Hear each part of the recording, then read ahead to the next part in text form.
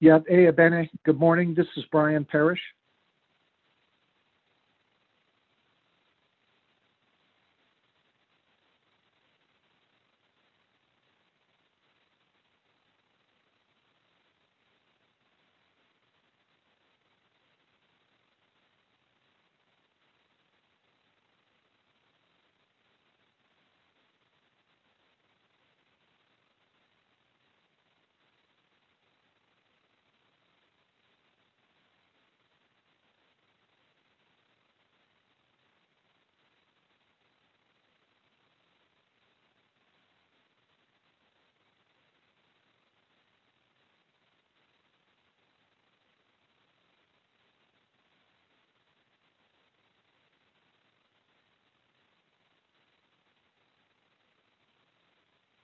Good morning. This is Delegate Charles Noon. I'm on the line. I was actually on the other phone call, so I apologize. I'm on.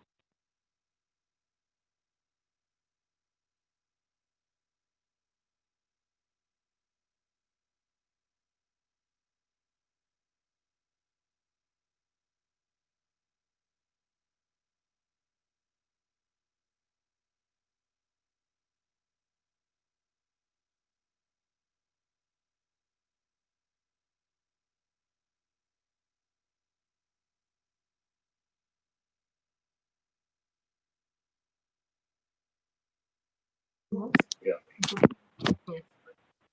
First, there was a whole thing about non-disclosure, but they were public. Yeah. And so I told them, well, what if your team can come here and show it?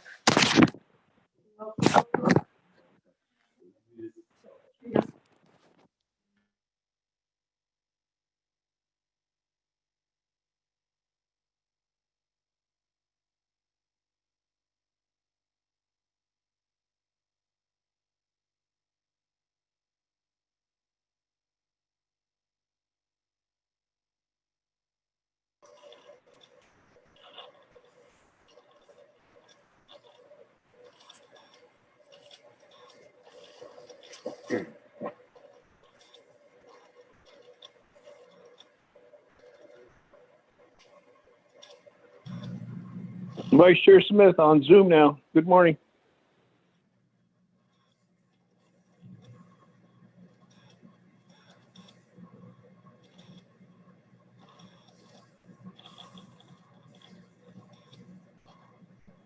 Good morning. Hey, you made it. Oh, your orange mask. Where did you get that? We're not playing. Really? Oh, wow, thank you. I hope things are okay. My, my phone's dead. Oh no. I couldn't call you.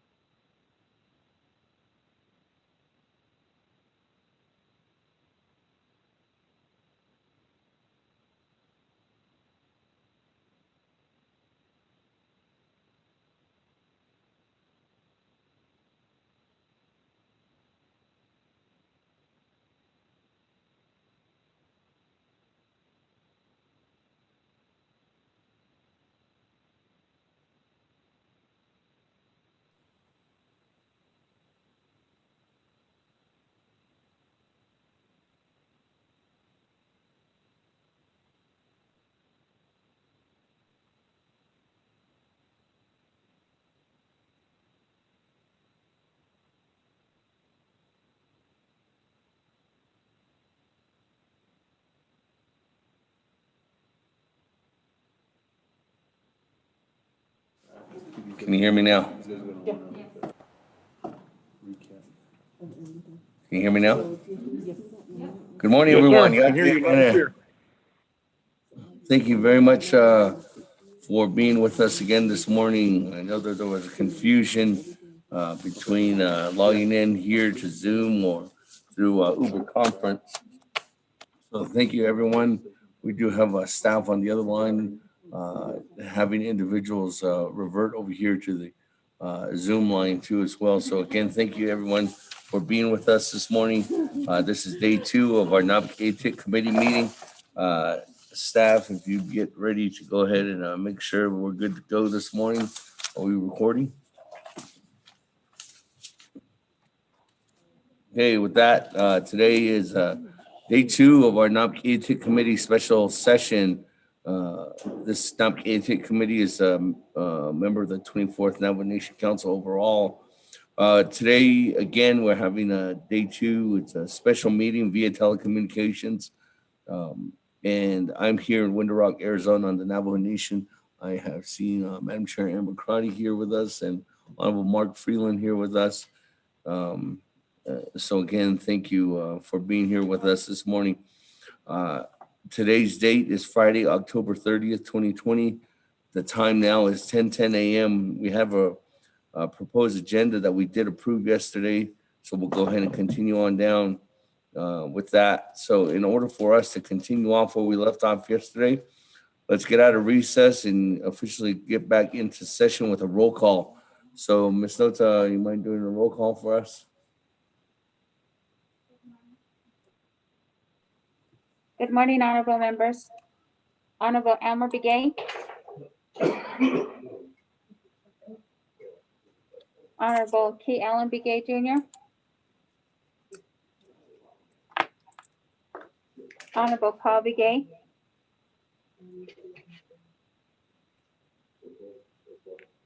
Honorable Nathaniel Brown. Delegate Brown present from Kayenta. Honorable Nathaniel Brown answered roll call. Honorable Eugenia Charles Newton. Charles Newton is present from Shiprock, New Mexico. Honorable Eugenia Charles Newton answered roll call. Honorable Amber Canespa Crotty.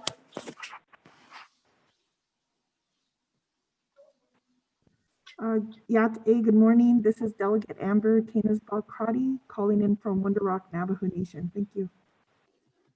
Honorable Amber Canespa Crotty is present. Honorable Speaker Seth Damon. Present. Honorable Speaker Seth Damon is present. Honorable Honorable Herman M. Daniels Jr.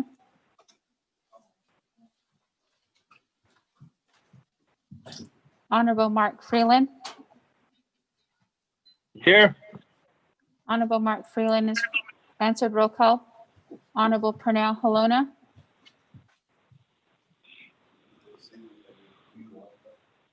Honorable Jamie Henyo. Honorable Vince James. Honorable Rick Nez. Delegate Rick Nez is present. Honorable Rick Nez answered roll call. Honorable Carl Slater. Honorable Raymond Smith. Present. Honorable Raymond Smith Jr. answered roll call. Honorable Wilson Stewart Jr. Present. Honorable Wilson Stewart Jr. answered roll call. Honorable Charlene So.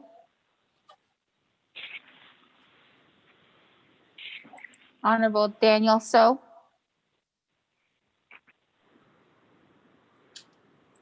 Honorable Eugene So.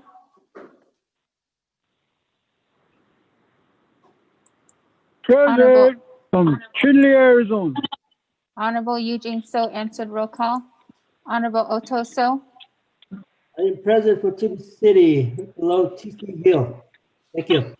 Honorable Otto So answered roll call. Honorable Thomas Walker Jr. Present. Honorable Thomas Walker Jr. answered roll call. Honorable Edison Wanika. Honorable Edmund Yazzie. Honorable Jimmy Yellowhair. Jimmy Yellowhair, present. Thank you. Good morning. Honorable Jimmy Yellowhair answered roll call. Honorable Elmer Begay. Honorable Key Allen Begay Jr. Delegate Callan, present. Thank you. Honorable Key Allen Begay Jr. answered roll call. Honorable Paul Begay.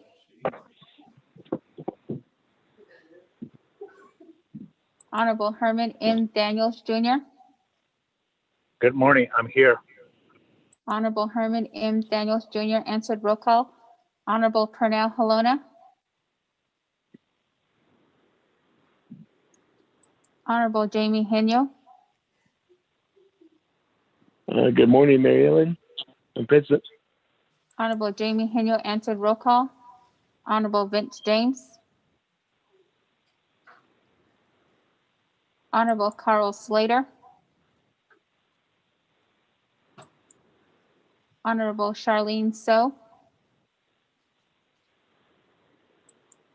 Honorable Daniel So. Honorable Edison Wanika.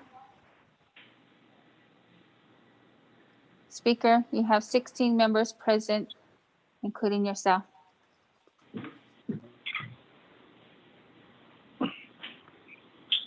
With that, good morning, everyone. We have 16 members present this morning. Thank you. We do have a quorum.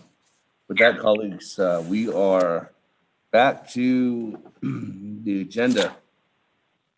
We did continue on down through item number 7, which was new business. And in our new business, we left off with, where's my agenda here? Sorry, colleagues. We left off with legislation number 0261-20, action related to the budget finance and Naabík'íyáti committee approving the reallocation of Navajo Nation CARES funds to the CARES Fund Hardship Assistance Expenditure Plan. This is sponsored by myself, Seth Damon, co-sponsored by Madam Chair Charles Lewin, co-sponsored by Madam Chair Amber Crotty, co-sponsored by Honorable Slater, and Madam Chair Amber Crotty is the presenter to the Naabík'íyáti committee. Again, with that, we do have a main motion by Madam Chair Charles Newton, second by Honorable Otto So. Colleagues, we did conclude yesterday evening with a debate on Amendment 1. Amendment 1 did not pass, so we are back at the main motion when we left off for a recess. Again, thank you everyone for listening in this morning. That's logged in on through Facebook, Vimeo, or YouTube. Our usual listeners, we are having our Naabík'íyáti committee meeting today again. So thank you for being with us, part of this discussion. I forgot to welcome a good morning to everyone out there, and a good morning to Mr. President, Vice President, all the executive employees, all the executive branch staff, to all the judicial branch. Good morning, Madam Chief Justice. I know you're listening in too as well. Again, good morning to all the legislative branch employees as well. So before we go ahead and conclude back forth, let me just give a rundown on who's up next in the queue on legislation 0261-20. We do have Honorable Otto So, and this is on the main motion. Honorable Otto So, Honorable Keon Begay, Madam Chair Charles Zewin, Honorable Eugene So, and then Honorable Slater. So without further ado, go back to the agenda item. Actually, we didn't have a meeting this morning too as well. So I am jumping far ahead of us. And I think one of the best things that we need to do before we have a healthy debate today is making sure that we have a proper invocation this morning. So blessing the day, blessing the air, blessing all of ourselves here today. So without asking too much, Honorable Vice Chair Smith, you mind doing the invocation for us this morning?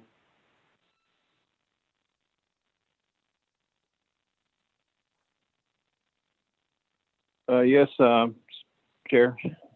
The Naabík'íyáti committee, I'd be honored to open the second day of our meeting in prayer. Adot Shikasi, the Snotsagi Yat Epen, Yadati Nito to the Zan Abin Shah, Yati Beati Nita, before we go into our meeting. Hit to the Zan Shita Holoso. Here last year, Master Hondoni, who the Shayaham and the Chayaham, Naabík'íyáti. He does it so as one agenda though, that bandit, Yarigi. According to Janao did that Agi, and his basin, ain't basin lost the in Hashona, now coming at Jin Hajimpa. Calling him a son, he chayed on, he never that Agi though, he so kid on, he's not a kid. He had chin, we saw. Based on that is in Yarigi, called a Benishte that the NATO, it's Hito, Ajib, Yarholdo, Yagi, one, which is the Toda, that Agi Gianda, called Kulkadi, Chashwada, who wanted to dot Atho, and Yea, discuss last Lido, and Cheed, called it down to the Sunshidi and Ashwada. Did that, yeah, he can manage a lot of much a results in the stock, 3-branch government that didn't know. About so this and the president or vice president, the Hushkage, Chief Justice, though, the Twindlo, I don't go from Darlishido, we saw the staff members and Denigi, Gina Schmoda, a good deed. You'll Katagi, a head now, not Ado, Jono, than his condo, Konhina, Nisholodo, Nachi. I don't want his staff members and Denigi, Nahaba, Holiat, Ashkonstian. I don't hear veterans, no. It's loud, so Hundas Kaido, I don't know Das Kaida. Natashi, Jina Hotel, though, that's loud, so it'll be daily, though, Shdian Ashkoda. Other called the issue in COVID-19 that goes killed that these Koshti and Ashmoda, Obahatsu Obahan, Ashmoda and Hahulia, Haquiche, in the Kidaskidon, Hill that had the Kisto, Badahulia, but answered to the Sunshitian. I won't share though later at 8 the Benodi, Ashidian, yet Bishop Nache had Schnido. Jesus Christ. Amen.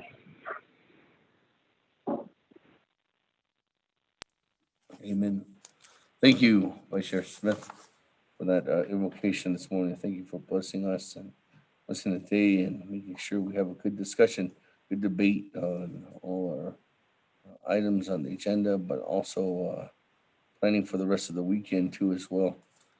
With that, colleagues, let me go ahead and go back then to legislation 0261-20.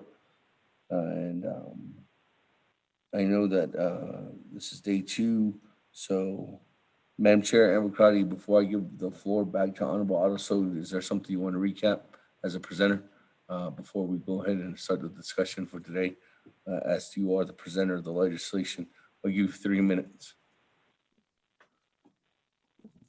Good morning, Speaker and colleagues. I have Vice Chair Smith for the prayer and setting the tone for this meeting.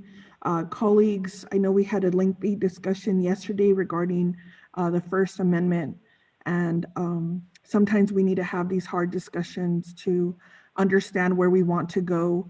I am continuing to support any water projects that can be CARES eligible and meet the December 30th deadline. These are projects in your community, and if there's any options that we have as a council to alleviate and streamline the process for our people and develop a water strategy, should be on the minds and the hearts of this committee and as we go into session next week with our budget.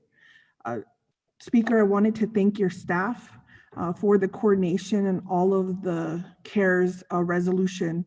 There's a lot of time and dedication that's required, coordinating weekly calls, following up, understanding the process. So I want to thank our Chief of Staff, Shade and Shadeja, Melinda, for doing the hard work when it comes to water infrastructure, power line, understanding the nuances of and the challenges at Eastern Agency when it comes to power line, and Mr. Byron Shorty for his work with the broadband. Speaker, I think in terms, the director, Jason John, did provide an overview and his best estimate on what natural resources water projects can be accomplished with within the CARES timeline. And so not to be in a situation to revert any funding back to Washington. I think at this point as a committee, we can recommend that sensible amount to be reverted to the hardship, and also and supporting delegates who have asked that any future funds that are not deemed to be spent by December 30th be reverted back to the hardship. And if we could get additional information out to our people, additional transparency. We have over 320,000 plus eyes on this council, and I look forward to continuing to work with this council on meeting the water needs of the Navajo Nation. Thank you, Speaker.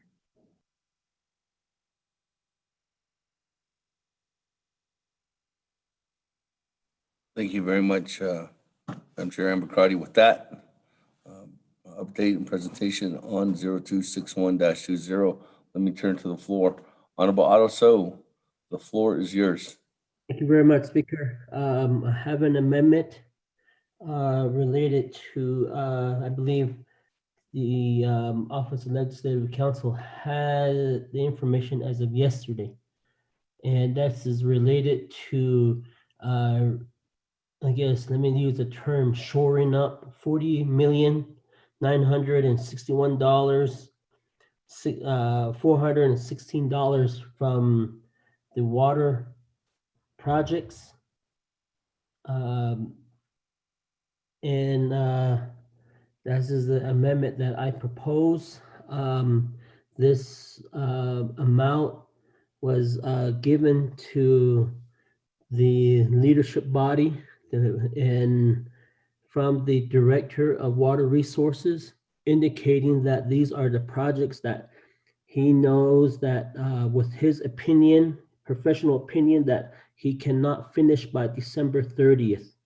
So with that, I would like to honor his professional opinion and go ahead and go with his recommendation to go ahead and recapture 40,961,416 underwater water project. And I believe he has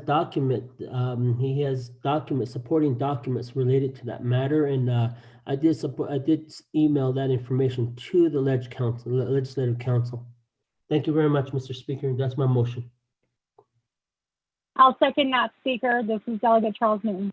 Okay, before I get a second, Madam Chair, let me get it read into the record first so we can do it. With that, there's a motion on amendment number 1.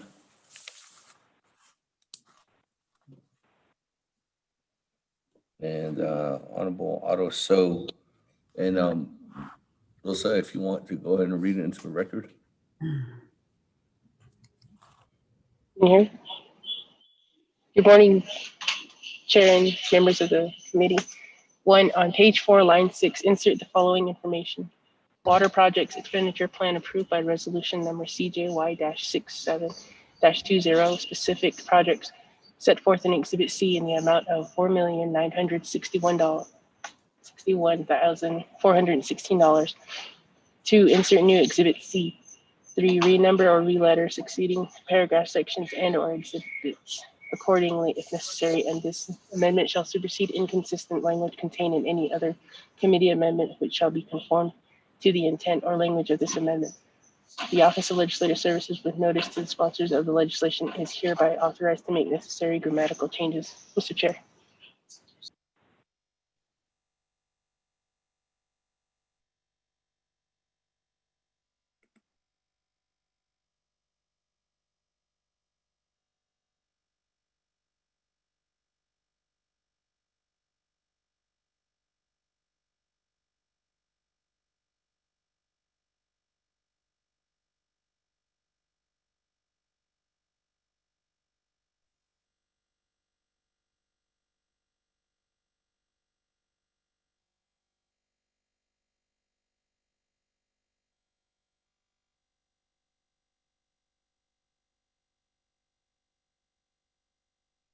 Can you hear me now? Can you hear me now? Hey, thank you with that, colleagues. Sorry, technical difficulties already. We do have a motion, Honorable Otto. So, Madam Chair Charles Newton, you still go to the second? Julissa cut out. Did she say the 40 million? Yes, she did. Okay, then yes, I second. Okay, that. Colleagues, any comments, questions on amendment number 1? Going once, There's a Henio. twice. Morning, Chairman. There's Henio. Yes, thank you. Good morning, Cecilia. Speaker David and Chairman David. Okay, last Cecilia. Speaker Damon, can you hear me? Yes, I can. Okay, Shina. Ado for chairing the Naabík'íyáti committee. Ado Kado, 24th Nation Council, Naabík'íyáti committee. Good morning, and all the staff there with you and listening in. And just wanted to comment that with the vote we took yesterday, all the red votes should have sent a message that we should keep things the way they are until we get into November. And especially the water projects. Earlier, Kadosh, I'm proud of you, Hatsi, that we should be supporting the water project. That this was the gist of the whole federal CARES fund, was the water infrastructure projects. And in the newspapers, before they received the CARES fund, we were sending pictures of the water disparity here. And we're taking money away from that again. We should leave the money the way it is and let Mr. Jason John and his team at Water Management Branch move and see how much they can get done with it. They might need this $40 million from new projects that might be sitting there, that might be added to the list, that are project ready. We're just taking that away from any projects that might be added. Of course, yeah, this is Jason John's opinion of what he needs, but he doesn't know what other projects might be falling into his lap, and then he might end up shortchanging himself. So Ebony and I really don't support taking any money away from the water projects. And again, also to the Speaker Damon for chairing this committee.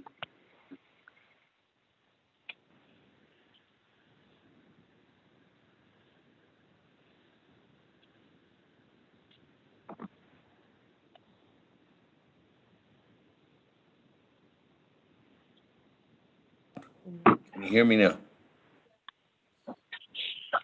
With that, thank you, Chairman Henio. Colleagues, I don't have anybody else in the queue. Going once. Delegate James. Going twice. Delegate James. Honorable Yellow Hair, then Honorable James. Honorable Yellow Hair, good morning. Gate. Yeah, Speaker, Tony. This business on a bayan, Kiki Kona, 2024 councilman. Best bonnet, any care at funds bonnet, any hair, not on Kroba Ki. Shukro, Asia, Ego, that evening, Bonnet, no, that evening. I need to Mr. Henio, chair, being a committee, these are the Shukoja, CEO, now just a team, but you got cross my people request for a legislation. They want to have to drill a deep well near in or 8031 to provide adequate water. So this well can be built, paid in 031.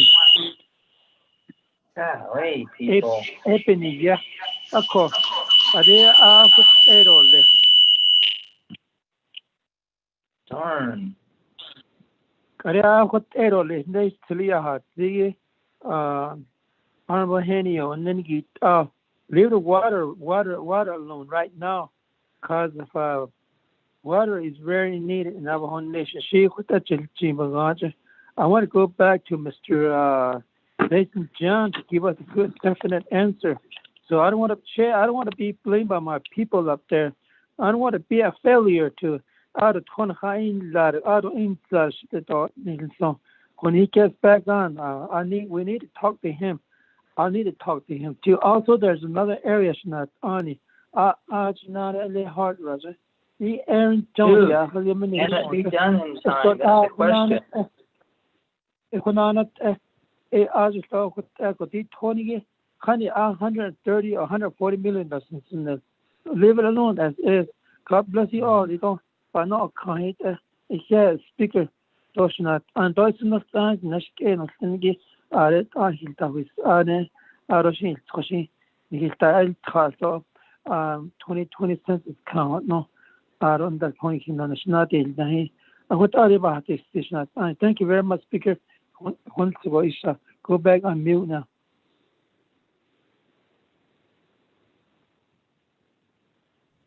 Thank you. Mr. Jason John, are you on the line this morning? Mr. John, let her rip, bro. Speaker Damon, Delegate Daniel So. I'm on the call. Put me in the queue. Say, it's meaningful. Okay. How many times I got to tell your soul? Last number 601. Can you please mute your phone? There it is. Chairman Daniel So will put you in the queue. Mr. Jason John, are you on the line?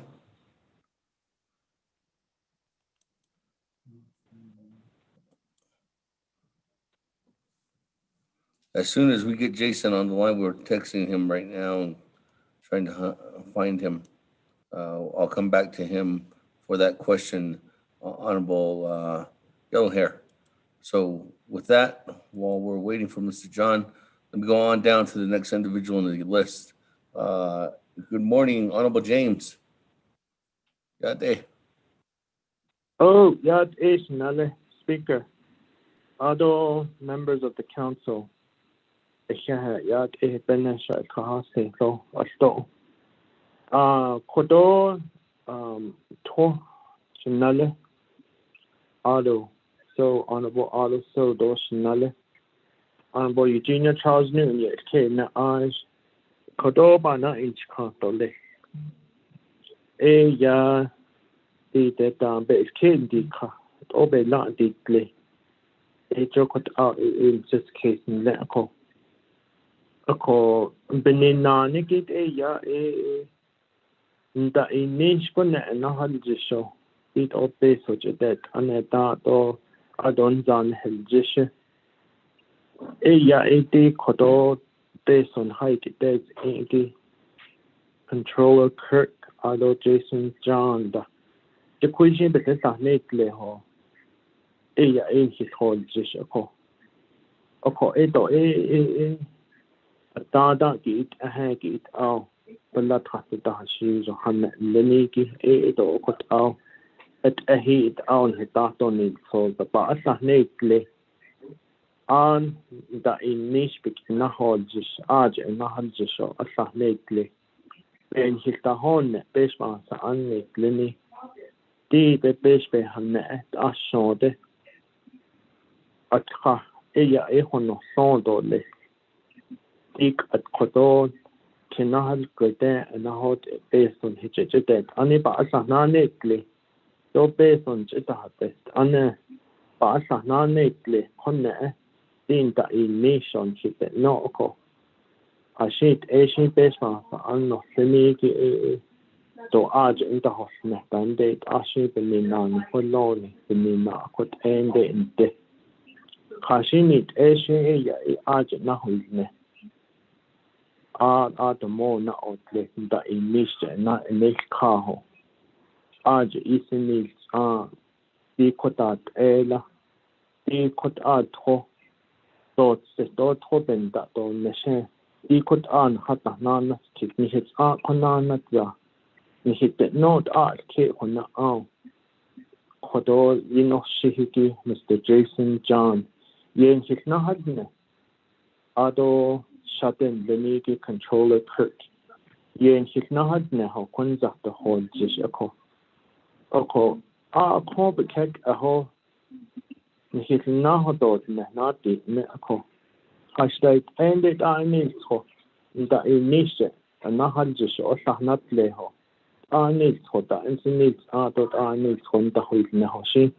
Mrs. Bahosen or listened a coea do Hote Nahosnet, Hoten Hitchet Nahosneta, the need that or listened a stoko.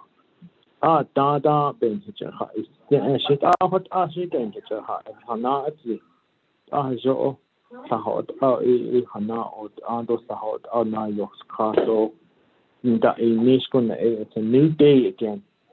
The put a basic now got the same message is going to be provided to us. For even in addition, oh job is Kate Dika. Ado Nana Equaje Asanegle that initial Aj Dina Hada has to do begin that test to Higi Jo Hoje and not in the she did ho that any ya nature hard has to hala ya cut a coach and not had just show then that the she to machine she has under now they what the kaya the car has under a coach and not had just show in that gis leco. She could echo, she dark a hollow she dark a hollow benina, a she thousand. Do 8 orders me got that unhappy at that delia. A call a depend that on the shed on hubble on that rather. Harlot a huck as in Liniki. Adonana, the face Liniki at Hiliago. For not this was a shikana not to put out the irrigation canal ligi. Ben hitch at Yada Tito benches in the house now. Of course, our take a whole night is needs aren't only. Of course, Kodo Fana inch car, his Damasis Tani, Joe hot out in a cake when not all a yen his name. Ado at the mona or less or Saho or not me. It's a case by case. Week by week as we get closer to the deadline. We hit that no, the queen, the sheep and hit a car or 3 o'clock. At the Honana echo. Dig at next week, she can hit out the non exhaustion. The Anishi get a big echo. Just the Hon Hostan, the Hodat echo. The Hon Hostan, the gate of that Sena's plate echo. Edo down not. Osh Hashid Ashi Bata Hatch Igin Hostani Ye Keta Hat Aya the on that they gave Lach had no the hot out the Anashan Net Quadad Net Edo Dan Osh Nan said Hoshi the K with any no Sam Bakat okay had any quite Pavan E Lada any not Aya Exana Net non Nashilini Net Queen Net Jokot out endangered species is Linigi. The Akut on the car Jokot out and Nastazdo or your Hick and that display Doko and Nastazdo quite give a art egg. Jota no hot out Asian eyes and the Mona outlet on the hot nasty Kodobaja Italia Kate that open that donation hit that Nene Jokot Ayen he's not now for Connect he's now hold just yen he's not net doyen hit last year. When na nako. Na certainly hit the Naya Hashid Asian oil done hit the slav. Hat ila na oddly. Up the day, a sort of day, a sana oddly. A son that say a big albergen that Yatan hit that no, not so higher here. Oh, yeah, a kodo, what are a bahatis, the Nishita, that are what are Yata here, what that on some shea, what are a should then end the needy, a shakon, the needy, a what are yes, Yata here. Upon the door, a bag, a little to a hot a day.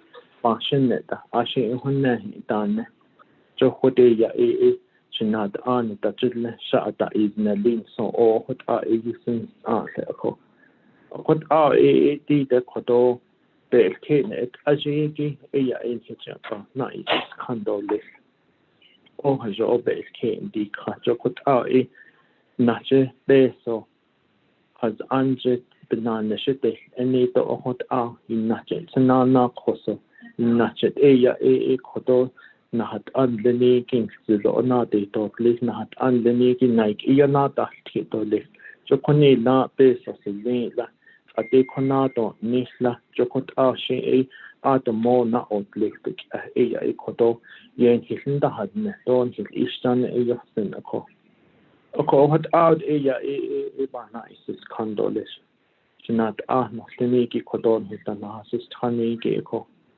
hot it's just saying that if you could shall let us here kid na aji ke the kid you could the not do place to put it hit and the neki ya kon the nepina hot kid ne ya do lesco what in hit has speak or the story and hit the whole lot or yeah.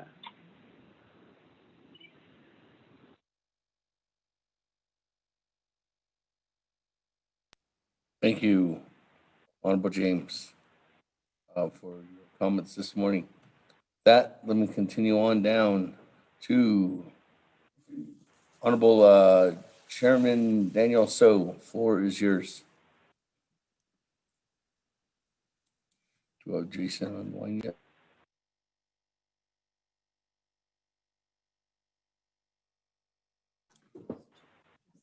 Good morning, Chairman. Chairman Daniel So.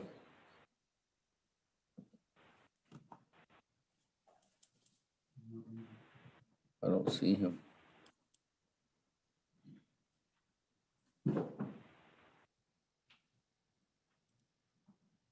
Chairman, I see you. I found you. Are you there? Chairman Daniel So going twice. Chairman Daniel So, you're not muted on this side. Chairman Daniel So going 3 times. Come back to you, Chairman. That, moving on down. Honorable Keelan Begay. Che, good morning. Yeah, they've been Chairman Speaker Damon, although the Naabík'íyáti committee the nice committee. Regarding the amendment, Kodo Sicily and Niyahaki, Jo Adana Anzago Ban Yasil, Jo She Chisazinki, baby cases, so deep base, so the Bohone Ado, the big Tika Yenda test, and I sure like to have the assurance from each of the programs. Now, so specialne deho yat onsen that will be our justification here. Kudo bespans anni kliniki di tunas potestis do hit aden laten hitten en kliniki da yin hit hanatsi o di la kwaje beso bandet ant koko beso la aden hata so nel benina kwaje di isi like basically the dot it's a hag based on hata so nella hito ni ta koko benina di at ain't nal so liniki koto like dig at this in the meal so then like Mr. Jason John or the division director or whoever has acknowledged and indicating and has documented to say that yes, this is the dollar amount, and these are the specific projects that is recommended to be reverted back to the pot and diverted to the hardship program. Koto ni ko jot is hot. Also need the ocean coco be up ben nasati nani to the a coco katit ni go because in the email what I see or what I read is that the individual did not receive the project listing. I am recommending that this amendment be used instead of a card from our legislative council. A coco peak at Jason John, not Sosiki, a listing of certain area. I mean, I believe that could be that is a good justification in a way for us to reallocate the $40 million back to the hardship or reallocate to hardship. So, dik at naswate she's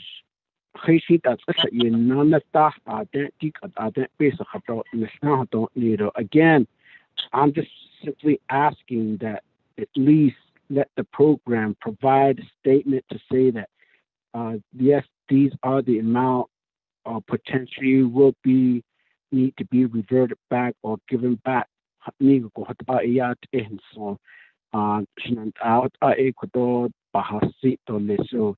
again, to beef up the hardship is the intent, which is okay with me. But in the midst of these funding, just because that the bonnet on the Niniki Chashin don't now Niniki hit Ago age Ashishnakin quite get go benina go ha internally a lot of them is kind of like being pinpointed to the controller's office. Just after account established the DF some of the internal process in go or Hantas kid under not so speed not the on this could do base of being that the on the shanky. Don't hit that not a company now go a quite could controller really needs to provide a lot of these listings. Up the cake has the did a big at the but D8 I don't could do account numbers key a could do Bicata Iliado, Bicata Huiliado, no basic at the Huilne, to Nico, Yat E, Simon, I'm it open non hinge conquato. So, yes, if any funding that's going to be not utilized by the end of November, should automatically go into the hardship program. So, what I could do, Bahanana seat on the store, considering his thousand be season it out. So, Ben good it ashing could do, be shining out this year, the speaker. Question of privilege, Delegate James. Thank you, Honorable Keon with that. Question of privilege, Honorable James. Speaker, thank you very much, and then members of the 24th Alpha Nation Council. Speaker, is there a way that, is it okay if you can ask your staff to do a spreadsheet of the times that we met regarding this water project, the funds that was allocated to water resource? Is there a spreadsheet that you can indicate, a staff can do for members of the council?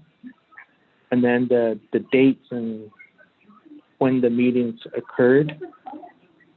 I think we need that analogy to show members of the council that we've met on this many times, and this is not the first time that we're discussing this.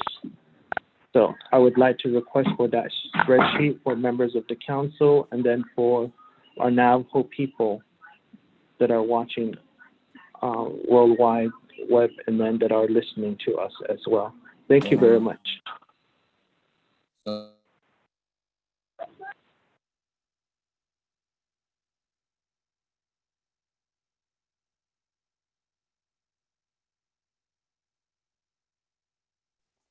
Honorable Vince James, staff can start working on that. It will take a while to research how many, go back to all the meeting agendas that are posted online and all the internal agendas that just staff had internally with executive staff, like every Friday. There was follow-up meetings with Mr. Jason John. So, or are you just talking about what just the council attended?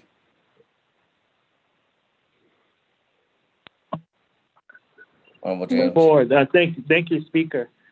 In regards to justification, to justify how many times we've met on this and to justify how it came down to 40 million, that spreadsheet will help members of the council to make that analogy of how many times we've discussed this and how Jason John came down to it to being 40 million. I think just the date and the date that we've all met on it would be helpful to show that, you know, we had this opportunity as delegates to be on these calls since the $130 million was allocated. We had all that time to discuss this, talk about it, and now it's down to the down to the 30th day, whatever, that we're working on at this point to show that, you know, this is the reason why it has come to 40 million, just to indicate that we've been meeting on it. Okay. So what I'm going to do, oh, sorry, Honorable James, for talking over you. What I'm going to do, Honorable James, is I'm going to recommend staff get all the meetings that have been held with Mr. Jason John and his staff from the time the president executed CJY 67-20, from that point going forward, on how many times delegates were invited to the phone calls on this subject. Thank you. Okay. So that's all those Friday calls, all those interim meetings, all those agency call meetings. Okay. That Question of privilege, Speaker? Honorable. Or actually, it's a point of privilege, Speaker. Point of privilege, Madam Chair, Charles Newton.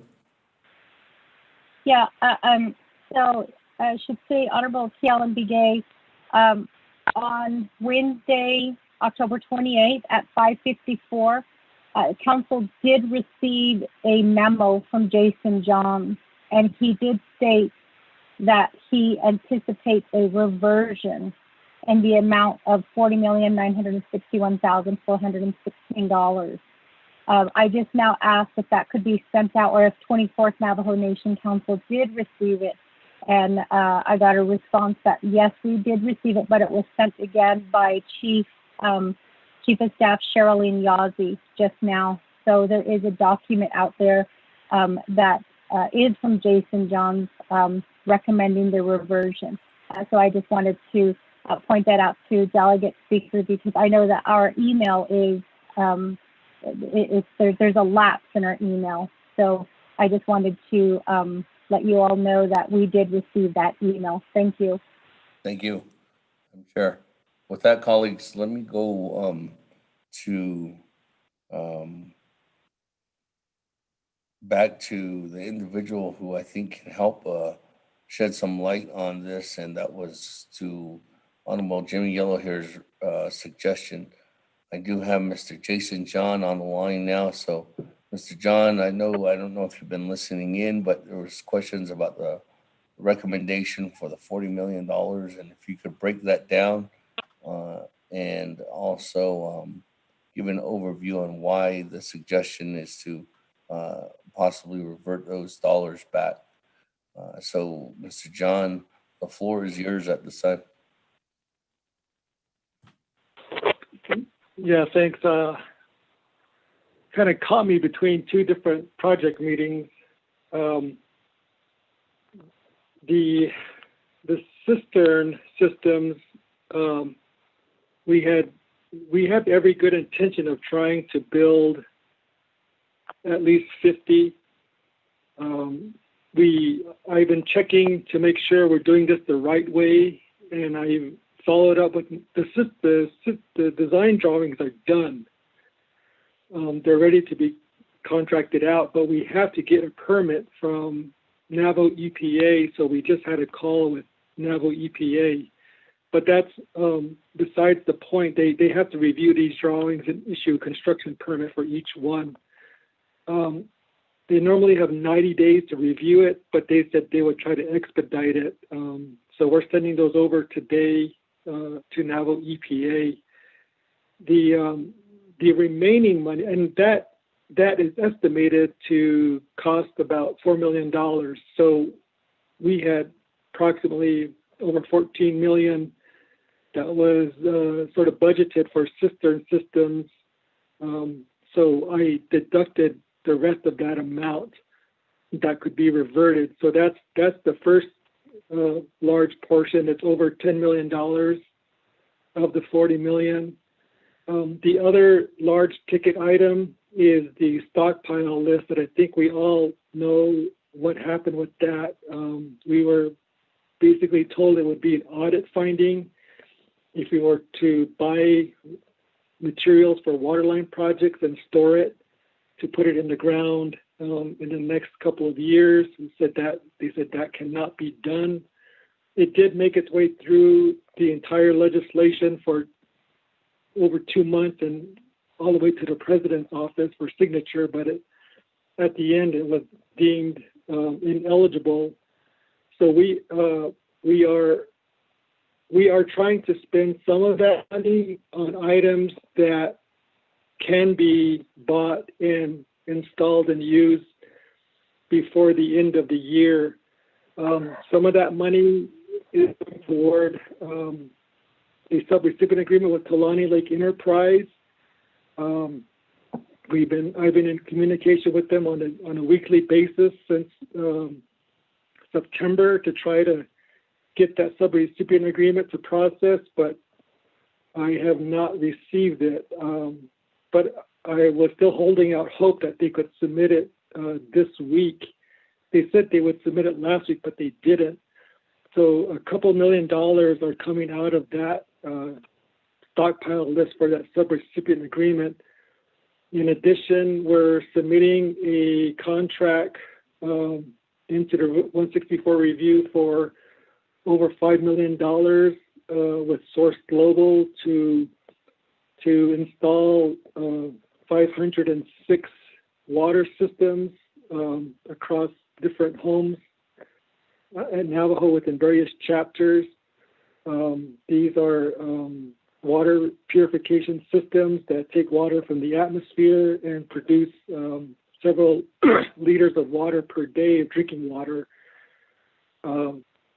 We know that that is not the permanent solution for these families, but it will buy them years of drinking water and water that they need immediately until a more permanent solution is found for those families. Because of the lack of time, I just had a meeting with Source Global this morning about the contract. They said they could only install 506 right now till the end of the year based on getting a notice to proceed by November 16th. So those are going to be entering the process as well, and that's coming out of the stockpile list as well. So what I had recommended as part of the 40 million reversion was reverting all but 10 million of the stockpile list. So that would give me some room to make these purchases of parts and for different chapters the rest of this month. That's the other big item that is making up the 40 million. And then the other items are, right now, every week that passes by without doing the earth and dam repairs, because they have to go through review process as well. The week prior, I said 30% of the monies would revert. Then this last week, I said 50% of the monies would revert, because every week that passes by that we're not able to contract out that work leaves less time for contractors to do that work. Right now, I had it at 50% of that amount would be reverted. That's just over 800. That's over $800,000 that would revert from that portion. And then all of the irrigation projects, those are all reverting because they would basically be an audit finding at this point, because the irrigation season is over. If we installed materials at those irrigation systems, they would not be beneficially used until next year. So all of that was being reverted. In addition, the monies for the White Horse Lake Sand Springs, at least half of that, or just over half of that, is going to be reverted.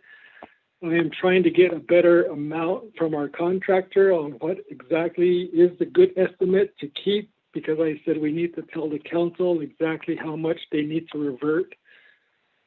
So this is the process I'm going through with a lot of these individual projects, determining how much is being reverted. We are still trying to make an attempt to get, there's a contract with Dig Deep that's in the process. We hope to get that signed next week.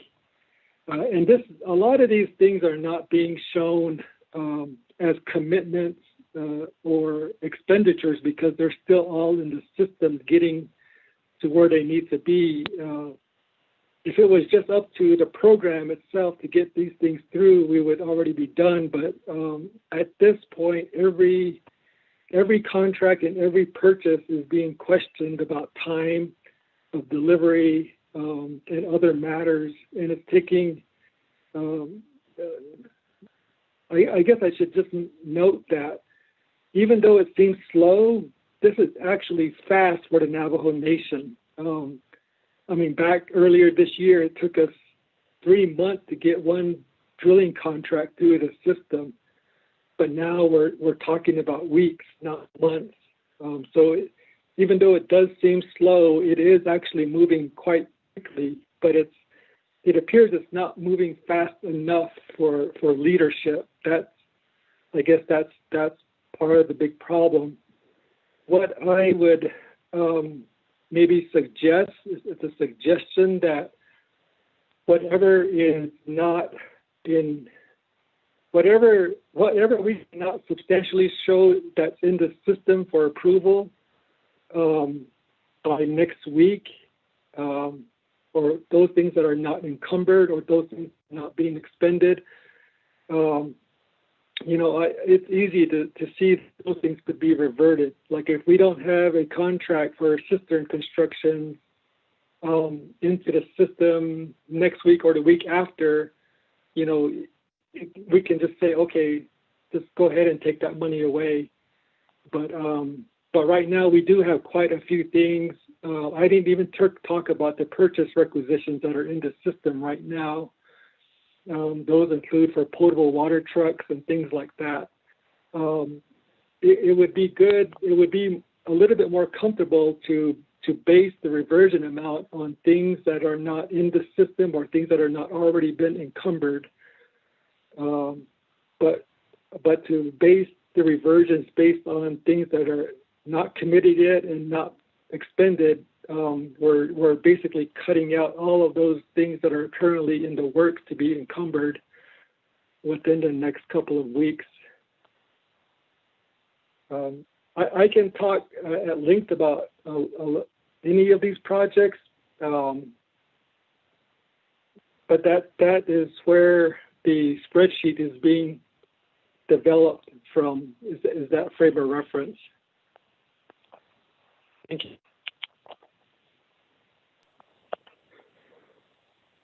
Thank you, John, for that reference and for those comments there. Good morning. So with that, colleagues, let me go back down onto back to the queue. Chairman Daniel So, Are you there?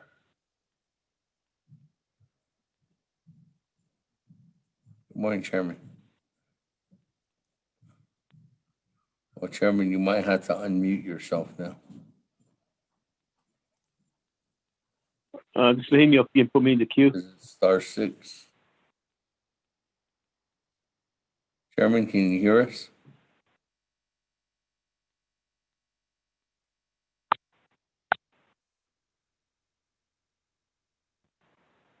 Chairman Daniel So.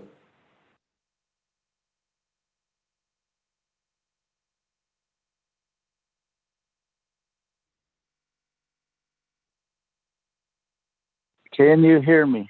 I can hear you. *6, *6. Thank you, Cecilia, Honorable Seth Damon, Ado Sinandai, the honorable members of the Naabík'íyáti committee, Ado Kwaiki.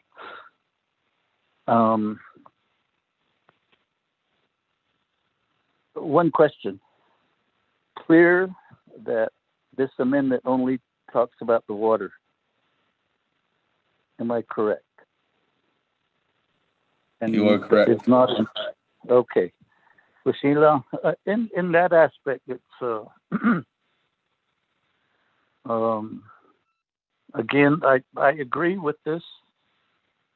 I even though the total project for Sand Springs in the Whitehorse Lake area, even though there's almost $500,000 being reverted back, I will support the amendment, and basically because the fact that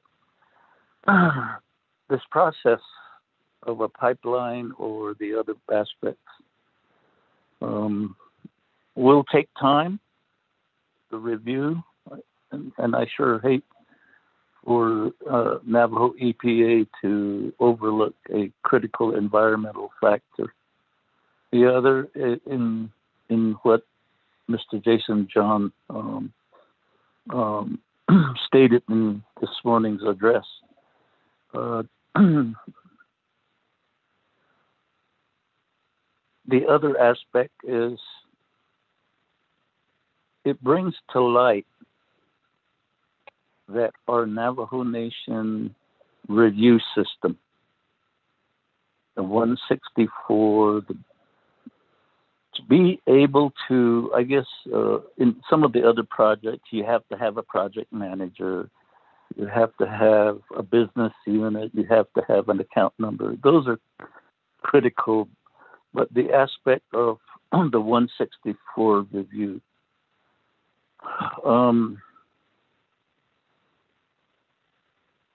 that shows the system is broken. And we have to address that at some point in time.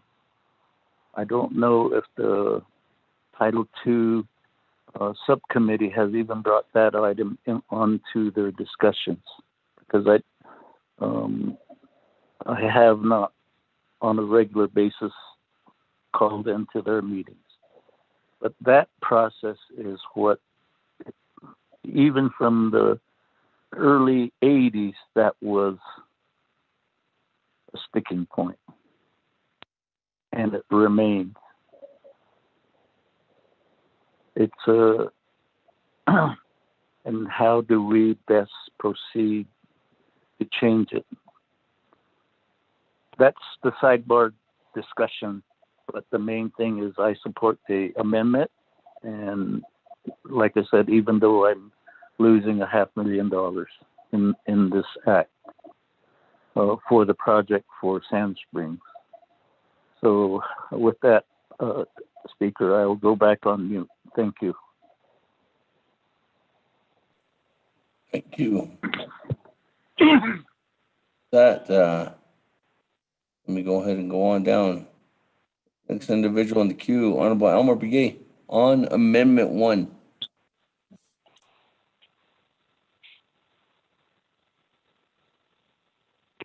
Good morning. Hello, John. Budget and Naabík'íyáti committee too.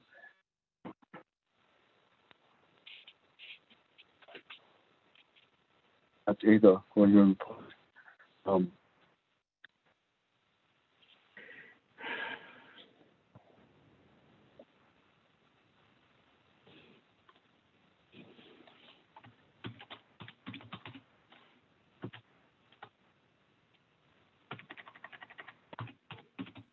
Honorable Elmer Begay.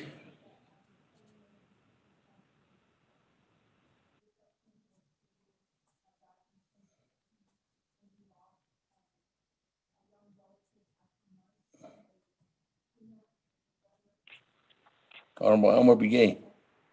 Are you there?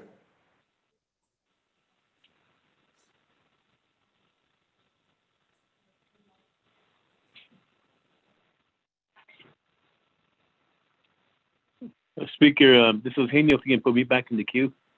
I got you already, Chairman. Speaker, this is Daniel. Put me in the queue. Elmer Begay going twice. Or Elmer Begay going 3 times. That moving on down. Chairman Henio. Thank you, Sutsila, Speaker Damon, and Chair of the Naabík'íyáti Committee. Listening to all the justifications, but my mind is also thinking ahead, looking at what currently our senators and congressional delegations are trying to do right now at Capitol Hill is to get a expansion of the deadline. Instead of December 30th, 2020, they're working hard to move it to get 2 more years added to it. And this has been supported by the executive branch of the Navajo Nation and legislative branch. And we're all heard time and time saying, oh, yes, we supported that. But what if that happens, LaShawn? What if that extension is granted, but then we shortchange ourselves here and we gave all that money away? And so that's where I'm coming with my comments, is that I am hopeful and very hopeful that this 2-year extension will happen. And if it does happen, but we shortchange ourselves and one of the most important projects we need on Navajo is the water. And we could reprogram that money to other projects. Like I said, there are projects that might be coming up currently in my area with the Raymond Navajo community. We have the Pine Hill schools that are primarily the only water. They're wells. The wells that are located on the school campuses. There are 2 of them. They're the primary source of water for the community within the Pine Hill area. And then there's another community well that was built recently, and that provides water to the other parts of the community. But the important part is for the students that go to school at Pine Hill. And there's a construction project that's ready to go. They are working on their rebuilding their electrical system, which the council funded $3.5 million from the CARES Act. But then again, they went back and found out that they need to re-drill the 2 wells on campus because they will not sustain the community for the next year. In fact, they're about ready to break down, let's put it that way.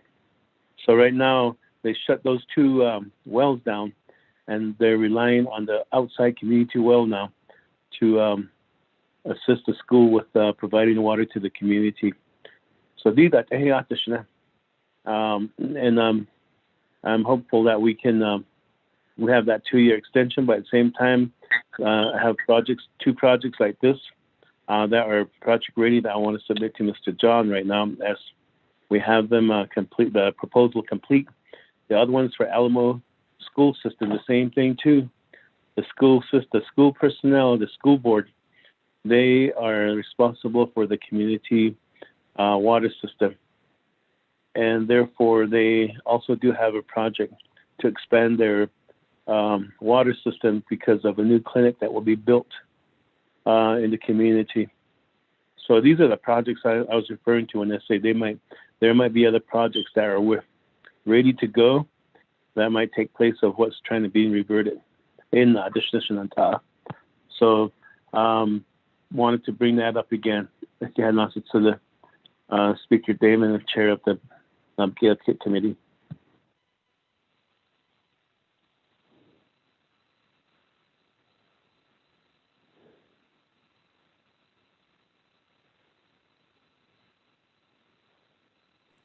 Thank you, Chairman Henio.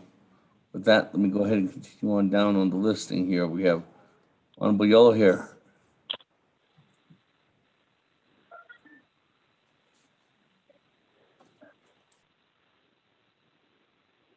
Yeah, there's not I share speakers to linking at only.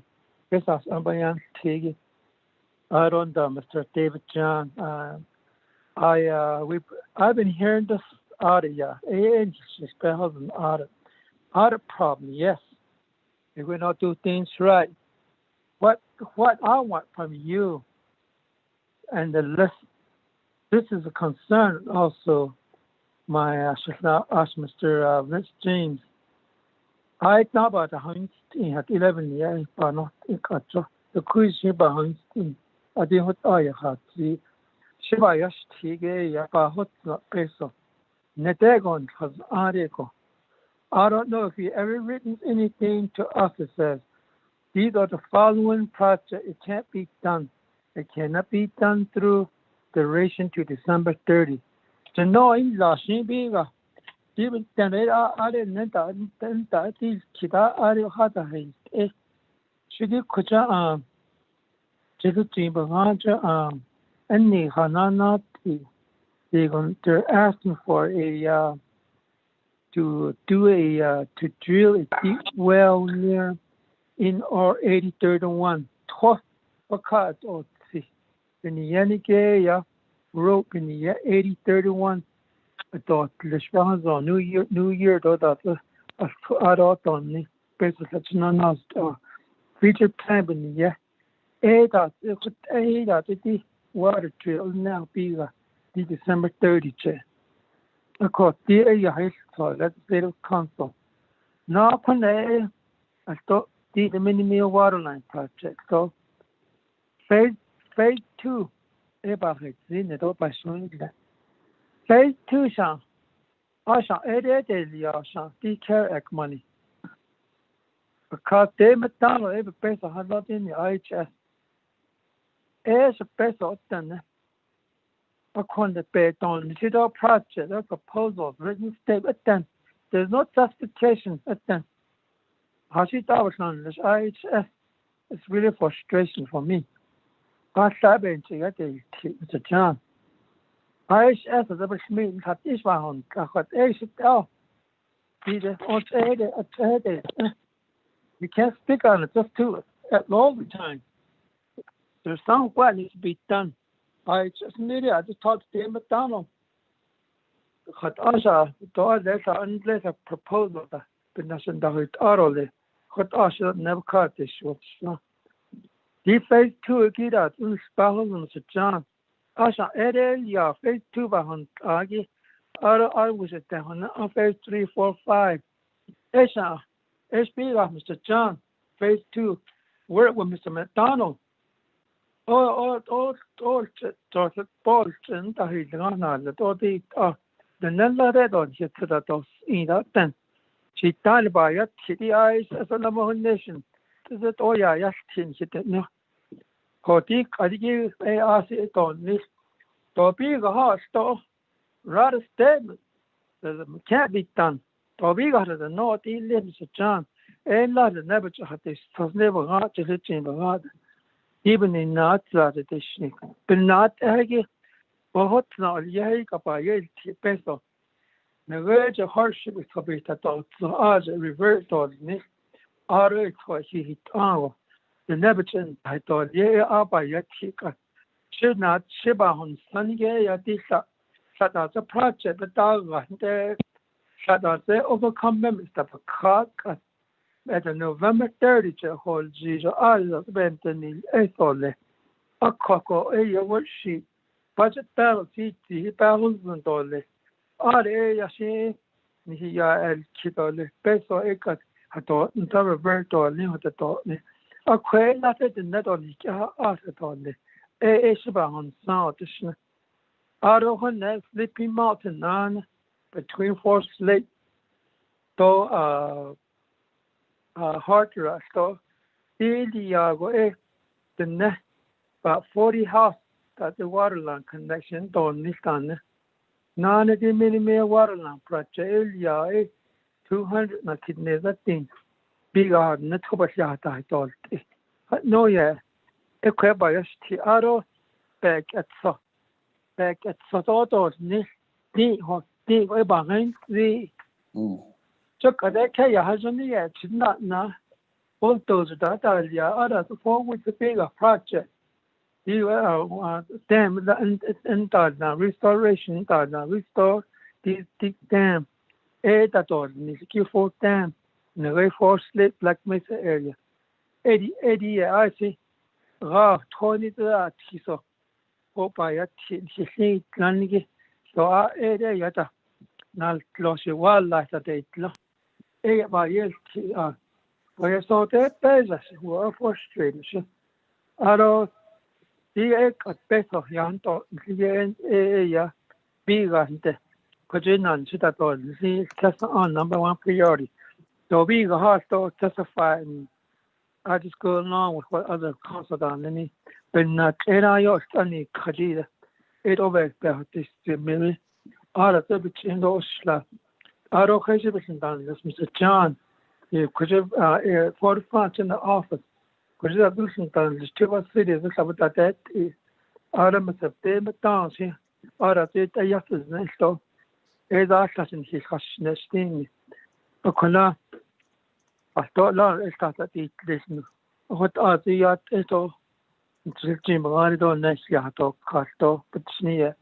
That's my point. You talk about thinking about it. You don't got an agenda. Got all on the other.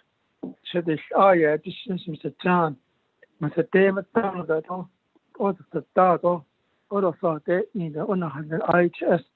Once about this speaker, he not even need to peso. I don't live behind it on December 30th. As about 30, I wish we have time to use this money for for the people out there in Hidden there, which I thought on this peso. Once about how see here, thank you very much. I hope you guys all understand me. It's understand that all there. I'll go back on New National on a speaker.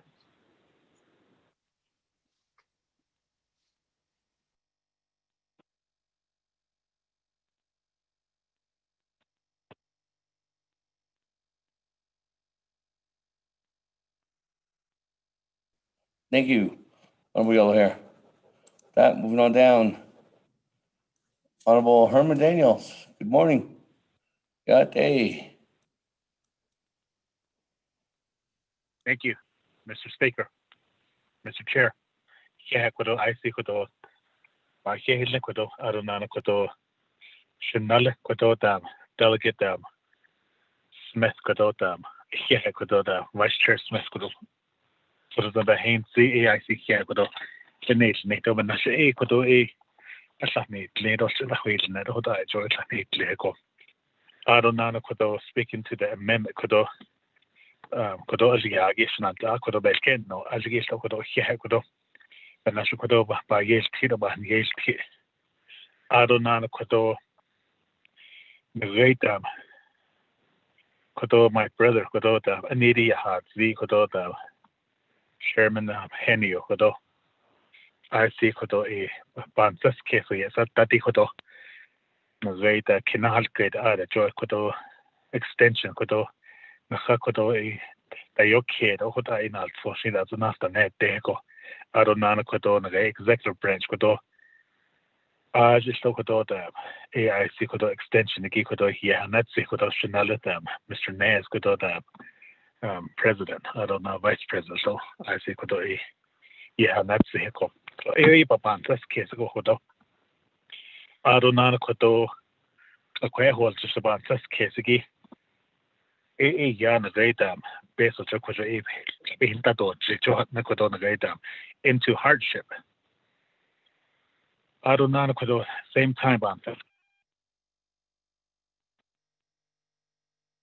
Say deilt nas. So could you could to in the sige could chuhagi could the dalia go le ahol ago chedown $8. What about this case? What did the national cadida? I don't know because the CARES Act so as be hitting the don't know the dam hidden a base of 200 go. That or being for you about this case ho. Because then any linear on it adida. Based on the gonna read them. Can travel. Because I just not kids and try that at the go. Because even national. I say, you know, yet the hanging at it could have basically get a mesh or go. The great stimulus. Somebody another half year sheet and the sa. I did vehicle. I hear you yet the hanging go. Basically, could on been built. Or that yo that case. I don't know. And I need age. At Sibia, the cities, what they what I'm Sanani case ago, what I'm Nanita. But what don't agree that but this case, because it talky, I don't age or idly. A dalia go in a natural song. A was adolescent. Okay, but by Ajay Bayat Esoman, this case ago. I don't know what don't agree down. Mr. John, but the desk is without them. The way that holds the English adds to the canal sugar. In the Western Agency area. In my area, the great what projects? I say these are projects they're on the list. I know the great you know, yes, how cheetah water treatment upgrade. In a race says the not of the gas was I don't know what other projects is on the list in my region in our desk kiddos. I don't know a peso to in Nahiki to Papa did so it even I desk kiddos Mr. Chair so yeah Chair.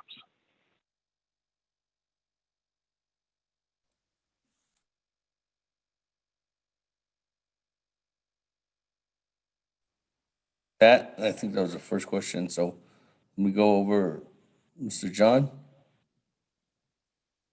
You saw on the line. You heard the question. Yeah. Go ahead, Mr. John. Okay, I thought someone was trying to speak, but in terms of the projects on Black Mesa, we've already went through this vetting process about projects that could be completed by December 30th.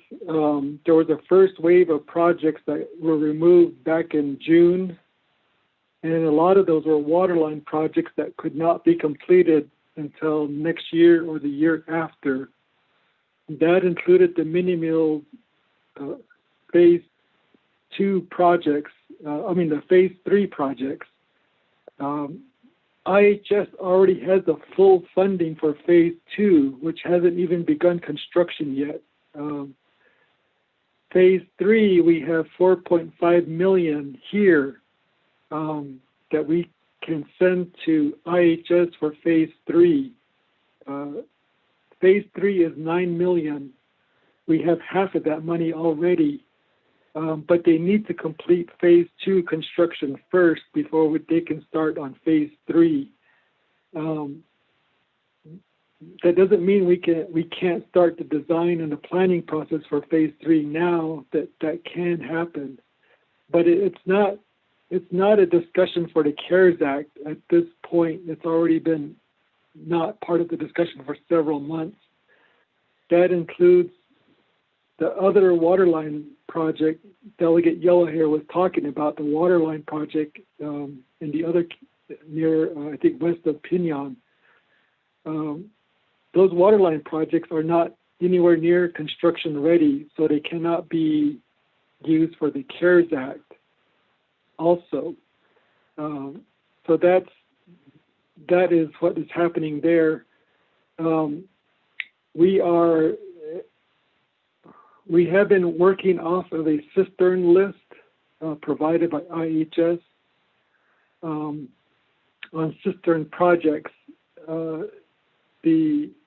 There are two groups working. I think everybody is aware that NQA and NECA have teamed up with Division of Community Development to work on a set of bathroom addition, cistern system, power, and septic system for approximately 100 homes or more that they're trying to complete by the end of December.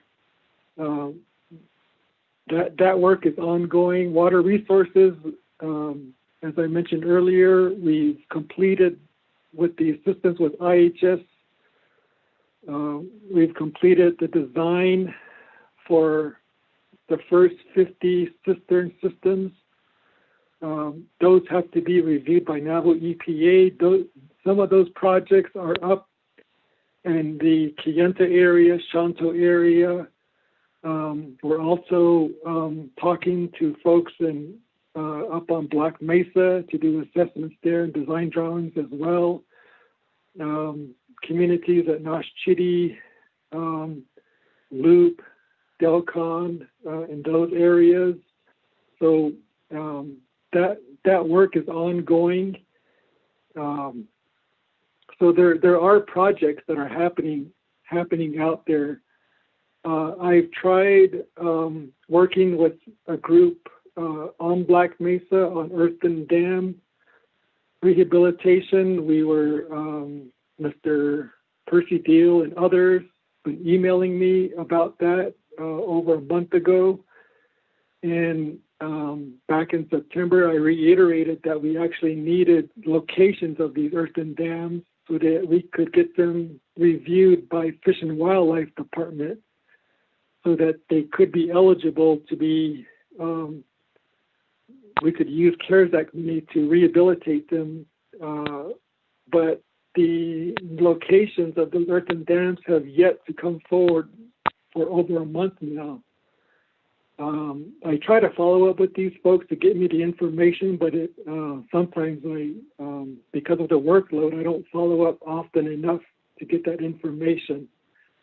Just like with the subrecipient agreement with Tulani Lake Enterprises, and I just got a text a few minutes ago saying that it was coming to me today to submit into the process.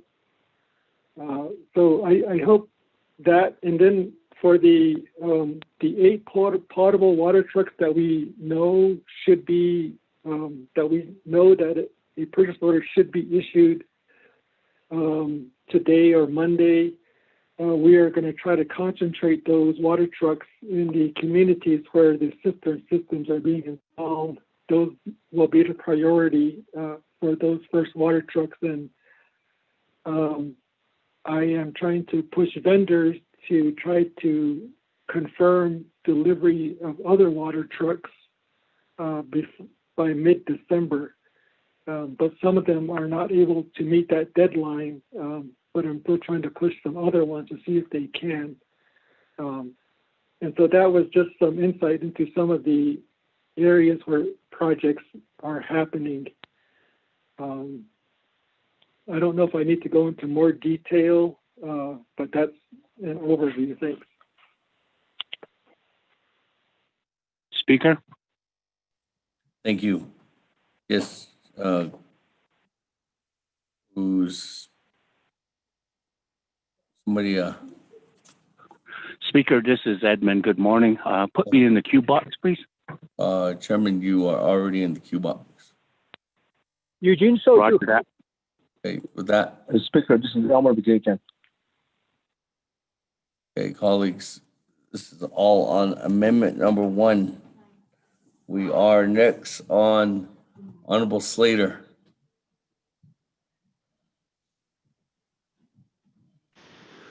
Morning, Speaker. Can you hear me? I can hear you. Thank you. Morning, colleagues. It's almost afternoon now. I think that in order for us to have this discussion on reallocating water projects to new water projects, we'd have to open this whole thing up again to make it fair. So I don't really know why we're discussing that now and assuming that we're going to be able to get this extension.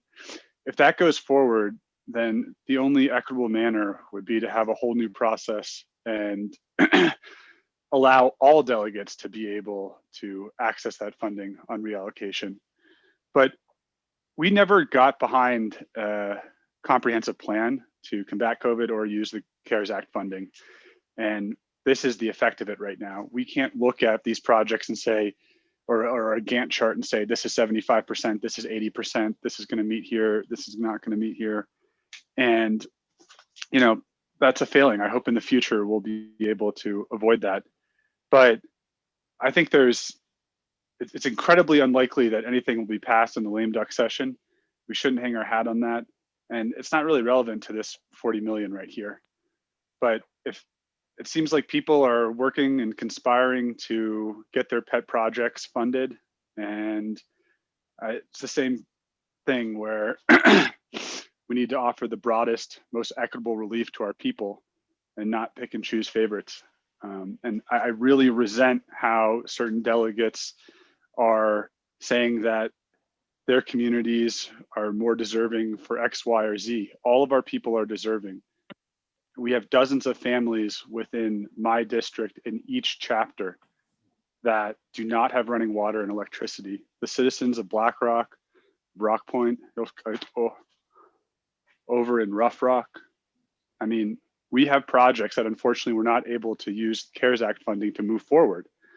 But if there's going to be an extension, then they need an equitable access to that, instead of whatever this conversation is that's happening right now, trying to take money to put towards things that already have existing funding or will be funded through the BIE or other areas where there's another responsible public authority.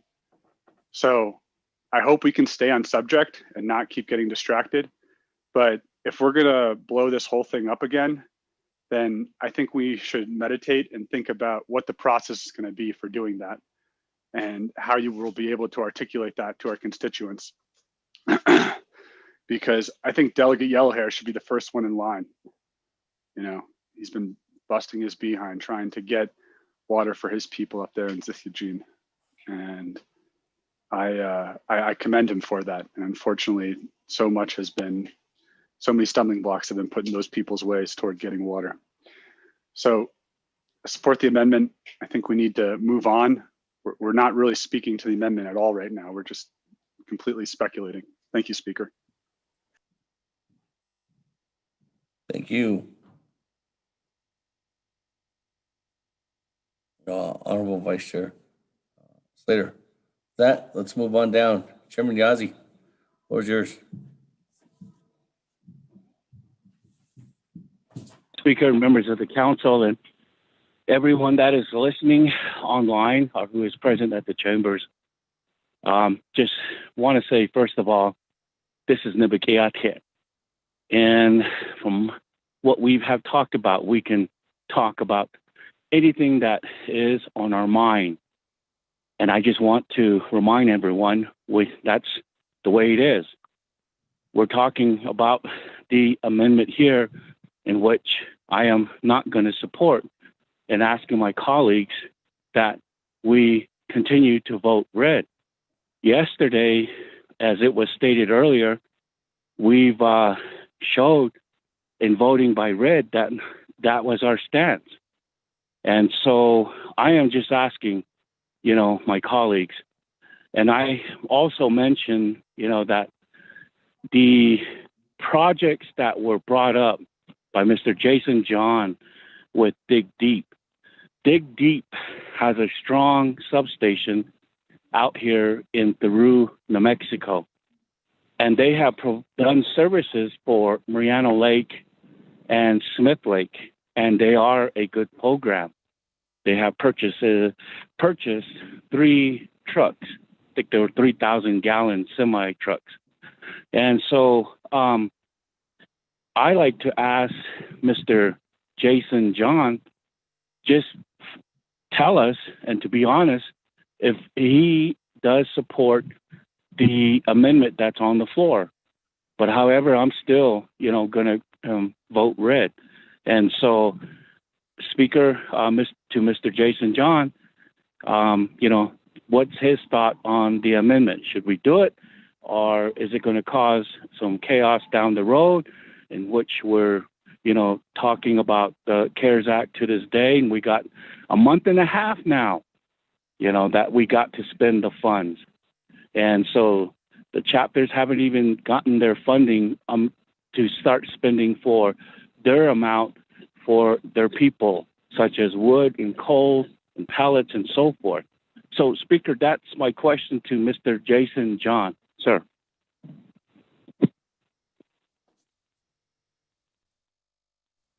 Okay, let me go to Mr. Jason John, then I'll go back to the sponsor. Mr. John.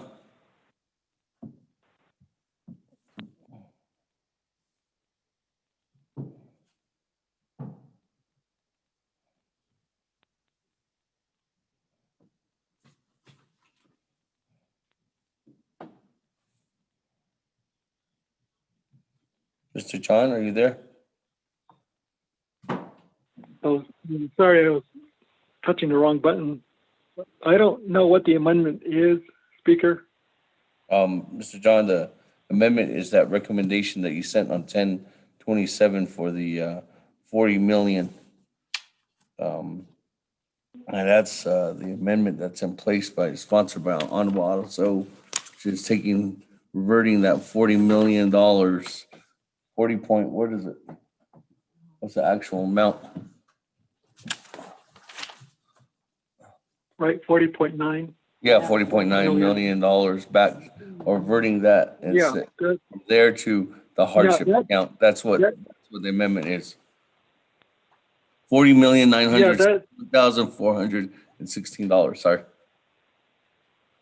Yeah, that is what I can work with. That would be fine. Those are things I know I can't do for sure. And then every week that something doesn't happen, that number goes up, just like with any other projects. But that is a number that I likely cannot spend by December 30th.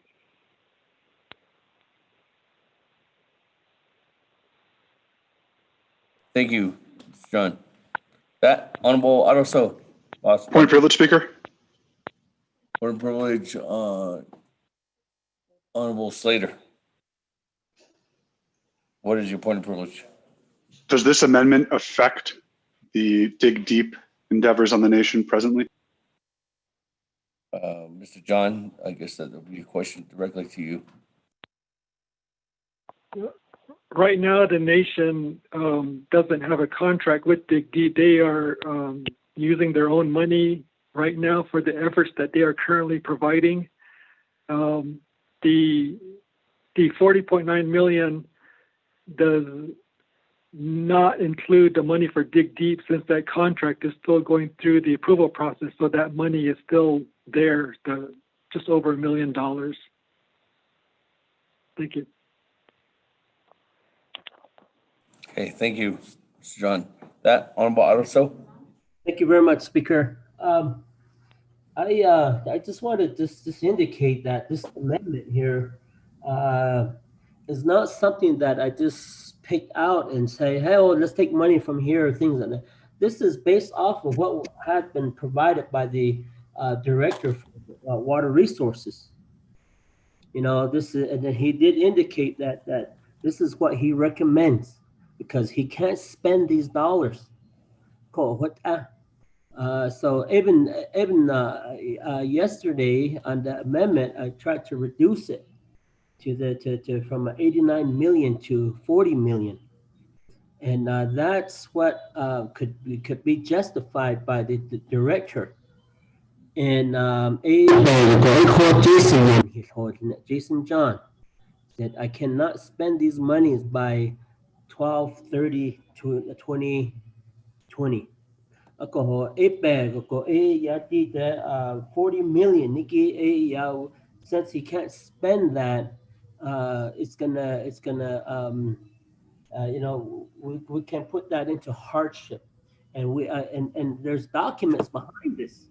There's documents that the program has provided to leadership, and I believe that is my backing. It's just not something that I just said, oh, let's take money from this project, and so forth. And these are listed from water resources themselves, indicating we cannot spend this much. We cannot spend this much due to the project process, whether it's procurement, whether it's that they cannot expedite the contract due to Navajo Nation procurement, or like one was the stockpile issue of 22 million to be reverted is an issue related to it's an issue related to that it's not going to qualify for the CARES Act. It's going to be an audit finding. Alcohol, so do we just leave those dollars in that line item and let it rest there? At least we can turn it over to the controller's office so that she can continue to work on the hardship dollars. I believe on this legislation, if you go back to what BNF has recommended, there's no supporting documents on those dollars that they have recommended to be reverted. But this amendment here, it's hardcore information here that was provided by Navajo Nation Water Water Resources Office, saying that I cannot spend this. I cannot spend $10,772,159 on the cistern project. I can't. The listing goes on. I can't spend $300,000 on water treatment plant, because that project is fully funded by NTUA. NTUA is taking over that project, so those dollars is not needed there. That's what the director has recommended.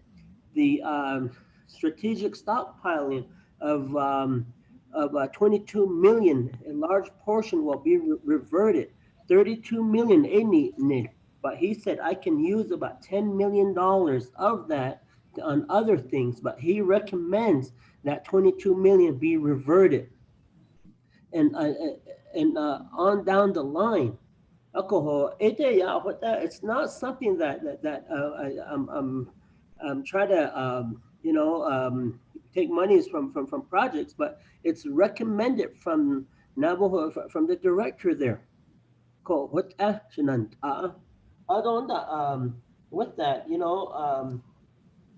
with the projects that Honorable Yellow Hair was talking about, you have to if you're going to reallocate for new projects, and I think that's what Honorable Edwin Yazi spoke about yesterday, and they were given a path to introduce a new legislation if they want a new project to be funded, and I believe that is the process.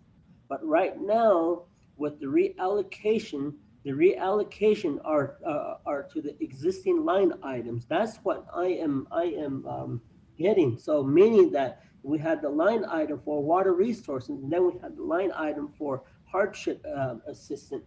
So those line items are existing within these legislations that had been passed. So we're just transferring money from those line items. And in this case, in this water resource line item, the director is saying, I can't spend these dollars. Okay, you might as well just start sending these dollars to hardship. And he gave his professional opinion. Okay, and if the body really doesn't want to support it, why are we even entertaining this legislation? You know, I believe the question should be, let's wait until the end of November. This legislation should have been dropped. But when you look at the laws of the CARES Act, we are supposed to have this conversation in October. From the beginning of October, that's when the conversation was supposed to begin. At the end of October, in the Bayil. But again, this is where I am coming from. It's a recommendation from the manager. When you look at Parks and Recs, does that have the did BNF get the recommendation from from Dean R? Did BNF approve the recommendation to go into a hardship account from DED? But I believe DED was trying to hold on to those monies. But in this case, we have a recommendation from the manager saying you can go ahead and take this. I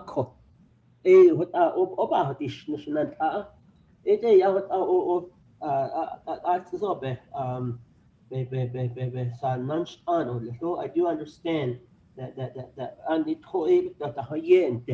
we're at the tail end, and as long as I have supporting documents to what a manager indicates that could be reverted, I'll support it, because we have his or any manager, his or her recommendation. They're the ones that are boots on the ground. If they can't execute certain contracts due to tribal process, they can't. Unless if we waive our own laws. But again, even though if we waive our own laws, we still have to follow the federal procurement process. That's what the controller has recommended. And the controller has recommended her professional opinion to the council. You need to start spending. We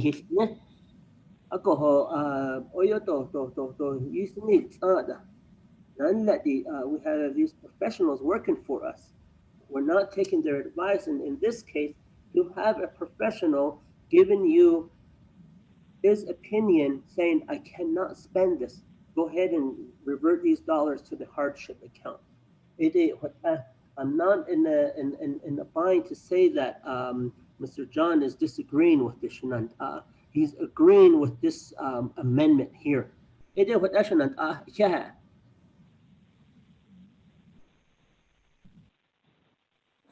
Thank you, colleagues.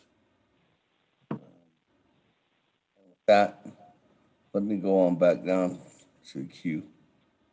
I have one more individual on the queue, Honorable Eugene So. Elmer Brigade, Speaker. Floor is yours. Yate, Speaker, Yate, Aro Anata, Passion of Adi share, Kodo, Passion Pahazini, and the open the neck and so on, and shit over. Personally, I feel that way. This CARES Act, it's for temporarily help the people during the pandemic, not a permanent structures that we're discussing ever since day one. So that's how I see it. He never caught was temporarily get something done so we can help the people that were in the pandemic. It is keeping your money.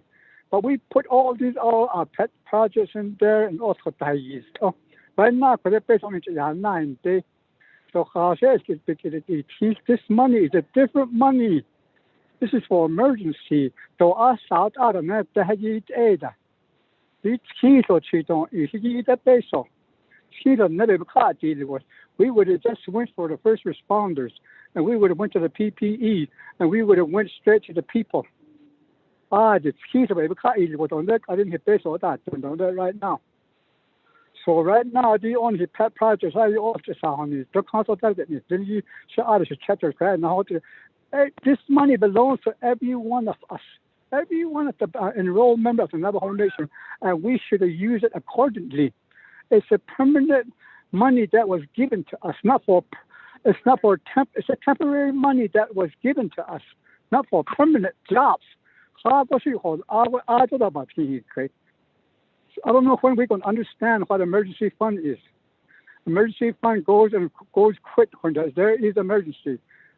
We're not going to try to build another tower somewhere over here because there's emergency, or water tower, or whatever.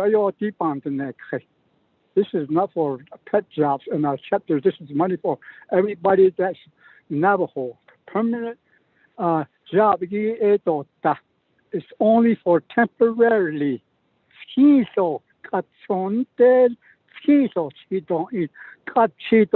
Right now. It's actually money. You guys are thinking about this money as something to do with permanent job, permanent structures out there, infrastructures. And that's where we're stuck because they're all laws. We have only but that kwage ba hono sendi na yo kasigi pe o asli koten hai na do den hisbaden on so na ko de pe o as I not quite ski to chi don I zaho eto tanhat adogi at kon and out kon can ha mishit nabit in the has you can't so there's those partners now which hot which now to be this pandemic, this CARES Act, money should have went just like that. So there's a difference between this fund, emergency fund, SCISO, and then the other funds, general fund, other they need to advocate about in the that's a different one. It has honest out because baby can gas. Right now, we would have used this already. So even now, upon this case, not really, not based on the whole year, at the Sahosho, at the Nahot, at the Konrad, the Kanara. We would use it for that. I showed it. Consultants get nothing. I showed it. This a permanent job. Keep on not. Ever since day one, you've been discussing that. I'm very sorry about this. This is a different kind of fund, the way I see it. It's only for a temporarily so the never be caught or was a now it got constant or cheat on it's constant on the 8 peso. Hard and there go tea the beta doors, some of those things 8 or not either. Right now. Use it right now. Competition say yeah now it cost it. Ever since day one. So we would have used it. Never PEPs and the first responder would have been the first one, and then the essentials would have been the first one.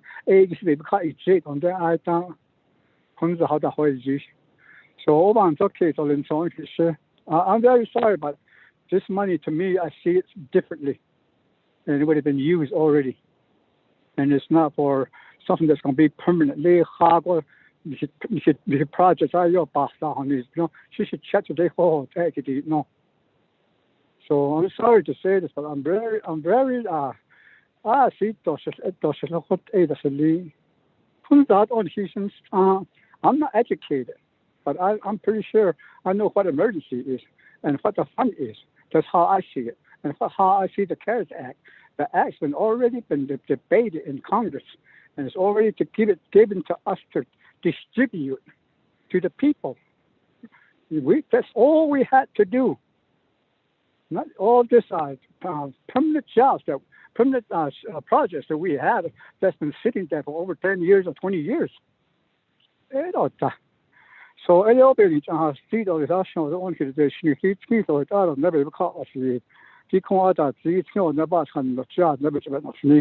خالد أو نبت أنا هيز نادو إنتي تشوت أهونتي نادن زاسيت أتند أو أصوات باتي down into us and they was we would have gave them more if we started for day one. But I just keep basic. They would have used it as it came to has on the Saturday.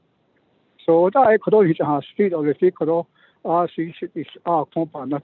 Hasn't I not all just Hasn't not that with all those money that's diverted back to us, put it in the hardship. Let's get rid of it. Let the people use it. That's what it's for. You say it or you should project give everybody almost an even share. So I don't have street or share the thing so constitutional. Thank you. Speaker. Thank you, Honorable Eugene. So someone said speaker. Okay, with that, moving on down. Honorable Elmer Begay. On Amendment 1. Okay, Speaker, thank you for that. I have a question for Jason. Jason, I know that I asked you a question tonight regarding the trucks. So to update you on it last night to this morning, I did email the chapters regarding the certified chapters that I have, which is Dalcon, Tisto, and Greasewood. But I know that it's very crucial that for having a water truck for chapters. But I think it's best that you give us to work with the chapter, because I know that we've got some trucks from dig deep, but it won't go through these rough terrains like these children. All these children are right here, and we for that they go through it. Then the diesel too. They can't go into a very wash where there's sand. There they won't go through it, so we're having the rough time on it. Then the axle is not good enough.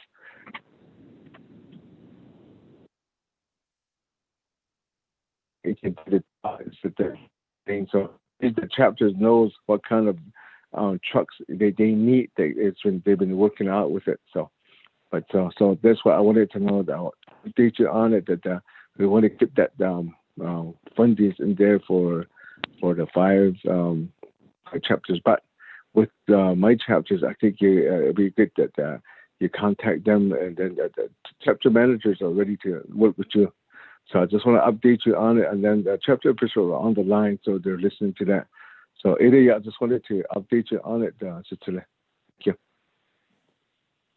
Thank you, Honorable Elmer Begay. With that, moving on down. Madam Chair, Charles Newton. On Amendment 1. Yes, thank you, Speaker Otto, Honorable Otto. So thank you for sponsoring this amendment. As delegates, we're elected to be the voice of our people and our community. Today, we need to be the people's voice. We do hear our people saying that they need water and electricity. We all know that is a necessity. And we all advocated for our people when the CARES money came out, because we said the people need electricity and water. Let's devote funds to those projects. But we're running against a deadline here.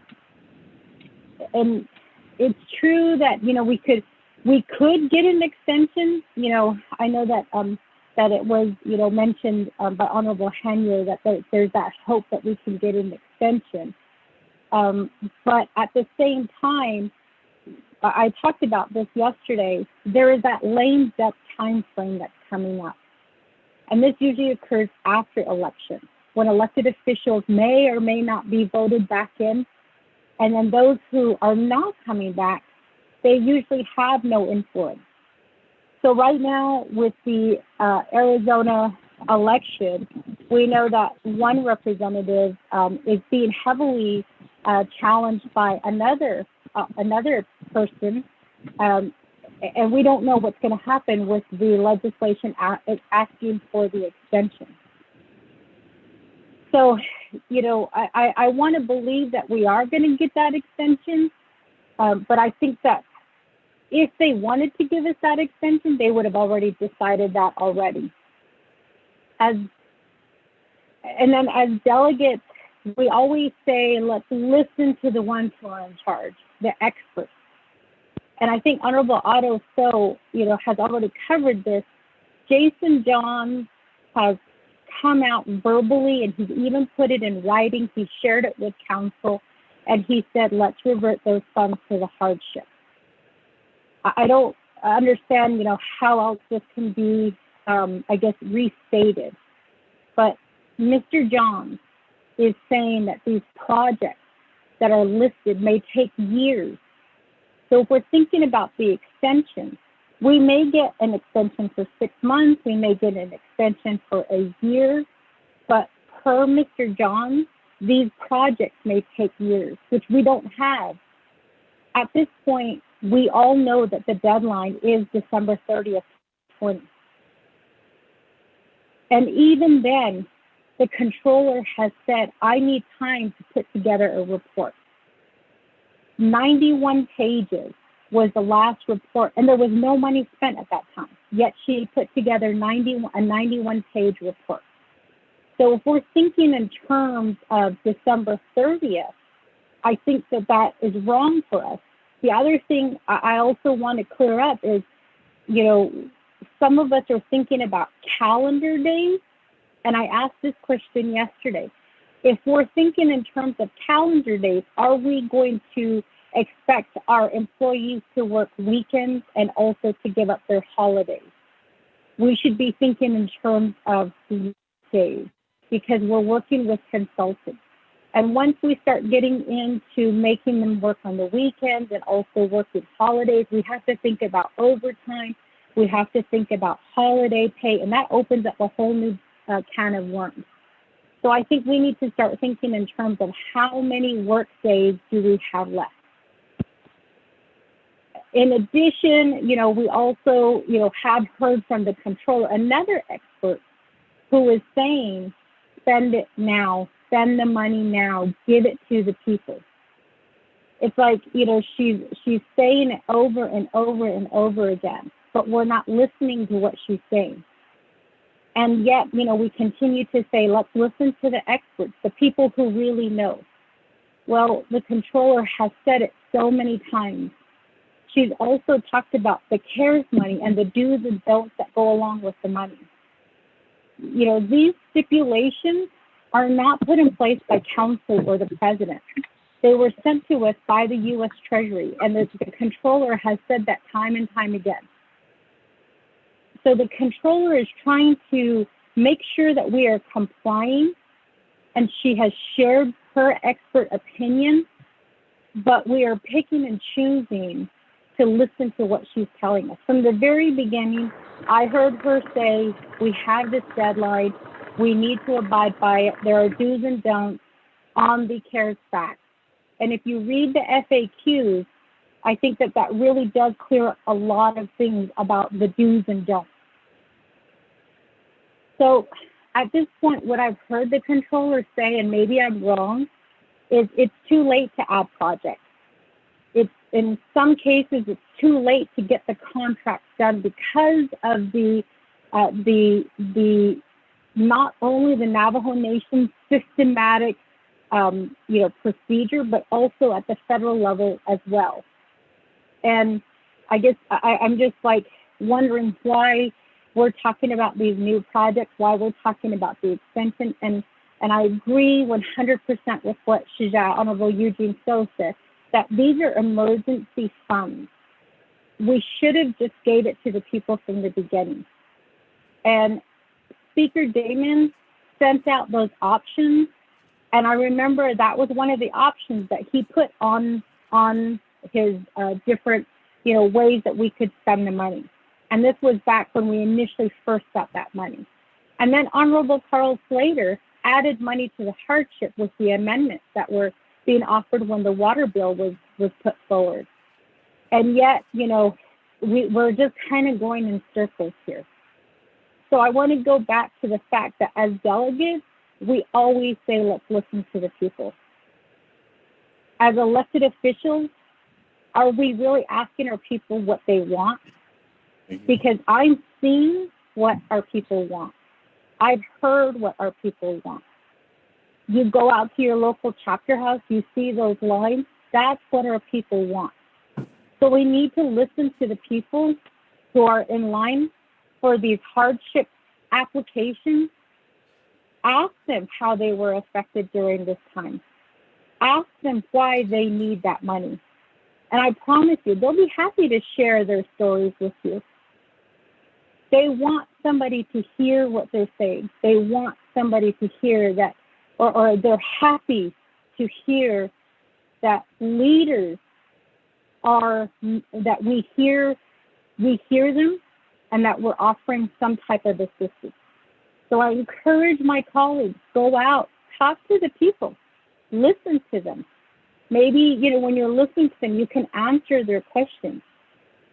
Yesterday, I got onto KNDN and I shared my cell phone number with all of the listeners. Before doing this, I was averaging about 80 calls a day. Yesterday alone, I got 126 phone calls. So the people have a lot of questions, and all of the calls that I did return were about the hardship. People want to know, how can they get assistance? There was a lot of questions, I think, about the confusion between the chapter hardship and the regular hardship, to which I have been referring them to DCD or to the controller's office. But as Honorable Eugene so stated, these are emergency funds meant to help the people. And I understand that the electricity lines and the water lines were what council, our original intention was to help the people, but we have the experts, Jason Johns, the controller, who is standing before us saying that, now is the time to revert because some of these projects can't happen. And so I'm going to ask my colleagues to vote green for this, because this is coming directly from Jason Johns. And he's saying, again, that it's not going to take a few months to get these projects done. It's going to take years to get these projects done. So with that, Speaker, thank you, my colleagues. And I guess at this point, I just want to speak for the people and just let my colleagues know that they are showing us by action what they want. Thank you.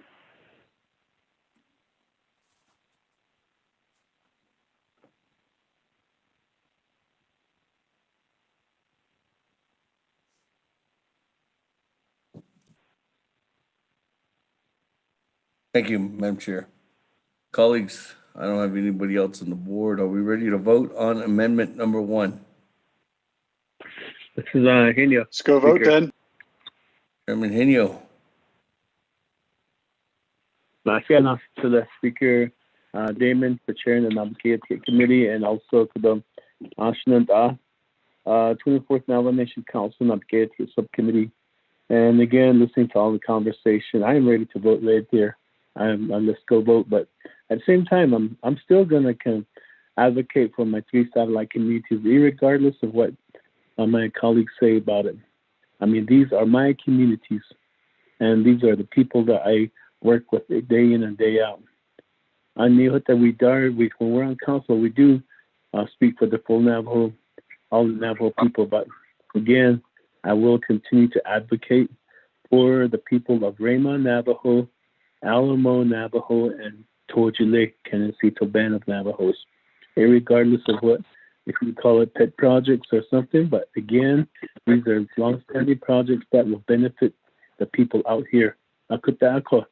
So, but if you want me to start advocating, come see me. Let's vote. Chair, this is Daniel.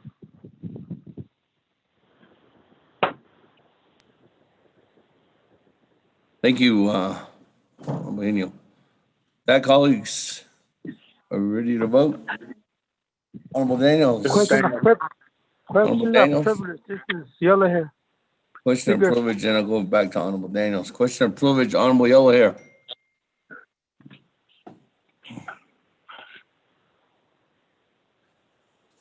Want me to speak now? This is Yellow Hair. Yeah, the floor is yours.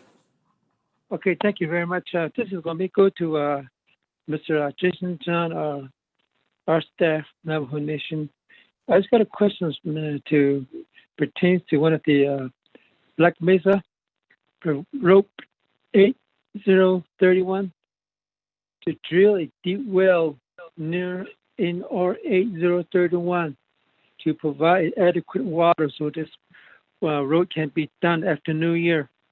How long can this be done? Can this be done prior to December 30, Jason? Given us this Ajban just Kistida 20 thought lost a team behind team that is Nishi 8031. 20 gate then the stock we need water. Tobacco all toss. It has to be got this Jason John. It okay not just kid. Yeah, not speaker. So that was out. I said not longy. To us, but we yay. Yeah, thank you. We need water for Black Mesa. Yeah. Thank you, Honorable Yellow Hair. Mr. John, question of privilege. I'll go over to you.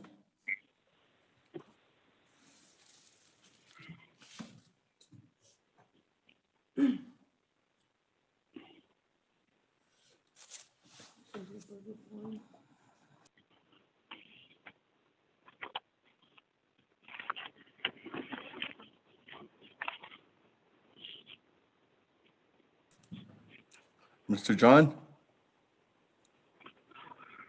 Might have to press *6.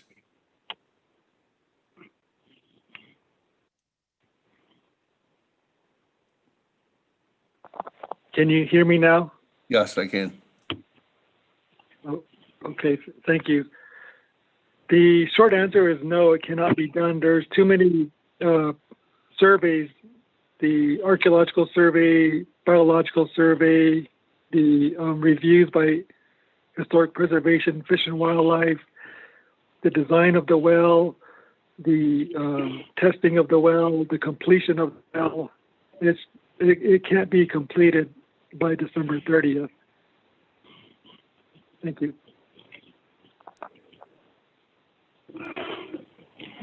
Thank you. That, Honorable Daniels, floor is yours. Yes, thank you, Chair. Yeah, so I'm sending you amendment to Quay. I don't know what on the radar. Kodo had a by here, I don't know what in it, Senigi, Ecuador by years, Kodo, Samantha, Senigi, AIC by here, I don't know when it comes to voting, I say a half a lot or less, and I believe every delegate is advocating Kodo, Dago, I don't know what to do, Ajoto, the never a job in Senigi, 8 about 6 years ago. So without any back this, without had at the higgy, without way in a great as I has a day and how cares act, I don't question a question. We're advocating for our Navajo people in the area of water that power line that then that according to that today don't yesterday or less during this pandemic, top had lead or less. Basically, chief had less, so it needs to go. So, in the rate and hill at Hada for 20 seconds, no, so at the that then the house, I go to it then. He's able like a trade dog gift. So, yeah, I get car day. I don't know, basically, see that then go. And a lot of our Navajo people, they're recovering from this COVID-19, so in the rate, they have that then. So, I got a year, but in this case, not so this. I quite get it. Since it has been a or has been a day in this case, I'll be not going to this case ago. She gave out that send up on this case. So I think as you know, not echo Samantha, let me be a day about it. Because of share, I don't know, I'm ready to vote. Thank you.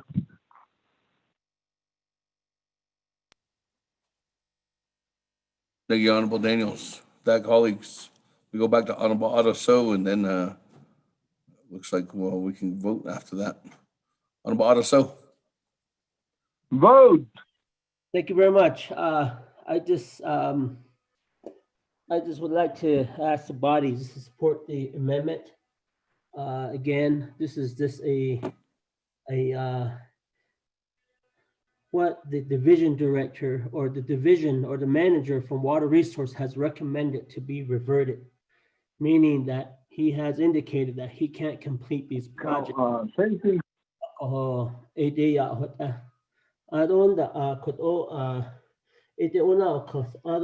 Every one of us delegate, we support and try to advocate in our area. Right now, I'm listening to Mr. John's professional opinion. One of the Friday meetings that we had, I asked Mr. John, we gave you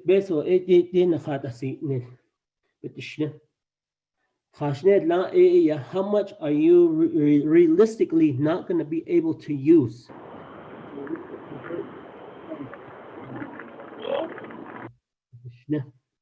And with that, at the time, that was the number was $37 million.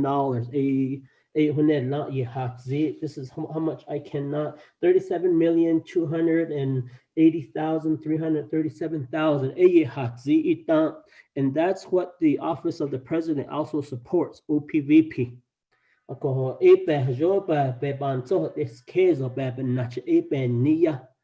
I'm not picking any dollars from any other line items that are funded, like from DD or like from the Department of Health.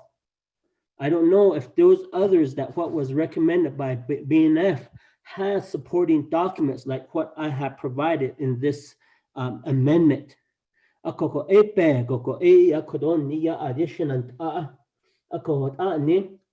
We have 37 working days.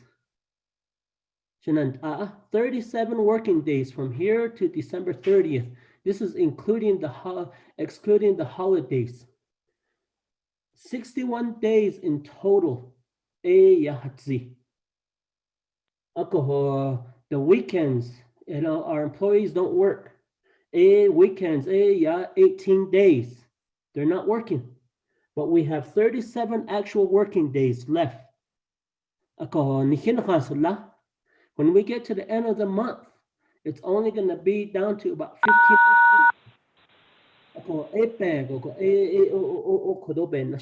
And again, I'm just using Mr. Jason John's professional opinion. And that's what I'm standing on. I do have faith in Mr. Jason John. Let's go vote. Hey, with that, colleagues, everybody in the queue, no one lined up. Going once, going twice on amendment number 1. Going 3 times. Go to the board. Bobby. Honorable Elmer Begay.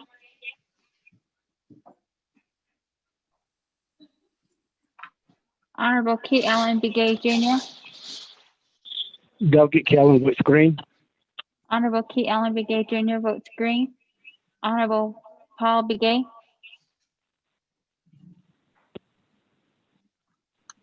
Honorable Nathaniel Brown. Delegate Brown votes green. Yeah.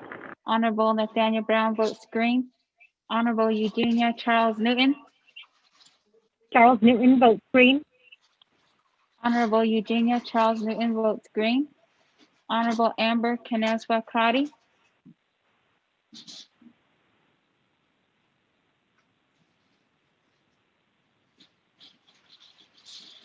Amber Keneswa Crotty will vote red. Thank you. Honorable Amber Keneswa Crotty votes red. Honorable Herman M. Daniels Jr. I vote red. Honorable Herman M. Daniels Jr. votes red. Honorable Mark Freeland.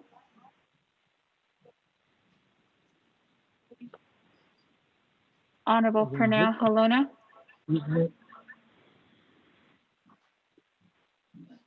Honorable Jamie Henyo. Henya votes red. Honorable Jamie Henya votes red. Honorable Vince James. Delegate Vince James votes green. Thank you. Honorable Vince James votes green. Honorable Rick Nez.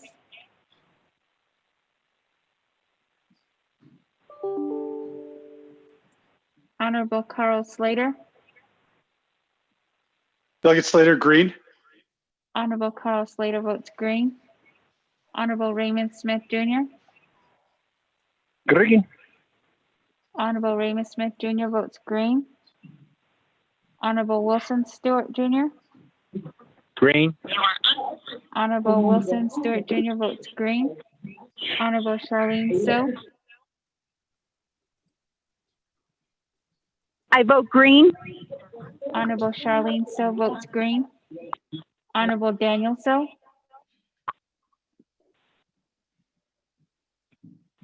Daniel still votes green.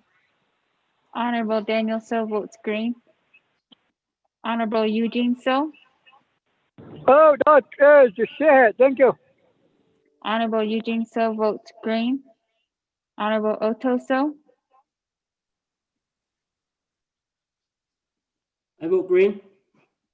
Honorable Otto So votes green. Honorable Thomas Walker Jr.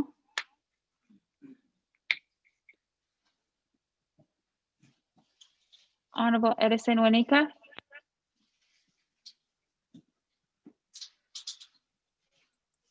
Honorable Edmund Yazzie. Green. Honorable Edmund Yazzie votes green. Honorable Jimmy Yellowhair. Right, vote red. Clarification, Edmund. Honorable Edmund Yazzie votes red. Honorable Jimmy Yellowhair. I'm going to go ahead and vote green for this particular entire people needs help anyway too. I'm just going to vote green. Thank you. Honorable Jimmy Yellowhair votes green. Honorable Elmer Begay.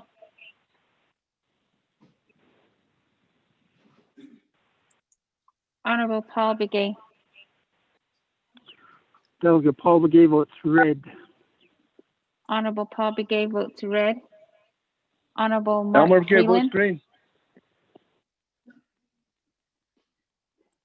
Honorable Elmer Begay votes green.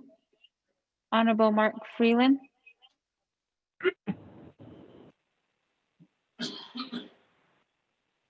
I'm sorry, Mr. Freeland, can you repeat that? Green. Honorable Mark Freeland votes green. Honorable Pernell Halona. Honorable Rick Nez. Delegate Rick Nez votes green. Honorable Rick Nez votes green. Honorable Thomas Walker Jr. Thomas Walker votes red. Honorable Thomas Walker Jr. votes red. Honorable Edison Wanika. Honorable Pernell Halona.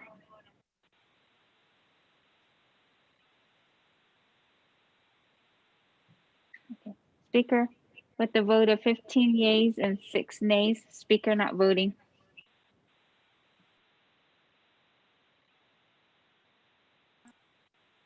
Thank you very much, colleagues. That on amendment number 1. Question of privilege to Daniels. 15 in favor, 6 opposed. Chair not voting, motion carries. That back to the main motion, but let me go to Honorable Herman Daniels with a question of privilege, is it? Honorable Daniels? Yes, Chair. Go ahead, Honorable Daniels. Thank you, Mr. Chair. I raise a question of privilege.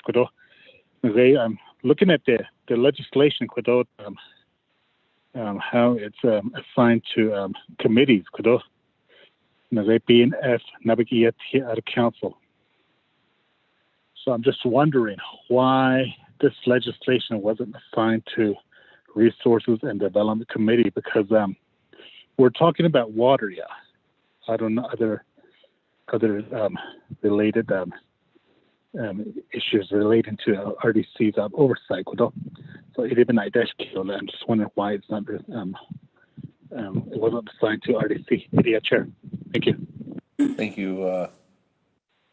Goes back to legislation CJY-67-20. And this is a follow-up legislation from that legislation, and identified that Budget and Finance would be the committee that would recommend to the Naabík'íyáti committee on reallocations.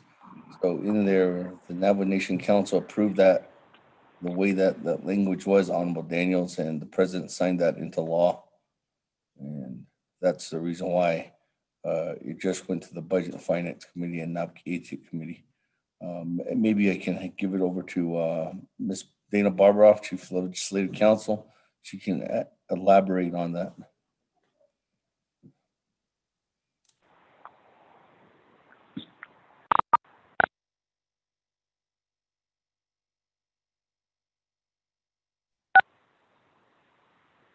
Speaker, this is Kristen. Can you hear me okay? Good afternoon. Oh, okay. Yeah, Ms. Lowell or Ms. Kristen, it would be better if you answered. Okay. Speaker, Dana, members of the Navajo Nation Council.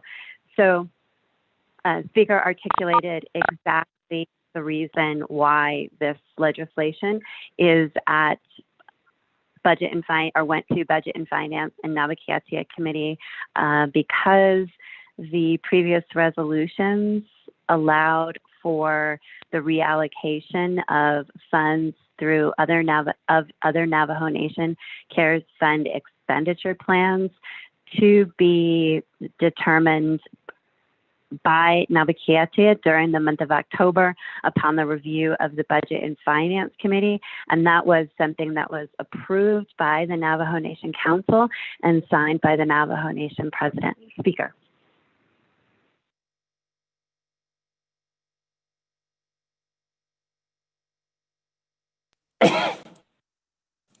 Thank you. With that, Honorable Daniels, that answers your question. Thank you, Mr. Speaker. Thank you, Chair. Okay. With that, we are back to the main motion on legislation 0261-20, colleagues. So let me go ahead and go back to the main motion. I do have a lineup. Honorable Naabík'íyáti, the floor is yours.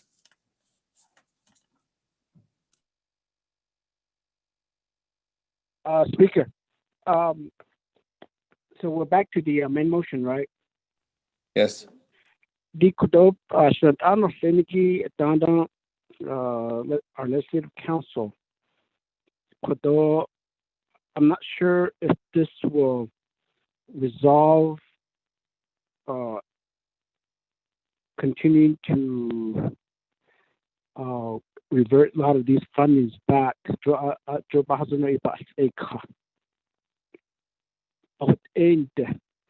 the amendment when the shot in Siniki to hardship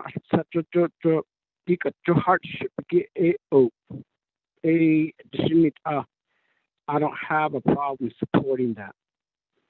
But getting the money out quickly, knowing that it could have been completed by the deadline,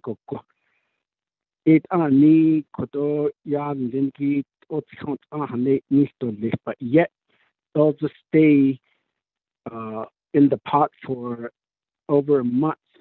To my understanding, controller is saying that they're not going to even distribute the hardship funding until December.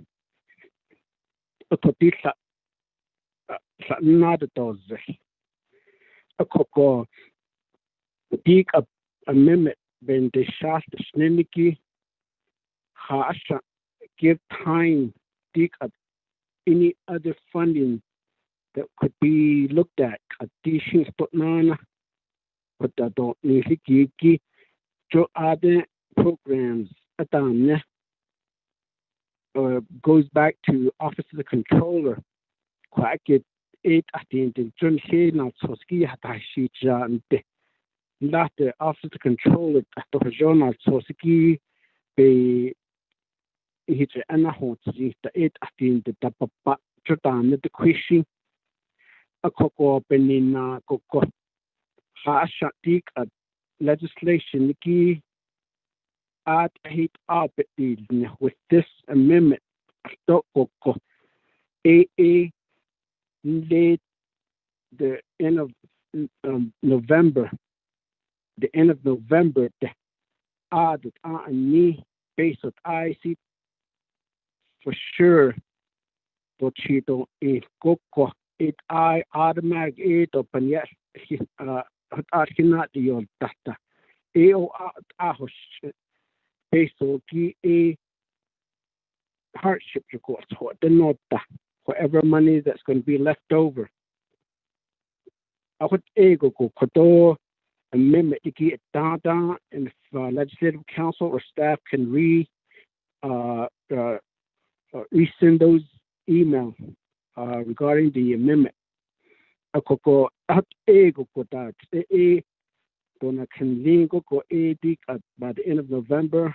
Whatever funding is not allocated, is not encumbered or is not be able to be utilized, that it will be put into the hardship program automatically by the end of November. So that would be my amendment language to be added on. Chairman David Doe, Naabík'íyáti committee members, so this will allow any of these funding that are still in the way seems to be idle, but technically they are still waiting for paperwork to go through. We'll give them another month to deal with it, while the Navajo Nation will continue to be accepting application for hardship. I don't think we have a problem with that, for people to continue applying for or submitting their application for hardship. And it's a matter of how much money will be accumulated. I mean, definitely seen by the end of November in the battles and the so what are a amendment motion Chairman Speaker Damon? I second that motion, Speaker. Second the motion. Question of privilege? Second, Eugene So. Honorable Keon Begay with amendment number 2. We make sure that we have that language over here so we can read it officially into the record. But let me go over to Madam Chair Charles Newton with the question of privilege. Speaker, my question of privilege is, if this amendment that Shitsuri Honorable Keon Begay has proposed, if we vote on it and we go through with it, does that mean that it ends all discussion today regarding this legislation? And the reason why I ask is because the original legislation that authorized Budget and Finance and Naabík'íyáti to start looking at these projects did have the month of October. So if we approve this language of November 30th, does it stop everything that we have done up to this day? And does it mean we have to table this legislation that we are currently discussing? Thank you. Madam Chair Charles Newton, I haven't got a second on the amendment yet, so I'm going to put you in the queue so you can answer that question.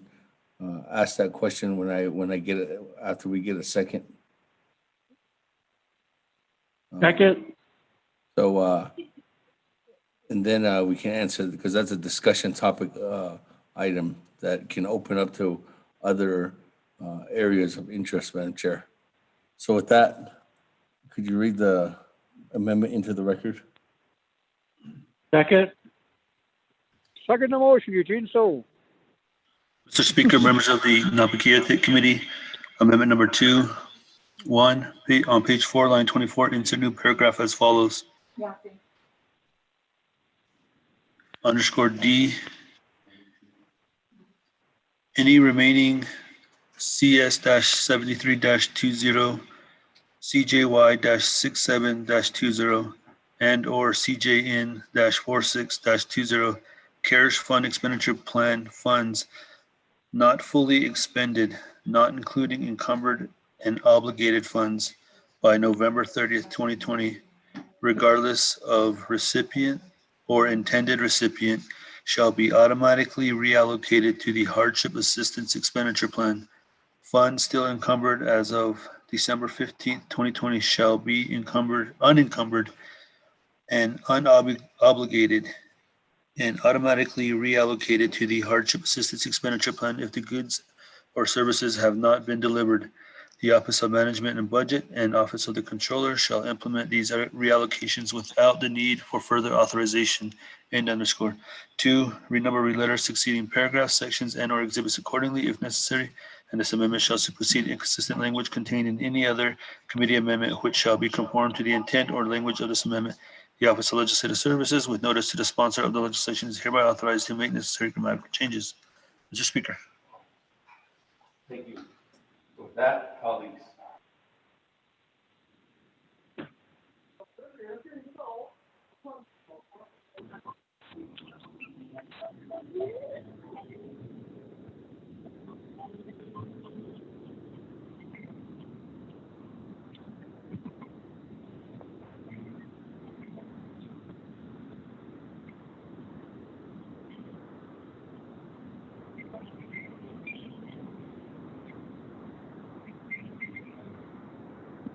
How about now? Hello. Yeah. Okay. With that, colleagues, can you hear me? Thank you, colleagues. With that, we have a motion by Honorable Naabík'íyáti. Second is going to be by Honorable Eugene. So, colleagues, with that, let me turn it over to Madam Chair Charles Newton's question. That question can go back to Honorable Naabík'íyáti. Speaker, this is Delegate Charles Newton. Can I? Mr. Speaker, do you want me to respond right now? Madam Chair Charles Newton. What Yeah, Speaker, I'm sorry.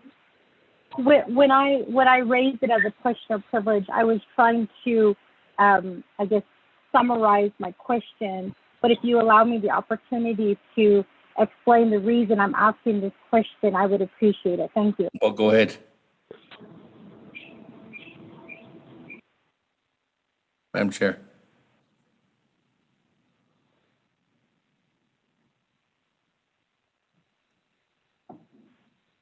Madam Chair Charles Newton. Speaker, can you hear me? Yes. Okay. Thank you, Speaker. So I'm looking back.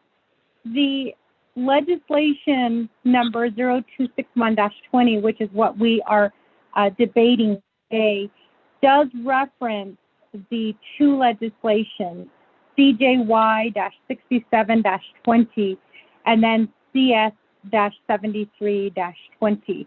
Under CJY 67-20, the language in that legislation does state, quote, the progress of all expenditure plan funded projects shall be reviewed by the Budget and Finance and Naabík'íyáti committees during the month of October 2020.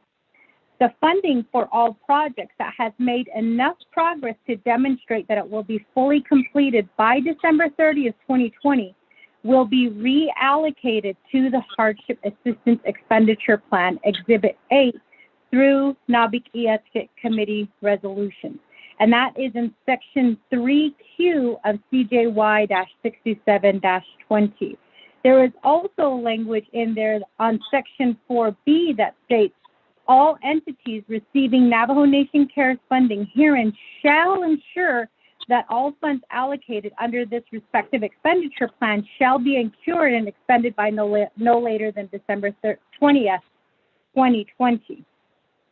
So based on that language in CJY-67-20, this was the authority given to Budget and Finance and Naabík'íyáti to start reviewing these plans. Now we have an amendment that has been brought before us by Shisui, Honorable T. Allen Begay, which I haven't got the email yet, the exact language. It was just read into the record. But if we could get the exact language, it would be great. I just need clarification that if this amendment is passed, I need to know what it's going to do to legislation 0261-20. And the reason I'm asking this question is because it sounds to me as if we're kicking the can down the road, and we originally, all of us agreed when we voted on CJY-67-20, we all voted and we agreed to the language that was found in Section 3Q of the legislation, which means that today we are in order because 0261-20 is actual legislation that is doing what we said we were going to do, which is reviewing projects to determine whether they will be completed by December 30th, 2020. Budget and Finance has made that first step and made recommendations to 0261-20, and they listed the project along with the funds that should be reverted back to the hardship money or to the hardship plan. So what I worry about is if this amendment is passed, we, council, in essence, are going against what we agreed to in CJY-67-20. And we told the people that we are going to start reviewing these projects to make these tough decisions. And granted, they are tough decisions, but we included that language in our legislation, and each one of us voted for that legislation. Each one of us, voted green or red. And I'll be happy to pull the voting record and read that for the record, but we agreed to that language. Had we felt there was a need to change that, any one of us could have amended the legislation to remove that language. So in essence, I feel that we are, again, kicking the can down the road by introducing a new date and saying, okay, today we're not going to decide how much money is going into hardship. Today we're going to go ahead and decide that we want to push it back to November 30th, 2020. So I need clarification in regards to what this amendment is going to do to 0261-20. Thank you, Speaker. Thank you, Madam Chair. And just for clarity, I think the intent of this, just as a markup, and then I'll go back to Office of Legislative Counsel. The intent of this amendment is to leave the $89.1 million that Budget and Finance Committee has recommended, plus Amendment number 1, which passed, that Honorable Otto So and yourself did the second for the $40 million. So you're at $40,961,416. So that money is still going to be, if this amendment passed, and if the whole legislation passes today, all that money is going to be reverted into the hardship.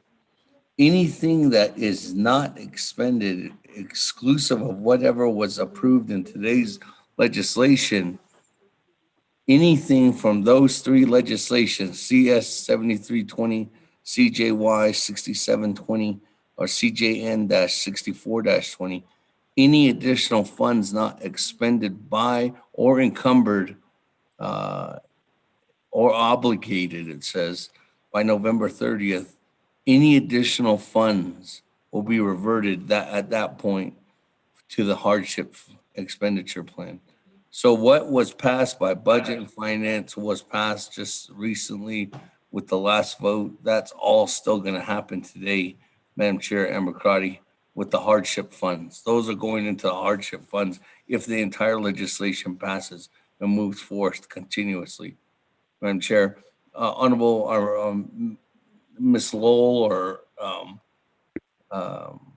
Ms. Barbroff, I don't know if you want to clarify further on the amendment.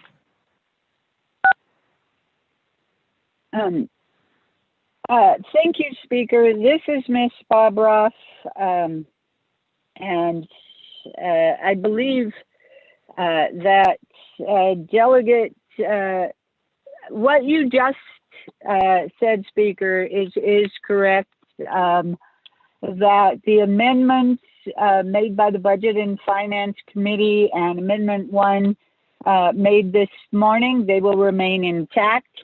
This amendment that in front of you now, sponsored by Kealan Begay Jr., that is to capture any of the funding that I believe you weren't ready to reallocate, that there may have been some reasoning that they could get it expended. So I believe it's completely in order. And if you'll go back and look at the language that was put in CJY 6720 and CS 7320, which speaks about reviewing the progress.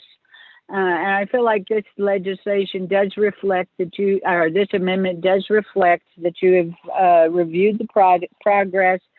And so the way it's set up, that if funding is not fully expended by December 30th, it will automatically revert to the hardship assistance expenditure plan. Doesn't matter what it was originally allocated for. If it's not spent by this November 30th, it's going to automatically revert to the hardship assistance expenditure plan. The one issue that complicated things is that there are some funds that have been encumbered, and so to unallocate them or to reallocate them, to hardship assistance on November 30th, that is going to be a little complicated. So by moving the date on those funds that are currently encumbered to December 15th, if by December 15th, the goods that have been, goods or services that are encumbered right now, if those goods and services have not been delivered, they will be reallocated. If the goods and services have been delivered by December 15th, what's waiting for is the processing of payments. So those funds should not be reallocated.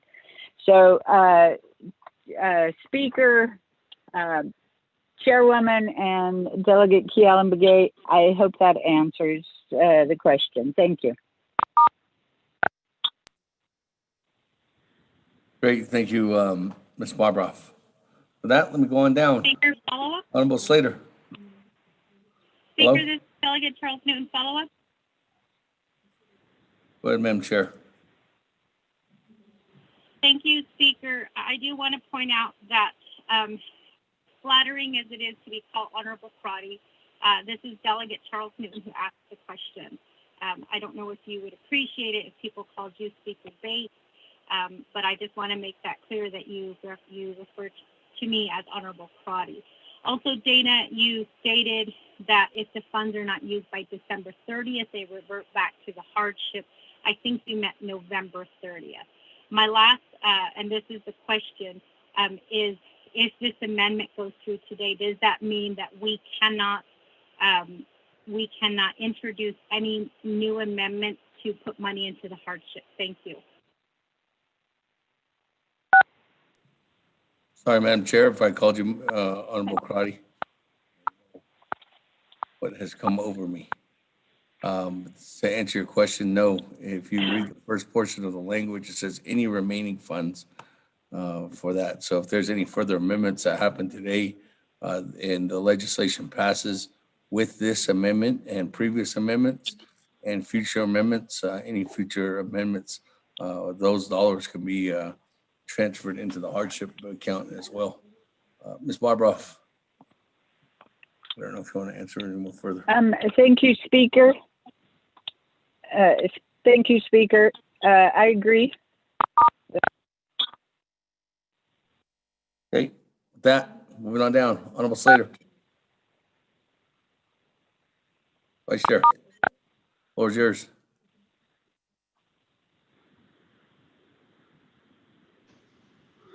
Sorry, the button didn't want to accept my fingerprint. Thank you, Josh, for offering the amendment. Thank you, Speaker. I want to refresh people's memory. When the program was offered, initially, we had a few discussions, and it was how would we do this? How would we have this little pressure relief valve to permit the full expenditure of funding if internally we couldn't get our act together? And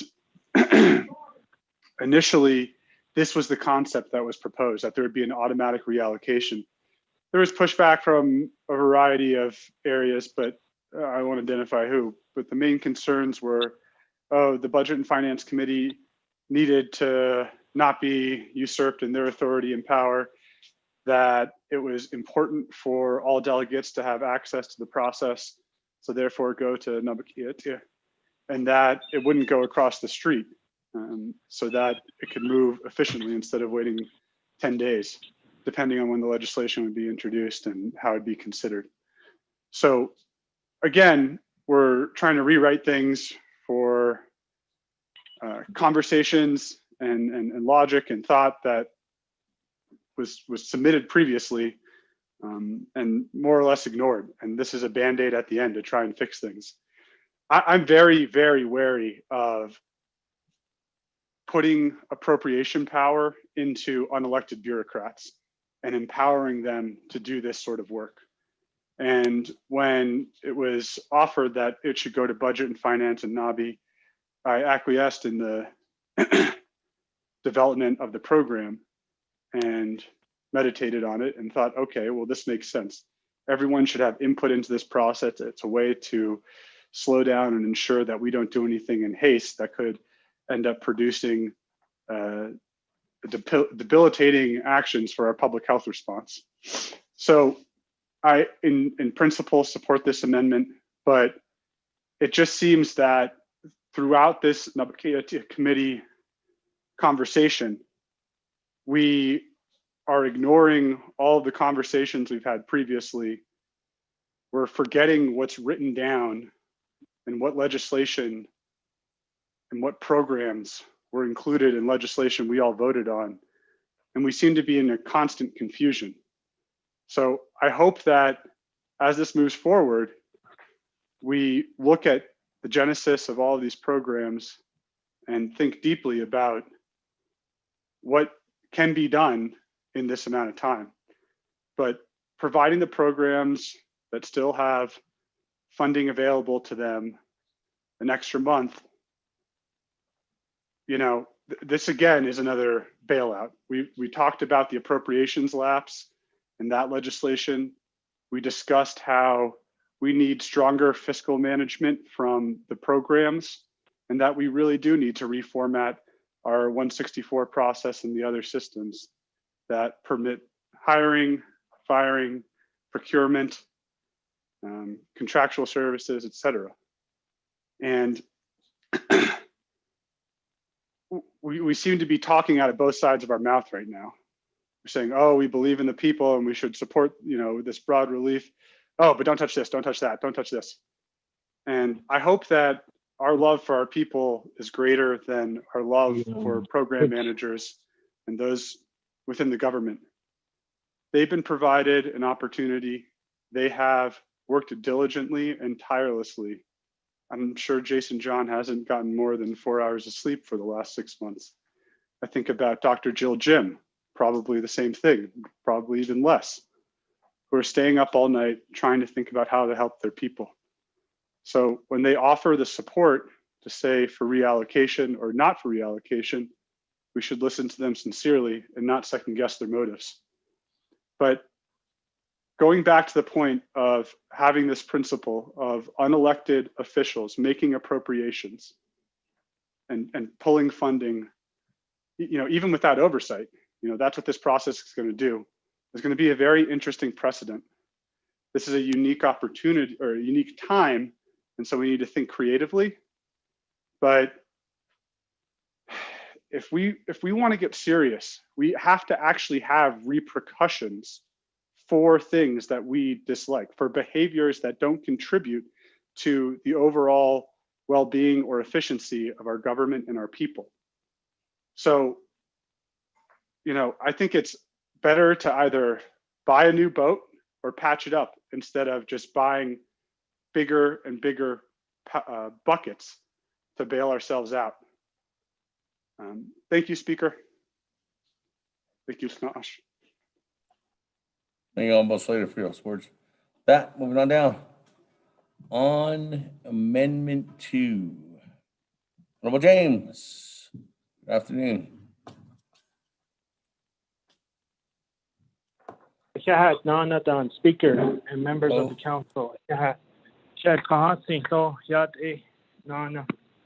Kodo dance Nale Honorable Kialan Begay, Kodo not sosning, so the accord the sergeant iki all CARES funds acting no that's in Hayat had get the unnecessary honorable auto so somebody is sleeping at the wheel. We're paying these individuals in the 6-digit figures. No, the if we put this deadline of November 30 for all CARES funds that is not spent on or before November 30th, I think that will be suffice for us to move forward on utilizing the CARES funds. Because if you think about it, we keep saying, and many people, Navajo people, keep saying, we're going to end up sending money back. And when you look at it, if we were to put a deadline of November 30th for all CARES funds to be spent, that will give enough time for Office of the Controller to move forward with how much funds can be distributed to our Navajo people under the hardship. And would initially give us time to say, okay, now we spent. Or if there's any funds that are not spent after hardship is paid out in December, at least it gives us maybe less than 10 days, I would say, because Christmas vacation is going to come in. Or the thing is that we keep saying that the numbers are rising. God forbid that, I'm going to say this, but you never know if the departments are going to be exposed again. That's going to put some delay on spending these funds again if departments, programs get exposed to COVID-19 again, since we're in the second wave period. So if we were to think and look at it in that direction, I think it makes more sense to say all CARE funds need to be spended internally, since we like to do that as a nation, make our own internal policies that internally that we should say November 30th. I would make that request to Chinala Honorable Key Allen Begay.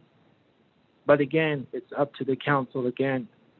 Because if we continue to say that we're going to do December 30th, what are we going to do the 11th hour when December 30th or December 29th comes around and we're told, oh, we can't spend this funds. Wow, we have less than 48 hours to spend the funds. Is that realistic? Can we actually do that?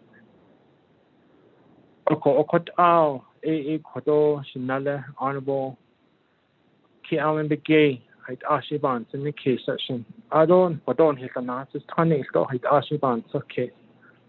Adat in Hapohoneta, the Hananas the Digi cutting go your cars, Argent, Lake in has got that based on his dead, Anigi exho.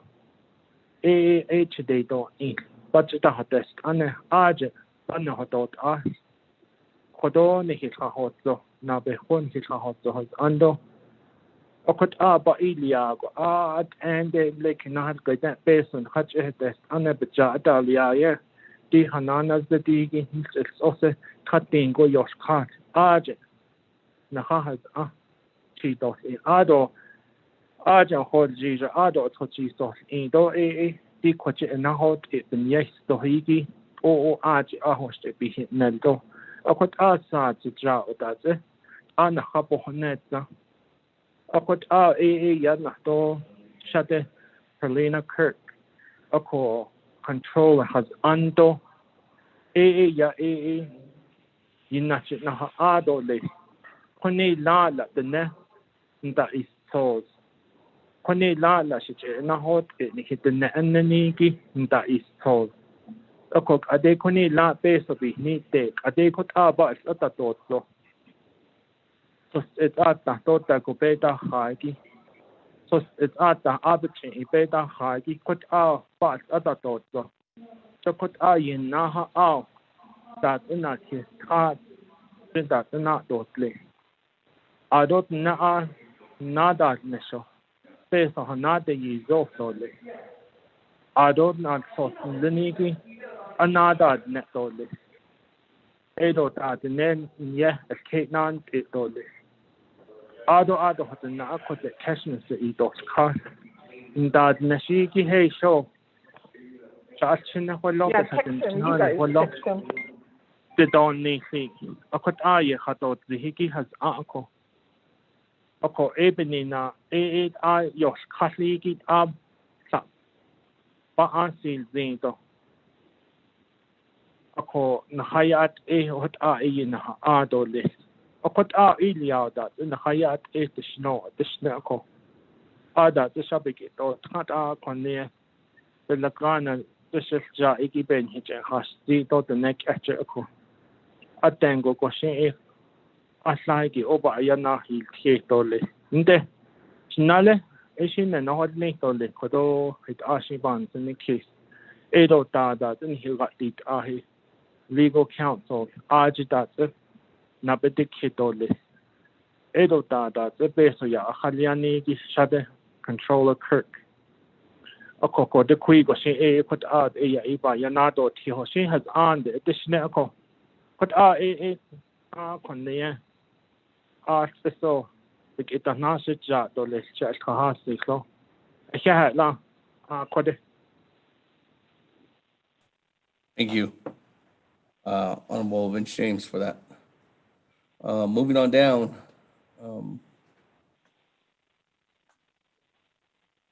Let me see who I have here. Honorable Elmer Begay. On Amendment 2. Hello? Yes. Hello? Yes. Can I speak now? Yes. Okay. Yeah, non-survey. Yeah, non-survey. Good afternoon, members of the Naabík'íyáti committee. Around the Kodo Bayati cut off the this November 30th. No, Kodo. I mean, and yeah, I have a question on it.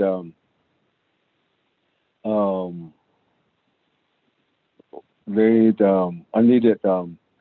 We were talking about it, and then we read about it, and then we heard about it, about the extension of this terrorist act.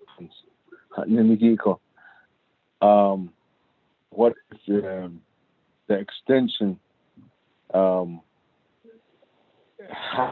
after the 30th, that to continue the projects?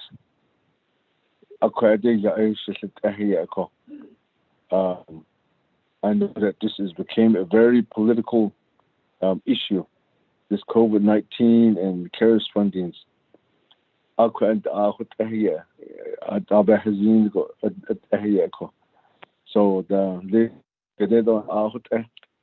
saying that after the election, the extension aid is going to be known and that it's going to be talk about it. Or that before that, was make this a very political issue on this this COVID-19. The question since political around the issue. Either say what other even Niado had a beat Nina Lego. Art what I hear to Lego. Jabin not the Seneko. What about if this the extension is made from the federal to extend? Of course, if it is there a way that we could put amends of language in there? Just as in the I think these projects, people that's getting bathroom addition, that they're getting a house wire, are getting some water, AD, I think it's permanent. Because you get a base on that, a on transit here, or Abantus case here. So, a day, for the Benin Yahagis to the I've been on this kid or this. Has it up at night, that's the 30s. I know it's, I should be having a seat here. And that the way the I've seen this construction on this bathroom addition compared to how NECA is doing, NTA is doing, the contractors that I know that's doing it, there's at least 5 people for these cistern tanks. They do it within 2 days. Other if it's going to be with septic tank, they got another 3 days another there. So actually, this is it's 5 days, and it's about 12,000. That's a man hours a year. So it comes out to be 15,000 per system tank. So it's not how many do we have? How many contractors do we have? On this case, I think we need to look at that. Then another thing, I think we need to keep in mind that controller in December, because I'm gonna start paying out checks. I just don't know. We can start have to do for the 30th. Though there's no so hard to there. I think I think we need to listen to her again if it's gonna be the 30th. So it happened. I just keep on this so that Kielen.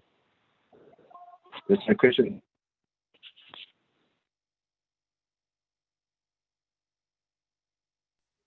That, let me go back to Honorable Kielen begin. Mr. Speaker, Chairman, Damon, Naabík'íyáti, committee members, Nick George, St. Anna Flinigate, I'm not sure if the proposed amendment language was sent out to the full committee. The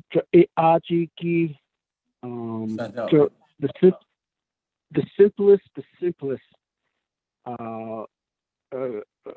succinct exclamation is the base of adult shadows a coco to base awesome with an acknowledgement by these recipients.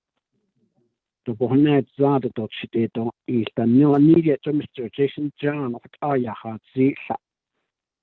The Birata. Oh, if we had more time, yes, it could be done, but with this deadline, just by November 30th, all you have is about 15 days of work. That's it on this. So putting that in consideration, Aja or Jisco, because she'd icy battles and all this. The Birata, and you how could you base of it, or after on your handle and then not the Benina Coco 80 at a minute. Banyaki Ahosh. it will revert to the hardship program. So no, and I mean that's the simplest that I can say. But na idik kit, but na idik kit. Ko alarge iki ko shma ya hadzi Sir Charles Newton. Ko dig of legislation be bakaki the kwishit aita is so. Don't need it to United so in Liago including on 40 million. A sheet out A to A that will be included. So a sheet of that will stay in there because that's the main the way that the legislation was developed with the recommendation about the budget and finance the hardship or that's all it's saying.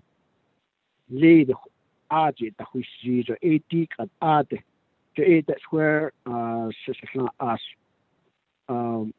the not this area had the quite so like ego ba is liki holly nani ya go up the adna based on the na nani to le quite a john a coco penina go that the Office of the Management and Budget and Office of the Control shall implement these reallocations without the need of for further authorization.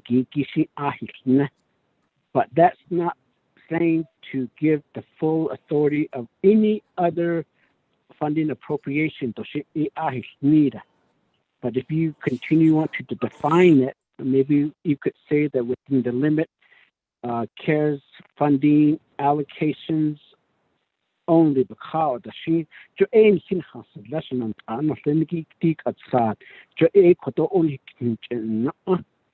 a ko a quite not now ship on net zat on the shot of me go joe with go a g be kitten on that I hit out a hit out go joy that hit is your be kitten the catchity no a bit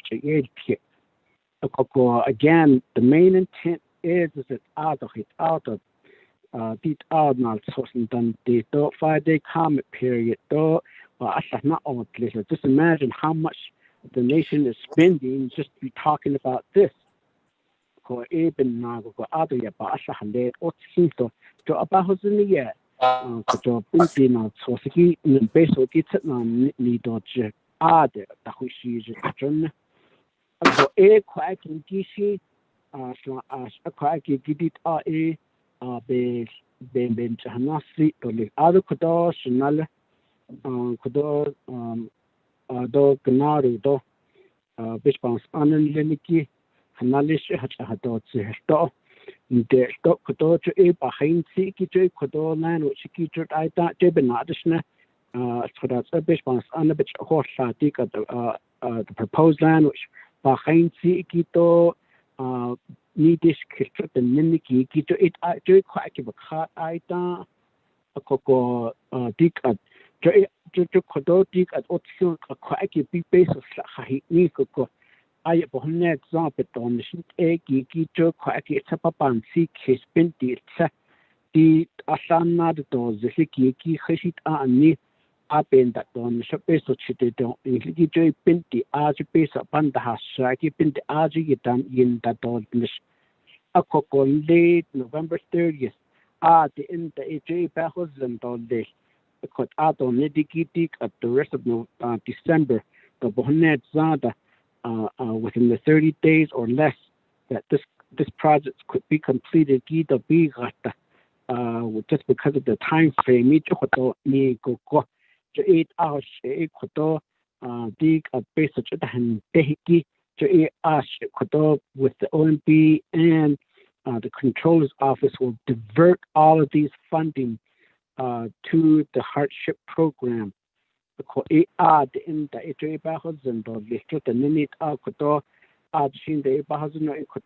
controller's office will have a definite amount of funding that will be determining of how these applications peso na bicho hata to li kishi jo din dai ba ho zin do le ko sa ani do yushi da peso to bend that in ko I alla do le ko sheet out there's a lot of areas of internally ECK to not source on the Belanda elita keeping Mago dig up a Quinton with the Opeta initial Joquinton sheet the dig at Aya the whale Gisco got out a strong hit it not being hit yet here.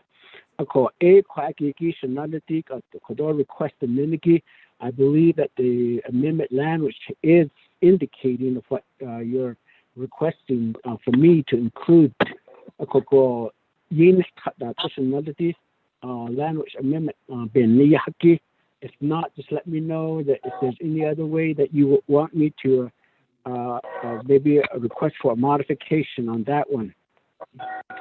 Ado kudo brother Mr. Elmer Begay kudo bahananin si gigi trying to halit ago na den kitigi kila ayisiki ashton jotik latte top jot hosato isi beta inish do beta inish these projects ki akoko jo minute dot the shimit I mean, if whoever based on the Chahuliaki, like NECA or water management, if they're saying Mr. Jason John and that these are the other projects that we can't do it within the time frame. John Hisne a ko benago go a ko peso ki chachko no cha John Hitini a ko what ego go hanata hat see go 8 up of net something it out awesome and that's the reason why I'm encouraging the council to say that let there be an acknowledgement by each of these recipient of the programs to say that yes, go ahead and move it. This could be reverted back.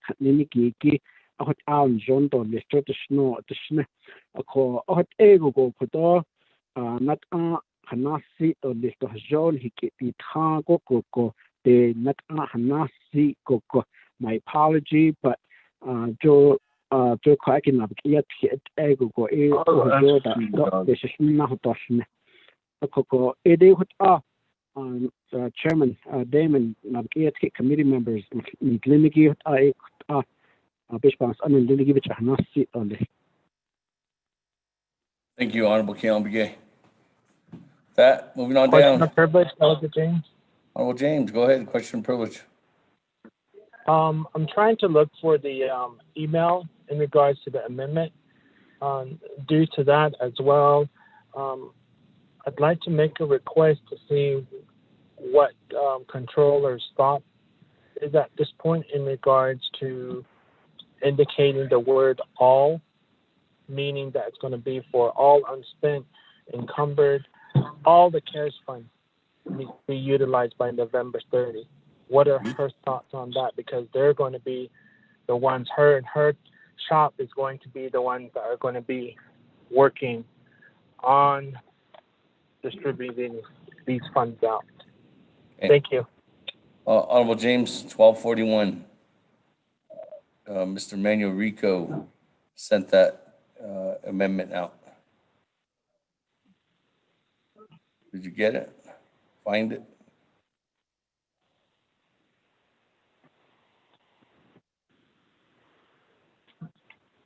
Honorable James.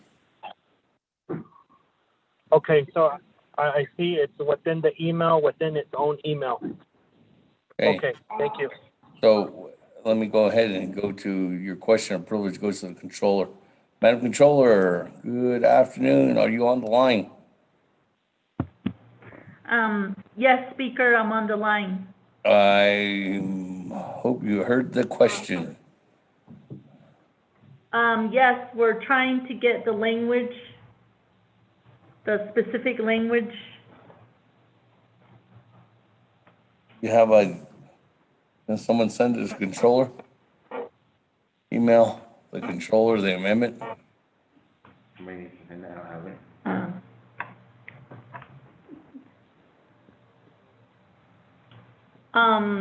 I do have some comments on this, just to let everybody be aware.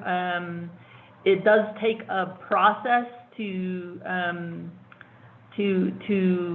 reallocate. So we will have to, my office doesn't do the reallocation, it's OMB. So, and we can't our office can't do anything regarding expenditures, let's say for the hardship, until the budget's been reallocated. So on something like this, the reallocation has to occur on the budget side.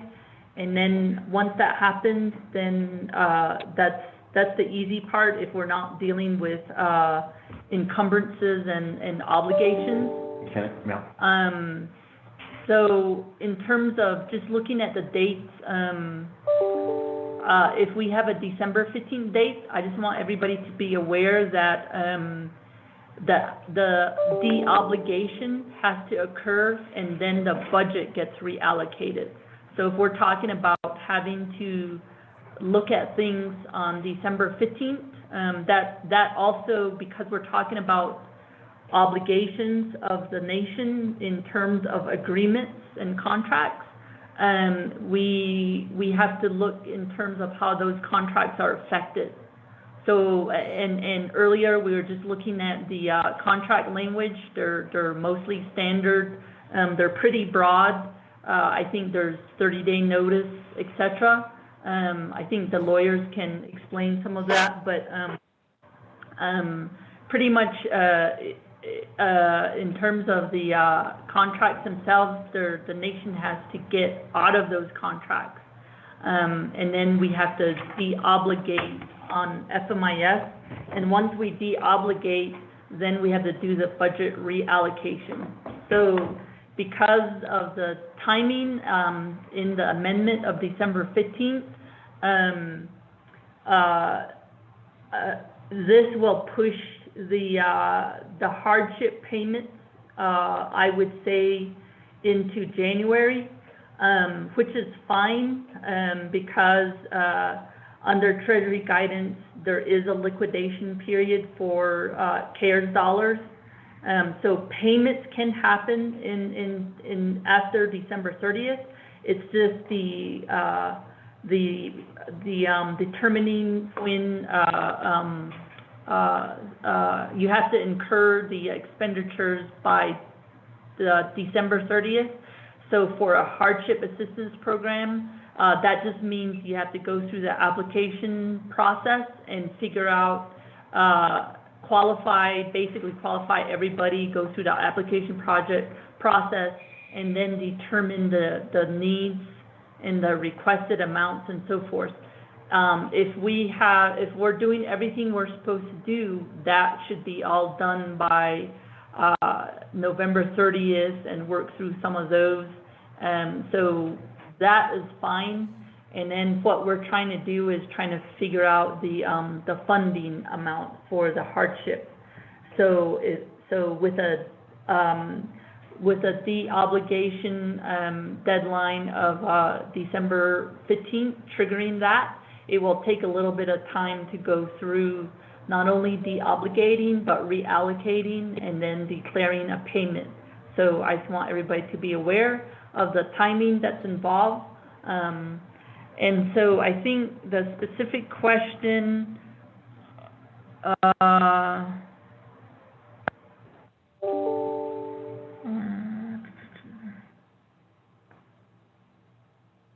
and maybe I can get a clarification on the specific question.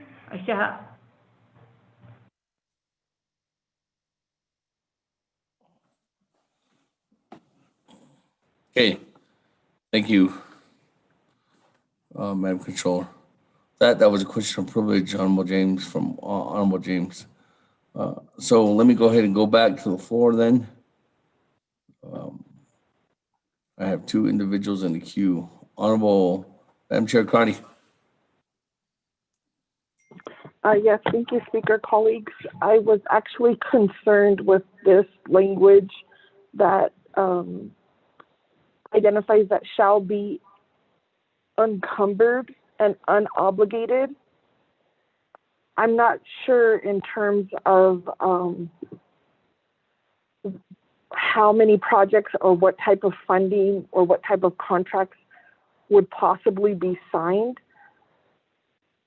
I need to know what is the liability of the nation if we start uncumbering and unobligating contracts and proposals that were signed.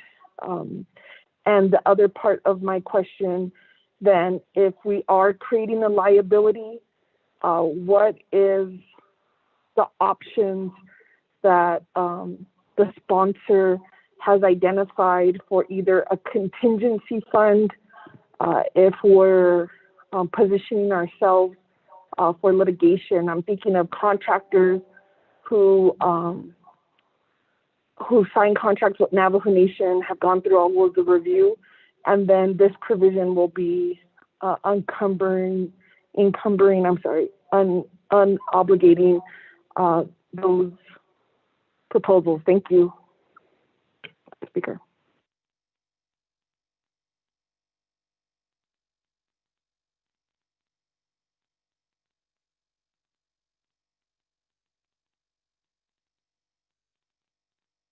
Okay. Thank you. Okay. Let me go back to the controller. Okay. Yeah, Speaker Arash Deja, for the question. So the language does say shall be unencumbered and unobligated and automatically reallocated. So as I described, the process generally, and then specifically regarding the potential liability and so forth, because we are talking about like subrecipient agreements, contracts. So those are all going to be, I would say, case by case situation, because although we have template professional services contract, and then we also had template subrecipient agreements. It just depends on what those things say. So that's where I was saying some of them have broad language where it protects the nation, where if the nation feels like there's not progress, they're not keeping up with their schedule, those types of things, we can have ways to get out. But again, we would have to go through the exercise of looking at every contract, every agreement, and so forth. And so that will take some time. That's where I'm saying if December 15th is the trigger date, then we have this whole timing thing and period where we're going to go through this exercise, and before we're able to say, okay, we can unobligate this contract and then get it reallocated. So it is, and I don't know how many will be still encumbered and obligated by December 15th. So again, it's a case-by-case situation. If the agreements have, language in there that gives the nation the way out of the agreement, those are things to be considered. It does say shall. Okay. I didn't think I was that funny. The language does say shall, so I don't know if that's, lawyer language saying that we have to do it, as opposed to we may have to do it. In some cases, we may be unable to. So,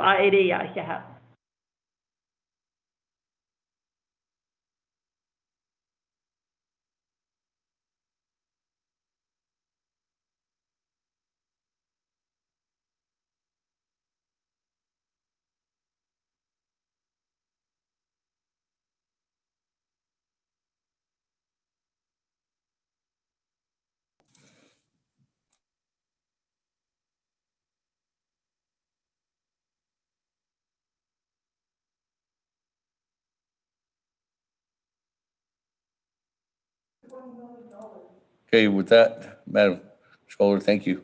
Moving on down, Honorable Yellow Hair.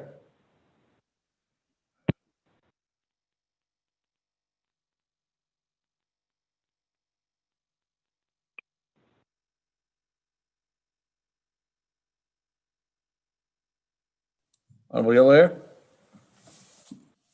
Kasa. I Okay, see right. you. I see you and I hear you. Okay. Speaker, yat ena No.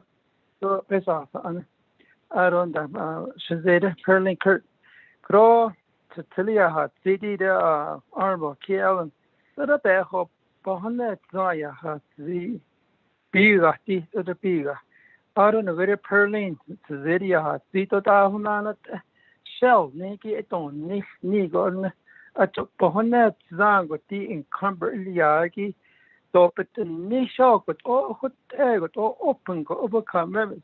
So there is no progress, nothing that can be unencumbered because there's reasons that we need money for this people that need help in hardship as we thought. So it be of course the now so I like to make motion that key element live motion I thought niska or they gonna say or kill. Of course let's motion I like to make motion what key element set and move on with it. Aro at on a Kobone, turns no bench. Can I motion that speaker to get this what key else said? I ask Kate, Zavut, not only my members, let's move on with it. Okay. Go back on mute now. Yeah, speaker. Well, you're gonna be here. I'm not gonna get the caution. Yeah, Junior. Thank you. Honorable Yellow Hair, I'm confused now. Honorable Yellow Hair, you're motioning to, what did Keon Gay say? Yes, what he said is definitely clear, like crystal clear. I would like to make that motion to get this approved. So the people need help. They will give them time from here to the November 3rd. Okay. Let's do it. Okay. Not honest. Okay. There's agreement. All right. Thank you. All right. With that, I don't have anybody else on board. Are we ready to vote on Amendment 2? Going once, going twice. Madam Chair Crotty. Delegate. Madam Chair Crotty, go ahead. Thank you, Speaker, my colleagues. I did have a question for Ms. Barbroff in terms of some of the concerns. If there could be language that, at the very least, resource and development and budget and finance could, like a report or some type of concurrence, because I can see that if we just allow Office of Management and Budget and the Office of the Controller, there could be some areas that the oversight committees would want to either be informed of or at least take some type of action prior to. I keep going back to this unencumbered and unobligated. I think we need to know what is the liability and what's how we're setting up the nation for future liability. Thank you, Speaker. That's my request.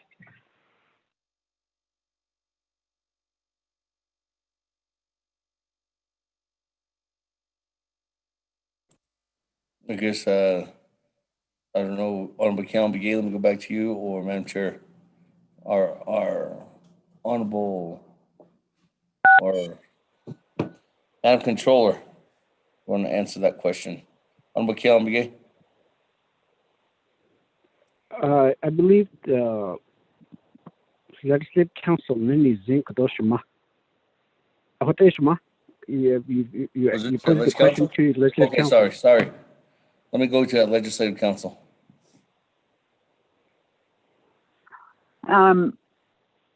This is Chief Legislative Counsel. Thank you for the question.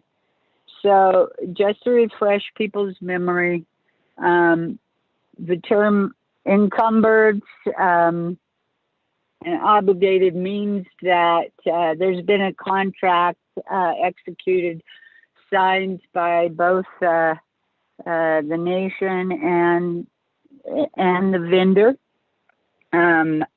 So those contracts have clauses in them which should allow the nation or the vendor to cancel the contracts with 30 days notice. Right now, if you pass this now, it definitely gives the programs time to work with their vendors, saying that the goods and services are going to have to be delivered by December 15th. If a contract exists, the goods and services are going to have to be delivered by December 15th. If they're delivered by December 15th, then they're not going to be unencumbered or unobligated. The payment will be made. There is probably potentially some liability if there are contracts that for some reason are so locked in that the nation cannot get out of them. I would find that surprising, but DOJ, who's on the line, may know of some contracts that there's no way for the nation to get out of if at this point. However, all of the contracts should have identified that the goods and services have to be delivered by at least December 30th. So we're not talking about a big step up here. So I'm going to defer that part of Delegate Crotty's question to DOJ.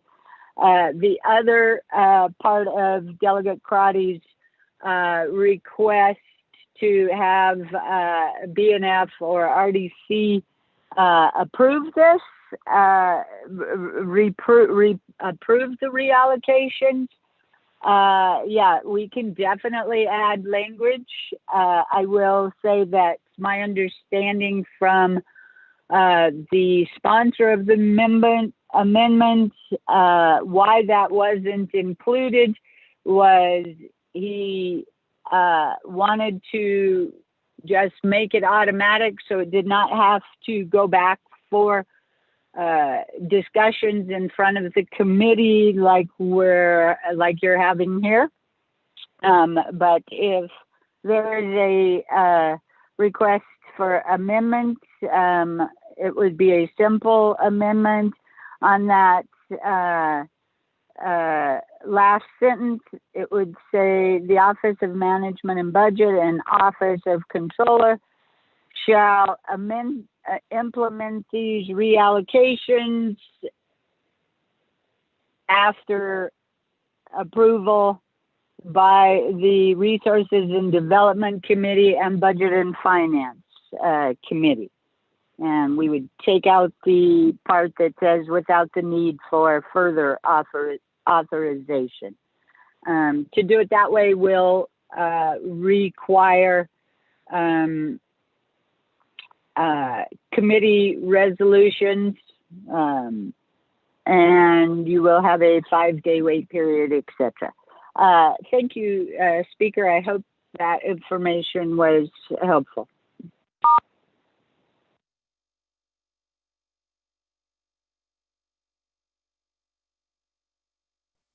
Thank you. With that, I don't have anybody on the board. Are we ready to vote on amendment number 2? Speaker Damon, this is Delegate Crotty. Madam Chair, Naabík'íyáti, go ahead. Yes, thank you, Speaker. I'd like to ask the amending party if he would consider amending or modifying this amendment to include that Resource and Development and Budget and Finance Committee I'm trying to think of the language that Ms. Barbroff used, but that they would see this document and take action. Thank you, Speaker.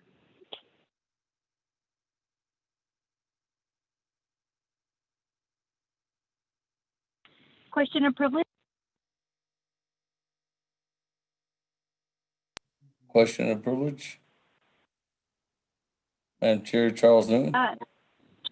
Yeah, so my question is, if that language that is being proposed goes into this amendment, then does it put us back in the same situation that we're in now, where it seems like we're just going in circles and we can't make a decision?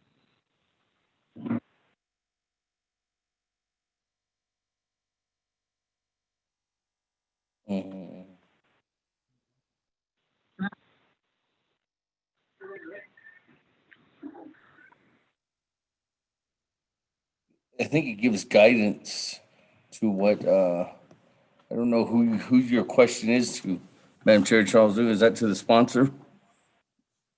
Because I could answer To that. Dana. Okay. Well, Ms. I guess Barbara? to you, Speaker, and to Dana. Well, let me give one clarity on that. I think back to what Honorable Slater indicated earlier is that would actually make the recommendation not just to what he, I think, uses his language, unelected leaders, that it would actually go back to having the committee decide on what, at that time, the recommendation on moving some of those dollars back into the hardship account. But Ms. Barbara, I don't know if you want to add anything on. Thank you. Thank you, Speaker. Thank you, Chairwoman. What will happen is that before the OMB and controller make reallocations to the hardship expenditure plan, they will have to get approval from the Resources and Development Committee and the Budget and Finance Committee, or the Resources and Development Committee will recommend to the Budget and Finance Committee. So the committees would have the opportunity to determine that they do not want a certain amount reallocated to the hardship fund. They would be able to pick individual amounts that they do not want to be reallocated. So yes, it would be back in front of committees, and yes, they would have the opportunity to select projects that they do not want the dollars to go to the hardship fund. I hope that answers the question.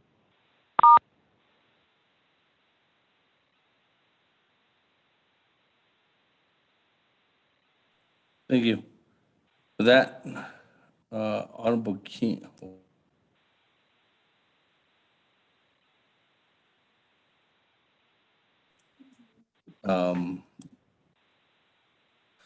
Okay, with that, Honorable Chair, Honorable Kelly McGee, there's a request to modify, but I don't know if that language is ready. Ms. Barbroff, I guess Madam Chair Amber Crowdy was asking for assistance on the actual language.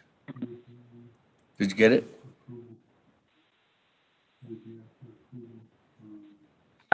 Maybe alleged services. Speaker, I'm staying with the motion that I have right now, Speaker. Okay, so you're just staying with this. Okay. That, back to the board, Madam Chair Amber Crowdy.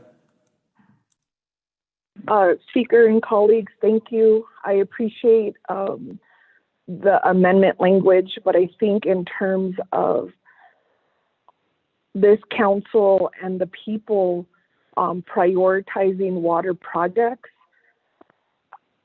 I think it's in the best interest of this committee and of this council to maintain a watchful eye on the Department of Water Resources and the Department of Health, so that our people can be provided the services where there's funding available, and maybe the programs need additional support from the oversight committees to not only defend and understand the U.S. Treasury guidelines, but also to, in that understanding, lobbying our federal congressional leadership, the administration, to remind them that having these hard cutoff dates will greatly impact how Navajo Nation can provide water, electricity, and other services to prevent and mitigate the spread of COVID. I think at certain points, and for me, the line in the sand is when U.S. Treasury guidelines has constrained and not allowed for water supplies to be purchased without understanding that here on Navajo, federal guidelines has created and Navajo internal guidelines has created a swamp of red tape. And so I want to take responsibility as a delegate to make sure that at every step of the way, that any authority that I have through Title II will be used to help get these projects out there. And these are projects across Navajo Nation. At this point, I cannot support this amendment that creates a possible liability, because I think if the contract language was ironclad, and I have not seen an example, then this language wouldn't be needed. And I also think that leadership should be involved when we're reallocating and making those decisions through an official action to reallocate. And if it's reallocating to hardship, I support that to help the people. But I also know that there's good projects that are on this listing. And if we could collectively work together, we could make a lot of this happen. And so I can't support this amendment without any modification to include representation of the Navajo Nation Council and its oversight committees as we authorized to have this. And I'm willing to fight for those water projects. And we've worked with Jason John. We've been on every call every week. We've seen the give and the pull of submitting documents, resubmitting documents, and I'm just concerned that I'm not ready to give up that fight. And I think that's what this amendment does. Thank you, Speaker.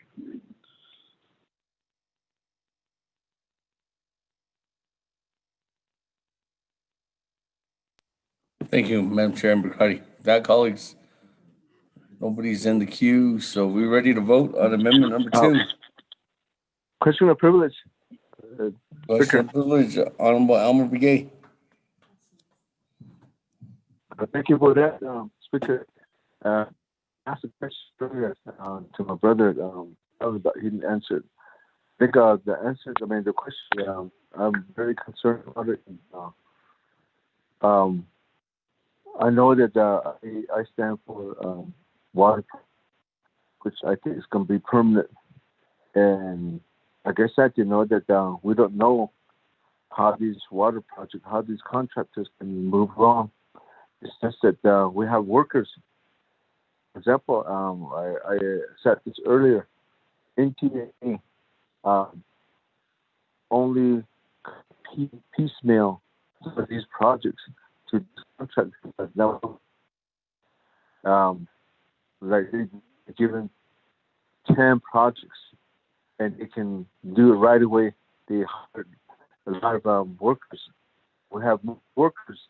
I have to say that we have more workers out there willing to work. So we don't have enough projects. Just that I think we need to somewhere if NBA and they're on the line, I think they need to with us. And I think that there's contractors can do more bathroom addition, and then also they can put in more septic tank and cistern tank for these people. So I believe cutoff date is. I think we need to be more educational guests and the actual how they getting looking at projects, how these projects and how many projects can do in a week like that. You know, by looking, nobody's made anything by that. We're just like I said, we do with this political stuff that we do. We just say, hey, I motion this, and we would just by cutting off date. We don't have any actual data and go by. So I believe that we should give more time to neighborhood contractors to just to be on board. They're really working out there really good, but nobody's reading it. So I believe that giving more time to them, asking them how much they can do that bathroom addition and the cistern tank for these people. I think that's what the people really need. So, yeah, because but my question was, what about if we put a deadline onto this one and federal government extend these dates for the construction to end? We can do, and I think that's the reason why I'm thinking that maybe in December, close to that, we can do a cutoff date on it. So that's the way I'm looking at it. So AIC need the projects, septic tank, system tank, although the bathroom addition, these contractors just barely hire people. They just started to so hold on, I think we should give more money, more projects to these local business owners. That was my question, Speaker.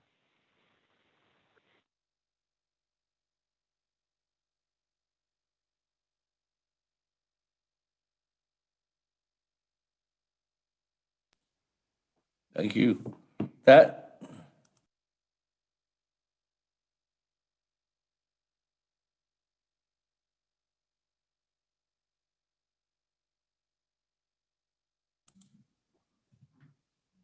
Let me go to Honorable Kiambagi. Chairman, response. Speaker Damon, Adokodo, Naabík'íyáti Committee, Adokodo Shina, Elmabigay, through your question of privilege. And also, I need us to Shimashari Hatsi, Skrati. The deadline is in place right now, no matter what. Yes, there is talk at DC level. So this has been indicated for the past several months. So with the election going on and Congress probably will be going on recess again after the election, and I don't know if they call a special session to act on this. I mean, I'm sure that would be a different situation that the council could react to at a later date. But the way it is right now, Sadiq, water. I'm all for water as well. I mean, representing 5 chapters, and any other thing, broadband, housing, you name it, across the board. It's just a matter of the fact that the deadline is in place right now. So with this amendment, all it's saying is that another does ha sha team to kodo ishi at the end adult at the sign that they have an opportunity to say that yes, we can do this job, unless kodo needed Mr. Jason John had see it at the bonnet zada Johnny go yen hit had see ko ebe ben na space for set man ni cha awana at the so benina go peak at the water project the Naabík'íyáti, if NTUA, if NECA, if outside source, and whoever is willing to come onto the Navajo Nation, I mean, that's up to the program to get these done. So that's why we're giving them a month to make sure that all this project work goes through. At a akoko, I don't know what it needed by that time. She in the Diego Ahozendo list me. Because another does the bonnet zada nigo go to add-on that need base okay automatically goes to the hardship, and that's basically what we're doing. And AEC been legislation so knowing that we want additional funding to be going into the hardship. So there's other projects I'm sure that is still will be coming forth, and they are still on the list. And the other thing that we probably need to look at as well, continue to look at, is the second stimulus, or is it the third, that's still being talked about at DC level as well. I mean, it is that the budget, the deal, the budget, the needs and all this. So then to just like not next day, no ban yet here. So ko ada kuna me dan hitch nan the issue needed at I don't kun han data jo thing to koto at ban yet here.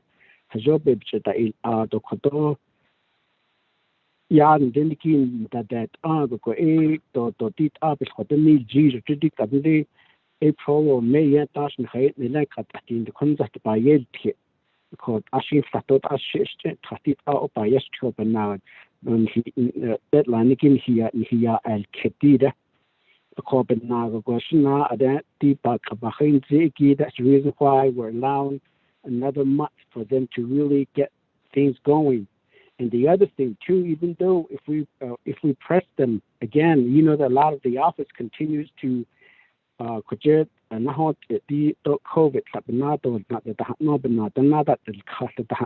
so that's out of our hands.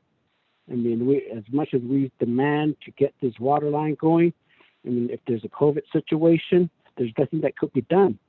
So those are the areas, and then of course Mother Nature joining does she. So I know that the several outdoor projects were on hold for almost about 2 days. So those are the factors that we have to look at as well. So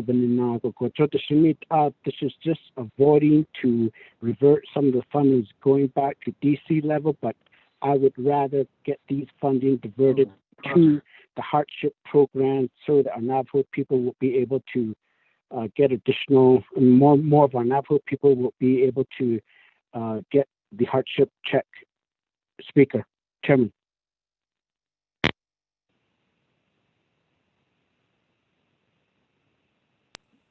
Thank you, Keelan. That colleagues, we ready to vote now on amendment number 2? Once, twice, Speaker. 3 times. Chair board. Let's vote. Chair. Vice Chair Walker. Yes, Speaker. The amendment as proposed, without any modifications.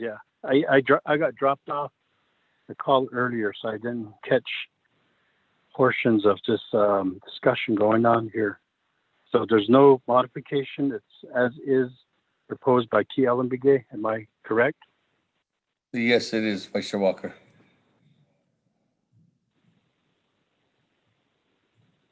There's no modifications. What was read into the record initially is what is still the same amendment. Nothing has changed. Okay, can I have some time to speak? Yes, Vice Chair Walker. Thank you, Chair of Naabík'íyáti, committee members, and then sponsor of this amendment, Honorable Key Allen Bigay.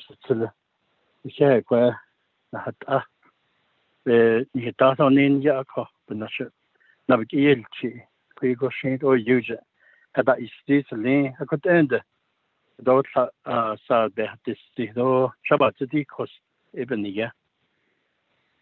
They sa CARES Act based on today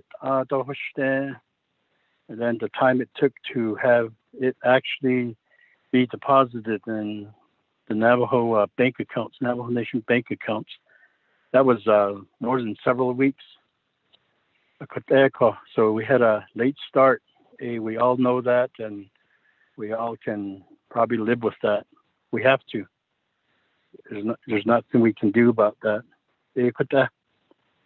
Timeline December 30, as the CARES Act law mandates. For Navajo, November 30. So that's another month, 4 weeks that we're bringing the timeline for ourselves. For ourselves, we're creating the timeline closer with a late start, and then bringing the timeline closer to present day. Even in she acquaintance and shenant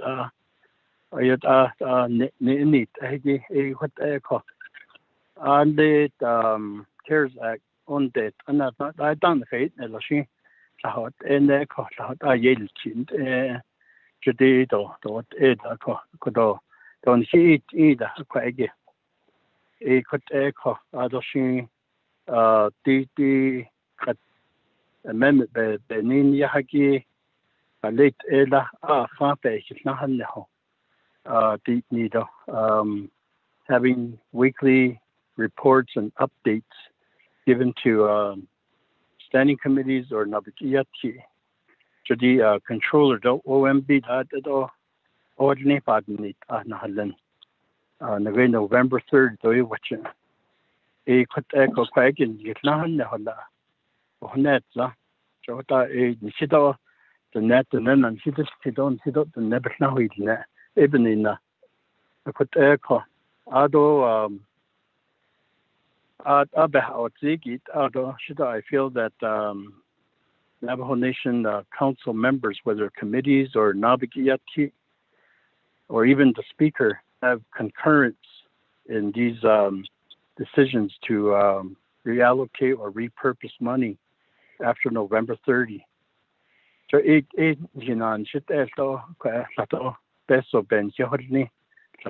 appropriate, allocate, repurpose the I'd like to ask the sponsor to consider including weekly updates from controller and OMB to the council or the committees, although that there be some concurrence, that would require some concurrence by council members or committees or Naabík'íyáti or the speaker as elected officials representing the council. I see, but now that's Johnson. I don't any has it. I don't see it either day. Peso another Nifiki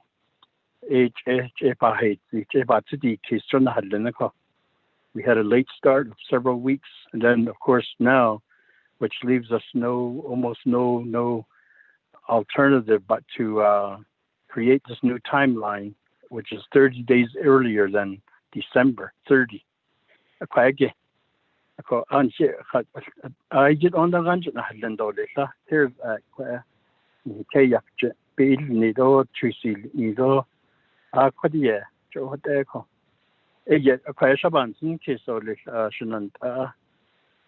updates, regular or weekly updates from ONB and controller. That's a bit easy. It's a job call, job that they bahas. Other concurrency, it a hot law, job that they, yeah, late Italia, which I need edit.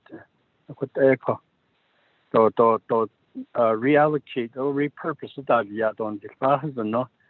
Then it's easy to say, well, it's ONB or controller. Either the Jobanana, either the Lissy. What I in such case, Junantados, it's it'd be these Johnson, what ego, Bonet Johnson.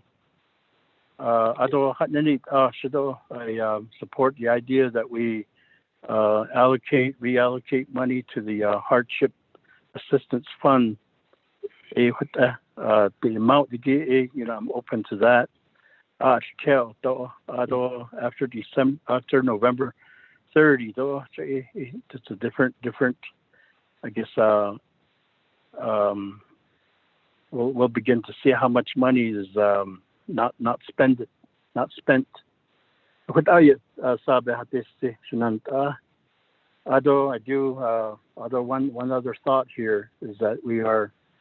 By doing this, it seems we agree, we admit, we accept the fact that we have no other way out of this other than to deal with the timeline that's December 30. And then, of course, Congress, in its wisdom or lack of wisdom, I don't know why they created that December 30 timeline, like if the pandemic will end December 30, What they call ishi aja the ban see case what they call so honorable brigade with other nature of this. Yeah, thank you, Speaker. Thank you, Honorable Vice Chair Walker. I think there was your request to modify, to add some kind of oversight from the committees, or in this case, or from the Speaker. There was a similar request earlier to Honorable Kiambagay, but Honorable Kiambagay didn't change his direction on that. So I guess I can go back to Honorable Kiambagay and check to see if it's still the same statute. Honorable Kiambagay.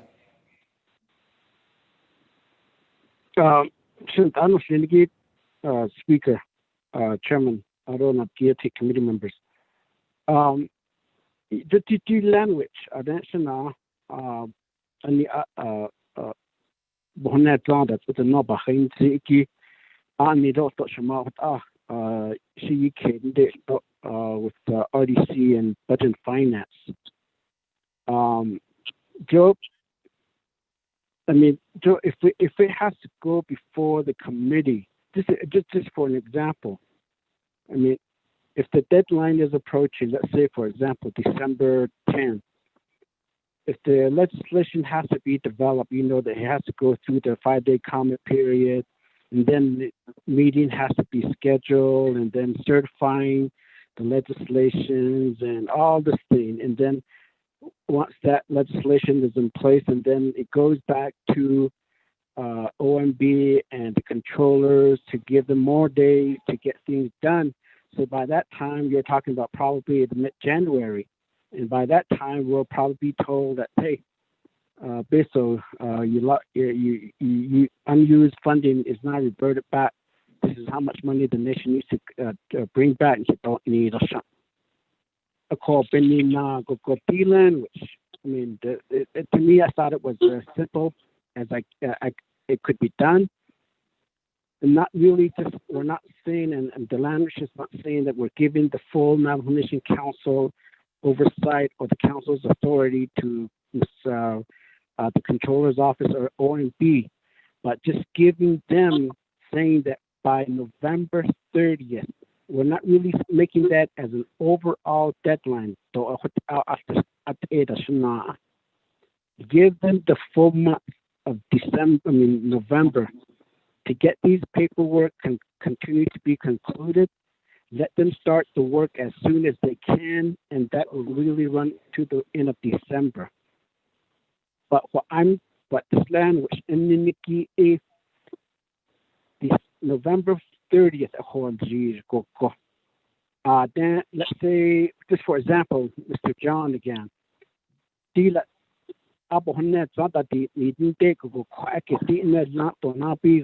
can't spend this money now.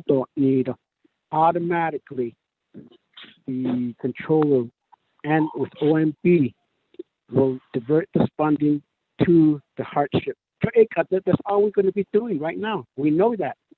We know that we're not going to be setting aside funding for a project knowing that it's not going to be completed.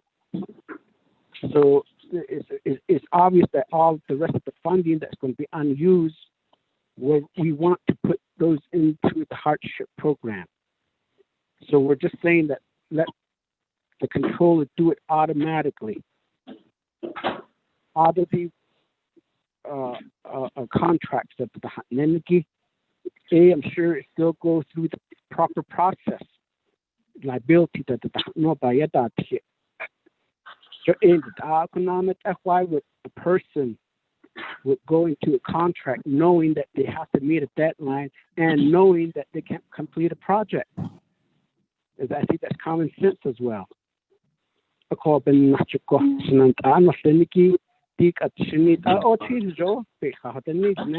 it takes.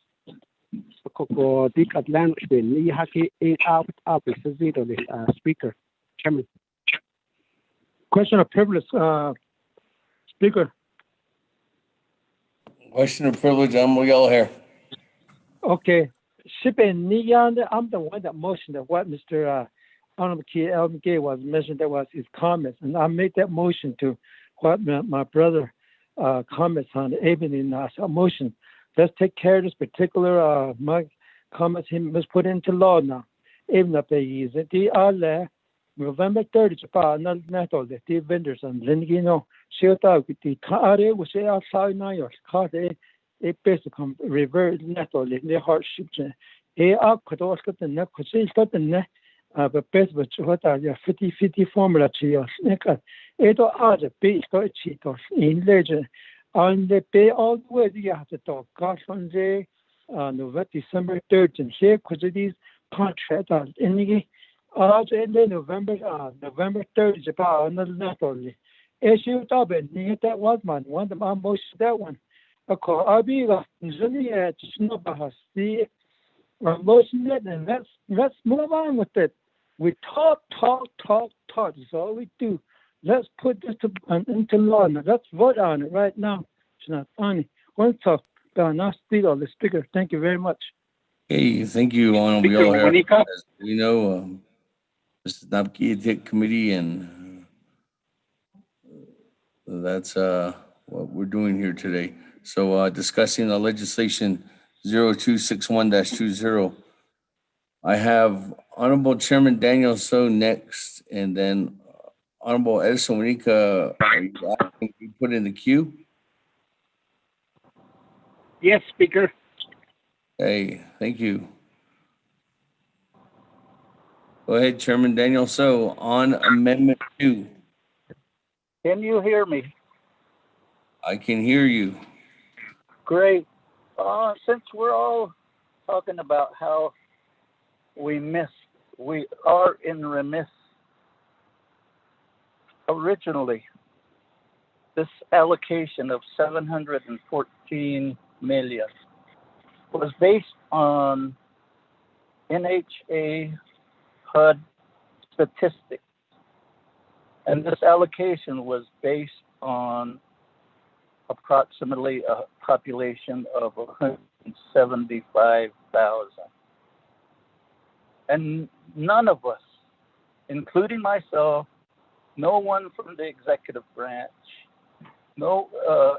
even the Washington office, questioned that particular use in this allocation, of which the Navajo Nation received 714 million. I'm in remiss, and right now we're seeing the effect.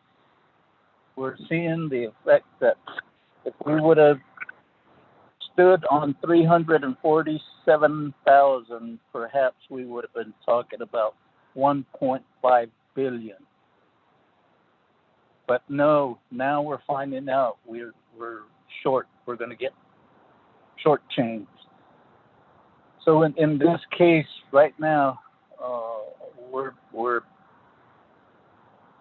putting different items in front of ourselves, and right now those items that aren't ready, we just got to on November 30th, if the chapters haven't used their allocations, then they'll be returned to this pot of money.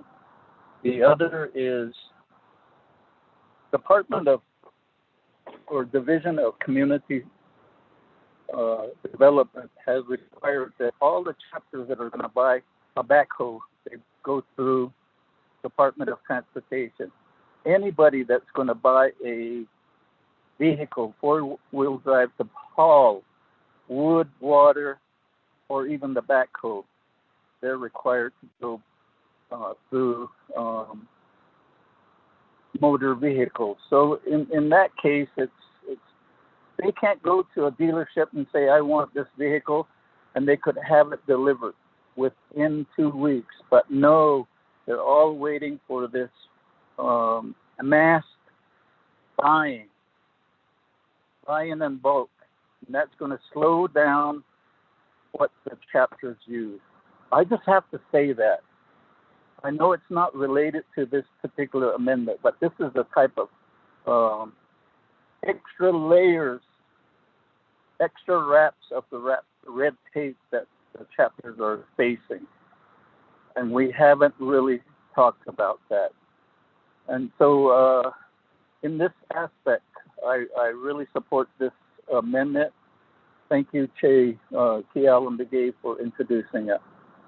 Thank you.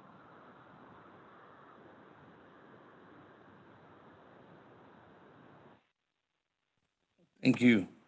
Moving on down, Honorable Edison Wanika. Thank you, Speaker. Can you hear me? Hello, can you hear me? I can hear you Yes. all the way from Oak Springs. Oh, okay. All right. Yeah, Speaker and members of the Navajo Nation Council, I am also supporting this amendment. My main reason is we have already decided that we're going to give the people $150 and the children $50. And one thing that's very concerning to me is trying to reallocate fundings for other purposes. If we do that, based on what the controller told us last evening, that she's trying to get enough application, or as soon as most of the people that's going to apply submit their applications, and she was using the number 250,000. And with the amount that we have in there, they're only going to get 280 plus, and the kids less than $100. And if we don't start putting the money back into the funding for the people, we are the ones that are going to really get it at the chapters.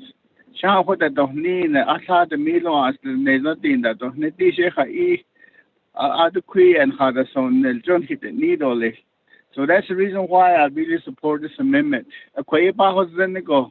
All the funding is going to go back into the hardship. And I think that's what we need to do. And there's chapters that's going to have a hard time spending the funding, not because they can't, but because of the timeline. And in order to spend most of the funding, the best way is just to give it to the people. And I think that's going to be the fastest way to do it. So I think we just need to come together and just concentrate on that and just go ahead and approve this amendment. So let's vote on this amendment. Thank you. Yeah, everybody else. Speaker, this is Talk. Delegate Ready to Charles. vote. Green. Madam Chair Charles Newton, are I'm you sorry, wanting to Speaker. speak? My comments can be really, really short here. Want to remind our Madam Chair colleagues Charles Newton, that, yes, can you hear me, speakers? I can't hear you. Can you hear me? Yes, I can hear you. Okay, go ahead. Floor's yours. We can hear you both. Great. Thank you so much. I just want to remind my colleagues that we already voted on this.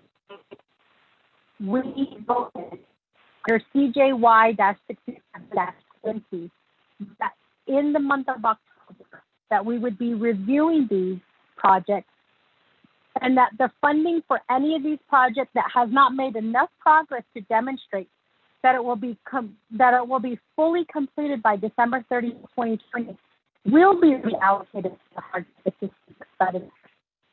And yet we're over here saying, oh, let's give them an additional 30 days. What we're going to see happening is these programs are going to be spending money fast. And that's good, but it's going to be a question of, are they doing it right? And again, we need to keep in mind that if it's not done right, the Navajo Nation will have to pay back. So we have been getting reports from the program. We have been getting written reports from the programs updating us on what has been happening, what has been going on. But none of the programs ever came to us to say, we need help with this.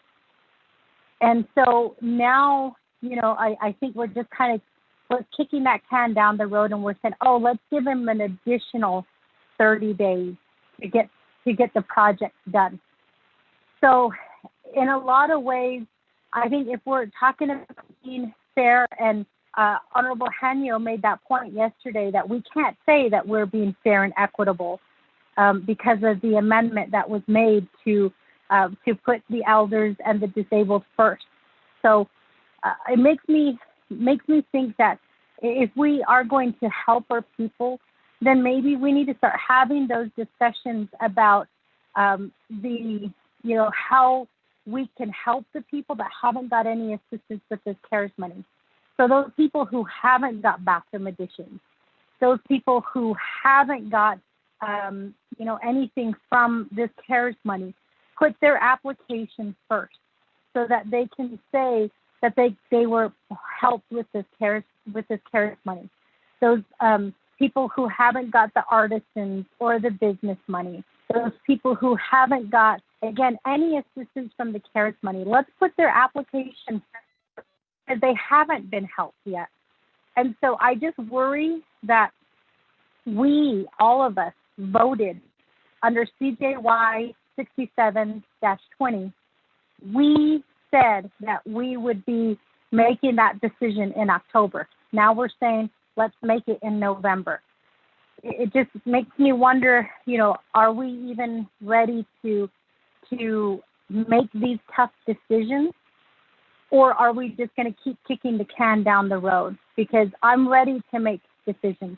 If it were up to me today, all of the money that has not been expended, I would put it into the CARES so that the controller could start issuing checks to the people.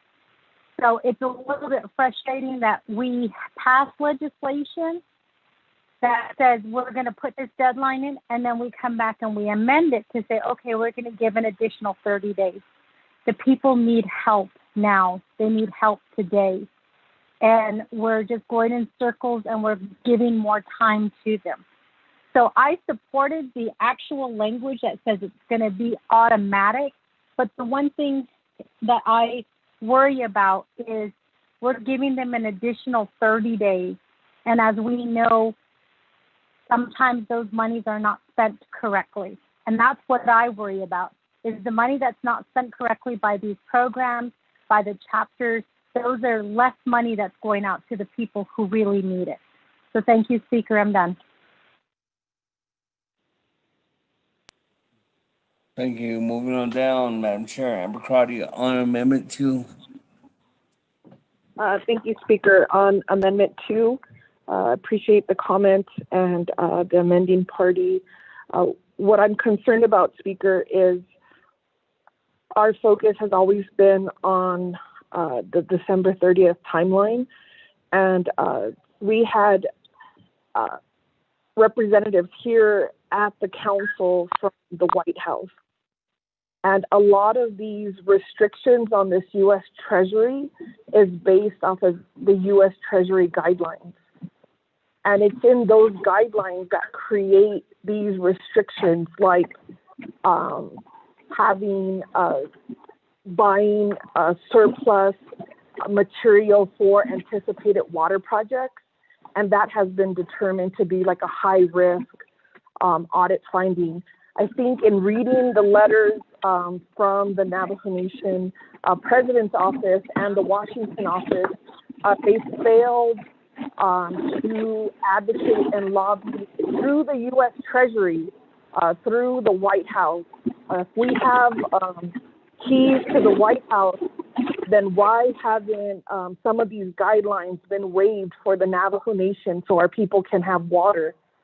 And that's what I think that in this last month, this council has the authority, has the political foresight to make the U.S. Treasury modify their guidelines. Those are not congressional mandates. That's the executive arm creating these barriers for Navajo Nation. So if we are stuck and if we have funds that are not considered CARES eligible, that is President Trump and his administration tying the hands of the Navajo Nation to get water to its people. And that's what I mean, that we should not have committees or oversight relinquish and just allow this funding to be automatically reverted when we still have time to fight for those water projects. We could spend that money on water supplies, or we could spend that money on contracts for material if they would modify those guidelines so that there wouldn't be an audit or some concerns. We could build up a system so that we have a plan to put these pipes into the ground. And we need this money to do that. Our people need to see this. They need to know that there's other creative ways.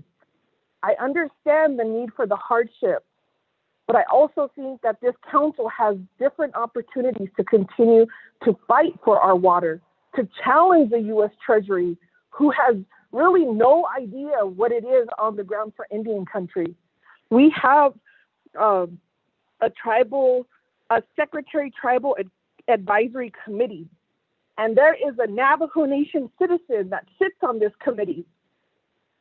And that individual, Ms. Benali, should be advocating for Navajo Nation. She should be saying these rules, these guidelines do not help our people. And that's what I'm saying. I am not ready to give up that fight. And that's why we need the Washington office to be here to respond to council. And it's not just a congressional deadline. It's the U.S. Treasury guidelines that are binding us. It's this administration. It's President Trump. He has the ability, this minute, this second, someone text him and tell him to relieve us of the Treasury guidelines so that we can have water to our people. And that's why if we have an amendment that it's up to the Office of the Management and Budget and the Office of the Controller, I'm not willing to relinquish that authority, as if every day, every minute we could continue to fight. And Jason John needs our help. And that's why I don't support this amendment. Because as leadership, we have to be responsible for any reallocations. If you look at the spread, look at how your projects in your districts are going to be impacted. And so that's why I will not support any amendment that relinquishes leadership accountability. Because there's more things that we can do. We have not yet, the battle is still not over for water. using CARES appropriations. Thank you, Speaker. Question and privilege, Speaker. Good. How are you doing? Honorable Brown, you gotta mute your phone, please. With that, question of privilege, Madam Chair, Charles Newton. What is your question of privilege? Question and privilege is to the controller. Madam Controller, can you tell me, does it state that water projects, like CARES money, cannot be used for water projects? And then two, who set the deadline of December 30th, 2020? Thank you.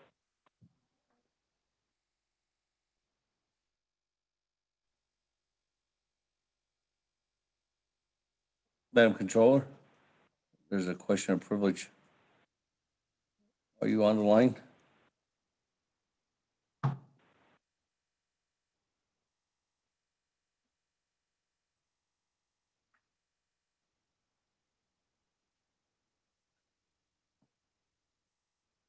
Madam Controller, Mr. Willie.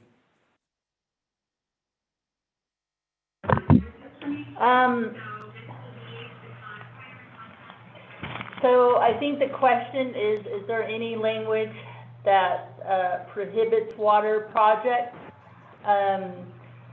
So there's a couple of things I want to point out. One is the stockpiling situation. Early on, we did meet with the water resources, and the plan was to stockpile pipes. Stockpiling in that manner would be unallowable because they would be for future projects. So we did communicate that early on. This is as compared to stockpiling, let's say PPEs, which is allowable. So those are two different things. Also, in terms of projects, early on, the Treasury guidance did provide for some language specifically regarding temporary, I want to say isolation units or those types of things that are related to healthcare. And then later they did clarify on the projects itself. They did clarify that you have to spend CARES money on not just a portion of it, but you have to ensure, follow up with all the projects, make sure they're completed. And if they're projects, let's say you're running water lines, you can't just run. Or another example is if like a bathroom addition, if you do a bathroom addition, you have to complete it and then it has to be functional. So those are some of the other clarifications. But again, the point of emphasis in the later clarifications was getting the project completed by December 30th. So Question of privilege, Delegate Crotty. Yes, Madam Chair. Amber Crotty, question of privilege. Yes, thank you, Speaker, colleagues. So to the controller, my question is, when you say stockpiling of water supplies are unallowable, are you referencing the U.S. Treasury guidance on the CARES Act? Thank you. That question of privilege over to Ms. Controller Kirk. The floor is yours again to respond.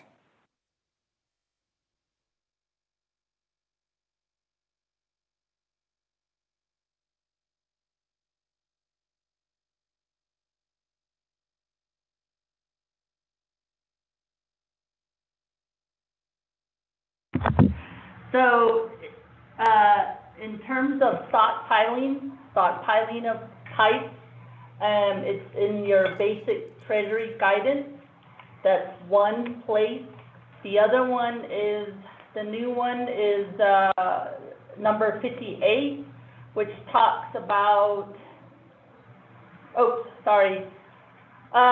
in number 58, the specific language is Such acquisitions and improvements must be completed in the acquired or improved property or acquisition of equipment be put to use in service of the COVID-19 related use for which it was acquired or improved by December 30th. So when we're talking about improvements, we're talking about projects.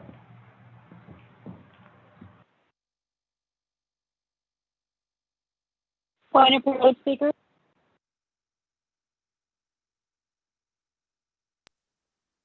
Point of privilege, Madam Chair, Charles Newton. Thank you, Speaker. So my point is that my number 2 question was not answered by Madam Controller, so I'll ask it again. Who set the deadline of December 30th, 2020? Madam Controller. So the deadline of December 30th is set by federal law, CARES Act, and it would be Congress. Okay, thank you. With that, going down, back in the queue. Madam Chair, Member Crotty, floor is yours. Yes, thank you, Speaker. I appreciate those comments and clarification from the controller. And so, colleagues, if it's a U.S. Treasury guideline, the basic guideline, and number 58, that is hindering our ability as a nation to understanding the challenges with the federal right-of-ways, the clearances, the guidelines, these are areas that we can still advocate and lobby for modifications, ways that we can ask the U.S. Treasury through the White House, through all of these individuals who sat in our chairs and said, let us know how we can help you. Let us know that what we can do for you. This should be our ask from the council. Remove the language and the barrier to allow us to use Earth Fund for water projects, but because of these complications, we plan to use them within the next 24 months. These are things that the guidelines can still provide. And I think these are opportunities that at this point have been determined are uneligible, but through lobbying efforts of this council, we can make that a reality for our community members within the timeline that we have. And depending also then if supplies are available. But that really was the vision that that Director Jason John talked about, because his program has been under-resourced and underserved for so many years. He needed time just to get these projects off of the ground. And so I think it's the U.S. Treasury guidelines that are developed by that executive program under President Trump. Navajo Nation should use her political weight, her political power to ask for language that modifies or clarifies that treasury so that we could be allowed to at least use that for materials that would be used to help with COVID. I think those should be the ask for the nation. And I think at this point, that is something that we could use to at least get more projects planned in the future for our communities using this CARES allocation. I understand that Congress made the December 30th deadline. And I will stand and say that deadline for Indian country was a disservice. If CARES was not intended to fund programs and projects, then our congressional leadership and President Trump missed the mark on the needs of the Navajo Nation. And that I think that responsibility falls on all of us so that they know our story, they know our needs, and that we're not waiting for an IHS allocation, $23 million a year when we have a $2 billion need. And so it'll take us roughly about 60 years just waiting on the federal government and their allocation for water projects for us to meet the needs of the people. And so that's why I just think oversight, this committee at least should be involved. And if we're just deferring to Office of Management and Budget and OOC to make these decisions at this point and how important this fund is, then let's just do that for everything. And that's where we're going with this amendment.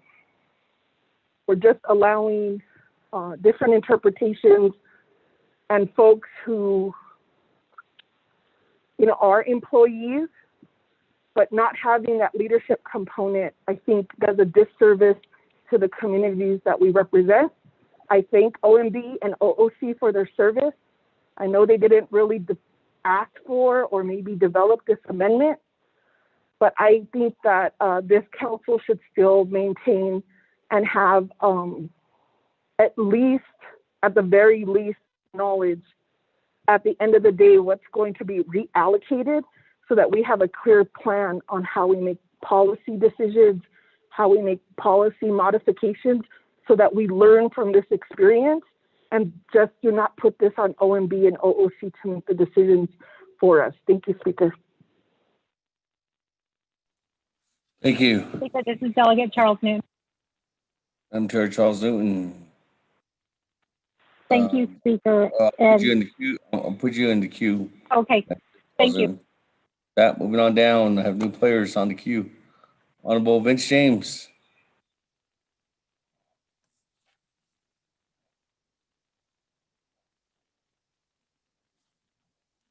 Speaker, can you put me in the queue? Thank you. Speaker. Another speaker, Ado Janat Ahnohlenigi, members of the Now for Nation Council.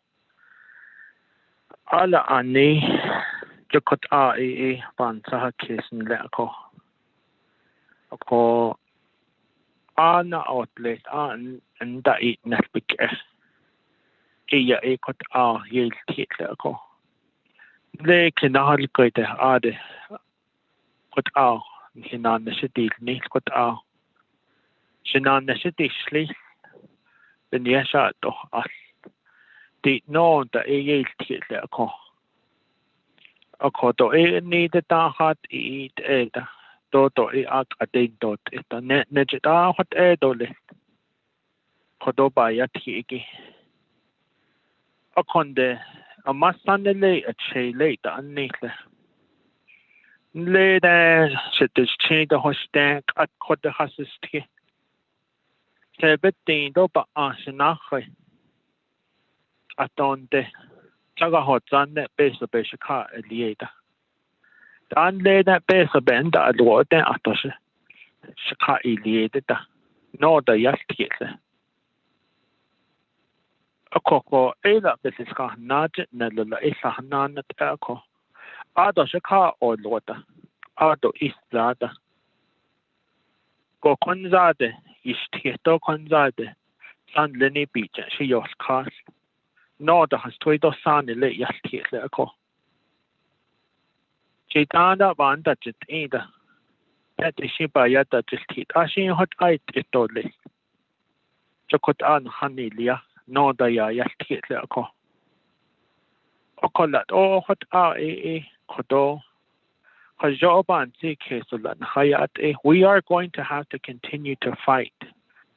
We are going to have to always know that for any individual that runs for the position and leadership will always have the duty of fighting on behalf of the Navajo people. It's just not going to be within our terms. It's not just going to be within this time of care funds. We still need to fight every single day. But yet we have elderlies out there that say, I'm 80 or above 80 years old. No assistance, no help from the Navajo government, from the federal level. I've received no help, but I still make myself achieve many things and got into the elderly age. And I still haven't received any assistance. And I'm enjoying my old age life. I came this far with no assistant. I made it this far with no assistant. And some of them are talking to us in that way today, stating that, oh, I don't need no hardship. You guys are just going to go round and round on that thing. We'll never see it. I'll never see it. So throughout my whole life, I never received assistant. So getting this assistant, what is that going to do to my life? We have elderlies that are talking in that way. So in that sense, you know, if we could do our part with these care funds and start spending the care funds, no matter if it's through projects, no matter if it's through hardship, I think it's time that we do that. Or we can continue to go round and round on this and continue to have federal administration staff continue to enjoy their popcorn here into our issues. What are we going to say if another allocation comes? If they allocate more funding after election, what are we going to say if that happens? They're going to come back and say, hey, we allocated more funding, but we're not going to allocate any funds to the Navajo Nation because you guys still have a big amount of funds. And we're going to miss out on the second round. If it were to happen, who knows? We just don't know what's going to happen. So in that thought, I think we need to make sure that we provide some kind of deadline for our Navajo workers, for them to continue to plan what is beneficial for our Navajo people to be served. At this point, there is no deadline. At this point, there's really not a true, accurate deadline. Everybody is just like, okay, well, if you're under that department, your deadline's here. If you're under that program, your deadline is here. And I think this legislation makes it more clear in sense that there's a deadline for everyone. And that's where we have to make that tough decisions as lawmakers and say, let's move forward and let's get this resolved and start spending the funds. Because we just don't know. It might get extended, or we might lose out on a second allocation of CARES funds. Who knows? We don't know. So, colleagues, I strongly encourage you to stand by us and to vote green for this legislation. Hajoya do list o hayuj nadan his hajo do list kodo jansi hit a okodoni chokot a bansus cases zindo ko ni kodo ni hit na pathati ga pathati tahike to a kote chitje ajanti ne sos bezla as lend a kote ya e pa atne to e to di nida ana so hot a it he git Okoko Church Kahasi, Loshinat Arnoslini, get all Jove Candy, what are Nihijena Oshka, Nihajopa, the Snako. The net o Hayud what are at Nihinet on Hitan Hiketa Bisbans and Nitlini.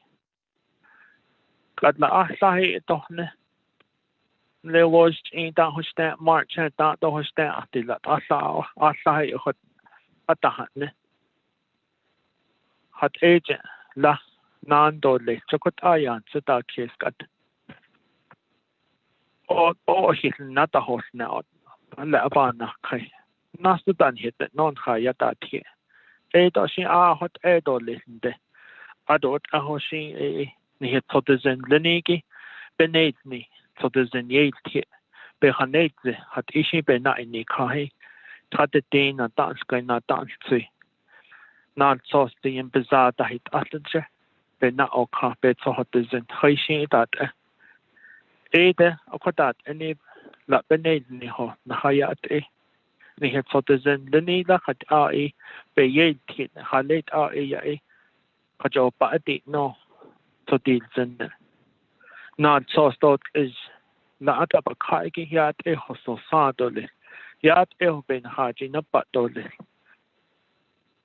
chokot out e citizen lini dit la ko adola o ha yut bitenitle pa kajo pa atishne yat e dol seligi bitenitle kaya bakaki yat e dol seligi benachin hit nel e dolis yat e dol seli bitenitle di noda e citizen linigi a koi jen halo a koi e citizen hong habe na hot a he hot a be yel tiako e ya na khaje and stop at jolly da dolis oet a hot citizen do ba hotlo quite quite agene dolis jota akot a ban set the case la isho la a oshin khonna bi khoje pan hotot as akot a e nache da a dolis akot a e hinache in the case of bananas a zolo sato ba disney a shi anin khach e teskai na khach e teste akot a ya e kodo ni heche nice is kandole bishwan sa an kodon histanas thanegi hot a isad lene be hanana sti dole ha thank you.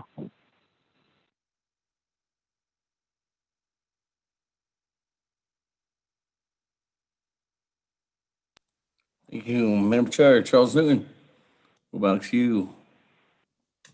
Thank you, Speaker. So I just want to say that it is great that we want to remove languages and barriers that the U.S. Treasury put in place, but that means that we have 3 days to lobby this current Congress before election. Days to change the CARES legislation, to change the deadline. And I know that those are two different things. One was the U.S. Treasury, and then one is the CARES legislation. But, and I don't know if that is possible. But right now, I know that we are holding up funds to help the people. Emergency funds that should have already been given to the people. Yes, water projects are a priority. There's no doubt. I don't think any delegate will tell you that it's not a priority. So maybe we should start having discussions about what we can start doing and looking at other funds, maybe like the permanent trust fund, to fund these projects that will take years and more than $127 million. So yes, we do need to continue to advocate to make changes, and it will take all of us to address this matter. If we, as delegates right now, if we can't, or maybe we just don't want to make these tough decisions today, then, and we want to keep the people waiting and continue our debate, then, we're not doing anybody any service. What I'm saddened from is that our program directors didn't know they had until October to show their progress. And now we're going to give them an additional 30 days to get their projects moving and to start spending that money. Meanwhile, we're making the people wait. So I'm ready to vote, Speaker. Thank you.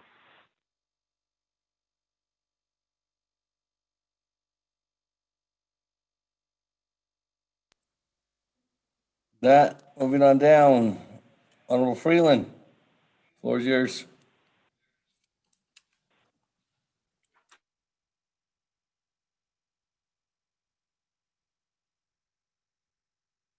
Thank you, Speaker. Members of the Naabík'íyáti Committee, my colleagues, everyone online.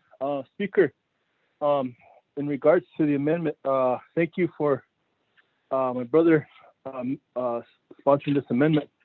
I wanted to speak in the terms of extension and what's going to happen if after Tuesday, we have a 50-50 chance right now of a possible extension. We passed this legislation. We passed others related to the CARES Act. Something happens after Tuesday, then we come back to the drawing board. how are we going to handle that? Or what are we going to do after that? Are we going to reallocate monies back to projects again, or are we just going to just pour everything back into hardship? I know the extension has been mentioned, advocated, and discussed. I've heard several legislations in Congress right now, particularly on the House side. Representative O'Halloran has one, but it's asking for an extension to December of 2021. I'm just asking, what do we do if we're granted an extension? I don't know if the controller could answer that, or who could best answer that. I'm real hopeful. I'm always hopeful. I'm always optimistic. Things will work out. But what if we do an extension? Then what? That's probably the big question. I wanted to ask Speaker and my colleagues if we could hear from Carlisle Begay, our lobbyist, and the latest on what's been going on in DC regarding an extension. If that's okay, Chantal. If I may, Speaker, give him the rest of my time. Thank you.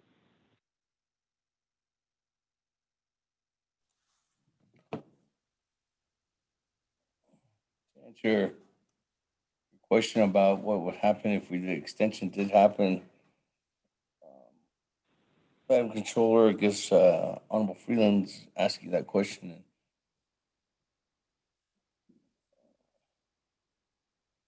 Mr. Speaker, this is Robert Willie. Yes, Mr. Willie. In relation to the question, as far as the extension, I'm not sure what that would look like, if there's any parameters placed upon it. That would, I guess, be decided by Congress. Going forward, I'm not sure how that would look at this moment. Thank you. If just to add on to that, Honorable Freeland, I know you didn't ask me, but if the extension happened, it would be up to this body. It would be up to council to decide what they would want to do with the funding. If it was a 2-year extension, is that moving dollars back into water projects? And that'd be dropping another legislation to move dollars around to add on towards water projects. If it was 3-year legislation, same thing. It would just be that debate that would happen amongst, and the Speaker's office at that time would bring in all the experts again, and as indicated through the past summer, in recommending what projects are feasible and giving you that rundown. That's what the Speaker's office for sure would do. So making everybody aware of the different options that are available if it came to that direction. Honorable Mark Freeland. Okay. All right, Speaker. Well, thank you then. Would it be okay if we heard from Carlisle? Yep. Mr. Gay, are you online? There's a question directed towards you. Good afternoon. Thank you, Chairman Freeland. Can you hear me, Speaker? Yes, I can hear you. Hello. Okay. Thank you, Chairman Freeland, Honorable Speaker, members of the 24th Navajo Nation Council.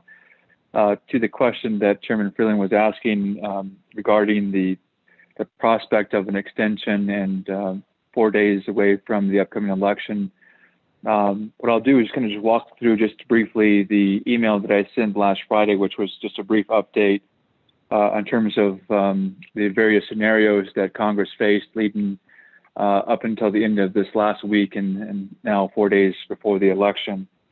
As I mentioned in the email last Friday, I'd indicated that Congress last week, and in particular in the Senate, imposed a deadline for the House to come up with a COVID-19 stimulus deal.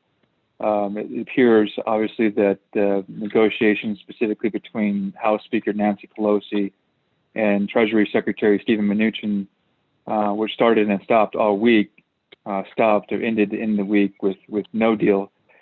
Beyond this coming week and beyond Tuesday, as I stated in my email, just several scenarios in terms of perhaps what to expect with a possible stimulus package.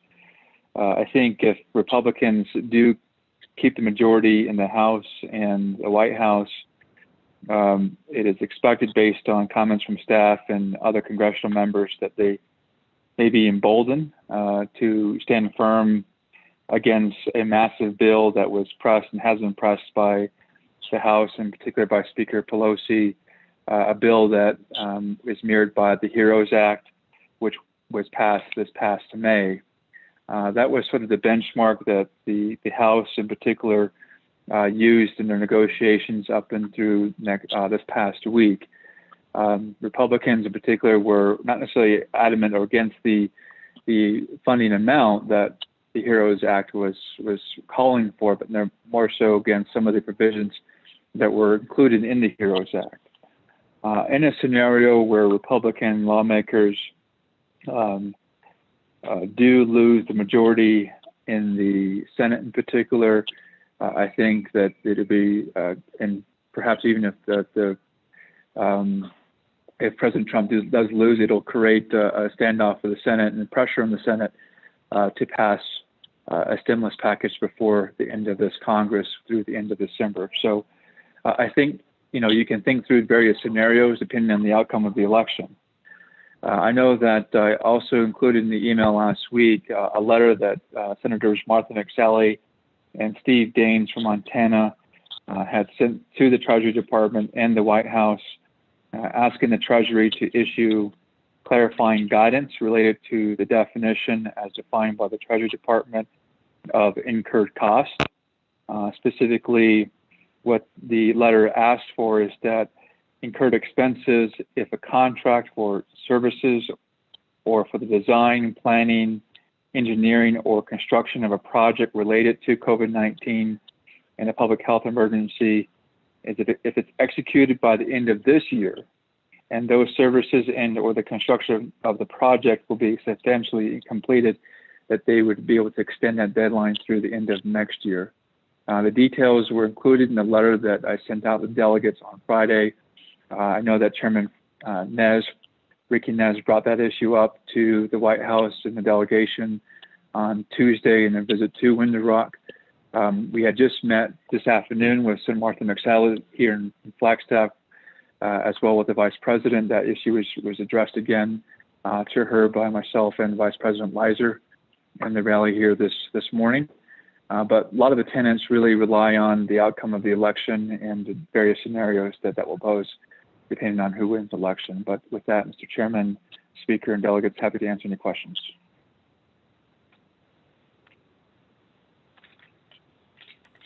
Thank you.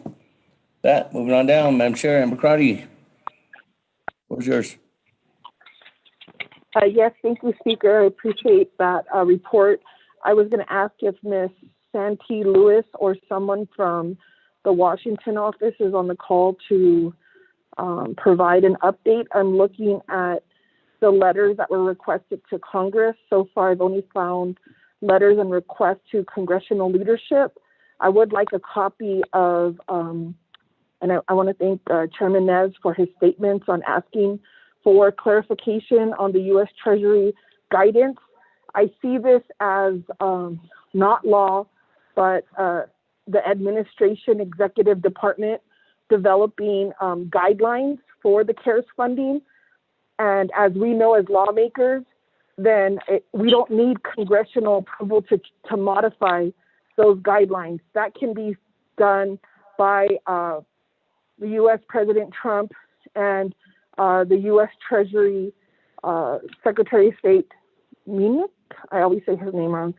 And I also think that if we have a representative on the U.S. Treasury Tribal Advisory Board, then we need to update on how they're advocating for our nation and for our region when it comes to CARES, since it's being allocated by the U.S. Treasury.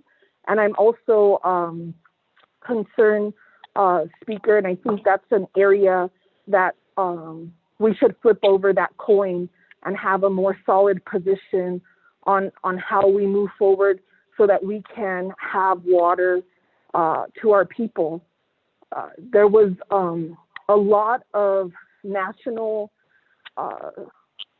coverage over water, when we had this snowstorm earlier this week. We saw the challenges on getting roads and hauling water. We have nonprofits who are on board. And so I think that we could still use this CARES funding to provide relief to people. I know we have delegates that don't have water in their homes. And I think at this point in the year 2020, we should use our political will, our political might, because Tuesday may decide an election, but till the end of the year, we still have that same leadership. It's the same Congress, it's the same president, the same staff, cabinet secretaries, and we need Navajo Nation to use her might to get this guidance clarified and to advocate for clear language in there that we can create an opportunity to have water supplies for our people. I think that is a COVID-related prevention mechanism. And I was fortunate enough in the beginning of this COVID relief work hear from some of our elders who were promised water for 40, for 60 years.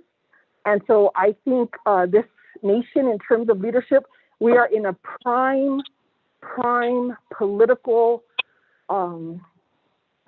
position to ask for our needs and demand that they are met. Because of that election that's coming up, because we had this council full of top decision makers, we cannot let this just blow by the wind. Their visit has to matter. And what they can do for us is create more opportunities for us to have water to our communities. And water is the number one priority from the public comments on how we use the CARES funding. It just happens to be very, very difficult. And so I can see why we need this amendment. But again, my point is that this council and oversight committees still have opportunity to make sure to understand what are the challenges on why some of these expenditures have been considered ineligible, and why there's been a challenge to encumber, and why, as we roll down to the end of this month, programs have had a hard time in getting water projects out to the people. Thank you, Speaker.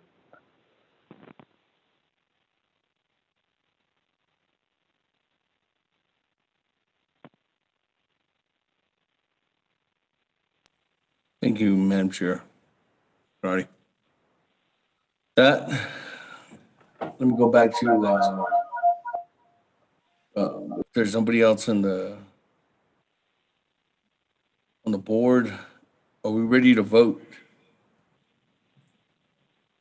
Going once, on Amendment 2, going twice, going 3 times. On Amendment 2. Go to the board, Bobby. Roll call.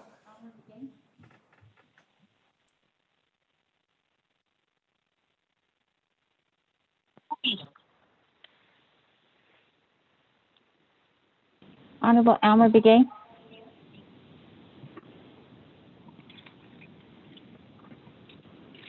Honorable Key Allen Begay Jr. Delegate Allen Begay Jr. votes green. Thank you. Honorable Key Allen Begay Jr. votes green. Honorable Paul Begay.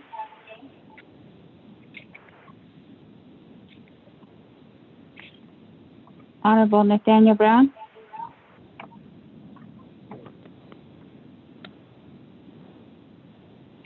Honorable Eugenia Charles Newton.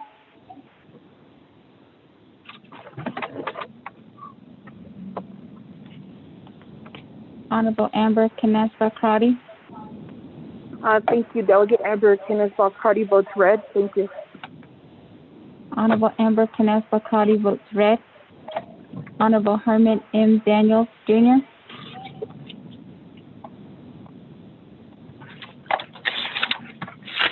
Honorable Mark Freeland.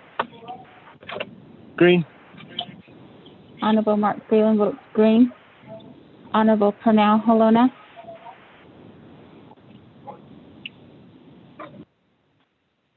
Honorable Jamie Henyo. Henyo votes red.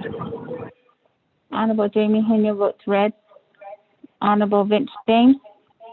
Delegate Vince James votes green. Honorable Vince James votes green. Honorable Rick Nez. Delegate Rick Nez votes green. Honorable Rick Nez votes green. Honorable Carl Slater. Delegate Slater, green. Honorable Carl Slater votes green. Honorable Raymond Smith Jr.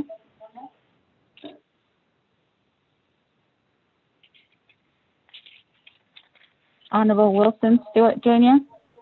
Green. Honorable Wilson Stewart Jr. votes green. Honorable Charlene So. I vote green. Honorable Charlene So votes green. Honorable Daniel So. Daniel So votes green. Honorable Daniel So votes green.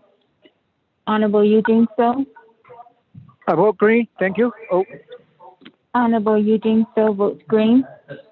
Honorable Otto So. I vote green.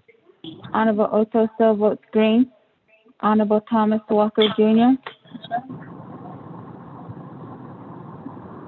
Thomas Walker votes red. Honorable Thomas Walker Jr. votes red. Honorable Edison Winika. Green. Honorable Edison Winika votes green.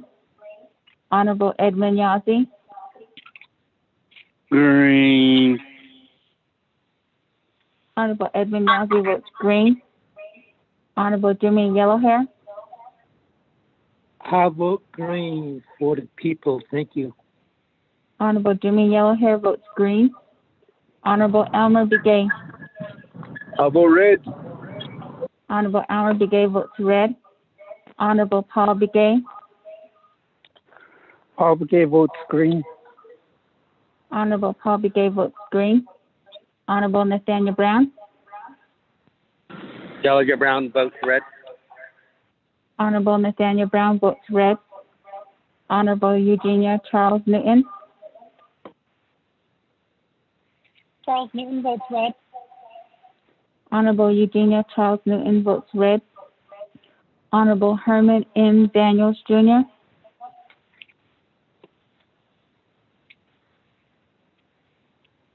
Honorable Pernell Halona.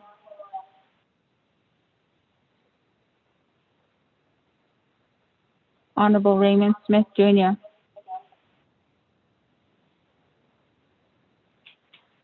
Speaker, with a vote of 14 yeas and 6 nays. Speaker not voting. Halona votes red. Honorable Pernell Halona votes red. 14 yeas, 7 nays. Speaker not voting. Thank you, colleagues. 14 in favor, 7 opposed. Chair not voting. Motion carries on amendment number 2. That, colleagues, go back to the main motion on legislation Order privilege. Order privilege. 0261-20. Order privilege, Honorable Otto. Okay, just I know you guys had this long debate on Key Allen's amendment. Have you guys determined who's going to make that move to move the monies? Who is it? Because I believe I raised the question on one of our council meetings related to one of the legislations that we passed, resolutions that we passed. I think it was 6720, one of them. And in there, the president's office, the first allocation, legislation 116, indicated that there was going to be a reversion of unspent dollars by the end of August 2020. And I believe I asked the question, whose job is it to revert those funds over? And since the council had approved it, and I remember asking the controller, I was telling I was thinking it was the controller's responsibility to move those dollars, but she said it's not my job. But if Nabi gonna be the final authority on P. Allen's amendment, I really hope that the controller does not say on November 30th, it doesn't indicate who's going to recollect those dollars. So that's all. Thank you. Okay. Thank you for those comments, Honorable Otto. With that, colleagues, I'm on the main motion on legislation 0261-20.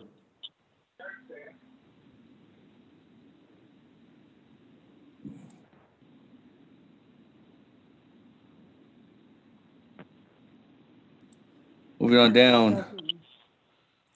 That on the main motion, colleagues.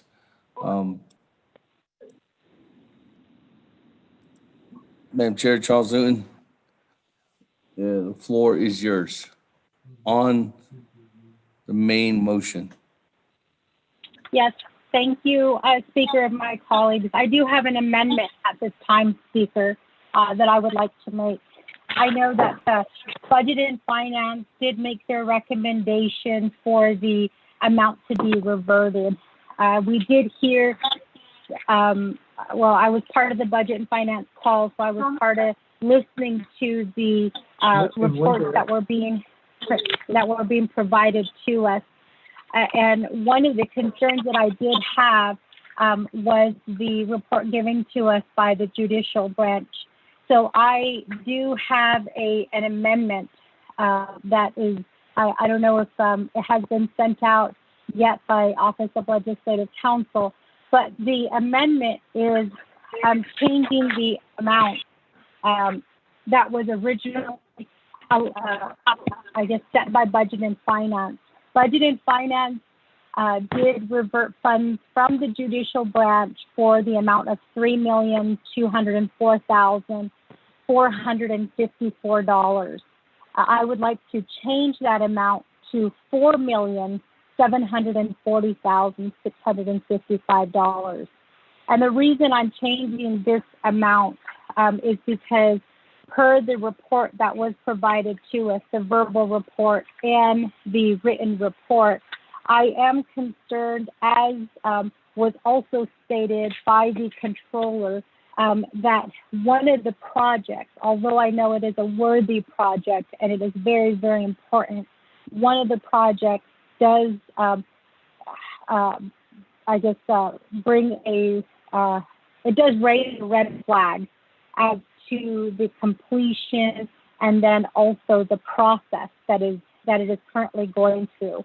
And that is the capital outlay to purchase a new modular building for the judicial branch. They do currently have the project budgeted for $1,532,511. Plus, they also have an amount in there for a construction project manager under personnel expenses to help assist with getting this modular building. My understanding is that they are currently in the process of, I believe, getting the land withdrawn. And I also understand that the modular building has to be set up with electricity and water, and it's got to be in, I believe the controller had stated it before, but it has to be in usage at that time. And there was concern about the usage part of it because it sounded as if the modular building was going to be delivered, but it wasn't going to be in usage. And again, I don't know, maybe I'm wrong, but this could be considered stockpiling again because the modular building could possibly, and I say could possibly, because I believe the last update that was given was the contracts haven't even been submitted for this particular project. So there is a lot of delay in this project. I'm not really sure at this time, as of today, where the judicial branch is in purchasing this project, getting it set up, if the land has been withdrawn, if the electricity and water are ready to be connected, and if the judicial branch is going to be ready to be moved in before December 30th. But again, I do know that this is also a concern for Madam Controller, and she did state those concerns before. So with that, Speaker, I am asking that this amendment be considered, and it really is part of the process of, I guess, a matter of getting things in. I just got a text message actually from Karen Francis, and she said that the amount recommended for reversion, I guess they did include that, the Winter Rock building. So I apologize, Speaker. I didn't get that information. So with that, Speaker, I withdraw this amendment, and I apologize for wasting your time. Karen Francis, again, did text me. She said that amount was already included in the reversion fund that was presented to Budget and Finance. Thank you. Thank you, Madam Chair. Charles Doing. Colleagues, I know just want to shout out that the time now is 3:30, and I would really like to see if we could get staff out of here early. One, they had to get stuff ready for the weekend. Two, this weekend's probably the only weekend, as you know, every day next week, this staff will be here probably into the night. So I just want to make sure that they have a weekend with their family. Again, with that, moving on down, Honorable Eugene So, the floor is yours on the main motion. Can you guys hear me?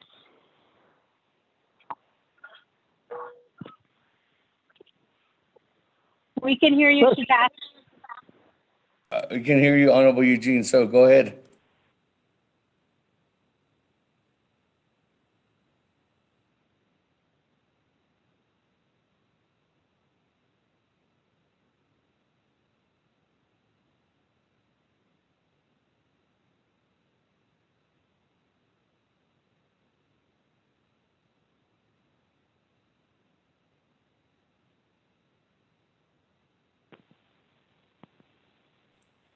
Honorable Eugene So, are you there?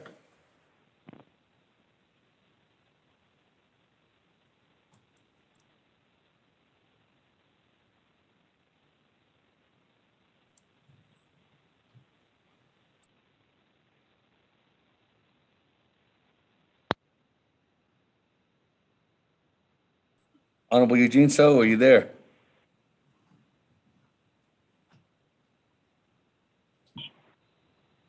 There's Honorable Eugene So going twice. Honorable Eugene So 3 times. Colleagues, before I move on down, I think there's I don't know what time this memo came out this afternoon, but it was emailed to all of us regarding from the controller to the Navajo Nation Council delegates. I think the Madam Controller is asking for an amendment to the Budget and Finance Committee's special duty pay expenditure plan from $18,591,633, and then back that up down to only $14,212,916, giving $4,378,717 more back due to the figures from the Division of Health, I guess, in the process that we were talking with the Division of Health yesterday. So there's just a suggestion there, colleagues, for an amendment, a few more dollars back to the special duty pay. So I don't know if anybody wants to raise that amendment too as well. But Honorable Eugene So is not there. Speaker, I'll make that amendment. Honorable Otto So, I'm gonna have to put you in the queue. You're gonna be after Honorable Slater. Honorable Slater, the floor is yours. Thank you, Speaker. I had emailed yourself and Chief Legislative Counsel to ask if we could work on that amendment, and I'd like to make it if it's available, but I also believe that there's $15 million that was removed from the Department of Health and the Budget and Finance, and with the amendment from Delegate Kiel and Begay, I would like to restore that funding because they need the opportunity to ensure that we can stockpile PPE and other items for our COVID response. You know, this money was for COVID, and that is the most direct use that it can be put toward. If that's possible at this time, I'll make the amendment. Otherwise, I'll wait for a response. Thank you, Speaker. Okay, so do we have that? Do we have that amendment? Do you have it, Rico?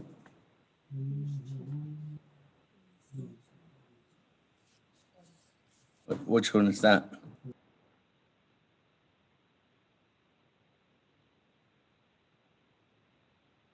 But Honorable Slater, I don't have the one. Ms. Barbroff or Ms. Lowell, is the amendment to revert the or to put the 15 million back to public health from the Budget and Finance Committee amendment. Is that something that you guys are working on right now?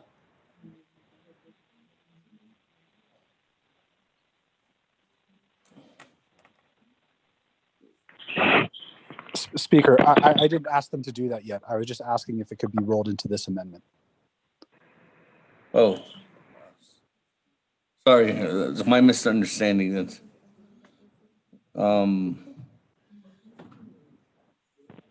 it's going to take us some.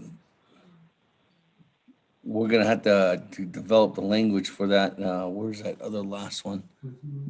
He wants to take the public health and healthcare expenditure plan, that 15 million that was done at the Budget and Finance Committee, and put that back in, giving it back to them.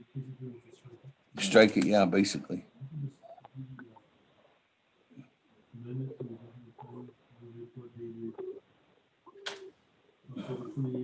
But still have to get Office of Legislative Counsel's approval if you read that into the record or the recommendation. Okay, Speaker, this is Ms. Bobroff. I did not know about Delegate Slater's amendment, so it is not ready. But it's probably very simple and should not take much time. Just give me a few minutes. Thank you. Okay, well, what we can do is I can come back to you, and what I can do is go on down. Honorable Slater, I can come back. And what I can go is to Honorable Otaso, who wanted to do the amendment for to put the $4.3 million back into the special duty pay. And once we do that amendment, then I can come back to you, Honorable Slater. Is that good? Yeah, Speaker. I mean, I had emailed Chief about, presenting that amendment that you're sending over to Delegate. Okay, all right. Well, you can do that. I would like to have that offer amendment as well. Let's raise that amendment. We got that one ready to go. Speaker? Yes. Speaker, this is Dana. I'm getting very confused. As far as the special duty pay amendment, we had a request from Delegate Crotty to do that. I think that has been developed by Ms. Lowell and sent out. I'm thinking that Delegate Slater's is the same. I'm not sure about Delegate Otaso's. So They're all the same. I am confused. They're all the same. Okay, great. They're all the same. Okay. So As long as you've got one and they're all the same, that's great. I'm gonna read into the record. I'm gonna have Julissa read into the record, and Honorable Slater's gonna motion while you're working on the striking out the 15 million from the public health, which will be Amendment 4, I guess. So with that, Honorable Slater with Amendment 3.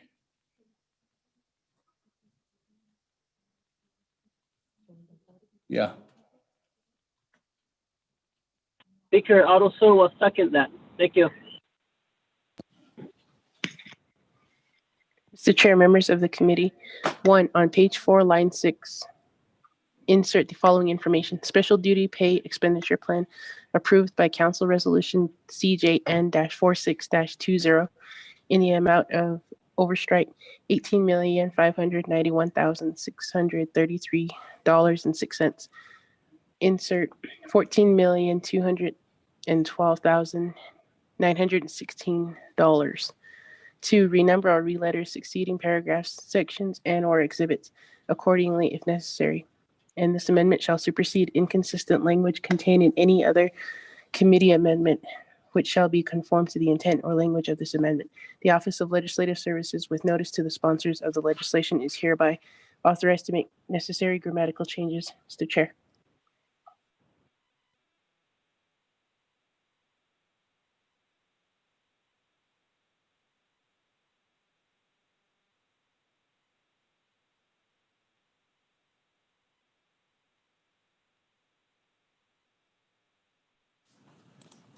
Can you hear me now? Yes. Okay, thank you. Reading that into record, amendment number 3, sponsored by Honorable Slater, second by Honorable Otto So. Any comments, questions on Amendment 3? Going once, going twice. Honorable Stewart on Amendment 3. Yes, Chair. Tila, Speaker Damon, out of the colleagues of the Naabík'íyáti Committee, my question, Chair, is with this amendment, would it be a separate amendment, which I'm requesting for, or can I go ahead and add in that the Division of Economic Development be added in here as well for their 37.5 million to be restored back into their account as well? That's my question, Chair.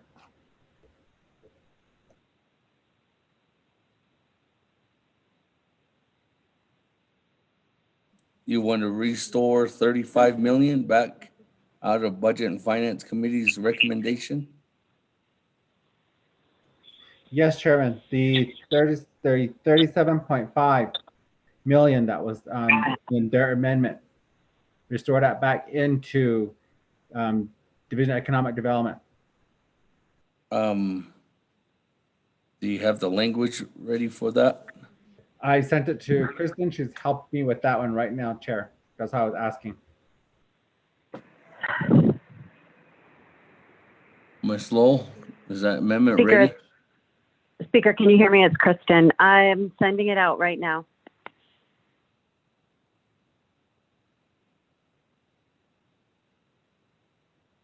Oh, with that, Honorable Slater, on page 4, line 6, insert the following. Economic Development Expenditure Plan approved by Council CJY-67-20 in the amount of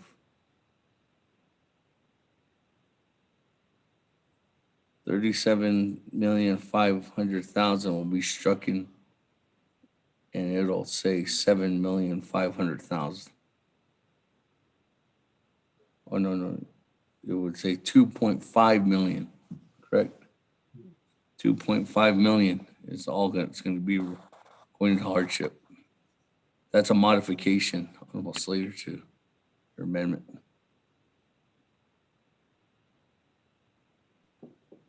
Speaker, this is Kristen. Yes, Ms. Lowe. I'm confused because the email I got from Delegate Stewart was to restore the entire 37.5 million that was reallocated to the hardship expenditure plan at Budget and Finance. So I just want to clarify that I did the correct thing, Speaker. Honorable Stewart, is it in the entire amount or just 35 million? The entire amount, Speaker. Yes, Christian, Okay. you're correct.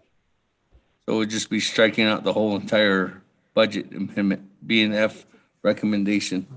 Honorable Slater. Speaker, and respectfully, I'd prefer if that were a separate vote, Okay. but excuse me, Ms. Bobroff has completed the request to restore the NDOH funding, and I would prefer that that be included in this amendment if Delegate Stowe is amenable to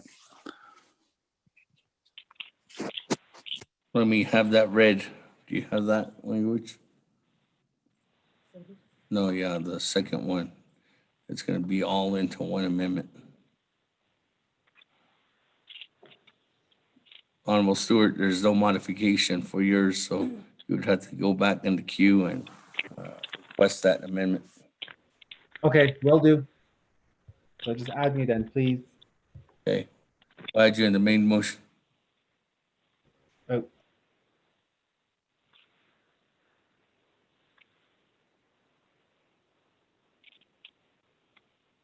Yes. Chair Damon, members of the committee. 1, on page 4, line 11, delete the Budget and Finance Committee Amendment number 5 as follows. Overstrike Public Health and Healthcare Expenditure Plan, approved by Council Resolution CJY-67-20 in the amount of $15 million to renumber or reletter succeeding paragraphs, sections, and/or exhibits accordingly, if necessary, and this amendment shall supersede inconsistent language contained in any other committee amendment, which shall be conformed to the intent or language of this amendment. The Office of Legislative Services, with notice to the sponsors of the legislation, is hereby authorized to make necessary grammatical changes, Mr. Chair.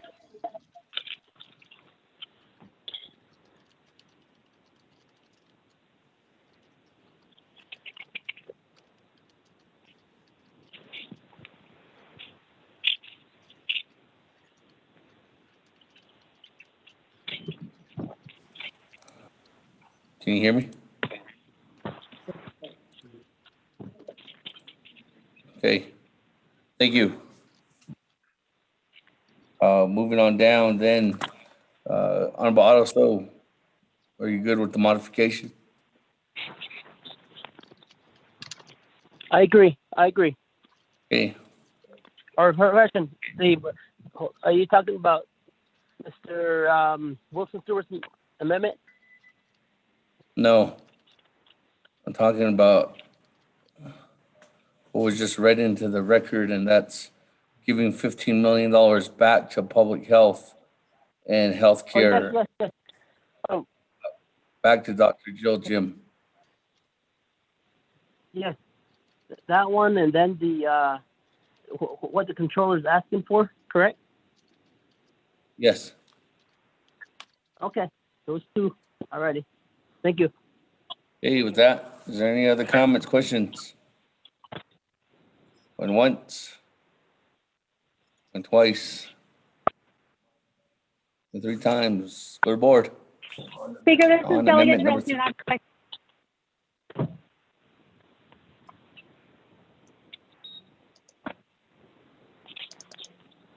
Madam Chair, Charles Newman. Speaker, for the amendment that has been offered, can we get an explanation from Dr. Jim as to why this money wasn't spent and why suddenly she has come to council asking that this money not be taken from her? Perhaps if we get a good explanation, it'll help me with my voting, because right now, the last report that was provided, it seemed like there was just a lot of excuses as to why this money wasn't spent. So this $15 million, if given back to her, is $60 million less given to the people in hardship. So if I can get an explanation, thank you. Dr. Jill Jim, are you online? I know you explained a little bit yesterday. Yes, I'm here. Go ahead. Okay, Chair Damon, could you put me on the queue, please? This is Vice Chair Smith. Thank you.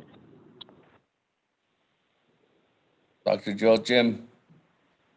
Yeah, yes, Speaker, thank you for that question, and also Honorable Eugenia Charles Newton. I did explain yesterday regarding some of the challenges that we're having. I think there has been lengthy discussion around this procurement of items and all of those. Out of the 75 million, we are today, we did do the contract for the 50 million. We have been working on several memo justifications over time, and that has been delayed since October 7th. So that was part of my explanation, is that the process to ensure that we are compliant with CARES Act has been very lengthy, and it has been challenging because I think either the controller, DOJ, wants to ensure that those money are making sure they're all in compliance, but due to the overwhelming work, I can't speak for the controller or DOJ, but I know on our end, we submitted our documents for review, and we're expediting those items today, working with OOC and OMB. It's not a matter of question regarding that the Navajo people will benefit either through hardship or these dollars, because the public health emergency right now, there are no funds other than the CARES Act that's supporting the additional contracts and vehicles that are needed to respond to the emergency. The Navajo Nation does not have any extra money to give to us so we can respond adequately, so we can provide meals to elders, so that the emergency response can have adequate and updated transportation, so that our EPI team can have the ability to manage the large amounts of data that we have, and also to support contact tracing. As I mentioned yesterday, we have 130 new cases. Those 130 new cases, based on the formula that we use, will require 655 contact tracers that we don't have. So it's not a question of how and when, but it's been a challenge, and I think we've expressed all of that. But as far as all of our items are being processed today with DOJ and OOC, because we have put this at the forefront of all of these items are emergencies. So I think that our system is very overwhelmed right now, and we're doing our best. I know that you mentioned that you want to hear from us and you don't know who to believe, but I hope that at this very dire need of making sure DOH has, and the Navajo Nation and everyone responding to the emergency, it's not only the Department of Health. The Command Operations Center is still going, and it's still operating every single day. Because of the large amount of cases, we're going to be working over the weekend on making sure that we have adequate resources going to the families that are testing positive. But I can share that the plan and the urgency and in the presentation that Ms. Rosenso and I are going to do around the surge. But otherwise, that's where we're at with our PRs, ORs, and contracts. Our goal is to have those executed today. Thank you.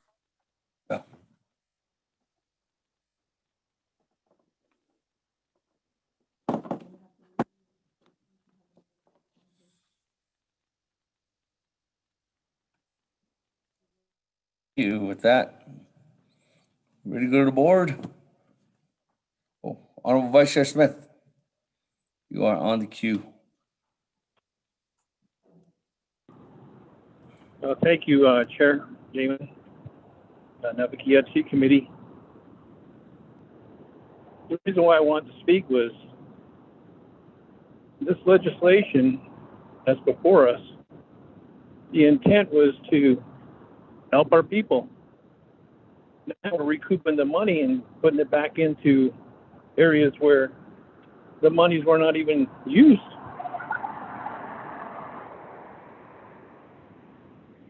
I don't agree with the intent of trying to put money back in, and they had the time to use these funds, and now they're asking to put it back in, and we've only have a few days left. And I heard that the hardship money checks aren't going to be cut out till way late. So this amendment here is working against actually giving the people the opportunity to utilize hardship money. There's a lot of hardship out there, and they're patiently waiting. I know that they were upset about the number of ballots or requests, and it was only 2025. Now, we tell them, oh, by the way, we just decided to keep it at 49 million or less, or 49 million, and here we had put in approximately 89 million. And earlier this morning, I heard the goal was try to help out at least 300 plus of our people. And now it sounds like we're not going to be helping the 300 plus. And the amount we were trying to garnish was around 300 million to 350 million, maybe even 400 million. And the current amount that we had put together was at least 100 and some odd million. I don't have the numbers in front of me, but it was well over 100 million. So I don't agree with what we're doing. I think we should just leave it alone, vote on the main motion, and go forth with helping the people and seeing what we can recoup later. Because the more we wait, the more we waste, the more we talk about it. Our folks are waiting. They need help out there. Yes, the numbers are going up, and the numbers are starting to rise again, but our folks, they are looking forward to getting prepared for winter, prepared for the long time of this COVID-19. They're going to be told, stay home again. Ashwara, no, but now when they have peso, I just need hey, Ben don't understand. I come here. The net, Tanzanigi, Pedro Papanachi. But that we have this Shananda. Think about it. Thank you, Chair. Thank you. I don't have anybody else in the queue. We ready to vote on amendment number 3? This is Delegate Charles Newton again. I'm Chair Charles Newton. Thank you, Speaker. So I guess, Dr. Jim, I did hear your explanation yesterday, but I feel like it really was a vague explanation. Just now you said that you've been working on a justification since October 7th. Or I'm sorry, you said that someone has been working on a justification. You didn't say it was you. And I want to know, who was working on that justification and why is it took this long? I agree with Shaja, Honorable Raymond Smith, in that, and I keep saying it, those funds need to go out to the people. We need to start helping the people. And I remember when the president said that they are making 2 masks and that every Navajo would receive 2 masks. Right now, if we were to allow more money to go into hardship, our Navajo people know what they need. And they know at this point, they know that they have been affected. They could buy more than 2 masks. And so I'm a little bit worried because your explanation doesn't seem to really go into depth about why this money wasn't spent. I feel like in the last maybe 2 weeks since this whole issue has been brought forward, all of the executive directors who have been allocated these funds are now suddenly moving. They're moving fast to spend this money. And I'm sure it's because it's going to be a reflection on the executive branch, on the president himself, that, these funds haven't been spent. And again, council has tried We have tried many times through Naabík'íyáti, through the various committees, to ask, what can we do to help? How can we help? None of this was discussed. And maybe you presented this information to your oversight. Perhaps that was the case. But I just feel like we're in the 11th hour, and we just gave the executive directors another bailout by giving them 30 more days to spend this money, which means that there's going to be less and less money going into the hardship for the people. You also stated, Dr. Jim, that there's no support, there's no funds to support Navajo Department of Health. I want to know, what happened to the 638 contract money? And then, have we looked at other sources? I know I'm trying to look up right now whether FEMA does reimbursement. And so I kind of think that statement is a little bit misleading. I also think that, your statement that helping the elders with this money was a little bit misstating as well. I understand the contact tracing. I understand how important they are. But again, it goes back to, right now you're in the 11th hour and you're asking us to put this money back into your account so that it could be spent. So my question to you is, how will this $15 million assist the 327,000 Navajos? What is your plan to help all of the Navajo people if we were to allocate this $15 million to you? Because again, I stand with Honorable Raymond Smith, and I think that we should be talking about putting money into this fund to help people. But we're just kind of chasing our tails right now, and we're coming up with excuses saying that our program directors need more money when a lot of them were asleep at the wheel up until the last 2 weeks. So please explain to us, what part of the process did you need help with? Please tell us, did you let your oversight know, and did you get assistance to try to help assist with the process? What did you do during this time to try to spend that money? If I can get a little bit more clarification, I think it would help me to decide whether to vote red or green on this, because right now I'm leaning to red. And I know that every delegate has their right to vote the way that they want, and they have their reasons for voting the way that they want. But for me, putting money back to the program means less money with a hardship. To me, it means that there's going to be less money helping the people. It's a tough decision that we have to make today, but I need to make sure that I'm telling the people why I voted green or red for these specific amendments. Thank you.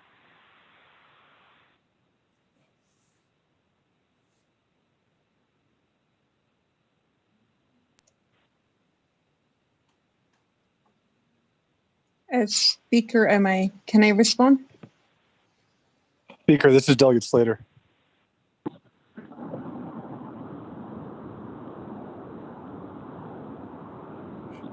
Can you hear me now? Hey, thank you. With that, moving on down. Who has? I don't have anybody else in queue, so I'm gonna go back to Honorable Slater. Go ahead, the floor is yours. Thank you, Speaker. So I guess to Delegate Smith's point, we had an opportunity to vote yesterday on basically putting all the money that isn't either encumbered or about to be encumbered to the program, and 21 delegates voted against that, and with yourself included. So I don't get the point of saying that we're bailing out programs where we don't have an opportunity to provide funding into the hardship. I made that amendment. The council said we're not going to do it though. So this just seems really hollow right now when we're coming back saying, oh, well, actually we should be doing this. The fact of the matter is that there's only one department or division across the entire Navajo Nation that has been exclusively devoted to responding to COVID-19, and that is the Department of Health. These subrecipient agreements, these items that have gotten gunked up, have been changed repeatedly. And if delegates have been engaged in this process, they would understand that. if you talk to subrecipients, you talk about designated persons, if you talk to the programs and understand how DOJ has morphed language, how OOC has had to morph language because of updated Treasury guidance, because of the unique factors. And then you add on top of that, that they are managing a public health pandemic, running HCOC, having the Navajo Nation get engaged into the public health efforts and medical efforts as we've never done before. So if there's one department or division that deserves a modicum of leniency, it is this one.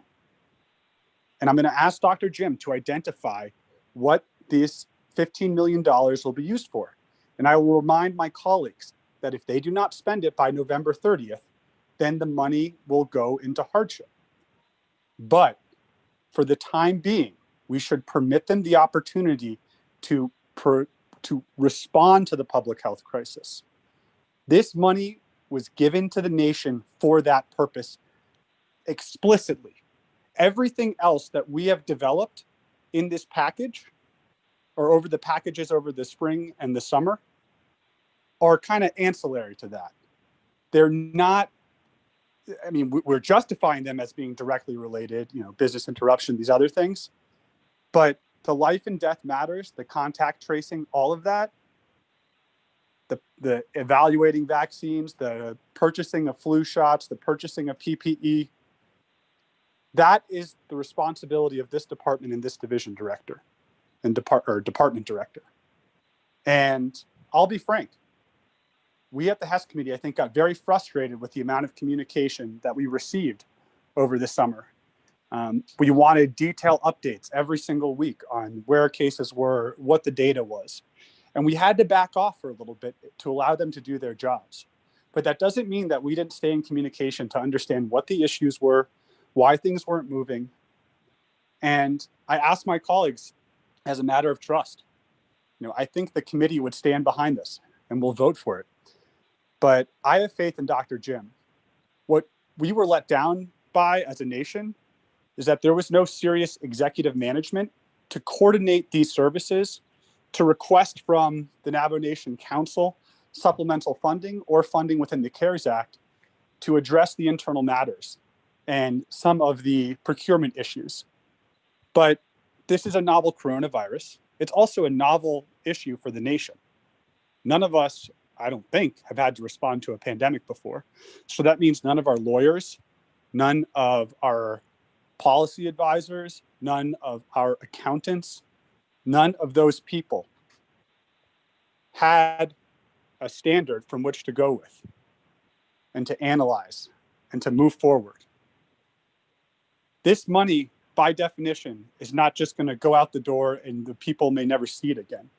It's going to go into the form, I think, of flu vaccines, of contact tracers, of the things that will help keep them safe, that will help protect them. It's not a giveaway to bureaucrats. And we have that failsafe now because of Delegate Kealan-Begay putting it in there that if the money is not encumbered or obligated, then it will go into hardship. So I think with all of this extra pressure right now, this program will deliver. And if they don't, then there's going to be 15, 14, 10, I don't know how many millions that are going to go back in here. But when we consider how underfunded IHS is, when we consider how some states coordinate with us well and some maybe don't, when we consider the limited just medical care and public health care that we have on the Navajo Nation, yeah, 7 days out of the week and twice on Sunday, I will put money towards the medical care of the Navajo people. And if this department cannot deliver, then the funding will go back into the pot. But it's hollow for anyone to say that they say we're undoing this and taking money out. I offered the amendment yesterday. The council decided not to put this amount of money into the hardship program. And in that amendment, we also took out the $25 million that I included in there, and people voted that down as well. So, Dr. Jim, I ask that you provide a detailed breakdown to the best that you can right now. I know you were called in last minute. to explain how you will use this remaining $15. And please do not be vague. Our colleagues deserve, I think, a level of respect that other division directors have not been affording them in terms of details and responses. And I don't think we should permit that in this discussion. So thank you, Dr. Jim.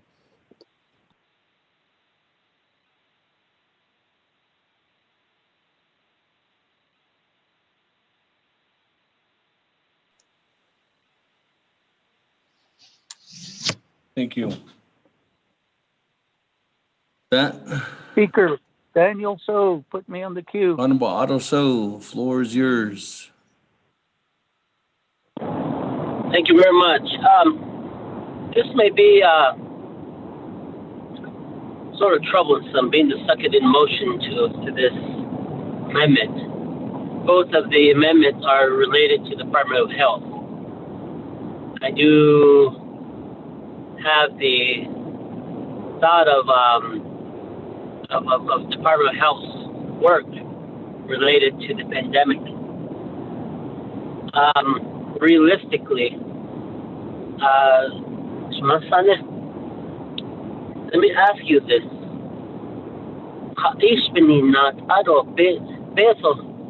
Peso na tade ango. Na kindes dona ni jahol jishut ato peso chun ita.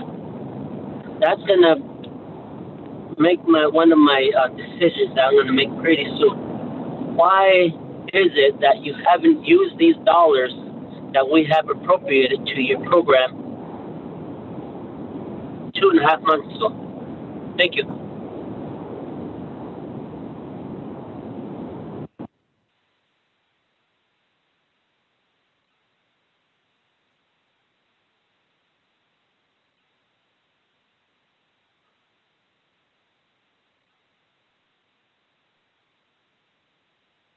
That goes directly to Dr. Jill Jim. Thank you, Speaker. Thank you for the questions again. Honorable Eugenia Charles Newton, also Honorable Slater, and also Honorable Otto So. Kaihianan kaanan daigas kidigi. I ni to quite a shink at the it's not initially ayo sata the bed that shink, and so when you want to blame, and sometimes on the sata in the reality is that on the nanta, and I think Speaker under that controller had shared that yesterday evening. Not yen net the hate procurement that any they're longer, but we don't go into detail about some of these behind dates the DOJ the 164 process, Honorable Slater. And as I mentioned before, there is no process, emergency process that was developed. There was one that we were operating under the general funds, but that changed when legislation 4620, 4720, and 6720 came about. The one emergency procurement process was actually dismantled to some extent and had to be recreated as of a week ago, as of yesterday. As I mentioned, those PRs and ORs have been sitting there since October 8th.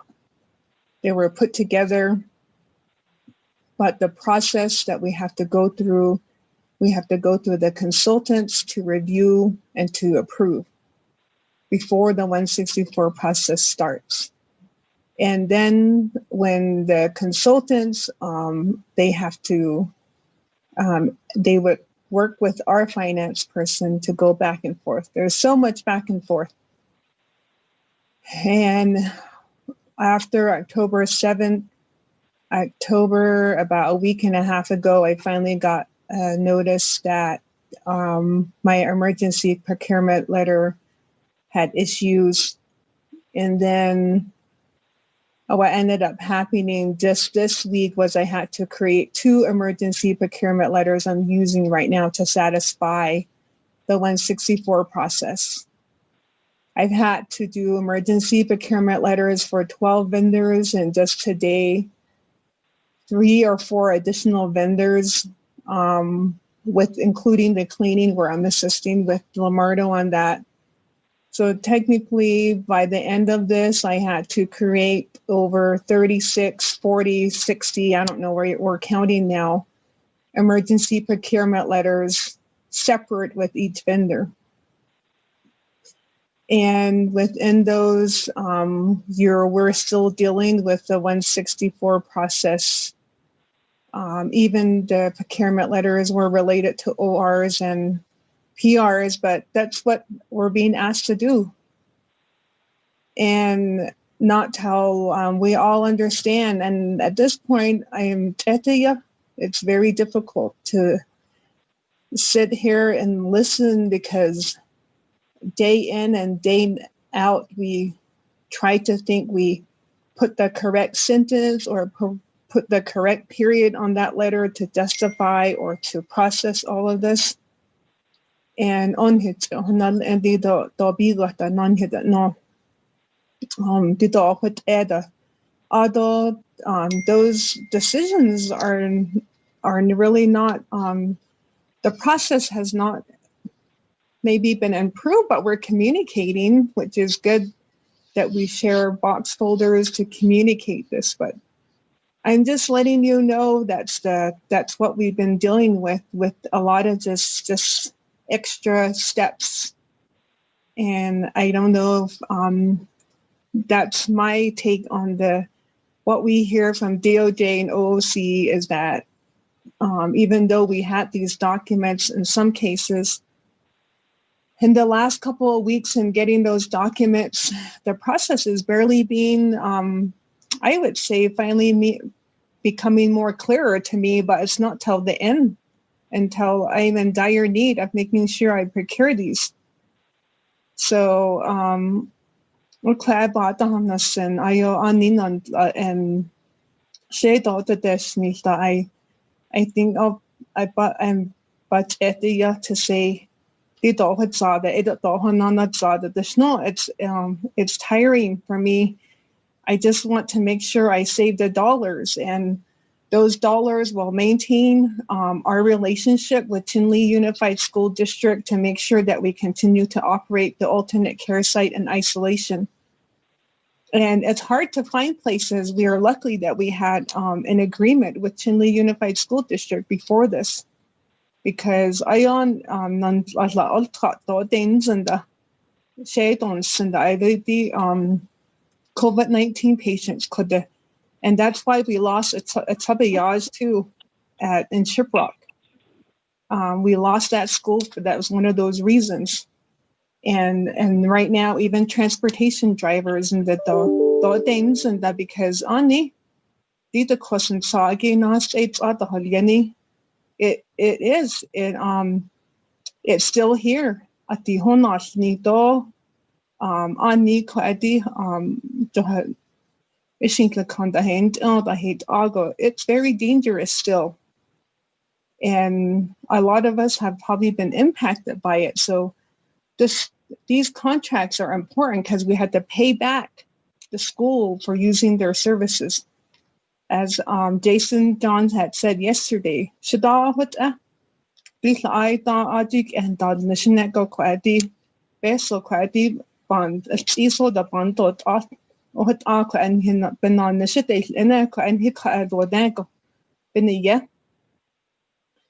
these we don't have the capacity here.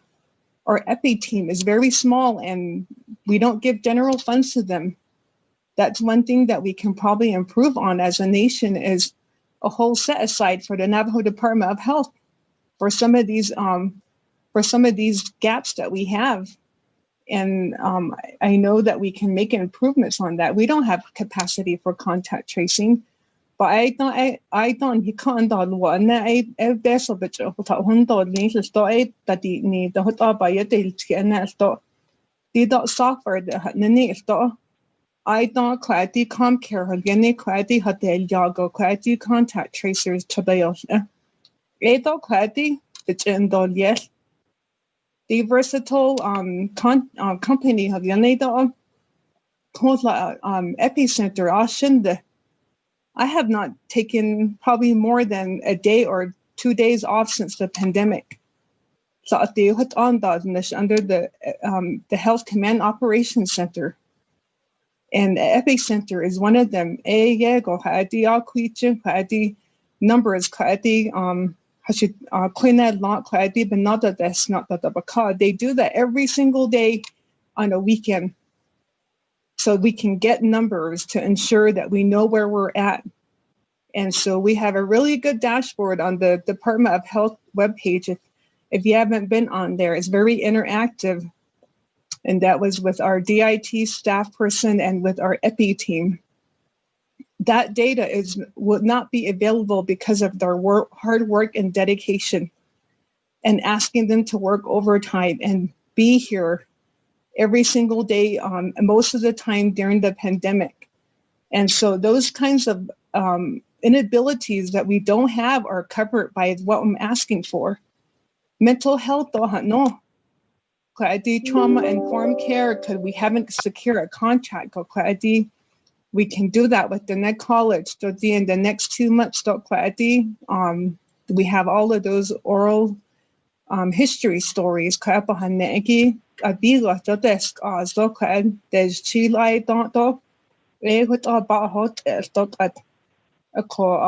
one of the things that we've been asking for. A lot of you guys have asked for that, but that's in this contract too. Although I talked about the Doltex vehicles and equipment and services, as Honorable Slater indicated, these CARES Act dollars, the primary purpose of this, if you read the allocation, it says that the CARES Act provides that payments from the fund may only be used to cover costs that are necessary expenditures incurred due to the public health emergency with respect to the coronavirus disease 2019. And so anything between March 1st and December 20th. And if you look at the allowable expenditures, all of these are directly related to what I'm asking for, medical expenses. And thus in the other the contract and the same contract with PAE, costs of providing COVID-19 testing, public health expenses for communication, public safety measures, quarantining individuals, disinfection of public areas and other facilities, acquisition of distribution of medical supplies, and then also to expenses for food delivery to residents, for example, senior citizens. Those are direct allowable expenses. But when we come to the contracting part and our procurement, we have to do all these justifications again. And the Navajo Nursing Land Home, the last time. I don't know who sponsored that one, but that's in the money that we're talking about. And so that contract, all of these contracts and ORs will be ready by the end of today. Traditional healing too. And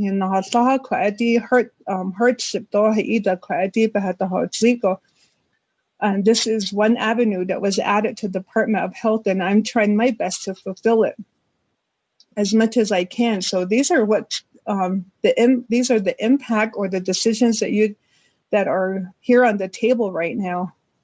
But I used to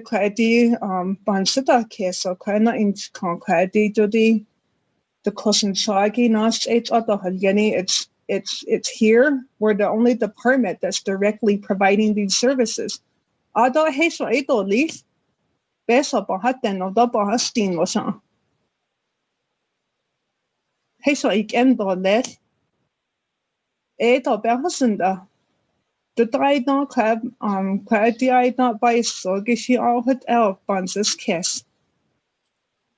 do what ego she wala. Hada she best on not the dash off. Yeah, non hitting need also. Thank you very much.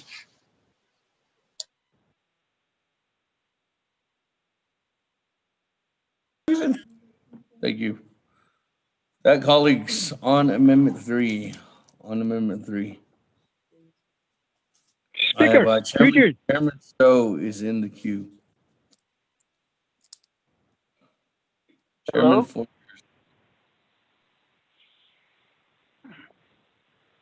Speaker, is it my time to talk? Yes. Okay. First of all, a question of privilege. The hardship assistance checks, when will they be issued to the applicants?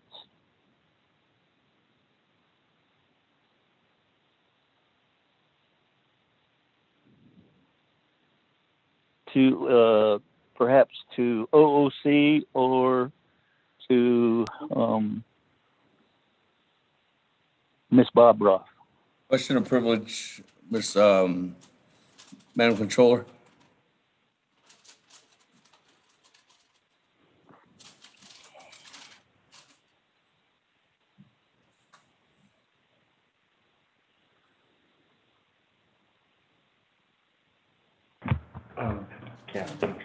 So this is controller,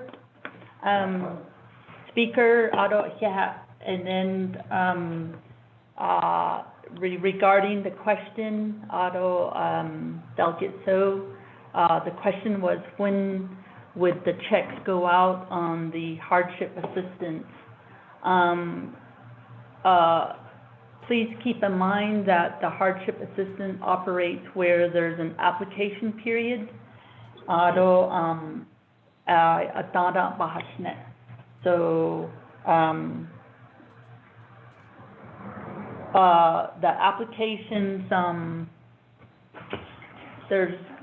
so we have the application period, which is the month of November from the 2nd to the 30th. So essentially giving the opportunity to the Navajo people to apply. And so Naabík'íyáti, that gives us an idea on what the needs are. Naabík'íyáti in the other thing that we need to know is the available funding for the hardship.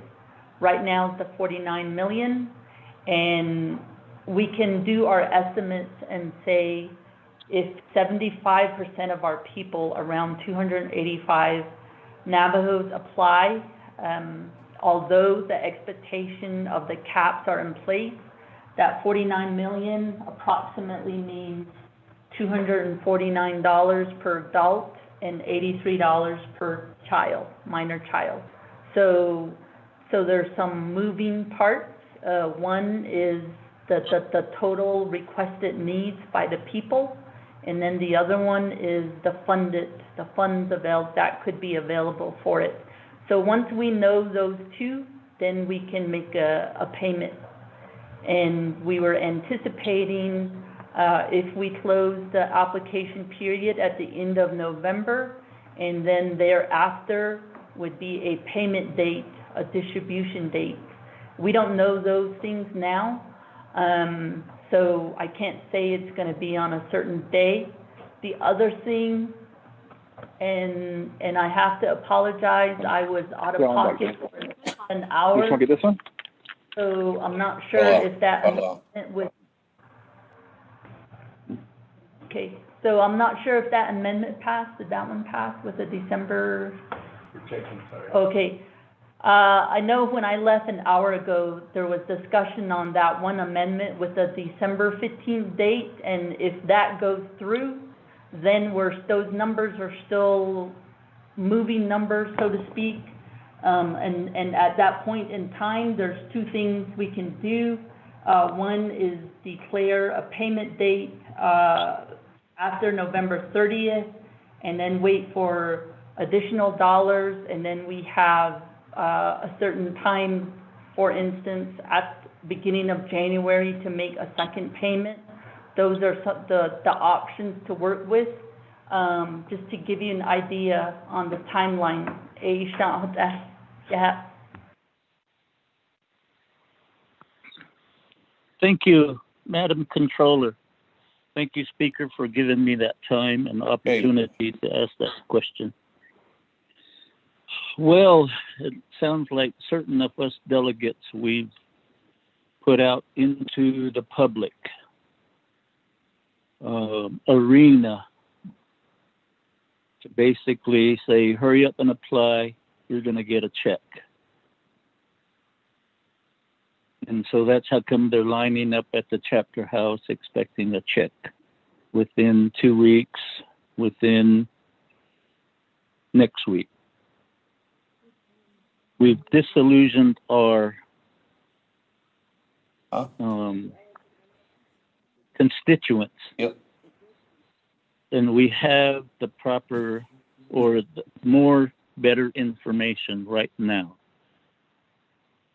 And I guess as delegates, we have to be really careful. And so in that respect, I really want to implore the council to do this amendment, pass it. We have increasing numbers because everybody's inside to stay warm. And that aspect of social distancing and even perhaps in not wearing a mask, those behaviors, as stated in as shown in some of the posters, increases the risk for the spread. And that's where we have to be really cautious about how we proceed. We may have to reallocate even more monies into the work of the folks in the healthcare system. And so that's the part that we have to be cautious on. And again, if we're trying to defend the fact that we told people you're going to get a check for $1,500, hurry up and apply, then that's on you, and don't put it on the rest of us that didn't. We were waiting for the proper information. And so in that respect, I really implore the members of the committee to vote green on this amendment. Thank you. Hey, thank you, Chairman Your Daniels. privilege. We are on Amendment 3, colleagues, and just Speaker Eugene, just want to let everybody know. We have now Honorable Eugene So in the queue. And up next, then Honorable James. Point of privilege. But let me go to a point of privilege by Madam Chair Charles Newton. Speaker, so I think as delegates, we all need to get out there and share information and let our constituents know what we know. I know that I am being accused right now of sharing information, and I am sorry for doing that, but please, delegates, get out to your community, answer questions, pick up your phone calls, answer text messages, please. Then we don't have to run into these issues of fingers being pointed about who is giving wrong information. Thank you. Okay, thank you, Madam Chair Charles Newton. Moving on down, colleagues, time now is 4:30. We're on Amendment number 3. Eugene So, floor is yours. Ya down at a con at the hat canana. The cream much in the other on the Hassan. Asipon Chuckis Ashon the council delegates. The great own height in led on peso. The shipping the other con health man. The kid is age shipping the base which a holla. Skin so. Age shipping your money to that. I could argue in the front line. Nakata Hazani, first responders, Salah, on the EMS on the fire department, hospitals, doctors, workers, on that, machine nurses, essential workers, that any other nation government, as the Hakabi, on the energy. Temporarily, we would have bought a lot of maybe 300 tanks, 400 tanks for the people, and bought the solar powered heaters, the one that can heat up the water so it won't freeze. Maybe one extra. Solar powered refrigerators. All these things, they are for emergency reasons. When we don't have it, we got to get something for temporarily so we can get them through the pandemic. Beyond that, I don't know the must have it. Take shine. I don't know that Eggy be has doggy. I don't be where that basically talk on that. You see, when you get based on which whole year. That's where all this money should have went across the Navajo Nation, over 300,000. I don't know the communication that Eggy, towers something that can be done fast. The whole shipment funds would have been out there across the Navajo Nation, and that's the only reason why we got the money. None of this. Because on the project, I know about it. And those have a lot of laws that's tied up with them. Better have been paid that. Oh, I think the Bahono Z, I think the Bayask, I think the Basahono. So we were discussing something that we would have done when the first money came in. I thought was and this is for temporarily you see, yeah. Hard and on this not a permanent hard. It's about case down there.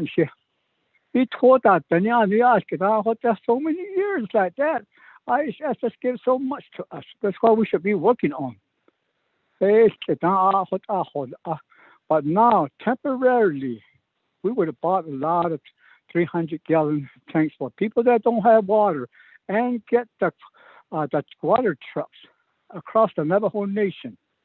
It's key to all that and then hire the people that's already getting firewood, corn, and then food vouchers to the people, for the people, so they can have food every 2 weeks or every so that money to the yarn within our own batches and maybe loads.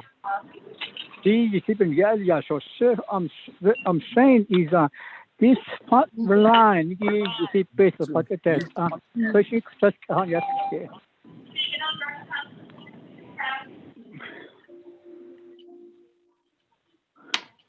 Maybe they're cooking something or mad or something. Did it you see budget that only first line other large and hard you see picture don't need but at the door niche had to see yen dollar see best pay had the door niche yen it's not battle. That's what the money is for. And now IHS hospital that I'm shit okay. You see based upon all these PPEs. I don't know about on she had on she taught a little nature and we need maybe taking people to the hospitals. Those are where the money should go. These temporary based on this is not any other funds that we get from the government. This is for the people. We need to get to the people, try to fight this pandemic all the way through.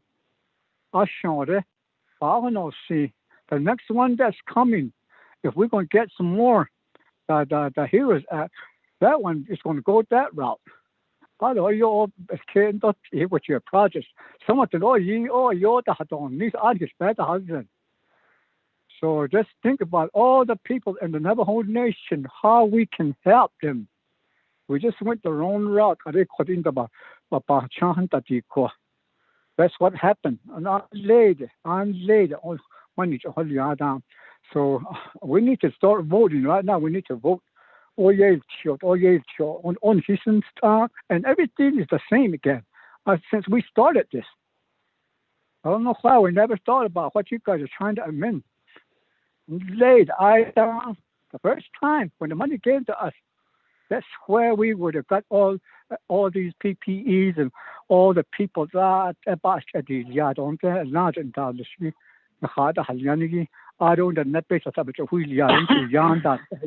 So those are the things I just don't understand why we're going through the same thing again.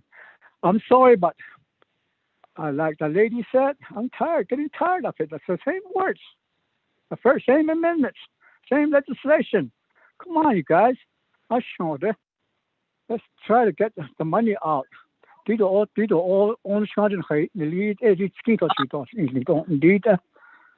don't worry about these people that say extension. Some of those people that were here last week, I guess, from Washington, they know it's election. They're trying to make us feel good. After the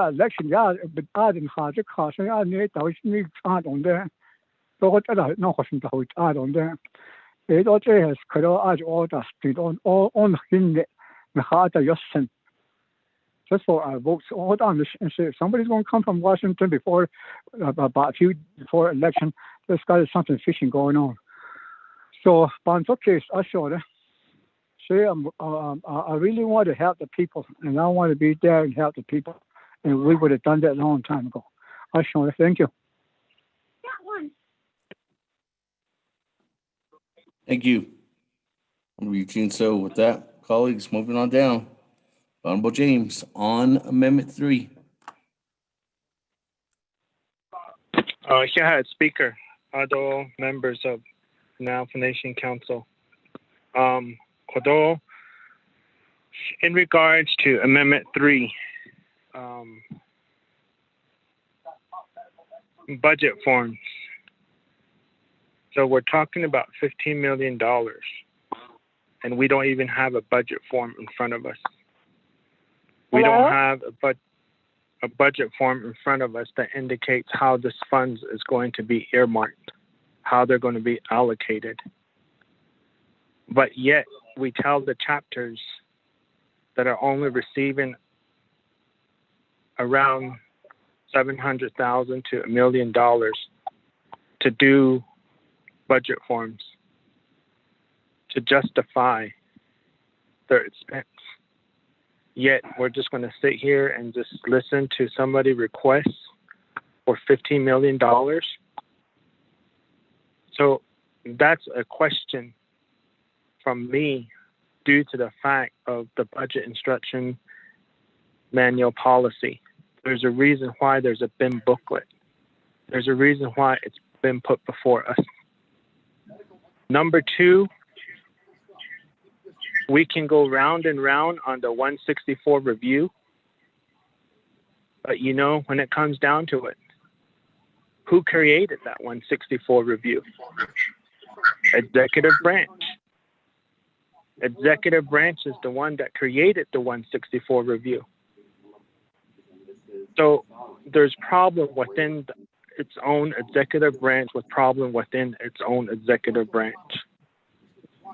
I've continuously have said, I don't even know why these 164 review go to the Navajo Nation President's office.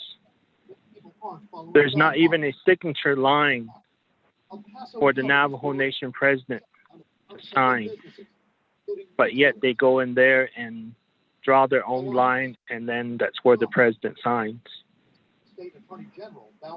It is not legislative branch that's created this 164 review process. So I can't really say much on this 164 review, because it's within its executive branch, and it's creating a lot of issues within its own branch. So I don't see how we can approve this, colleagues, if we don't have no budget forms in front of us. We've all gone through a budget work session. We've asked all of our departments to submit budget forms to follow the BIM booklet. And these programs, they're not even requesting for $15 million.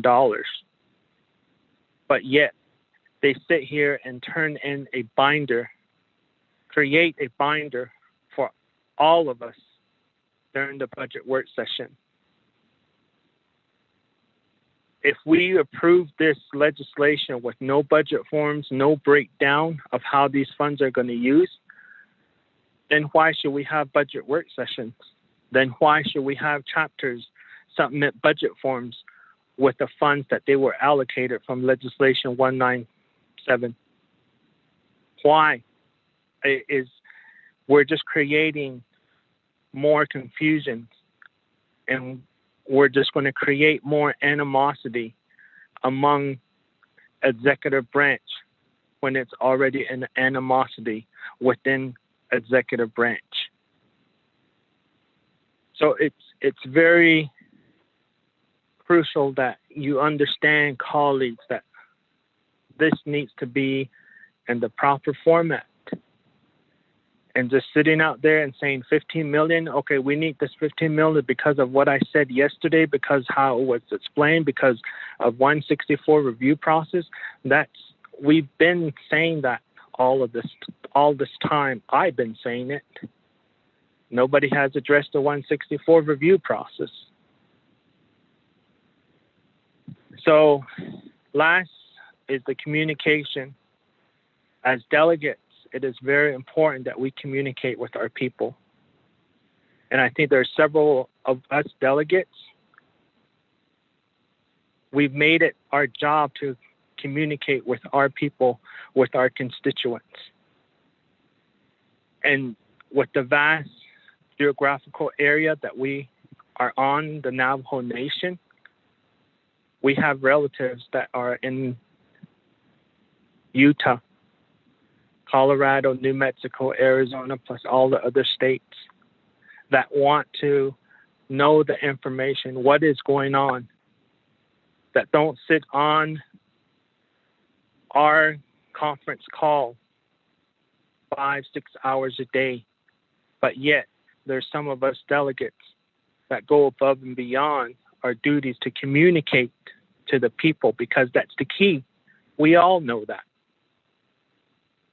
To try and have a better understanding, to have a better communication environment, the key is communication.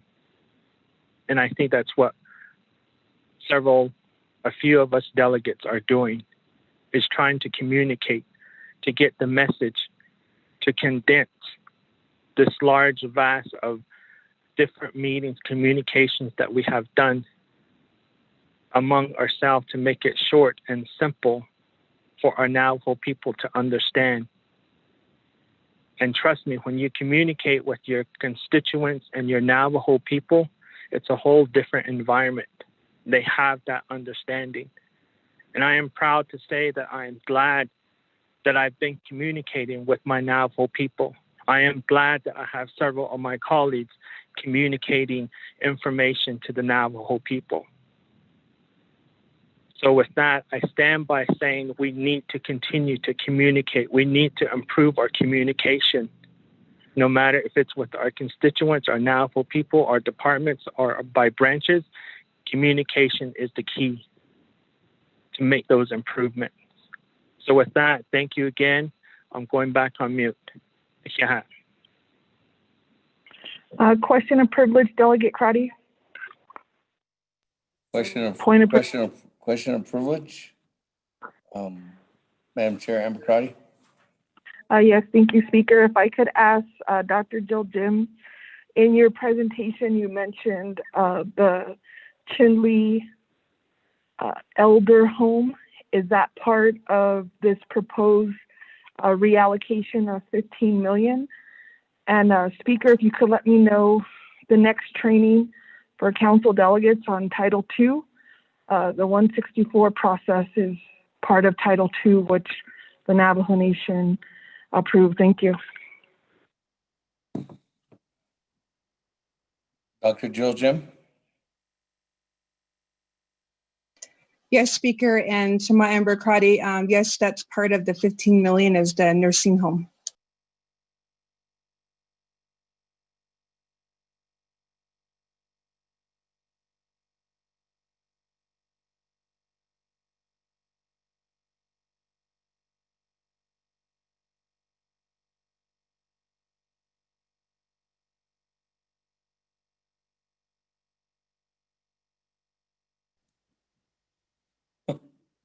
All right, then, thank you.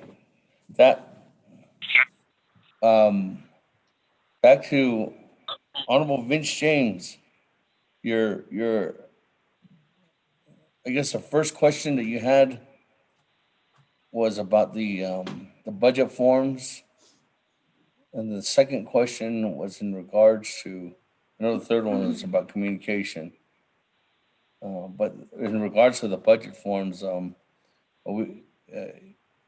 there has been precedence not only at this time, but in previous times when we're talking about expenditure plans.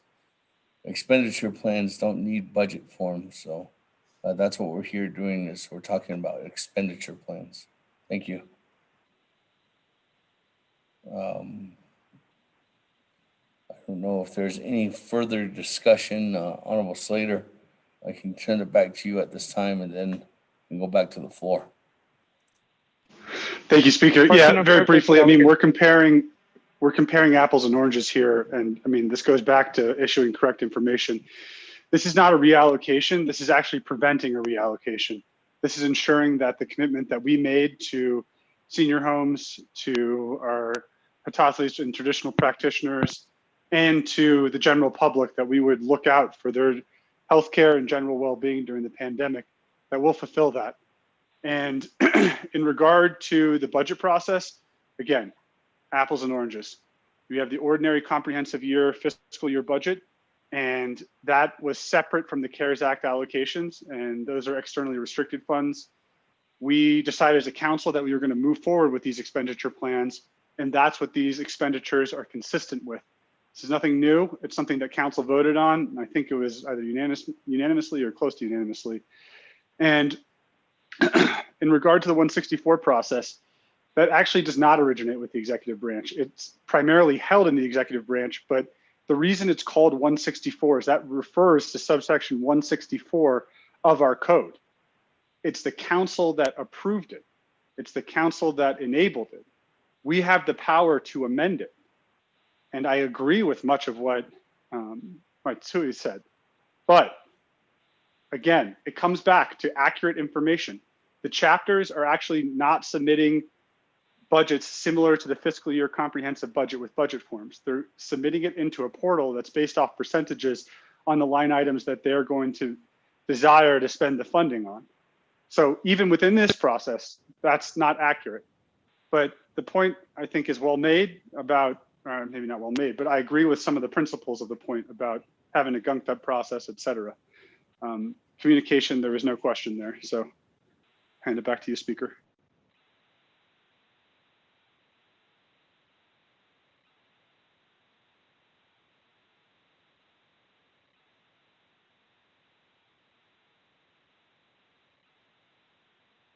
Question of privilege, Delegate James.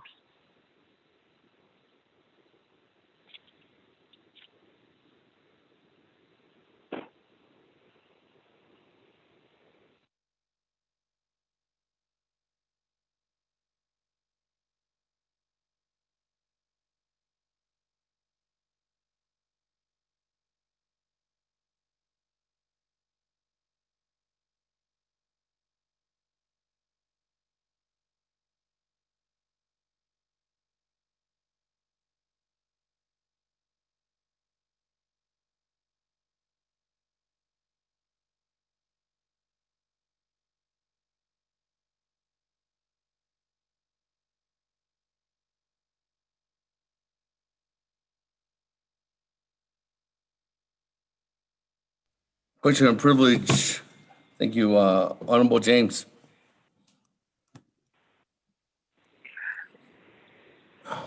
Thank you, Speaker, and then members of the 24th Now Foundation Council. If that is the case, that we're going to go by expenditure plan, then show the expenditure plan. Show the people what is listed and what is allowable within the expenditure plan. Because with the presentation that has been done, where is that comparable to the expenditure plan that indicates what's allowable to be used of that 15 million? And then on top of that, in regards to budget forms, that's what our chapters are being told. Our chapters are being told to do a budget form. Just like any allocations that are funded to the nation, to the chapters, they go through the process of doing a budget form, and then they have to go through a budget chapter meeting to approve that, to accept the budget. So I understand where Sache, Honorable Slater is saying we're doing apple and oranges. That is very true. And each of our departments, each of the programs are not all on the same page. We've already created that mess of the mixing apple and oranges among the programs. So if the chapters just meet that expenditure plan, then that's what they should follow. So the whole thing is already apple and oranges.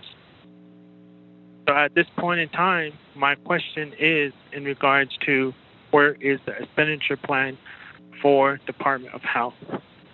And that should be shown for our people on the web. That way they see it. That should be out there. That way they know where this 15 million is going. But we don't have that. Everything is just all verbal at this point. Thank you. Okay. Honorable Vince James, CJY-67-20. We can pull that expenditure plan. Staff, can you get the expenditure plan? Shoot it over to Tim or Byron so they can post it on the World Wide Web for the public health and healthcare expenditure plan.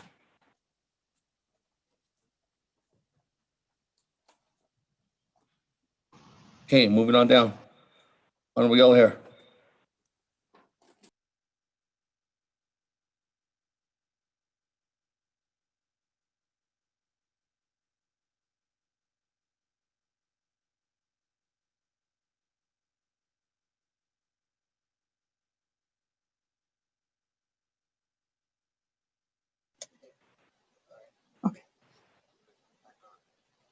Speaker, did you want me to respond?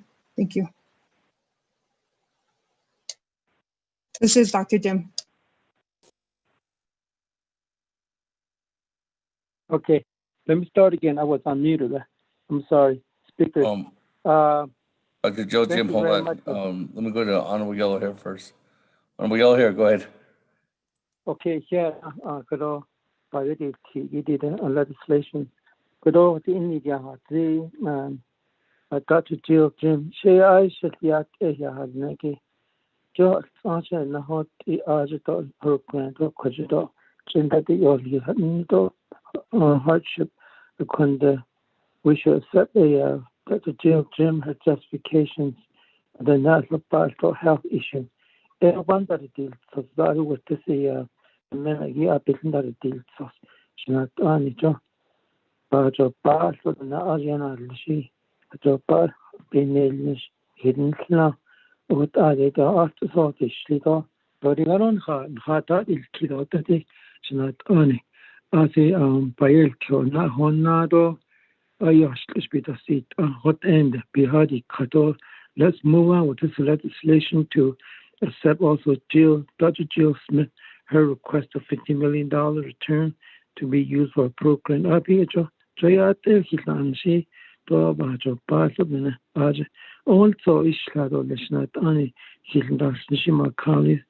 you for your understanding. I'll go back on mute. Speaker, is not Thank you very much. Thank you, Honorable Hilaire. With that, I have Honorable Otto So and then Honorable Eugene Elmer Begay in the queue. On amendment number 3, Honorable Otto So. Floor is yours. Thank you very much, Speaker. On the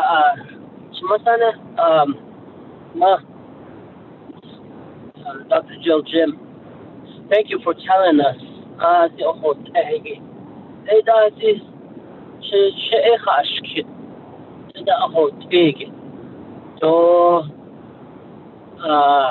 Clauses, and it sounds like there's 2 process of approval that happens. You had to go through a pre-approval before you start the 164 process, which is in law, which is codified. You have some entity, somebody from the controller's office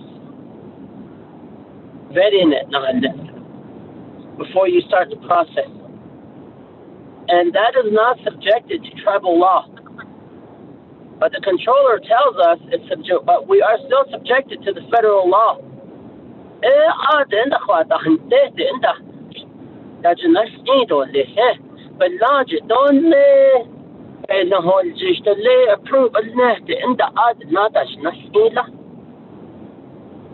So I have concerns on that. Oh, I really appreciate your honesty, and I was leaning against voting against this, but I have to support you, Dr. Jill Jim. That's number 1. Number 2, I entertained an amendment number 2, or amendment number 1. And that had supporting documents from the director of what dollars could be reverted. And I just want to ask if what type of discussion happened at Budget and Finance Committee related to the dollars that they determined, Budget and Finance Committee determined to reallocate. $15 million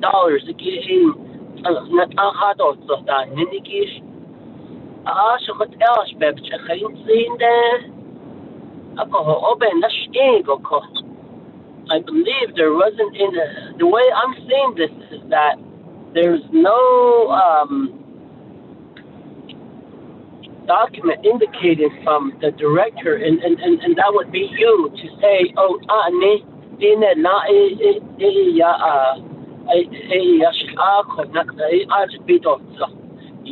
in other words, you weren't consulted. Consultation no earlier yet. You weren't consulted. The consultation directly from the Budget and Finance Committee was not done. What I would like is that maybe if did you submit a document indicating that you were okay with the $15 million reversion to Budget and Finance Committee, and that's what the Budget and Finance Committee determined their decision to revert $15 million from you, from your program, and yet you have things to continue to pay for.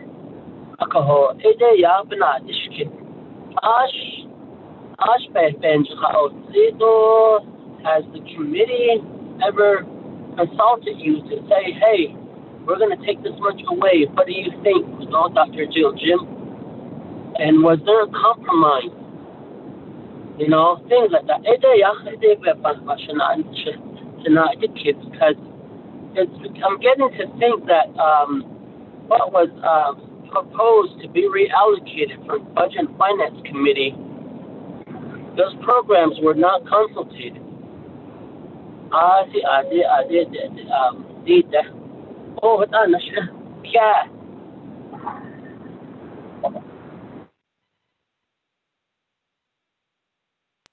Dr. Jill Jim, the question is towards you. Floor is yours. Thank you, Honorable Speaker Damon, also Honorable Vince James for your questions. I can send you our original transmittal, and that was our budget expenditure report is basically through what we followed on the legislation. Those have been consistently considered through the entire process. The BR expenditure is on the OOC webpage, where there's some payments that have been done already under the public health part with the isolation. So I can give you a detailed report when I consult with our accountant to pull that if you want that detailed report. But in relation to the consultation from BNF, I was not consulted regarding none of this was consulted with me regarding these expenditures or these reversions that were being proposed. I still would like to advocate for the PPE because those are things that we can procure now, and they'll be in the process and will be available as the vendors are waiting for us because of the surge. They're already knocking at our door, but those ORs and PRs were probably signed today. As I mentioned, the extensive process of making sure there is extra due diligence on the process that was established. So that would be my response, Speaker. Yeah. Okay, with that, moving on down. Honorable Elmer Brigay on Amendment 3.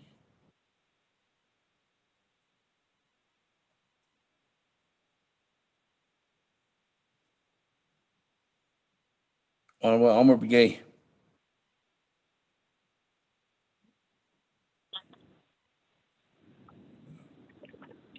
Can you hear me now? Honorable Elmer Brigay, I can hear you. Okay, thank you for that, Speaker. And around the Naabík'íyáti committee members, around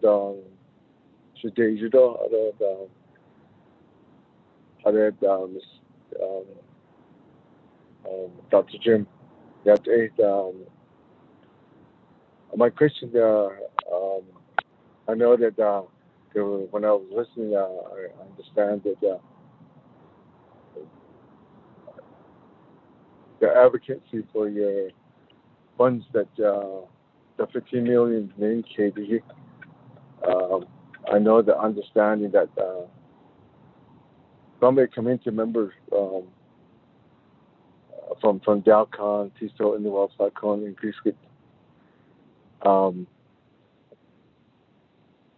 the people that every day outreaching, so I think some of these people that go to the healthcare Winslow, Hotanaka, out from Peacewood, Station Mile, Hotanaka, so anything that happens today that I hate when something happens to them when they have that symptom of COVID-19, that's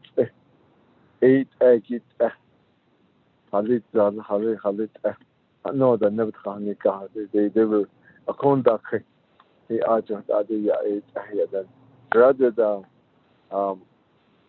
5-8 months that we went through this, I think the team from there is CXR. They were the front line for us. I would say that they were the front line. COVID-19 people without affected again. Hasn't I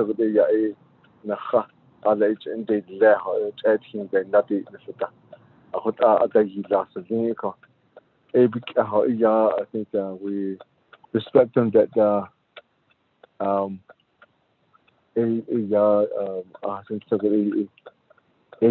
but what law on Hashin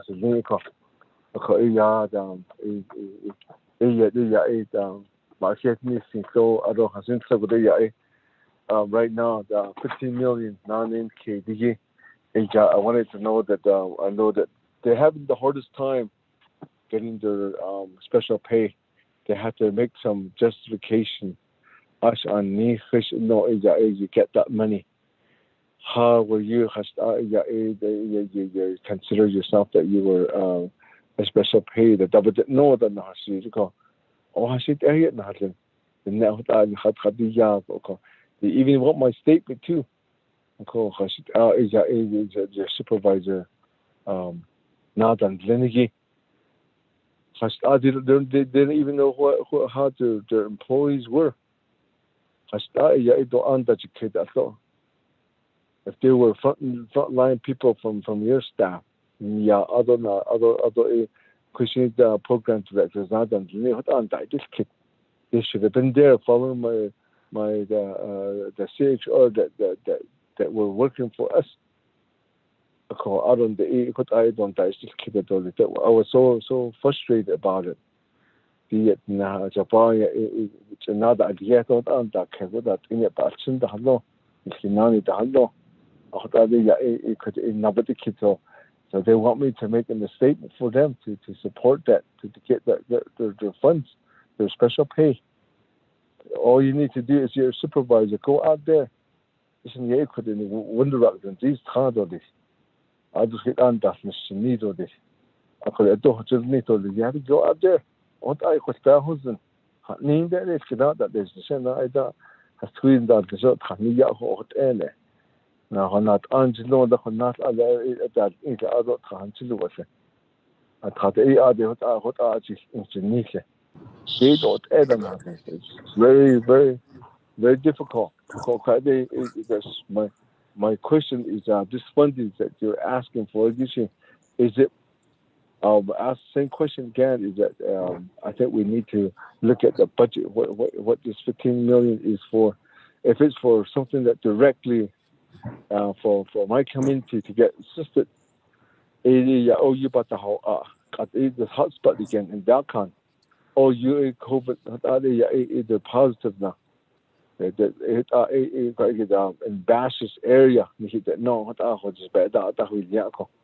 so this money is it going to be directly given to those people that my community? Because I think this hardship money is directly for people that were been in contact with COVID.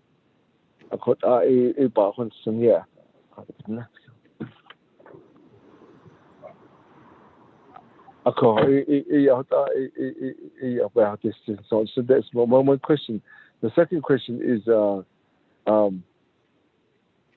I asked you yesterday down this money is it going to be CARES funding? No, not here. For healing purpose. When you get Asian is the application going to be ready for that? It is in so how soon can these people start getting application for that? Based on not medical. I think that's what the people or you thought. This kid. So that was my question, and I don't have a follow-up question after you answered. Krishna, yeah. Sure. This is Daniels. Put me in the queue. Honorable Daniels, your lucky day. You're up. Yes, thank you, Chair. Yeah, I don't know, honorable colleagues, Naabík'íyáti committee members, good evening, I don't know the whole just of course legislation get down here so amendment to that. I don't know speaking to the amendment the Department of Health, so could have basically the bitch on as Nike. Of course, it says I see that big baby kids has not either. I don't know Dr. Jill Jim should danger. Of course, yeah, could have baby and he could and does take in later. With other and does take I have a reason. What I'm not on it, care on it, and colleagues from Slenigi could 24th Council could the right I see could pushed a way about here and could Kudo na Kashin Kudo in Hita Natsado Kudo Nahanal Nishkodo, Executive Director, Department of Health, Aja Nahanal Nishako. Accord, I see the Veda. Nahaz Diego, Yahwan. Veda Adonan and Sage 8 Zeta. Or Jayad as Ego Dabi, being Kangit or Dabiaho, Agita, Tonehaki, or Adabiaho, Agita, Hodita, Adonanakodo. Now Zadan electricity that then. Who that then store. At the Schnee Kodosnanta, and now it Schnee Kodona Gatam. Pai Mesa has Anja Arban, this case of Satabikat, Tall Mountain, and also Pai Mesa added Nekat, energy, power line, that, then give electricity, a water line, that, then give AIC in the hot instant Kodo. So Kododam, the Kododam. Base of the bitch on that Nagi, I think could have better case as Nakoto. And Naniki Kodo Nagate, I was looking at the news in the idiot Kodo Nagata COVID-19. Devanana, Nisarunana Kodo, the Never Nation Kododam. We have Anigi. He so Kodo that Devanana Kodo Nagata, number of cases. Devanana Nishiko. Eban first case. The Department of Health, Ajda in Michigan, Diego, Chios, Edo, lesson for the Besogi, then the Joy, the Jatna, Kayad. The Ajda in Nation of Adam, frontline workers done Lenigi, the ended on Lenigi, CXR, I see Kododa, Hens and Kodo, Da Kaykoda. O Jatos that Hataza, Adunana, Nagatam. Navajo Mountain or J-Toad, Nafas at Hatazako, these two CXRs, these CXR workers, Bosch Washta. Shata and they work site, not easy Washta. Presumably, old J-Toad, the very fire station, quite a bit of Naabík'íyáti. What he equated then, I shouldn't put the Initiate CXR for that, you're not Kagi that, what did. Accord, I see Kodo Beso, the baby, Pagani, Nation Day, or is I see the arbitrage in Ash Hall, the Suko. When art hanky, then our additional Kodo, Behanas, the Hekodo, accord the Kodo and Great Dam, Beso Kodo, but the Johanna Nagi, I see baby kids as the data. Hala Kodo and Great, cut of the cart, the Snowbahas, the Kodo. Every day they're out there, out in the field. And they could have never touched a lot if scouts and so on. Could they die? See, could they be caught either? Gina Sashanana Zakweg in a great tall mountain there. I see in the house tea. The bench in the house station, no, she's an ice to that. There's a chi. So that Urban first case could go. So it is also better by her feet or less. I don't know, could go. He could I see baby cases, could on the radar. Department of Health, Ajo Kodo, Kodo Shate, Kodo Hitato, Hanat Hiki, a base HD to the Yoshito, let it go. So I don't know how long this pandemic is going to be. The Bahazanta Hashinza, Haljishna, and Katokodo, Odovan, first case, Gina, wait, Adon, so the Baban, first case, or later, she ain't a well, Chizuko. Adazun has not been Nahe. 1918, Spanish flu. The cuisine get the net and Lenigi. Get my eating Lada eating. For the Oyo Nana Zadida, close to 600 got they could add Benahon, Dida. Ila wait Edon, so the band, that's case of Fat Dadida. I called it out better, so the fields and waiting for the fields and out. I could Oyen his ice ton Halenako, he get a Glen Halenako, because in Sanas, it was Dalgagi, COVID-19. The other fate, I became a deep place. In some bands, this case, but Corona Gaita, the man he need LDB guns and no data. Mizaki had us Argo, border towns, Gallup, Farmington, Flagstaff, Adonana Corteza, he the never such a hotel. He can't go every weekend. At Arch now holds just the first of the month. Sweet of fun is added nada cridolesh. Abe husband I should say ya but ye honda delta. Ado le. Should inigi even ye honda delta abe husband ye ho. No hotel adi gisse nashni na hallen ko tro. Because Hashid I guess Yana ka Arunan or Honado Nissan and I see could over but the Stiga could also to the sun in Leniki elders. Arunan and Kodota should be and ask Kodota Dr. Chim Nagate diabetic gigi Arunan Kodona get the hypertension, high blood pressure the key. I see about the hospital. Out and out day cash so oil could on the great CARES Act dollars and rate and look a hardship oil but not the hiccup. The Reki had us ago that he the never has any year. Aj Honado nation for the bonds of Kevin or did oil baba nested. A craggy oil could over Babigan says Stan has an hokodo. So about end the Kodo Sandra Ham in Hard or Grant or did took a day Naabík'íyáti. I don't know could that to me yaho Naabík'íyáti. So 80 hotaba has fit on the Kodo share. Thank you.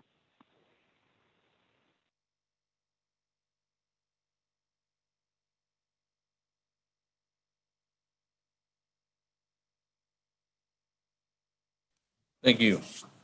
That we go back to Honorable Slater.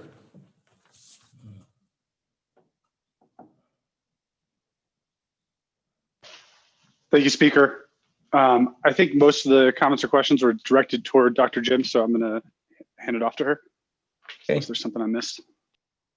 Dr. Jill Jim, floor is yours. Thank you, Speaker and Honorable Slater for that as well. Also take Honorable Elmer Brigade Di Nighting Kidding. The special pay and CGA. Those documents are still being processed at OOC, so I appreciate the extension to include more dollars for that. And as you mentioned, we probably killed a lot of trees with that, but in the requirements, that's another challenge too, as even though we worked under the Department of Health responding to the emergency, there requires justification that you worked on COVID-19. And then some cases in the justification, if it doesn't say, if it's repetitive, every day that's not allowed. And also, if you fill out your form a certain way, it's been challenging, but I think we'll be working on so many corrections on instructions that they on when the policies and procedures and were provided, managers every week progress report and make sure you know where all your staff are at, make sure they document what they do to COVID-19, especially if they're receiving 638 funds. Everyone needs to fill out a 214. Everyone's familiar with the 213, and there's a general message for requesting for assistance. A 214 is a document to report your work under the ICS structure. And under the ICS structure, every day we're required to fill out a 214 to say what time you worked and what you did. FEMA reimbursement. And I had not been earlier that we do need to request for a carryover for our FEMA dollar reimbursement out of the 2.4 million.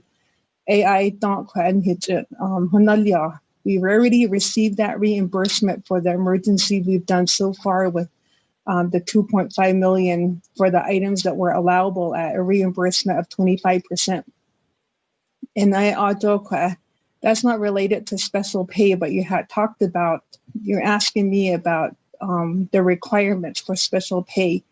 We're just being in compliance with what OOC has instructed us to do so that those CARES Act dollars, there are certain time periods that the Department of Health cannot pay special pay out of our IHS 638 because those funds were not effective during the beginning of the time period.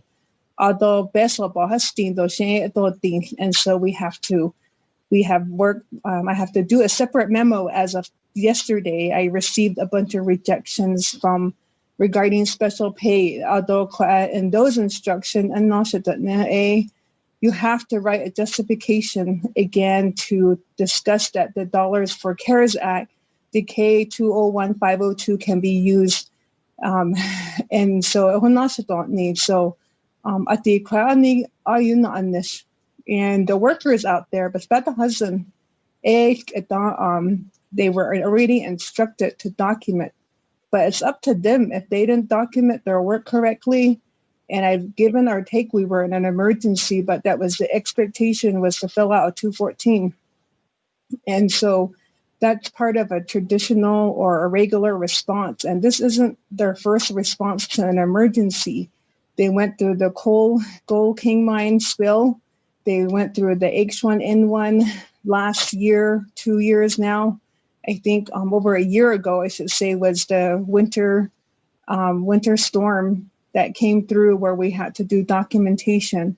So those are the documents that were provided to them to submit. I don't have the yago, although Sata is Nilo, not Honnalia.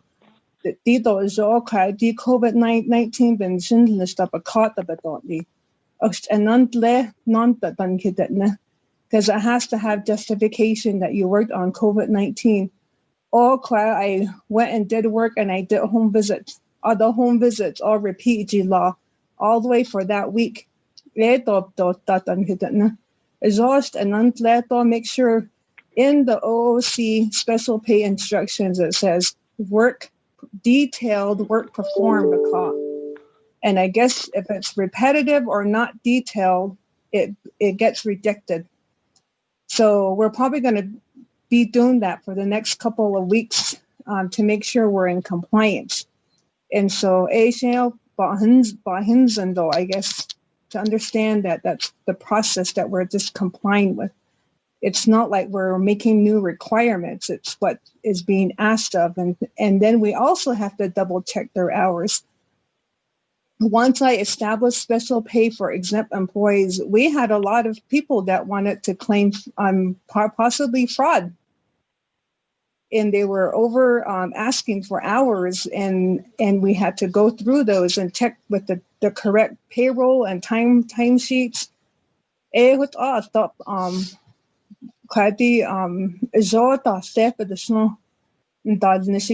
be submitting stuff that are fraud. You can be accused of time fraud. And they're supposed to have documentation of that. And I thought I had instructions at the beginning to tell them to have a sign-in sheet out there in the agencies to document what they were doing. So it's accountability. And we already received instructions with OOC and we are receiving correspondence as well. And we are just fixing as much as we can to be in compliance with the requirements for special pay. And I'm also holding my staff accountable for submitting correct time for the work that they did.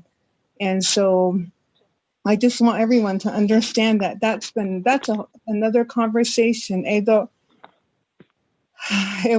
been at the same time we were dealing with special pay. We have CARES Act, the emergency still going on. All other responsibilities are still here, all on top of this. And it's a lot, I think, as Controller mentioned, we still have to do our regular responsibilities. So, but for the application for traditional healing, as I mentioned last night, I didn't really find out about this till 2 days ago. So I'm going to have to figure out how to work through this process very effectively and efficiently with OOC when we do have time to meet to work on that process. Because initially, as I indicated, that should have been put in the hardship application and it was taken out of there. And now it's going to require extra contracting or figuring out how to disperse those funds out. And so that's time delayed again. So I have to start from scratch again in that way, because initially I thought we already had agreements with the associations and also with OOC to make sure that was on the hardship application. So I can't answer when that will be available. I probably will have an answer until Monday or Tuesday, until I actually meet with OOC on how that can be done effectively and efficiently as well. Honorable Herman Daniels, the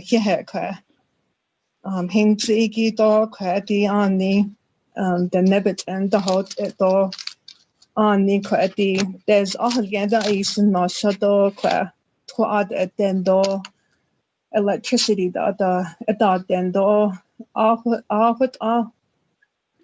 the down with ESO.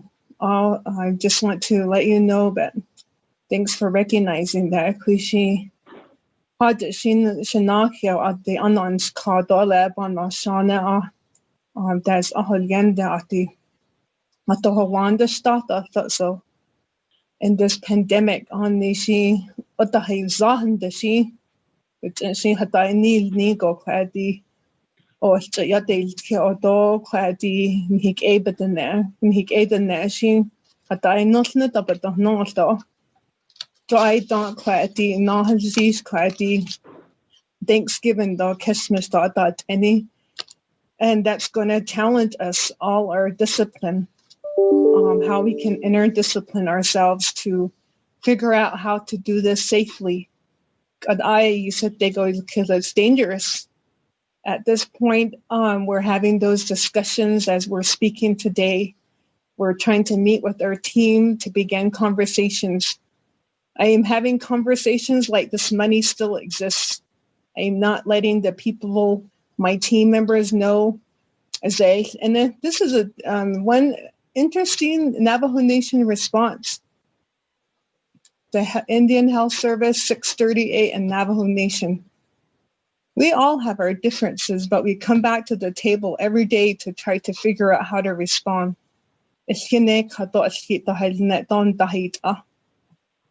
And that's one unique thing that has that I see out of this whole pandemic, that we know that our differences can be set aside and we can come together to plan. When that not only President Nez, I really appreciate his interest and his leadership in this, and it challenges me every day, and also all the other staff that we have, including the support from Chief of Staff, the support from delegates today, everyone. It's a quality put on dots of the Hanain sneak and Noska Shanana. And I don't speak about the dollars, like I said, quality beso or quality halonon sis kesla. So, but it's not on the it's happening out there in public health. And the Navajo Nation with this money, it supports every single area that you live on. The Indian, we cannot rely on Indian Health Service. We cannot rely on the state government. But with this money, it allows us to do what we need to and also have oversight administratively, and we can support everyone. Not saying that a 638 in the Witcher Winslow door or in Shiprock, they thought had the best for bust and then all of this money supports everything in the operation for every single jurisdiction in the Navajo Nation. It is not selective. It's to support the whole response. I think by this, we are leading as a model and example for other nations. And I just would like to extend all the support that I've received this evening and the support that you'll continue to provide our Navajo people and the Health Command Operations Center and the healthcare facilities. So, on. Another speaker? Question of privilege, Honorable Charles Newton. Thank you, Speaker. And Dr. Jill Jim, for your response on answering the questions. I'm a little bit confused, Speaker, because we had a different procurement process that was explained to us by Jason Johns. And then we have Dr. Jill Jim, who is explaining a different process. Is it possible that we can get the controller on the line to explain why these two departments were treated differently? Because that's what I'm hearing, and I just need clarification on that. Thank you, Speaker.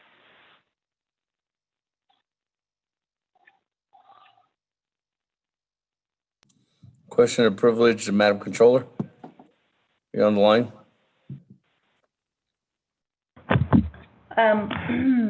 Speaker, this is Controller. Ashbira. Oh. Okay. Ado,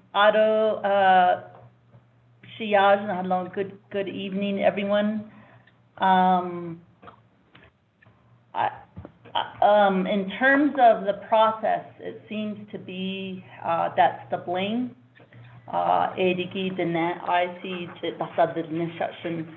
So Ayanda Controller, they have the Office of Controller. So in terms of the process itself, we did make certain efforts to expedite anything related to CARES.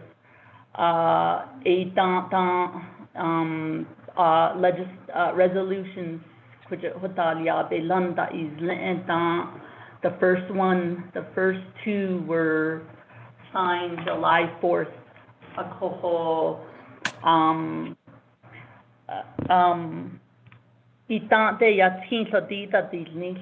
So there were periodic meetings and so forth. Speaker, he had his Friday call, so so if you all recall, and I'll point to it again, every one of these legislations had that emergency procurement fund. So everyone should know about that process. And essentially, it's just getting one quote and doing a justification memo. So Otto, I will have to admit, in the last 2 days, there's been a lot of activity with our office, meaning a lot of requisitions, contracts coming through. I wish that was happening way back in July, August, September, even earlier this month. I would say that our office has seen some activity in the last 2 weeks, more so in the last 2 days.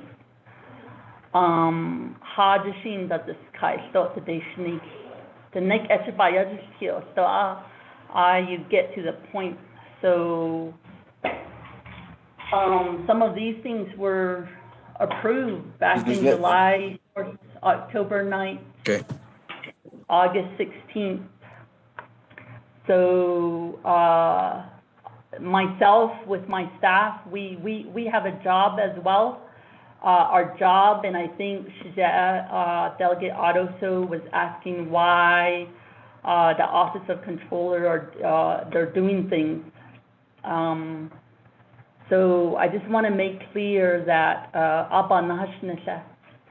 we rely on the programs to do their part before they come and submit their documents. Some of those things, we have to send them back. Anita, Dr. Jim Yadnet, special duty pay. So in those cases, I mean, my staff has worked with timekeepers with the April deadline in the 10 boxes. I understand people are busy. We're busy. So we have to go through that too. Although we met with NDOH, my staff has, and said, put out justify that the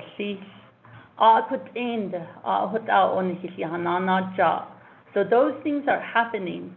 And I say this with all due respect to everyone. The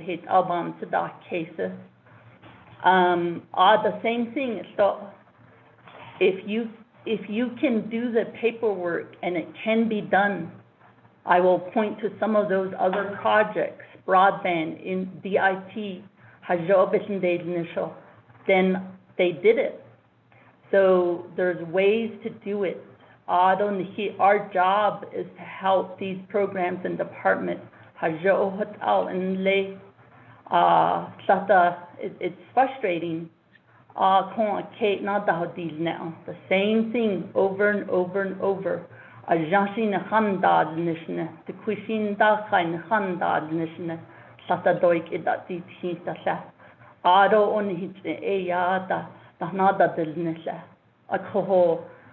Blame me, because Inspector General is going to come in. East YouTube is public. They will know where to audit this thing. So from our office, we have to tell them justify inlay.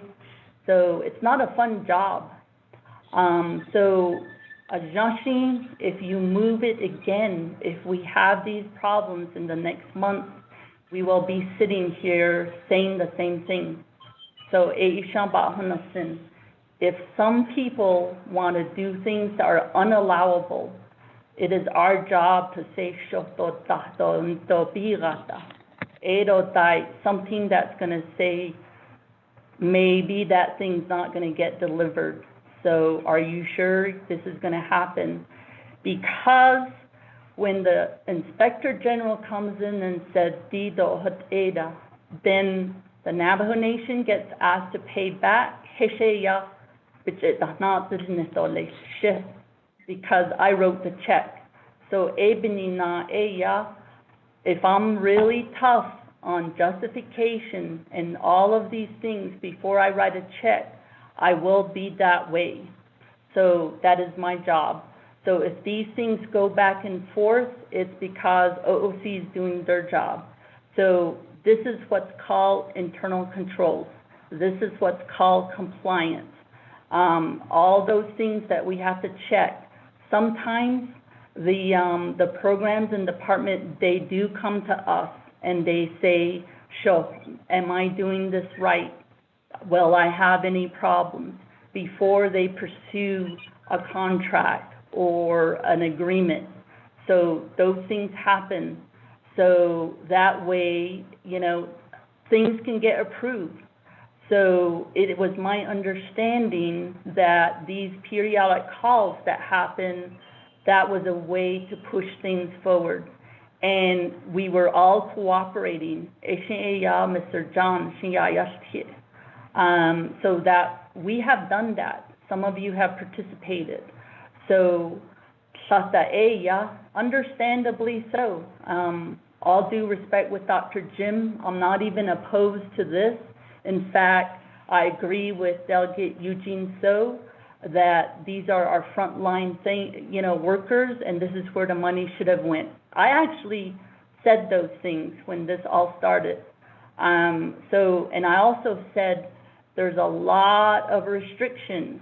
So because of those restrictions, we're here at this point in time and we're complaining about the process. But from our standpoint, my staff, we do everything. I feel like we go above and beyond. and we have to repeat the same thing for certain programs, departments. Some of them are really good. And so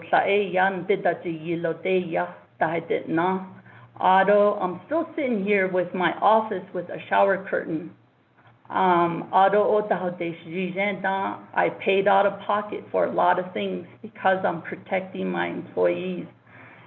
Then so these things were approved in July and August, and the 10 million still sitting there, facilities, PPEs, but I'm okay if I'm being blamed. Although a month from now, I will still be blamed, but I'm doing my job. So I just want to explain the process and the reason why we do what we do. It is called compliance, internal controls. So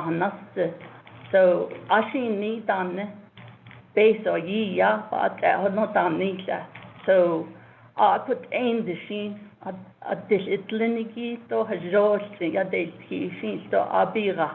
But so that's what I wanted to share with you on this process that the no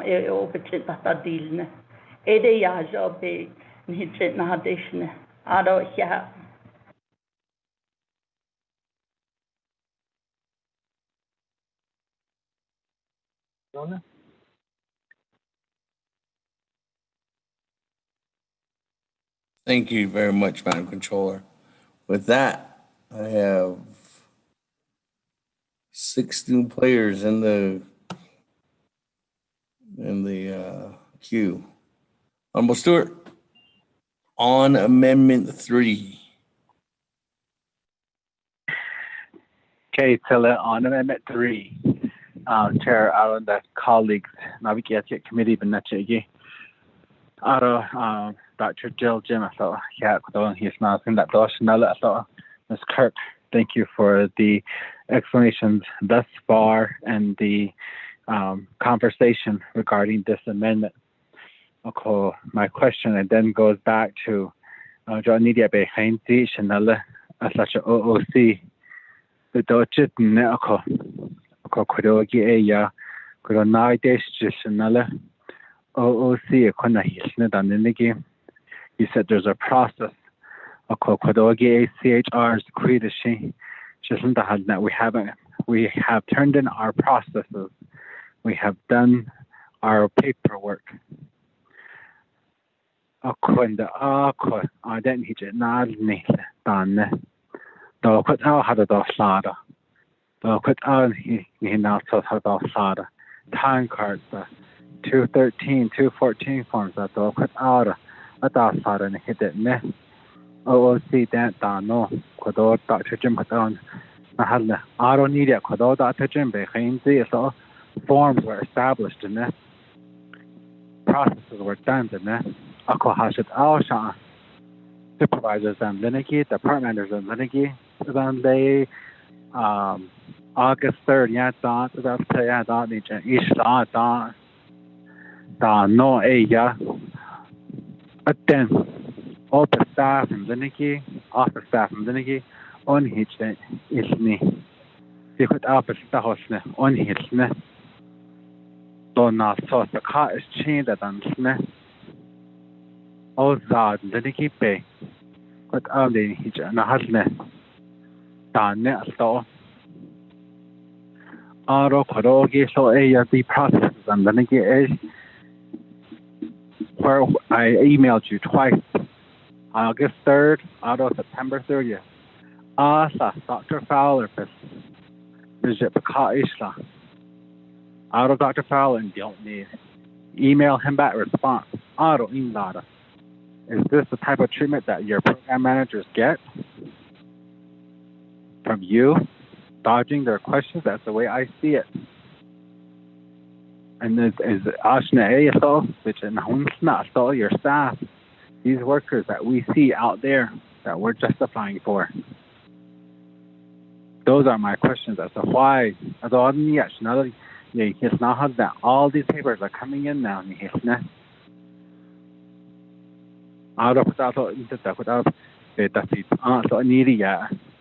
my colleagues and then they're saying that the people are trying to start training and stuff now. So could not look at the Jane the Darson Donna. The Christian connection based on engineer. A could out a none hit this kitole. Arkansas.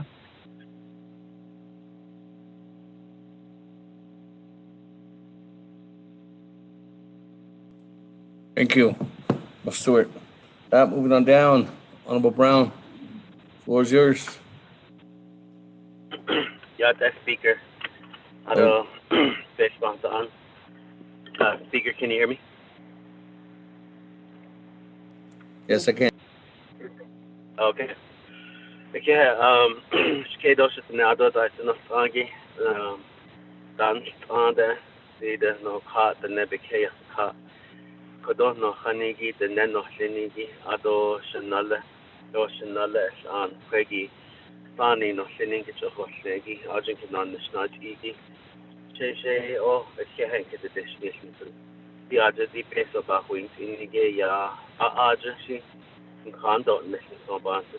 Alea, the Choda, the Ahuija, Gina Asia, the largest of net with the initiator, Captain William.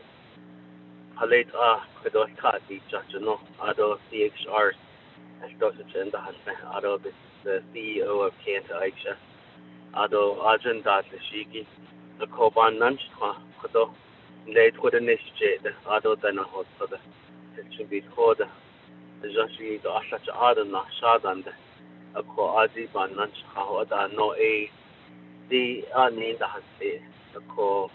The controller should not let any in cases with any or a base of hard at the bank or none of length it don't need a shit of it. She nay put on Bahalia to Hale and the sergeant not it or we charge of industries. So he's any for what I bench so on any other question. Navajo Department of Health Director, Dr. Jill Jim, non Nigi, Joshi based on Jukat Oho, Ani, Hodahil Angolan, Ani, Nata, Hashbaj Eti, Baj Eti, Kainadan, the A, Nikitan, Ashi, Hashi, Sati, and Ted, in Keto, Baoda, in on the Sudeta, a call. I don't know cases that she had. Or just vaccination on international to show that it's not a quite on the I do get a response from most of you. I know you guys are busy. I acknowledge that, but sometimes we have pressing questions. Like yesterday, Mr. Joe Baya was on Facebook and really educating our people who are in these long lines and trying to keep everyone safe. I just want to say to all of you that on behalf of my communities and my family, that we really do appreciate you. We didn't get up to these conditions. I need late hobby at the non-national other nice events for Joshi to be the best to eat and need to check. A call should not advance. A call put up there so he Aja has shown the choice of the Aja Department of Health. Aja Legally has Aja Halaye Doctors. Other than Canterbury Russian was the other, not the other nice, Nala. A call issue that's prevention. I just really wanted to say that I do support and keeping the money with. I believe it's. I'm reading the this amendment number 3. I will vote to keep the funding with the Department of Health.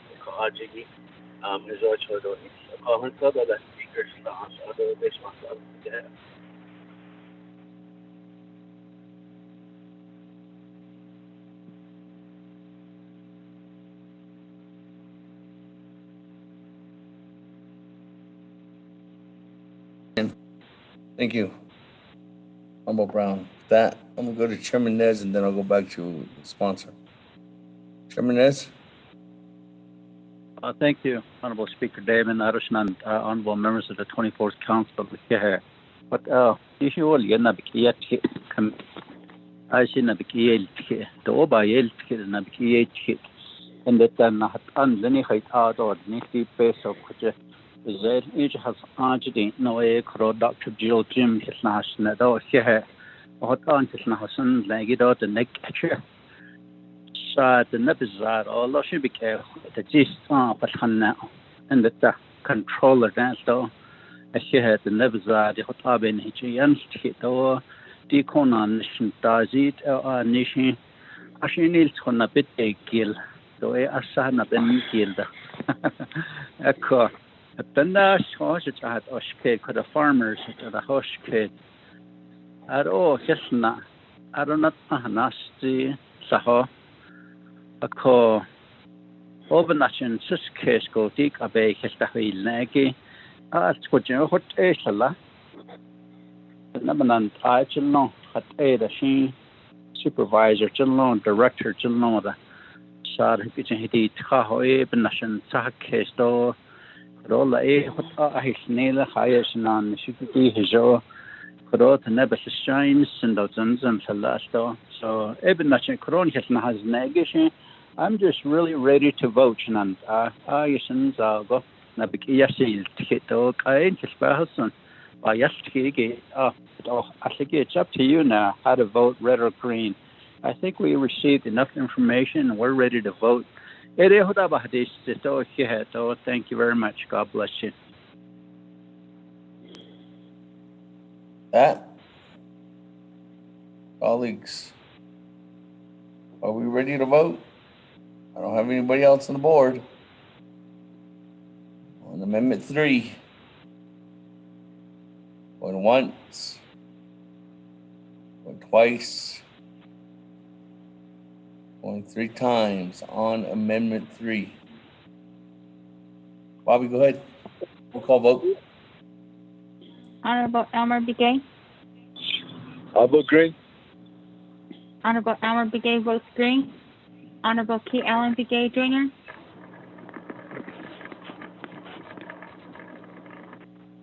Honorable Paul Begay.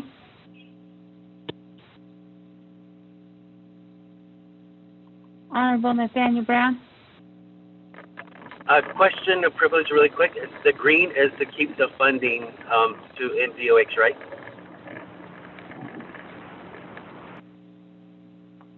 Green is to put $15 million back to NDOH and also give back an additional 4 million. What is that number? $4,378,717 back into special duty pay. Thank you, Speaker. I vote. Delegate Brown votes green. Yeah. Honorable Nathaniel Brown votes green.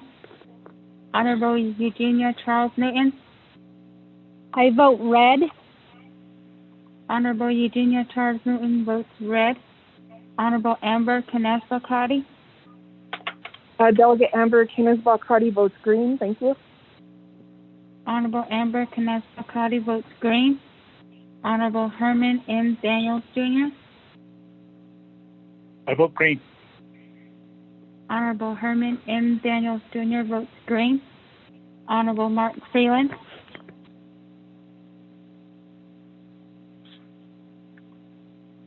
Honorable Pernell Halona.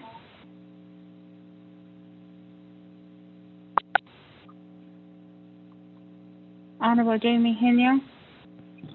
Henio votes green. Honorable Jamie Henio votes green. Honorable Vince James. Delegate Vince James votes red. Honorable Vince James votes red. Honorable Rick Nez. Delegate Nez votes green. Honorable Rick Nez votes green. Honorable Carl Slater. Delegate Slater, green. Honorable Carl Slater votes green. Honorable Honorable Raymond Smith Jr. Green. Honorable Raymond Smith Jr. votes green. Honorable Wilson Stewart Jr. Rick. For the correction, Rick.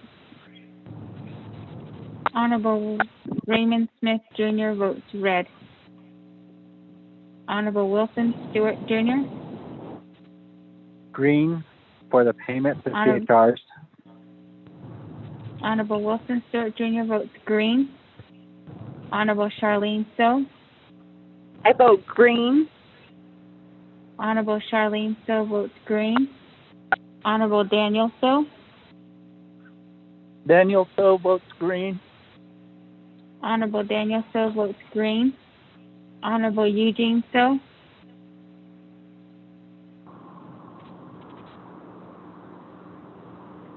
Honorable Otto So. I vote green. Honorable Otto So votes green. Honorable Thomas Walker Jr.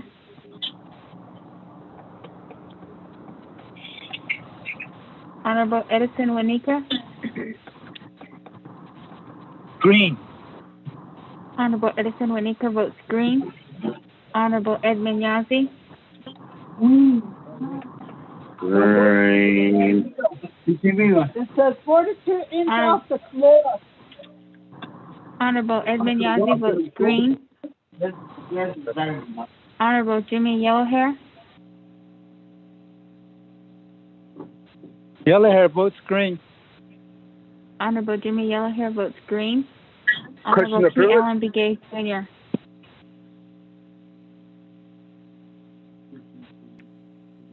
Hold on. Galvin was green. Was green. While we're voting, Honorable Elmer Brigade, question of privilege. Thank you, Speaker. My question of privilege is that the special pay, that $4 million, I wanted to know that how many departments already got that a special pay funds for that. I wanted to know that if there's any. Order. Could give us maybe a rundown and maybe a report. Thank you. Honorable Otto So, point of order. That information was already provided. We're voting. Thank you, Speaker. Okay. Honorable Otto So. Honorable Elmer Brigade, I can have Madam Controller or send that report over to you. Honorable Elmer Brigade. Okay, I haven't get it yet. Just reason why I'm requesting for that. Okay. Or voting. Continue on. Honorable P. Allen Begay Jr. votes green. Honorable Paul Begay.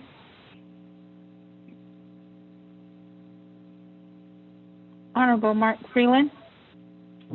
Green. Honorable Mark Freeland votes green. Honorable Pernell Halona. Honorable Eugene So. I vote green, door show. Honorable Eugene So votes green. Honorable Thomas Walker Jr.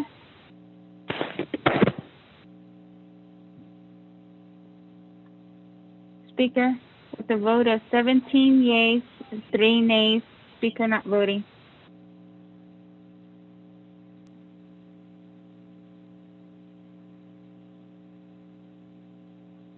This Delegate Halona, I vote green. Honorable Paul Brigade votes green per text message.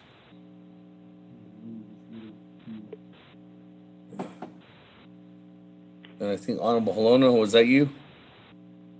Yeah, Speaker, that was me. I was playing with the wrong phone, trying to get it off mute.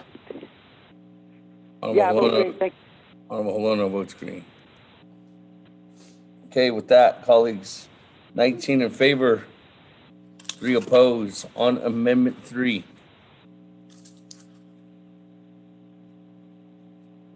Point of privilege, Speaker. You're not voting.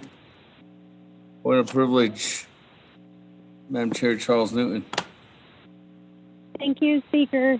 I would just like to ask, Speaker, that we keep a decorum with this, with our council.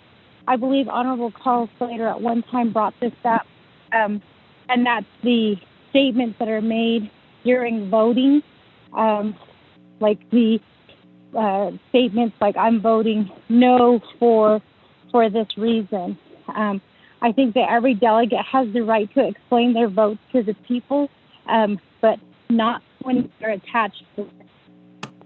So I'm wrong on this, but I believe Honorable Carl Slater has brought this up before. So if we can keep that decorum, Speaker, thank you. Thank you, Madam Chair. Charles Zoon, reminded of that. With that, colleagues, back to the main motion on legislation 0261-20.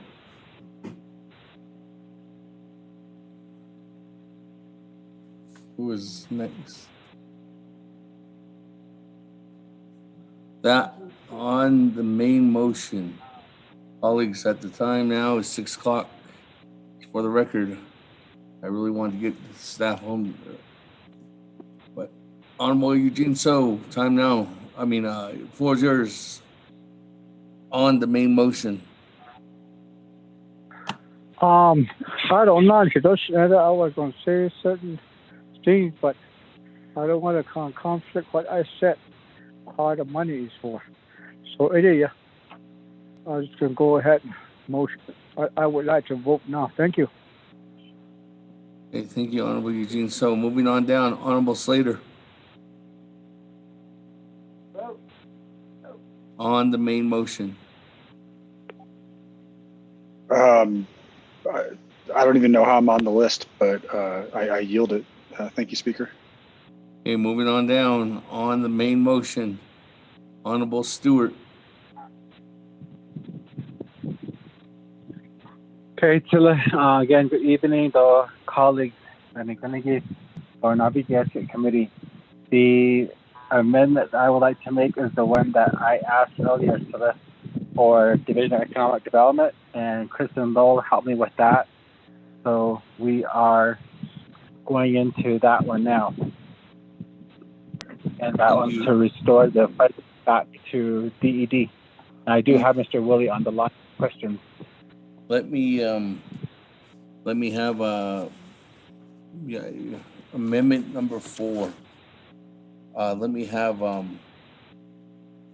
Jalissa read it into the record, and then I'll go ahead and ask for a second on that.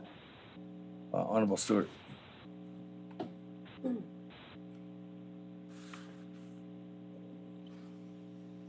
Chair, members of the committee. 1, on page 4, line 8, make the following changes.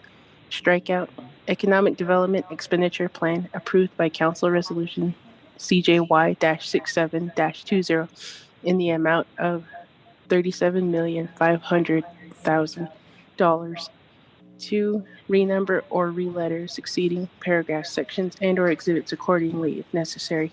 And this amendment shall supersede inconsistent language contained in any other committee amendment which shall be conformed to the intent or language of this amendment.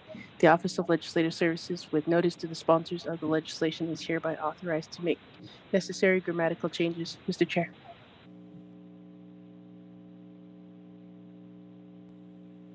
Thank you. With that motion by Honorable Stewart, is there a second? Freeland. Yeah. Honorable Freeland. That, colleagues, on the amendment.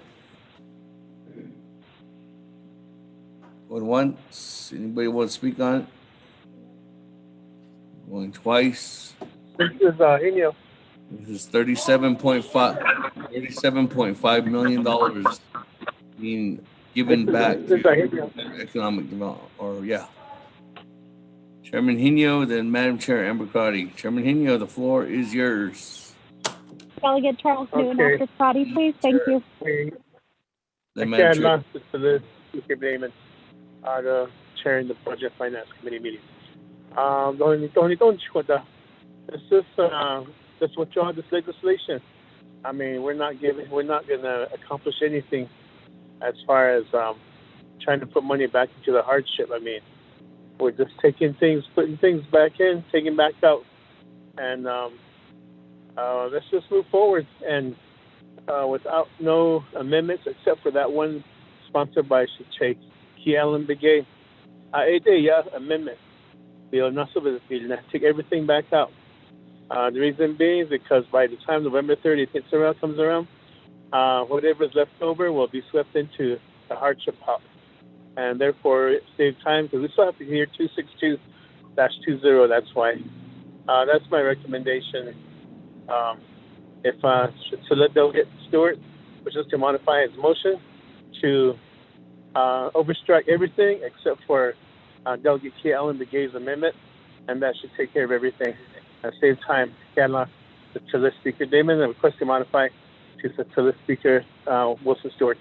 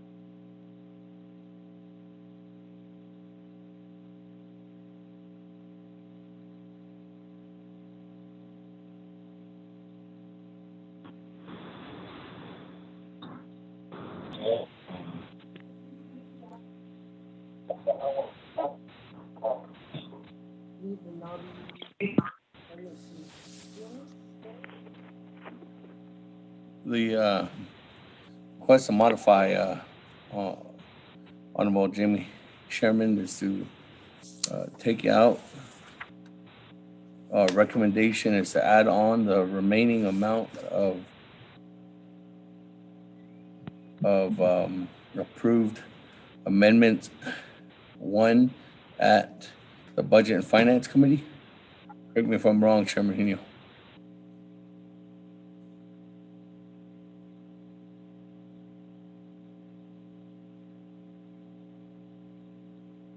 Chairman. Oh, yes. Is that correct? Yes, just we're not accomplishing anything by this. We did our job at Budget and Finance, although we're being accused of being out of control and not consulting with program managers and so forth. And therefore, maybe we should just everything if we can modify his amendment, but leave Delegate Keelan McGay's amendment and let's move forward with that, because that's pretty much a catch-all. That's my request. Hey, your Honorable Wilson Stewart request to modify, and that would I'm okay with that. That would be striking all amendments, including the Budget and Finance Committee ones, for 89 for the whole 89, $124,724, plus striking out Amendment 1, which was from Honorable Otto So on Nabi, which was for 40,961,416. Amendment 3 by Amendment 3 at Nabi for Honorable Slater, second by Honorable So that we just now got done with, and that was for putting money back in to special duty pay and public health, and deleting the public health from BNF. So that one's already deleted. Honorable Stewart. I'm okay with that, Speaker. Chairman. Speaker. Delegate So. Honorable, hold on, Honorable So. I can put you in the queue. With that, Honorable Stewart, Honorable Freeland, are you good with the second on the modification?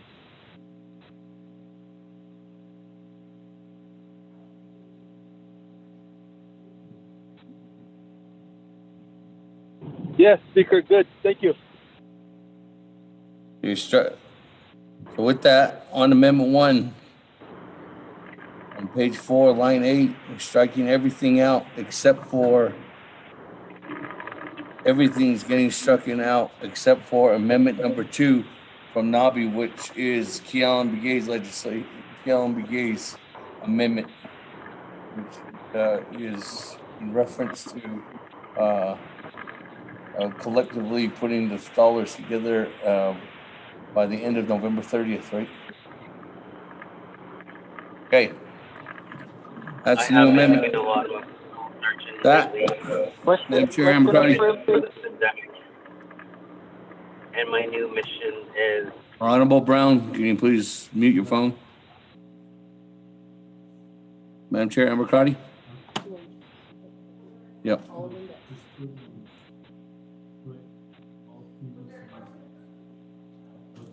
No. Yes, thank you, Speaker and colleagues. This is a disappointing amendment in terms of the work that this council and as delegates that are privy to the information and the progress of these projects. I think in terms of the modification to the amendment is an emotional response to opinions, and the committee's report and recommendations, although can be modified, should also have some reasoning and rationale for striking all of the amendments. This type of action actually reminds me of a pretty famous movie where they say, watch how people act and who are they working for. And striking these amendments and not having the opportunity to build up the hardship program, although there could be minor modifications, to do a complete sweep is, I would then have to ask the motioning party to explain every action that he just approved so that it's on record, because what we know from the economic expenditure plan, they have only spent maybe $5 million of the $60 million that was allocated back in July. I can go back to the other line items and seen from the Office of the Management and Budget and the Office of the Controller that also in terms of not moving forward and zero expenditures in these items that have been approved in June, in July, and in August. I also think in terms of what this means to the hardship program is a dramatic or a huge discrepancy in what can be allocated and planned for, and is really in terms of not having additional information on why this amendment is being proposed other than reacting to comments made on the floor.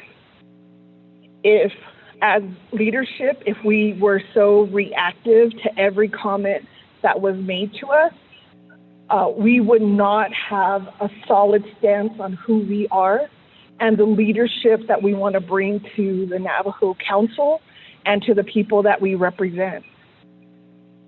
I think at times we have to tell ourselves it's not for our own personal ego to be here, but it's to understand why we're asking the questions. And so that would be my question to the amending party.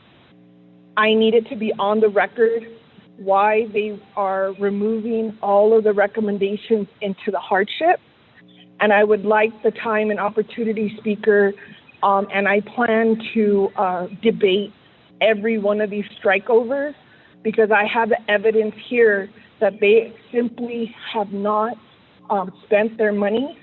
And we have a recommendation from the Office of the President, Vice President, Chief of Staff, recommending reallocation.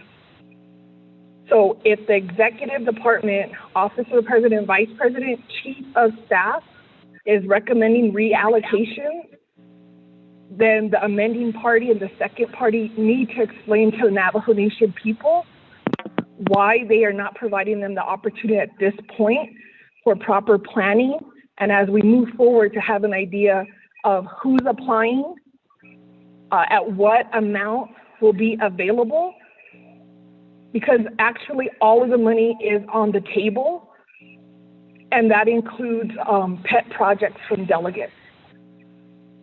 And so I think this is concerning that we would put all of the amendments and strike them over, because there is finally a push from some of the programs 3 months later to start spending the money. And so I would ask that of the amending party, all of these strikeovers for the record to explain why they are requesting through this amendment to strike over the Budget and Finance Committee action. Thank you, Speaker.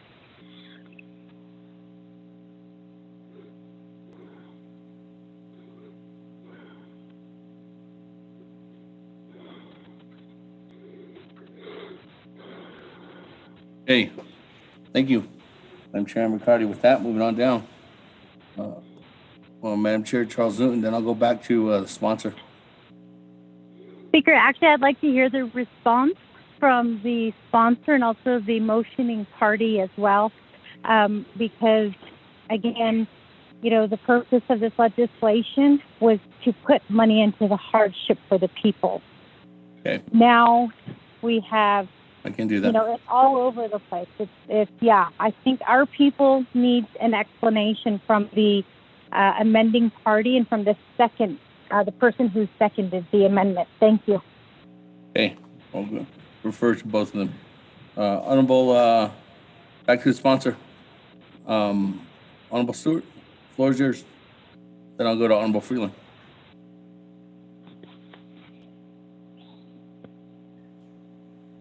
Okay, again, good evening, Celeste and colleagues of Naabík'íyáti.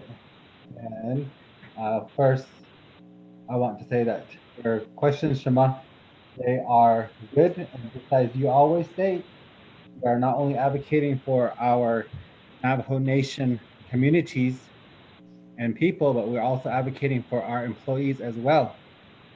And that's one thing I would like to say, is that this is for employees that are still working, that are still doing their part. And we do see updates from economic development. They do post and update us as to how much they have spent, where their monies are. And we also, as stated through other delegates, have heard comments and concerns from community members who are going through each of the economic development criteria to part of criteria to access these funds. And we do know what their struggles are. We reiterate that back to Division of Community Development, and those are then addressed by them. The other one is that this came also from the chairman of Budget and Finance, Shana, Mr. Hinio, who amend this part of it as well, to strike out that part of it. So that's from the chair that committee that you sit on too, Shema. So that's just what I want to say, and then I will turn it over to Mr. J.T. Woolley now from the Division of Economic Development. Mr. Woolley. Honorable Stewart, before I go to Mr. Woolley, let me go to Honorable Freeland, then I'll go back to Mr. Woolley. Yeah. Okay, thank you, Honorable Stewart. Honorable Freeland? Yes, Speaker. Oh, it's a question to you as a seconding motion. Okay, I'm sorry, I didn't catch all of that. Why did you second, basically? Why did you second this, and what is the reasoning behind? Why did you second it? Because of the the potential Division of Community Development's reallocation. But to think about it, if we're just going to be pulling money, like Honorable Kenyo said, You know, let's just keep everything as is until November 30th. Once November 30th hits, then we can just pour everything back into hardship. I mean, it doesn't make any sense just to keep pulling money continuously. I agree with Honorable Henyo, though. That's why. Thank you, Speaker. Speaker. Okay, that I'm going to go to Honorable Edmund Chairman Yazzie. What are you making sounds for? Recognize my voice. That's pretty cool. Speaker, no, on the amendment, I just want to ask my colleagues and with everyone that's still online. I can put you in the queue. Okay. Yeah, put me in the queue box. I want to let you know that there's 6 people in front of you. With that, motion to seize debate. Fortunately, that's not available at this time. Let me go to. I vote green. JT Willie. Question of privilege. This is Daniel. Honorable Daniels, hold on, Mr. Willie. Honorable Daniels, question of privilege. Thank you, Mr. Chair. It really bothers me when right now when we're questioning the motioning parties and the seconding parties. Why did you second? Excuse me. Why did you second? Mr. Chair, going forward, are we going to do business like that? Down the road, why did you second? Why did you motion? So it really bothers me, Mr. Chair. Thank you.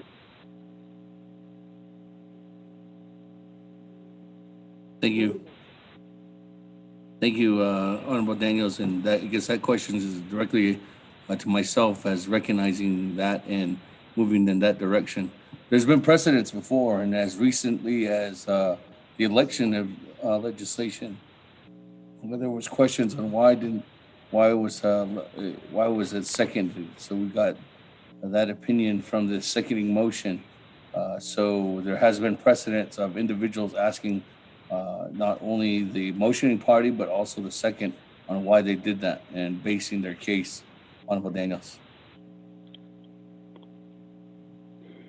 Thank you, Chair. Okay. With that, Mr. Willie, not Mr. Rob Willie, but Mr. JT Willie.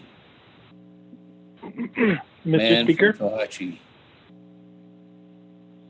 Mr. Speaker. Hey. Mr. Speaker, can you hear me? I can hear you. Okay. Chairman, Speaker Damon Otto, Arnold, this is J.T. Willie, the Division Director for Economic Development. Just to weigh in on some of the questions that were brought up by Chair Amber Crotty, as well as also others in regards to the amendment that we have for Division of Economic Development. I did inform Chief of Staff about the statement that was made earlier as well. So I do have Chief of Staff online in regards to the recommendation that came from the Office of the President and Vice President. So therefore, what we have is that the communication that I have with the Office of the President, Vice President, and also to one of my supervisors, the Chief of Staff, Mr. Paulson Chaco, is very open and very strong. So therefore, the recommendation that was made from Chief of Staff, he'll weigh in on that as far as the Division of Economic Development expenditure plan, as well as the recommendation that came from the OPVP in regards to some reallocation of dollars. But as far as the concerning for the division part for economic development that I want to speak to is in regards to the $60 million allotment that had originally happened back on CJY 67-20 in bringing economic relief to businesses and to artisans. I was listening in to the Budget and Finance Committee meeting the other day in regards to the reallotment of the funds from different divisions, and had heard the request to move $37.5 million from the division to the Hardship Assistance Fund, which is a fund that I do support and we do support as well. But in the working with the expenditure allotment given to DED for businesses and artisans, we have been in our mission to provide these funds to those individuals past a 30-day time frame now, and now moving into our next 30-day, which I did provide to leadership. I do provide updates to leadership on a weekly basis, and I do provide information as far as where we are at as far as the expenditure program. I wish I had the opportunity to speak at the BNF committee the other day, but I was not given that ability to do so. I did hear the recommended amount, and I think if we were given the opportunity to provide insight from the division side, I believe we would not be at this point where we are now. The Madam Controller mentioned earlier, and I've been listening throughout the day, as far as where we are at with progress with different divisions and programs. And myself and the Controller have, and I would attest that we do have a great working relationship and communication when it comes to the expenditure program that DED has been administering for the past 30 days. And we have been working with the audit firm that has been brought on board, Baker Tilly, Mr. Blaine Jasper, and his group as far as the program's concerned. We have weekly updates with them as far as where we are at with the program and what recommendations we need to do moving forward. As of to date, and when I ran the report on October 29, which was yesterday, I had sent this out to leadership on where we are at with the program. And up to date, as of yesterday, that was $11.3 million. I actually ran the report about 30 minutes ago, and we are now at around $13 million of expenditure. Dating back to October 6th, I have a memorandum that was submitted to Budget and Finance, as well as to oversight committees on recommendations to keep the program moving forward with the identified data that we have now. And keep in mind, prior to where we are at, the Division of Economic Development had a source listing of about 170 people. And we didn't have the opportunity or the data of where we are at as far as how many businesses are located on the Navajo Nation. Now with the current expenditure program, we have been receiving multiple applications come in daily. And as we have approached the first deadline, which was today, a tremendous amount of applications have come into point.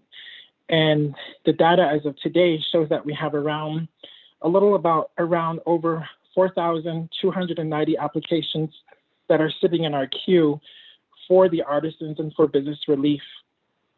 I provided examples to leadership on recommended expenditure amendments Speaker, needed. Point of order, sir.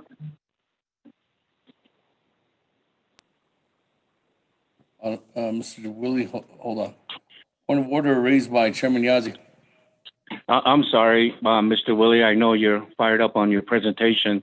But my point of order, Speaker, my question is that if we had already made deletions on other requests, and we're sticking with Mr. Key Allen's brigade amendment, and we deleted the others' request, why are we listening to this amendment, Speaker, sir?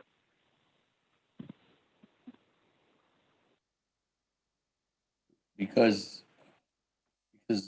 this amendment specifically starts out with striking out economic development expenditure plan approved by council to be reverted to the hardship funds for $37.5 million.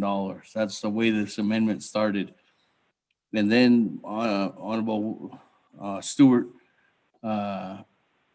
expanded that with the motion, with the recommendation from Chairman Hino to strike out the entire Budget and Finance Committee and Amendment 1 and 3 from Nabi today and yesterday.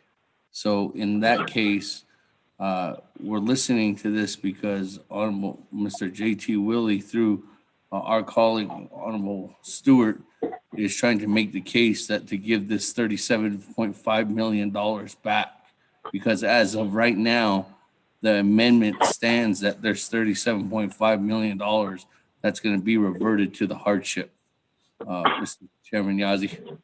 But he's just pleading his case right now. Okay, Speaker. Mr. Willie, I do apologize, sir.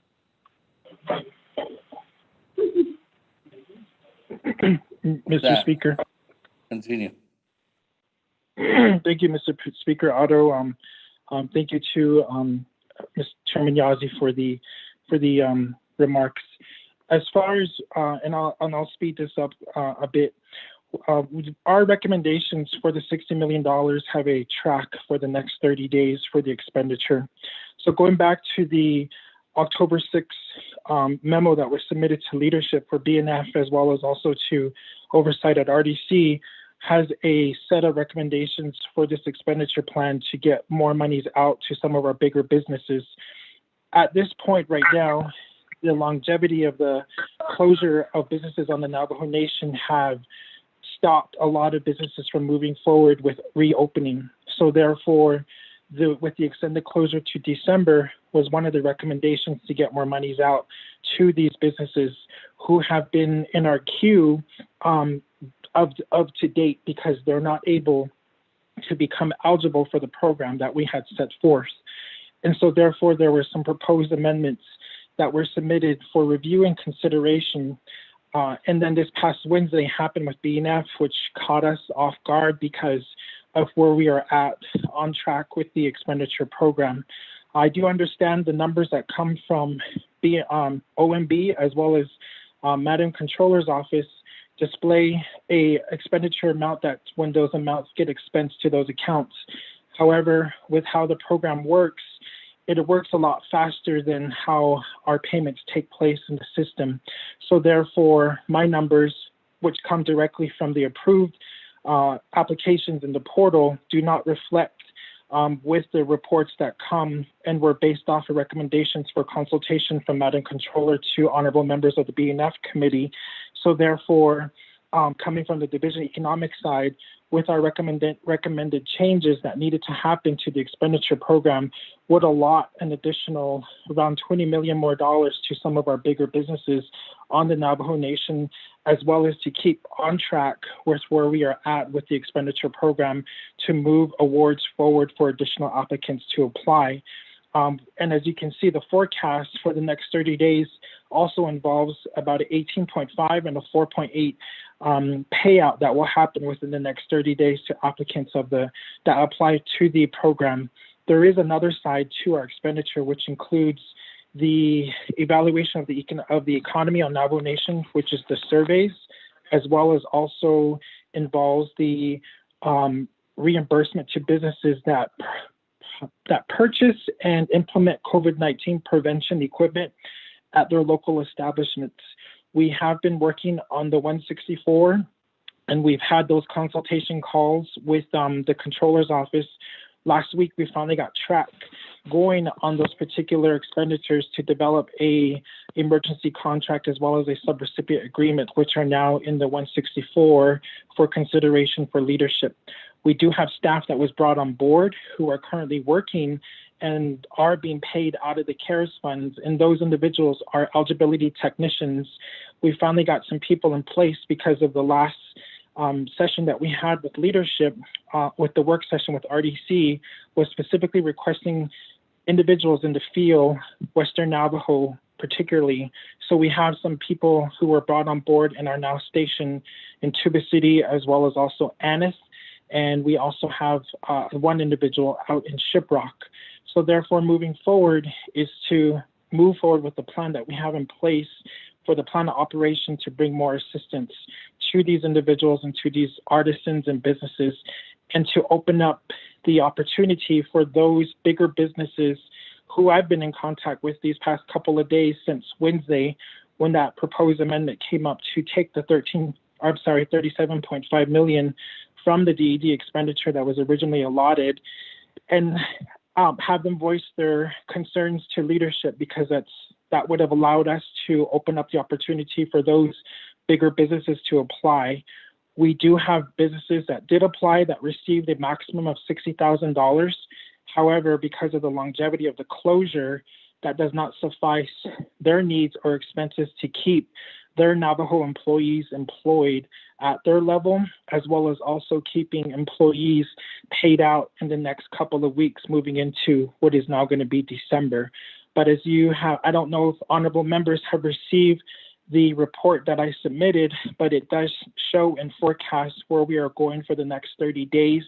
This document was created in lieu of the amendments that were made at the Budget and Finance Committee meeting. So I'll conclude there. I do have Chief of Staff, Mr. Paulson Chaco, on the line as well, Mr. Speaker.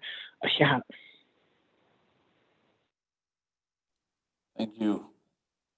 Okay, with that, let me go back to the floor then. Madam Chair, Charles Newton. Thank you, Speaker, also for the motioning party, and also the second, the person who seconded the amendment to return the $89 million that was allocated by Budget and Finance. I guess in a way, it's a little disappointing because this is the month that we were supposed to actually put into the hardship. And now we have the directors coming before us asking us to keep the money in place. And now there's a request again to, keep the money in place. So, I guess the thing that I'm struggling with is why these funds were not used the time that it was given to them. And as Honorable Carl Slater pointed out, we all voted last night. We had the option to just put the money in the hardship, and we would have essentially have been done. And I think that the controller would have had a number. And yes, the timeline is at the end of November 30th, but she at least would have had a number. And we could have informed the Navajo people of the work that council did in ensuring that people were getting help. And now we're saying that the $89 million that Budget and Finance allocated, now, there is the push to just put it all back. We are bailing out the directors. And keep in mind that these are the directors who came before us and said that they could spend the money, that they were going to put a plan in place. And we're here, we're listening to them, we're giving them that chance. Meanwhile, we all are seeing what's happening with the people. So I'm reading, some of the comments that are being made right now, and some of them are not very good, nice comments that are being made. But essentially, we argued yesterday, we advocated yesterday about what, we advocated about the program. We said that, this is not happening. We say it all the time. Somebody is asleep at the wheel. And yet we're bailing out the directors again. And I just don't understand. I just don't really understand the logic behind doing this, because the directors all had time to spend this money. They all knew that in October, that council would start reviewing their progress. And we're here now, and Budget and Finance made a recommendation. And they said this much money, needs to go back to the CARES Fund. And yet we are still making excuses for the executive directors. We gave them an additional 30 days to complete their project. And I guess I'm just not really understanding how we can allow this to happen. And in my opinion, and I'm seriously considering dropping legislation on this, is that I think out of fairness, any individual who has received any type of assistance from the CARES money, whether it was the bathroom addition or whether it was the arson relief fund or whether it was, getting a cistern, getting water in place, that their application should be put at the back. And that we give the other people who have not received any assistance the opportunity to get help from our government. So right now we're going back and forth and we're saying we're going to give them some time. I'm looking at the Office of the Controller's website. As of today, $261,479,956 has not been spent. I don't know, how we can explain to the people that this money hasn't been spent, but we have hope that the executive directors will start working together and will start communicating and will start talking with council so that they can spend these funds. So at the same time, we have to be prepared to explain to those who live off the reservation, for those Navajos who haven't got assistance from the chapter or who haven't got assistance from any services, why they were not part of this CARES relief emergency fund. And so now, that was good for him in 2016. Mr. Willie, I do appreciate the presentation that you provided to us. But in my opinion, I have voted red, except for the legislation that Honorable Slater sponsored, because we talk about holding our directors accountable, and yet our people are seeing that we're just making excuses. And so it's really just a little bit frustrating that we're kind of going in circles. And now we've extended this time to 30 days, and I think that has already been pointed out, and I think that's a good question. Why are we debating this legislation when the Budget and Finance Chair said, just give it all back because we have that November 30th save all clause? And, at this point, it is very disappointing to be a part of this conversation and then to hear that, okay, we are not giving to the hardship. We're going to give our executive directors another chance. We're going to give them an additional 30 days to spend the money. Again, we have $261,479,956 available right now. If all of that money was recaptured today, plus the $49 million, we would have enough to help a lot more Navajos instead of, just kind of going back and forth with this debate. Now, I understand that the Naabík'íyáti is the place to talk about these things and that each one of us delegates do have the opportunity to advocate and to also, make comments or suggestions about legislation. But I voted for the particular legislation that said in October, we're going to come back and review these programs. And that Budget and Finance is going to make recommendations to Naabík'íyáti, and then Naabík'íyáti will consider them and move it forward. And I know that consider it is the key word here. But at the same time, I'm just not understanding how many times we all have said, what we have all asked directors, what are you doing?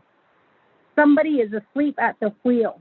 And now we're over here and we're making excuses and we're saying, we need to give them more time. We all received the reports. We all have heard from them.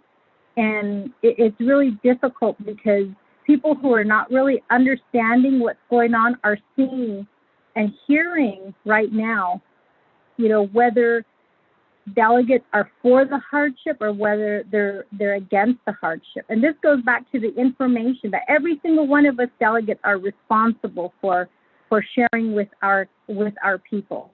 Is, we need to explain to them what happened today. Because I think a lot of people are thinking that the 89 million and that there's going to be more money put into the hardship, when it sounds like after today's debate, there's going to be no money put into the hardship. That the 49 million is what is going to have to be divvied up among the individuals who are applying for hardship. Again, we all work for all the people. We took an oath. We were going to work for the Navajo people. I was looking back at my oath, and I didn't see anything on there that said I was only going to work for the people of Shiprock. I said I was going to vote, or I was going to work for the people of the Navajo Nation. Now, it didn't say that I was going to work for the people on the reservation. It said I was going to work for the Navajo people. So that includes those who are living off the nation as well. So I just don't understand how we can sit here and we can continue to debate, whether to give these funds back. I think that, on one hand, I agree with Honorable Henyo that, let's just put it back in there. And let's just, use the November 30th save all clause. And let's explain to the people the reason why we did that. Or, we can continue to debate when all of that money is going to keep going back. And at the end, we're going to get accused of having another meeting, which, by the way, people are still saying that we're milking the government by having these meetings, these long meetings, and, going round and round, when in actuality, we all know that, that's not the case. But I think the bottom line is this CARES money is emergency funds to help the people. And I understand that these businesses are part of, they are part of this, but many of these businesses have the opportunity to apply for the Payroll Protection Act or the Payroll Protection Program, the PPP. And so I just wonder at what point, are we really going to help the people? And in addition, if the president really wanted to help the people, I think that he would have had a plan in place already to build the economy. And then more importantly, the curfew, as I stated already before, is affecting our businesses. And at this point, we don't know if there is a clear connection between the curfews and the numbers. But I just say that, it goes back to the proper education. And our businesses are suffering because they have to be shut down during curfew. And many people have said it over and over, and even some delegates have stated it. I've gone to Gallup, I've gone to Farmington, I've gone off the Navajo Nation during curfew, and I see our Navajo people out there. Our Navajo people are spending money off reservation because of curfew, because these businesses are closed here on the Navajo Nation. So in some sense, if we wanted to save the Navajo businesses, then we need to hold the president accountable, and he needs to come up with a plan. We cannot keep making excuses for him and for his directive, because this money has been issued for several months and they're still sitting on it. So I am ready to vote red on this, because I think that there was plenty of time to make the decisions that needed to be made, and that the president needs to come up with an economic plan that will help the businesses here on the Navajo Nation, especially during this curfew, and help them to get through the pandemic and continue to be in operation here on the nation. We are preparing to hear the gaming legislation, and the big question is going to be how do we abide by curfew but allow gaming to open, or are we going to vote to close it? I don't know, but that is and it just seems like we're just kind of going in circles. We're presenting new projects. We're hearing about these new ideas when we are in the 11th hour. It's 11:15 right now, and the clock tolls at midnight. And we're still sitting here trying to debate these issues. So, Mr. Willie, I appreciate the presentation. I have a lot of respect for you, but I'm going to vote red on this because I think that this money really should go to the people. Thank you.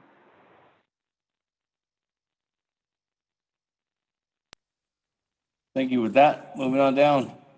Honorable Otto on Amendment 4. Thank you very much, Mr. Speaker and members of the Navajo Nation Council.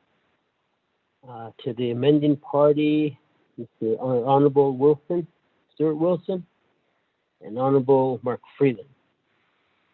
I would like to request that you take out Amendment number 1 off of your, I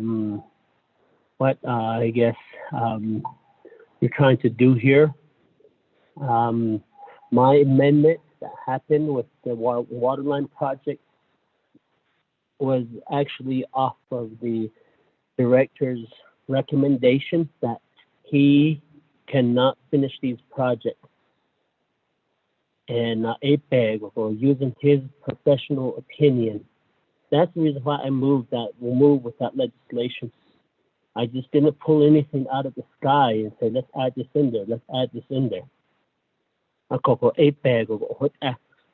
don't know how the communication happened between these other programs that was slated for dollars to be removed, but that's not. I guess that's what I guess being asked to say what really happened there. What was the discussions there at the time, and with what what the division director indicated that he wasn't given time to speak. I don't know. I wasn't on that call, but it sounds like the water projects was discussed also, or talked about there at BNS, and someone was saying that they didn't want to touch the water projects, and we can let it run in our minds and say, oh, it's a pet project. That's the reason why they don't want to touch that. But with my amendment, Amendment 1, that was properly vetted, and there was a professional opinion on there from the manager, Jason John, saying, I can't finish these projects. So at least allow 40 million to go into the hardship account. And then to move forth with Key Ellen's amendment in Amendment number 2. I do agree based on that it's unrelated. And how do we hold division directors responsible for it? 8, I asked the general service director that in one of our conversations, in one of the meetings, he just danced around it. He didn't answer it. I said, Mr. Azaret, how are you going to hold yourself responsible for not spending these dollars when 12/30/20 comes up? And then he didn't answer that. He just said, oh, I can't do this because of this and that. And he brought in community development. There was no communication. And is that my fault or the legislative branch's fault? No. Whether they need to create a conversation between the division, I'm not too sure what's going on there. And I really hope that Paul Chaco is listening to this. Paulson Chaco. Nihiyado o nish. Halate wala niyado tinendad nishiki chayadal ki or kisindad nish. It sounds like there's no communication. And for instance, General Services still hasn't spent $10 million on cleaning tribal buildings. I think also peso. Question months is lean. How do we hold them responsible? Now I think back at the appointment of these division directors. We should have put a clause in the appointment that council had the authority to release these division directors. We put them under the fire, and you need to get this done. If you don't get this done by this certain day, we're going to release you. They're not permanent employees. They are political appointees. And they represent the administration. I don't know what's going on over there on the expenditure. And maybe we can change the law and put all the expenditure back on the duties of the Navajo Nation Council. Maybe maybe let us be the branch that carries them, that takes care of the monies and process the payments and distribute the dollars out. I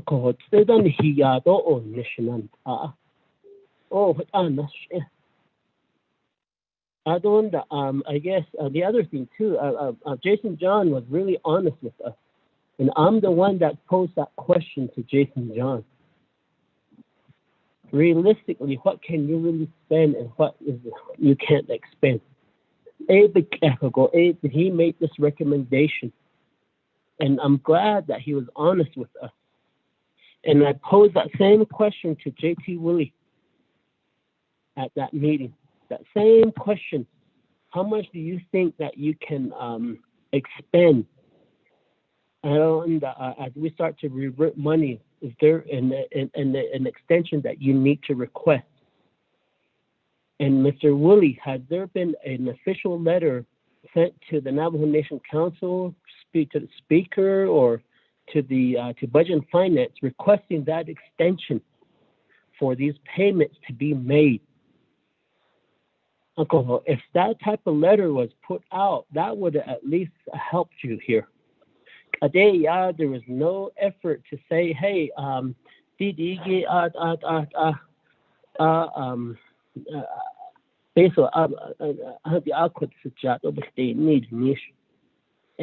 remember, I asked you that.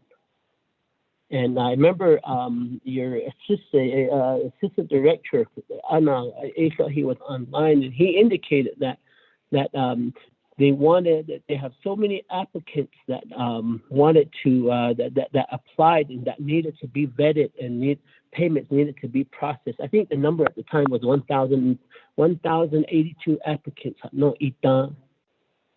and out of that 1,082 applicants, how many payments was issued within that time period? I believe this is 2 weeks. 2 weeks ago. Dr.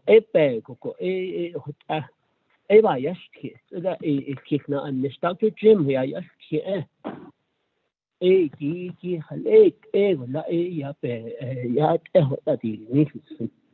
maybe you can allow coming down from 37 million, maybe saying, okay, maybe reduce that 37 million by 10 million. Okay, 10 million.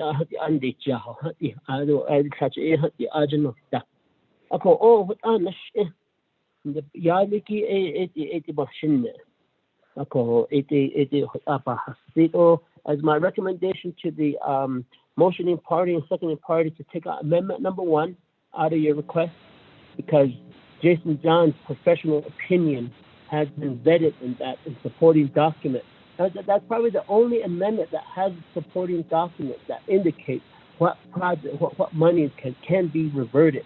And we had the managers, Jason John, blessing and say, yeah, revert that. We're not going to be able to do that. And that's what these division directors should have been doing. This is realistically something that I can't spend.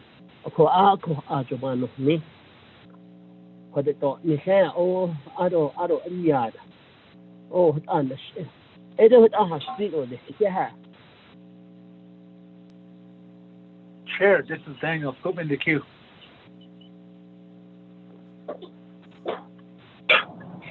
Just get off that.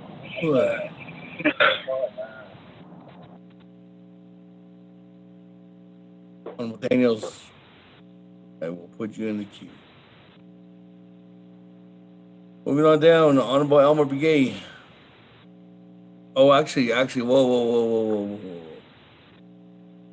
Let me go back to the sponsor. There's a request to modify from Honorable Otto So to take out Amendment 1 and actually take out Amendment 1 from your amendment, which would actually keep Amendment 1 intact.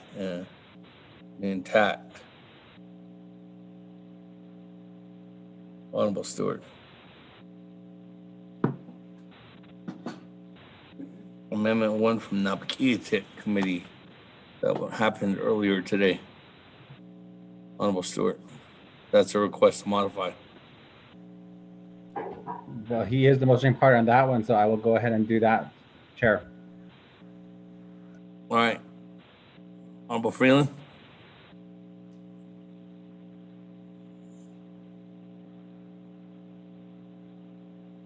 Honorable Freeland. I'm sorry, what was... Honorable Yellow Hair, can you mute your phone? Honorable Freeland. Yes, Speaker. Do you concur? Abiga. Okay, taking Amendment 1 out. So only Amendment 3 is strike out Amendment 3 only. Okay. That, moving on down. Honorable Elmer Begay. Floor is yours.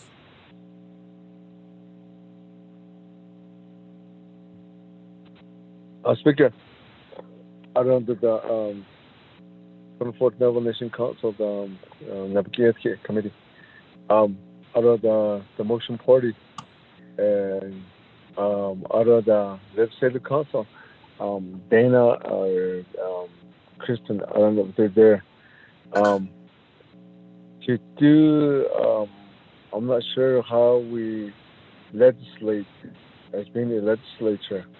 My question goes to, I think there was a legislation that went through before how to, I think if we can take out B&F recommendation, I think there was already a legislation written there on the one the 67-20 in there that I know that it was from that legislation 166-4-20. In there, the president vetoed some of the line item veto, but he left out that that Budget and Finance Committee will be the last committee to redo budgets and to look at to do some of these the allocations. That was how it's written. That became a law. So right now, just by a motion party to remove the B&F's recommendation, I think that the law is already written like that, and we cannot just from a motion party to do that to a law that was already been approved. So I think if we can do that, is it legitimate to do that? That was my question to Dana and Kristen. On one of the legislation that was approved that and became a resolution. So I think it's written that like that where B&F was given the authority and that to do any changes or amendment, and the approval has to go to the Budget and Finance Committee. Right now, it went through that process, and now we're at Naabík'íyáti, and then just by emotion party, and to remove the Budget and Finances recommendation, that process. Why do we have to do why do we have to legislate a bill like that? Then we can just remove it like that. That's why my question is: what are we doing? Are we just playing around, or it's just seems like this became very political because your project wasn't on there, was removed it, and that's how we behave, and that's how the attitude is. That's what it is. That's what where people are looking at it now. So that's the reason why I posed the question, Speaker.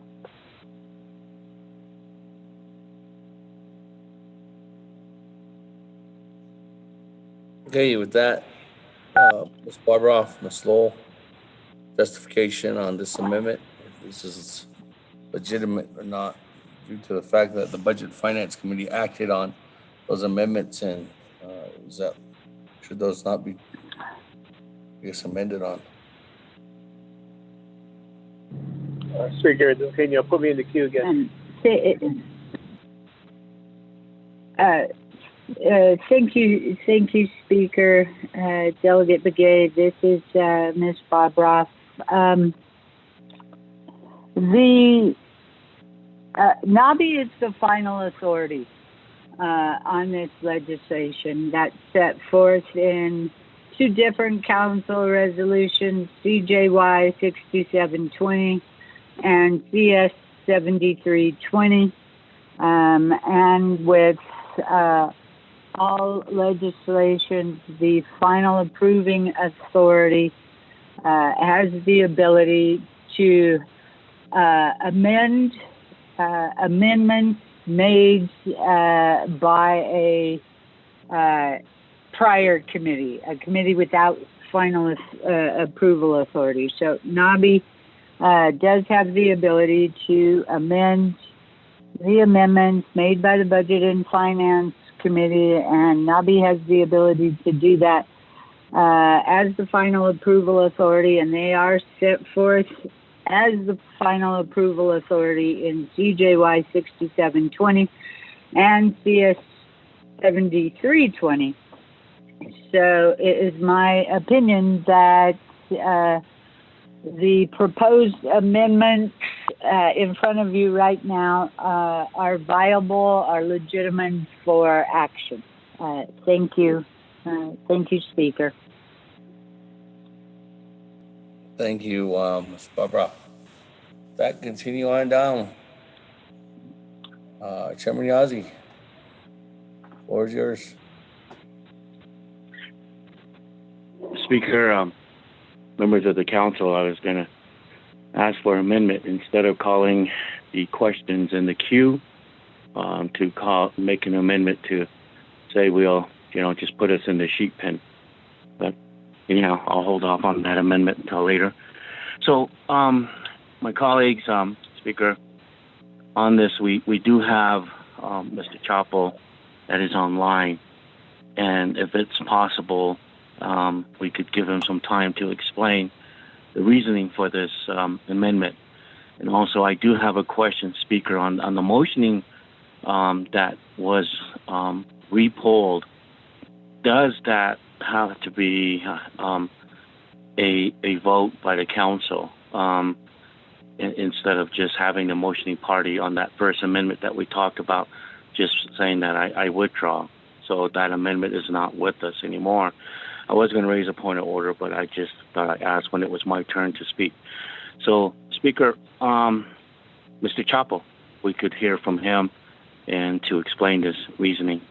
Also, I understand we got curfew. We got our staff still possibly there at the chambers as well, and don't want to be lawbreakers and getting citations or whatnot. So I'll leave it at that, Speaker, sir.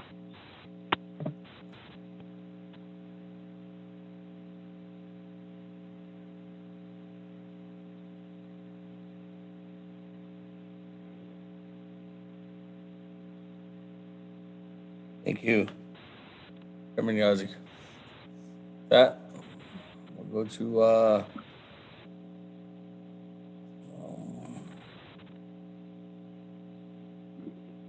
Honorable Stewart. Are you good with going to Paulson Chaco? Chair, yes, I am, and I was going to recommend that after the prior statement as well.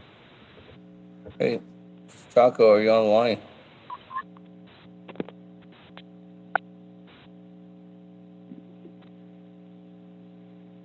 Chaco? Mr. Speaker?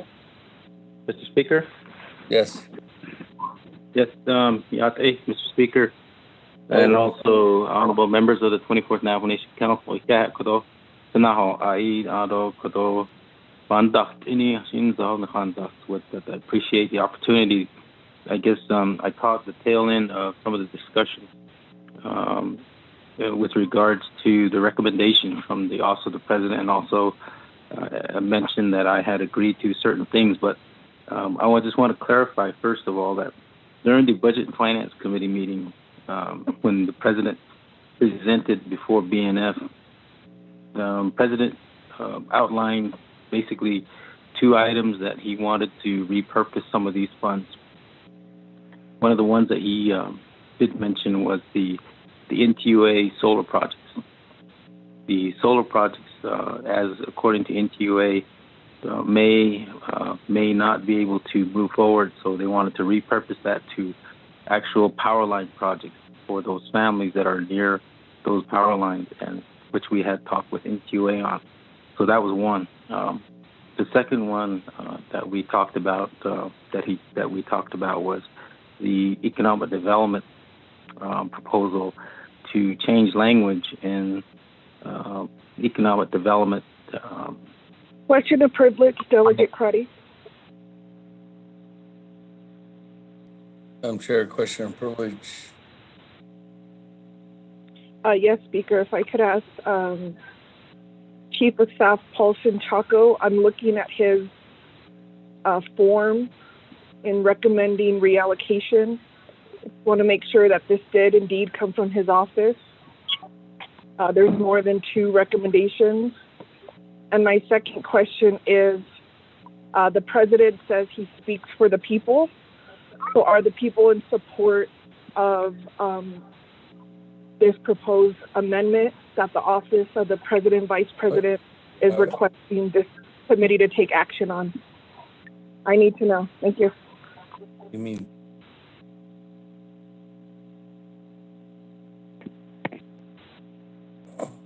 Chair McCarty, are you referring to a memo? Do you have a copy of that memo? Was that memo just provided to the Budget and Finance Committee as a recommendations from the president? I can get that memo out. I don't. You have a copy of the memo from the president? Maxi waxy.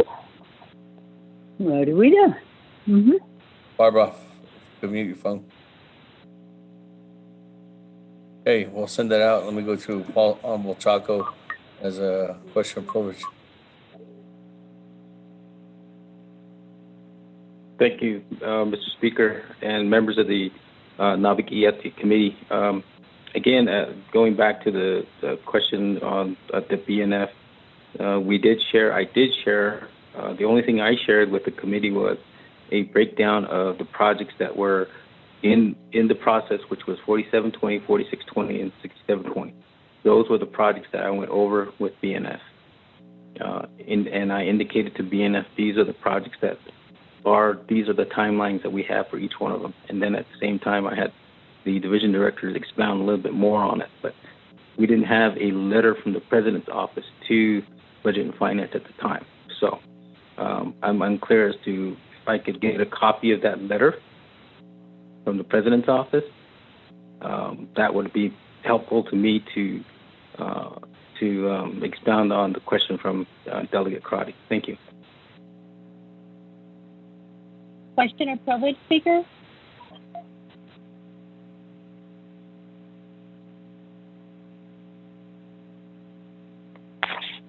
Okay.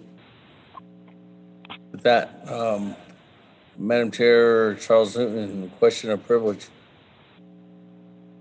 Thank you, Speaker. I just need some clarification. Is the Chief of Staff for the President saying that he was not aware of the letter that is being referenced, and I'm assuming that there is no communication going on since he wasn't aware of this letter? I'm a little bit confused because this is the Chief of Staff. So if I can get some clarification, and the reason for this, just quickly, colleagues, is because we are going to be asking the Chief of Staff questions. And if he has no idea what the President is doing, I don't know how we can hold the Chief of Staff responsible when we should be calling the President forward to answer these questions. Thank you. The question of privilege goes back to you, Mr. Chaco. Thank you, Mr. Speaker. I think to address Council Delegate Newton's question, there's some confusion here. One is there was a letter sent to BNF. There was a letter sent to BNF on October 6th. And in that letter, it basically outlines the need for amendment and also an extension from DED. That's the amendments that we were requesting for. Now, what I was confused with was the amendments that are currently happening with Nabi right now to take $37 million away from DED, which we are not agreeable to. We are agreeable to the amendments that were being proposed by DED, one for the extension and also to make amendments to pay employees. So that's my response, Mr. Speaker. Thank you.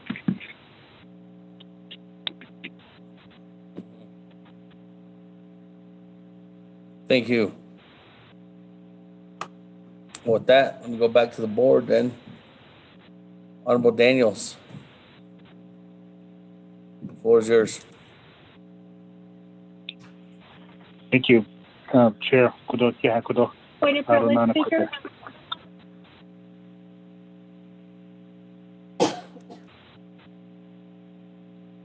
Point of privilege by Madam Chair Charles Newton. Yes, Speaker, I apologize. Can we get a copy of those letters that are being referenced, and can it be sent to the entire council? Thank you. Yes, I did indicate earlier that we're sending those out. You should have them by now. With that, moving on down. Sorry, Honorable Daniels, the floor is yours. Thank you, Chair.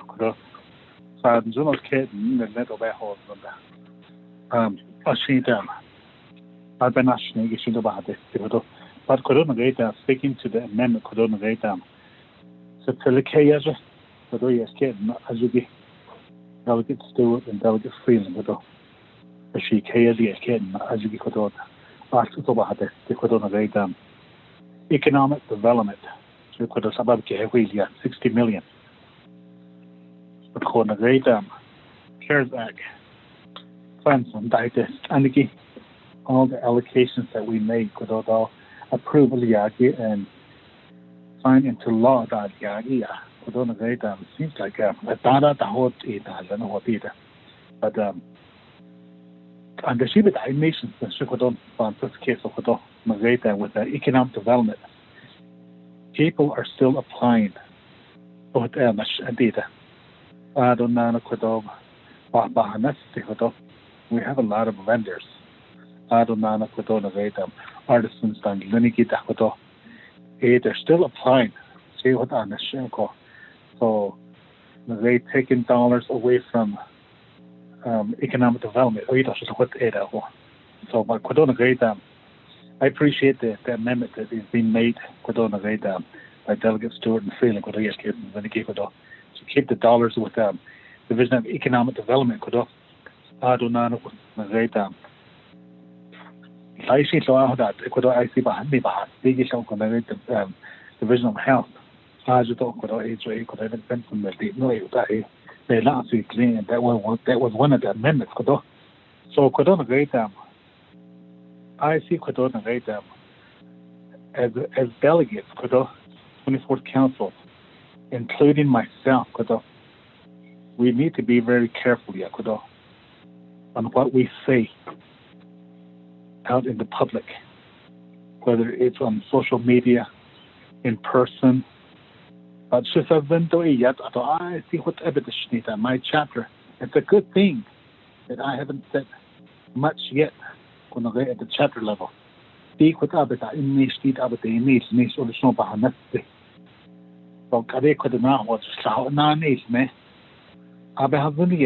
when I do my report at the chapter,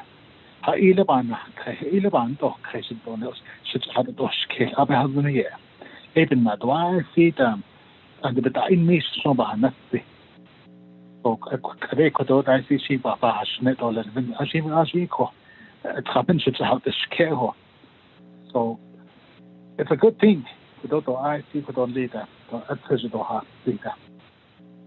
At digital has data. So putting dollars back into hardship seems like we're bailing out some delegates kodo. Kododam, I'd say na lo ta zigi. After snake kodo, the yabe da washing kodo snanta amashnigi. I see kodona na khas keeping na shnati de kodo, na kha snipen na shnati de. So we need to be very careful kodo. When we do our reports, I don't know social media da. It's a good thing I don't get on Facebook. So I don't know what Facebook is. Get on Facebook should mean about that. So I don't know what Facebook is to this day. So but moving forward, I'm very cautious. I think we need to be very careful because just people are very frustrated. Shanta kaka kote. Beso. Daites. Ane haj no da beso. I don't know today. I seen a line of people in the Manama Valley Welcome Center. It was like over 100 vehicles. There's 10 people who Mosaic Parks and Recreation they were giving out applications. I don't know down at the chapter. So employees they're giving out applications. So I see Hajoba who is now Zonto lessons, what they going forward. But to the amendment, I support that amendment. There are still people that are still applying with economic development, with small businesses. I don't know. We have people that are running businesses off the Navajo Nation. There's still 8 and the not so they have a unique code. So there's 60 million. So if we reduce this by 37 million, I thought the other has in the year. I thought the called Quaggy or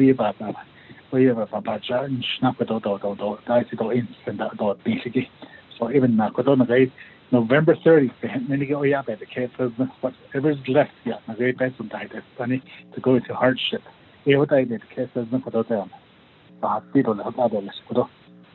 Mr. Chair, thank you very much. Question and privilege, Speaker?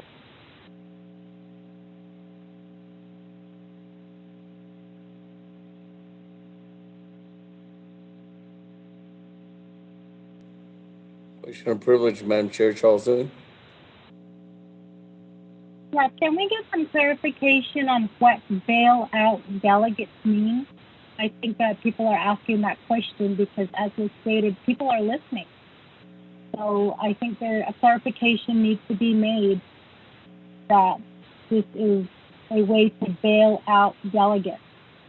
I, for one, am sharing information, speakers, and I think that I can make a statement that I cannot share information with certain delegates, constituents of those delegates, but I think that statement, bail out delegates, needs to be clarified. Thank you.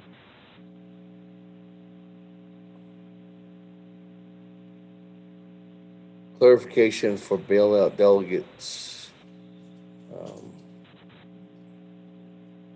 I guess that was a reference utilizing Honorable Herman Daniels' presentation.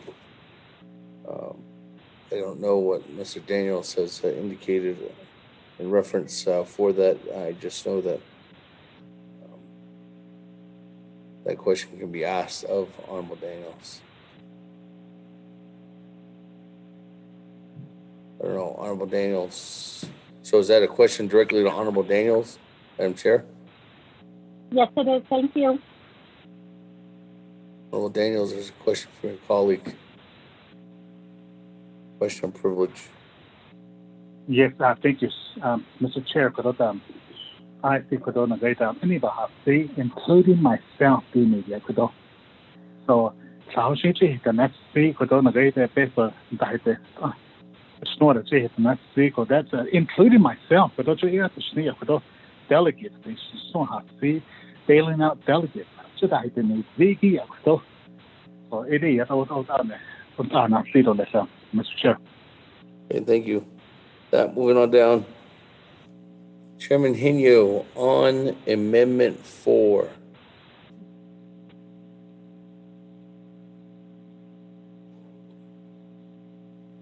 Speaker Damon, Chair of the Budget and Naabík'íyáti Committee, Adoption and 24th Nation Council.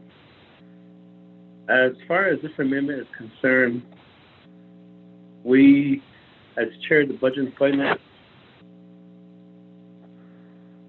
and the committee, we did our task, and we've heard from the controller as far as special duty pay was concerned.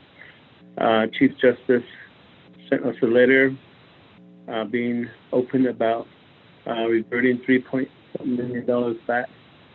And then also when we did our work session prior to the Budget Finance Committee meeting on Tuesday, there were presentations from the Office of the President and Vice President. And then there was general knowledge that the Budget Finance Committee were going to be entertaining 261-20. And it would have been a priority for the division directors to have dialed in and listened in, especially those that are affected, that were allocated funds from the CARES Act, to defend their allocations or to give status reports. And therefore, the committee moved forward with the allocation. So with that, the $15 million, Dr. Jim was on the line earlier when we were discussing the special duty pay allocation, and she provided an explanation for Department of Health. But somewhere decided not to become engaged again, and therefore when this $15 million amendment was posed by a Budget Finance Committee member, I called out for Dr. Jim, but to explain, but there was no nothing. So, but all in all, though, at the end, getting that speaker and committee members is that Budget and Finance presented an $89 million giant before the committee here. They're on the capital agencies to supplement the $49 million tariff hardship fund or relief fund.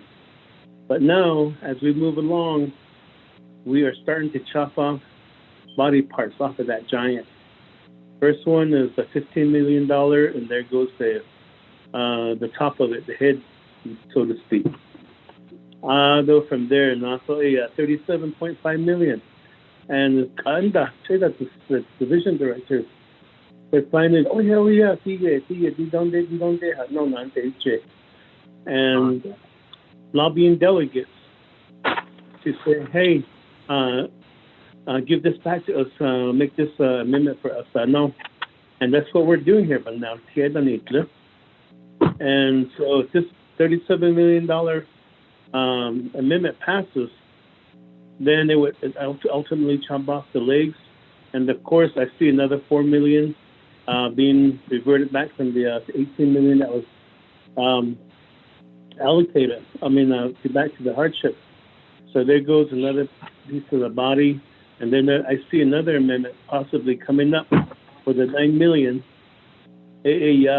for the PPEs and so forth. And that's why I decided, okay, what we worked at budget and finance. So therefore, that's why I asked Delegate Wilson Stewart to just include all the amendments that were made at budget and finance. And even and at the same time, with the intent though, is that to give the division directors not to bail them out, but to showcase their leadership. And if they do have the leadership and the skills and capability to actually spend the allocated money within the time period, because right now there is an amendment by Delegate Kealan November 30th, the cost. Any money that's not unspent, unencumbered, will be swept up into the CARES fund. So ultimately, at the end of the day, if you look at it, there will be money going back into the hardship relief fund. Because right now, looking at the numbers and how it's been sitting idle for so long, we're trying to spend, but it's not going to be spent. We will probably see over $100 million going back into the hardship relief fund. That's the way I see it right now. That's why I figured if we could just end this conversation, move on to the main motion, which is that amendment, which is Delegate Kealan Begay's amendment. But then again, to check, $40 million, I just want to leave that alone. No, which is good. Jason John already testified to that. So I have no issues with that. But I think what I'm getting at right now is if we do pass this amendment, though, which I hope we do soon, then let's do another amendment. And I'll propose another amendment after this one is passed. Is to push back the November 30th deadline and make it November 20th. November 20th about the detachment, our division directors, and see how they're able to spend the obligations. I thought we obligated this, and then we committed this, and then by November 20th, let's think about that, because and then that way we can move forward. And by November 20th, if we do pass this amendment, this is just thinking ahead, and then maybe we can ultimately, at the bottom line, though, is what I'm getting at. There's going to be lots of money going back into the hardship relief fund after it's been recaptured from these monies that are sitting idle. They did sort of these things, because we still have 262-20, which is an important legislation also. So even in we can just move this along. We spent almost 2 days on this legislation. So with that, to the Speaker Damon, I yield the floor back to you. Thank you. Moving on down, almost later. Question and privilege, Delegate Crotty. Madam Chair, Amber Crotty, what's your question and privilege? Thank you, Speaker and colleagues. I'd like to ask Legislative Council if you can provide in Title II the citation regarding committee chairs, and then what's the process to recommend removal. Thank you.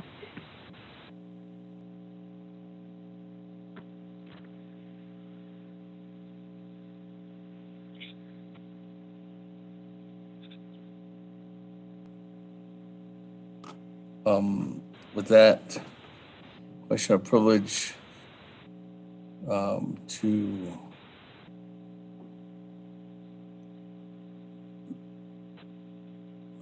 Ms. Barbara. That question goes to Office of Legislative Counsel.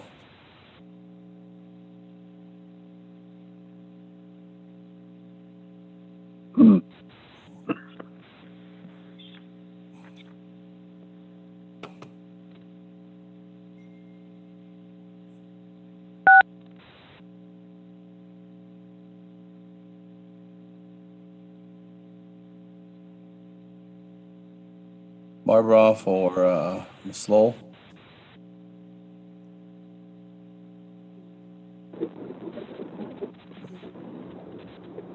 Speaker, this is Kristen. Can you hear me? Yes. Speaker, and yes. Go ahead. Okay. Honorable, In answer, hold on. Honorable Yellow Hair, can you mute your phone? Go ahead, Ms. Lowell. I'm sorry.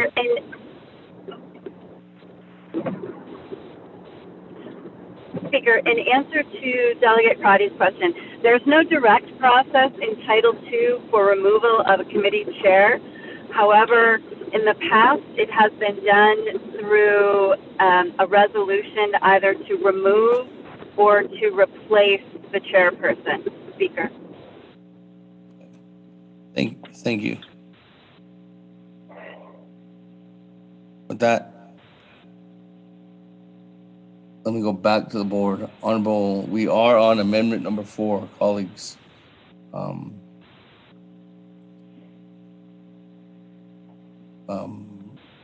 Question of privilege.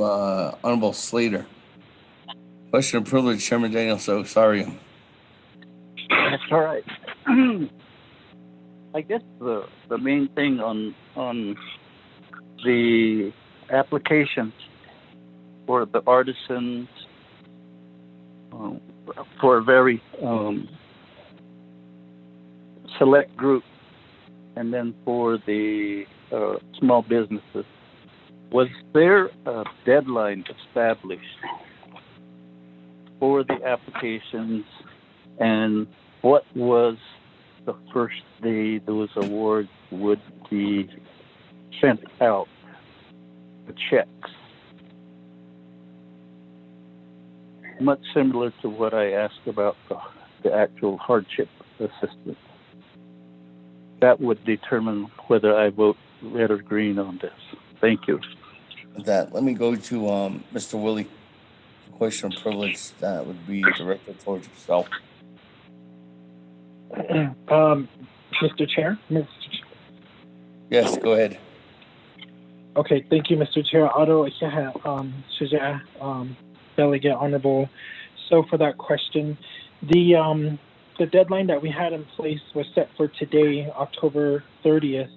That was the first deadline pending the amount of applications that were going to be in the process, and also pending the amount of data that we receive for applicants that go through a Part 1 and Part 2 process. Recall that Part 1 is when they have to register to be a recognized business of the Navajo Nation, and whether they're an artist or whether they are a business.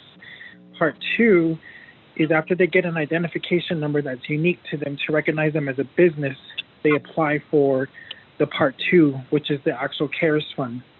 So on our portal, there's a 2-part process. We do have a queue amount of currently around 1,560 applicants who are applying for their business certification. The influx of those applications came in this week because of the approaching deadline. However, not knowing that the proposed amendment was going to happen, we extended that deadline to November 30th. The first checks happen within the first weeks of the disbursement to the applicants. The first disbursements happen at the beginning of October, pending a review process that they go through, which is a 3-part system. First part is the audit firm that the controller has brought on board. Second part is DED, and the third part is the controller's office. As we have experienced these past couple of weeks, the turnaround for disbursement of checks has extended from that week to about a 2-week process because of the workload on both ends involving all parties. I'm pretty sure as we move forward with the hardship that process might extend a little. I can predict that. But DED assisted in creating the portal, and I'm pretty sure that's the same one that will be used for chapter expenditure as well as hardship relief. I hope that answers your question, Delegate. So.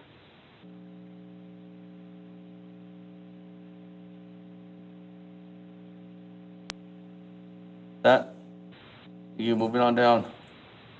Honorable Slater. Thank you, Speaker. Can you hear me?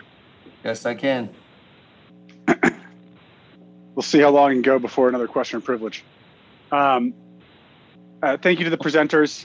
I think that I have one question, Speaker, and then I'd like to make some more comments in a follow-up. But the first question is to Mr. Willie. What is the mean and what is the median disbursement right now under the program? Mr. Willie. Mr. Chair, can you hear me? Can hear you. Okay, I just wanted to make sure. Thank you. Mr. Willie. The floor is yours. Yeah. Thank you for that question, Honorable Slater. The current expenditure program, are you referring the mean and median as far as the allotment of amounts for approval, or are we referring to the number of applicants in the time frame?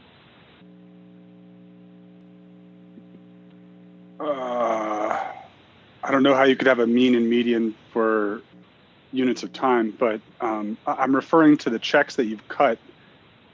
What is the mean and the median for all those checks?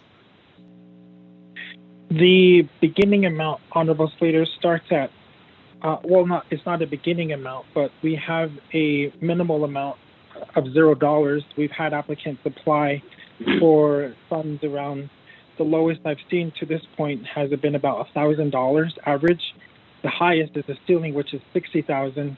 The median at this point has been around $10,000 because that has been the limit for required additional information when those businesses request for higher amounts from $10,000 to $60,000, given they have to submit documents such as tax documents or provide a current DUNS number. So that $10,000 has been a heavy median amount that we've had to this point. Delegate Slater. Thank you very much. Colleagues, this program wasn't the original program that was offered when we considered the CARES Act. And I think it's really important to remember that. We had an offer from the Chamber of Commerce that wouldn't have required this first step that is required in the Division of Economic Development process. And I think, Mr. Willie, I think your staff's done a good job, so on and so forth. But, when we think about how to compose things in a way that's going to reduce the amount of paperwork and not be as cumbersome on our people, we had an opportunity to do that. And we decided not to, for reasons I can't articulate. But, there's a reason we're in this position. And it just seems like we're throwing our hands up and pretending like nothing, that we're not responsible for our actions. Like, we need to be responsible for our actions. And that includes from the executive branch. We just cannot underscore enough how not getting the controller resources to process payments early on in this process has just imperiled all of the $714 million. And that happened because of really the abetting by, certain delegates. Apparently we're calling out delegates now on council. And we pushed through these competing legislations and neglected to work with each other. We had a take it or leave it suggestion from the president, and that's what we came to. I appreciate what was signed into law, but the tension that existed in the spring and the summer wasn't put in place by, the whole council. It was the fraction, and I think we might need to table this legislation, because it seems that every time we get to these hard choices, the president just sweeps in at the end and requests that we just hold off and not do anything and just bail out and bail out and bail out. So I think we've been reasonable with this legislation, especially from the public health perspective, and trying to nail down the relevant expenditures that we can permit to go forward. But I'm just struggling to see a path forward here tonight. And I think that that point that was raised about the casino legislation is really good. Maybe we should get to that. And so, Speaker, I would like to ask, what is the earliest if we were to table this for Nabi to convene again?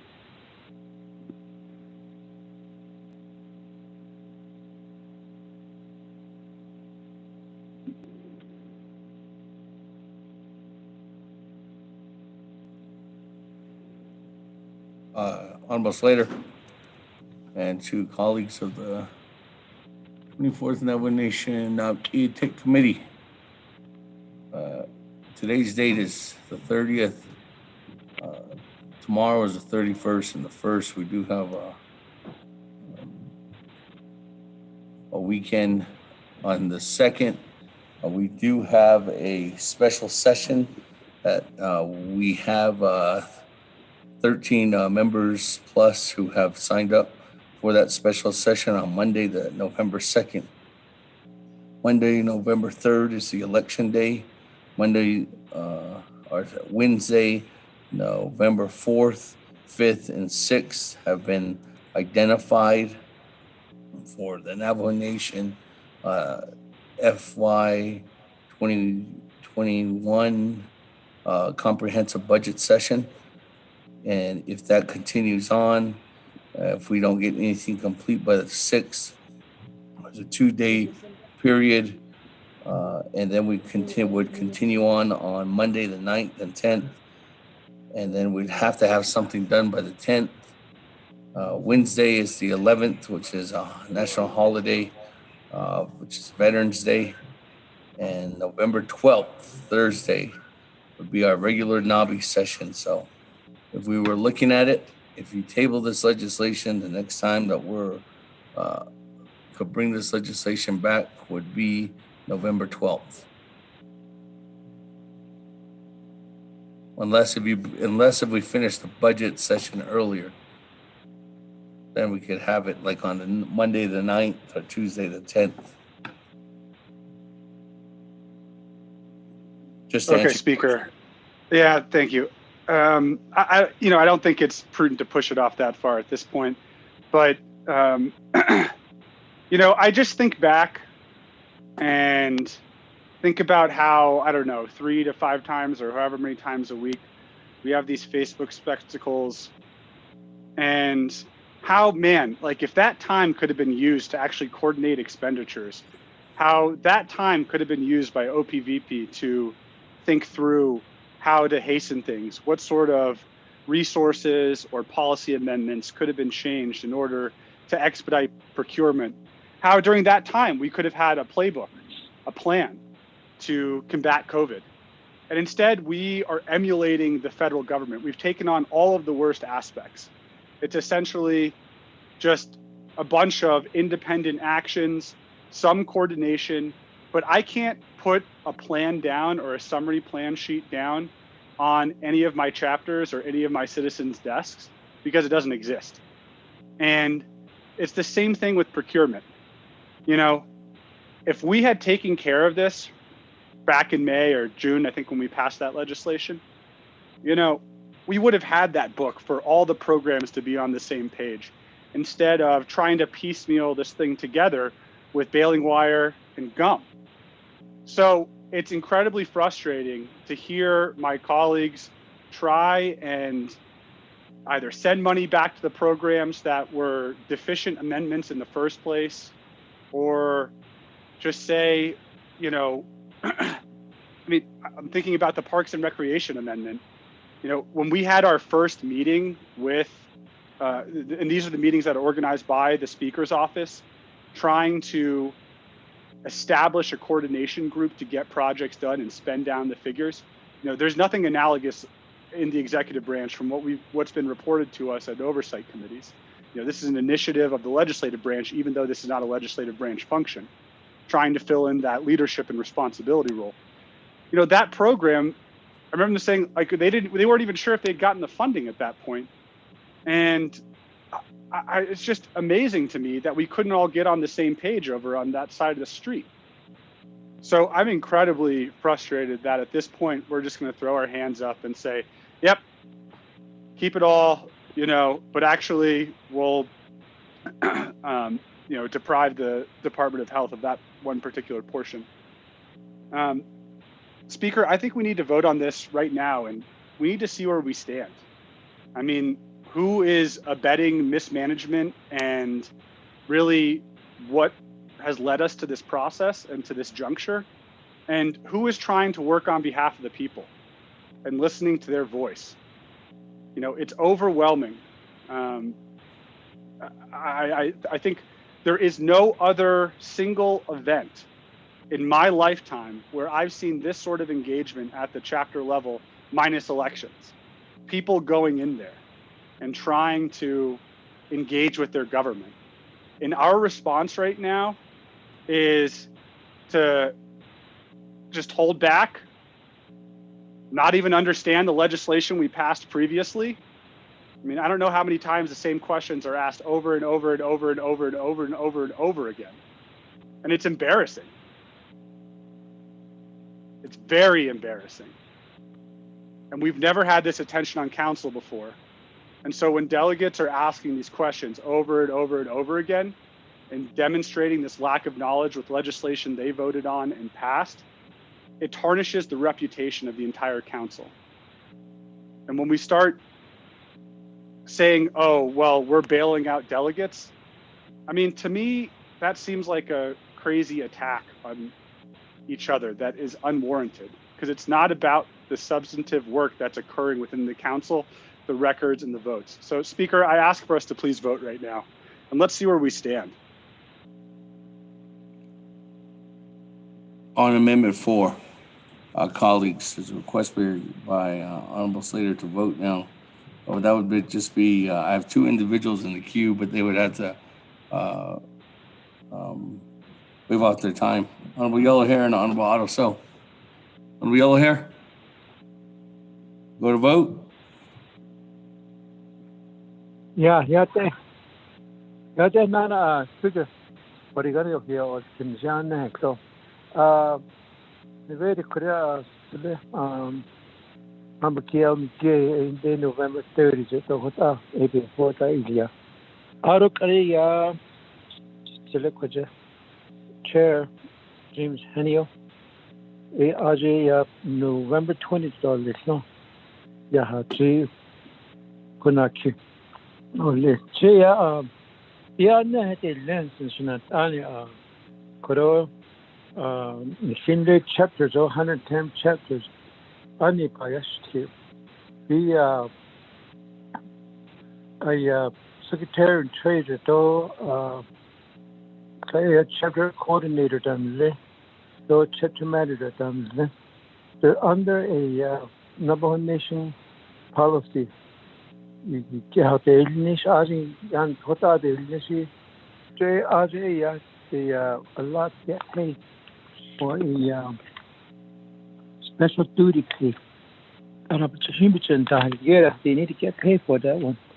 They didn't actually add up on yesterday. But that's on your cousin. It is a W. So they don't get paid for it. But they live on night. Of course, you got Mr. Henio, November 20th, they launched something. Don't I just vote that they later. Can we overdo a November 30? So we can give ample time to control it to get these payout for under a hardship. I don't give them time. We about this to the Speaker. Yeah, give me time, and thank you very much to work together with the 24 councilmen. What table not Atlanta, we got it all this. Let's vote on it, Let's get out of it and take care of this business. Hey, thank you. Yeah. Moving on down, Honorable Otto So. Thank you very much. I do agree. Let's go to vote. Let's see. Okay, with that, Thank you. Everybody else in the queue going once. On Amendment number 4, going twice. Going 3 times. Go to board on Amendment 4. Honorable Elmer Begay. Honorable Key Allen Begay Jr. Delegate Key Allen votes green. Thank you. Honorable Key Allen Begay Jr. votes green. Honorable Paul Begay. Honorable Nathaniel Brown.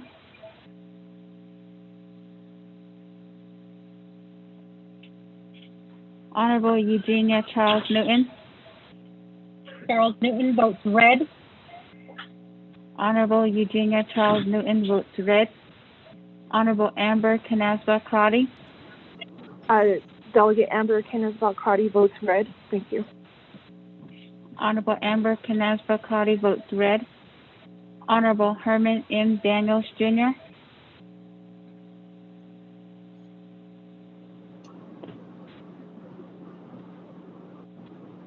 Honorable Mark Freeland. Green. Honorable Mark Freeland votes green. Honorable Pernell Halona.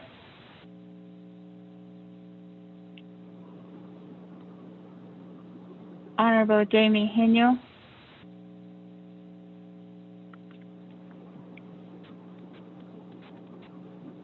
Honorable Vince James.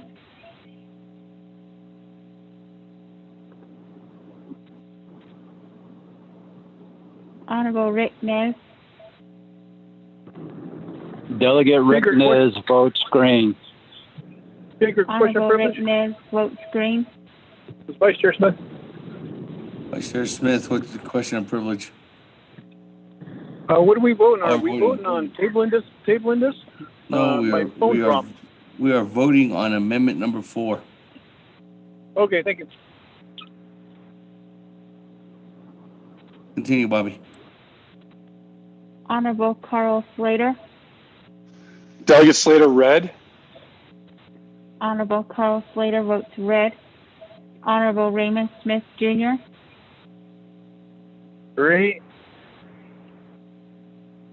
Honorable Raymond Smith, Jr. votes green. Green. Honorable Wilson. Christian, red. Honorable Raymond Smith, Jr. votes red. Honorable Wilson Stewart, Jr. Green. Honorable Wilson Stewart, Jr. votes green. Honorable Charlene So. I vote green. Honorable Charlene So votes green. Honorable Daniel So.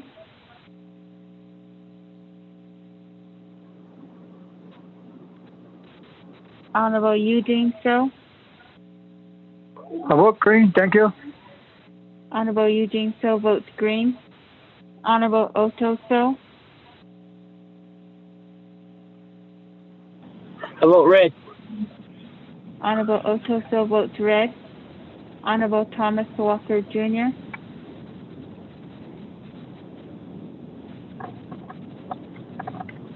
Honorable Edison Winika.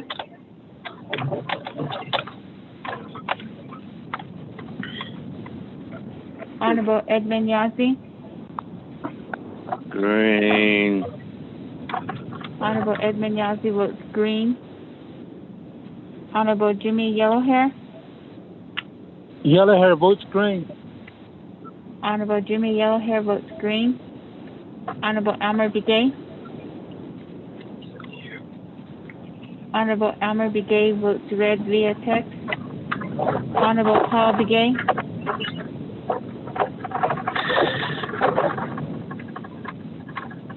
Honorable Nathaniel Brown. Delegate Brown votes red. Honorable Nathaniel Brown votes red. Honorable Herman M. Daniels, Jr. I vote green.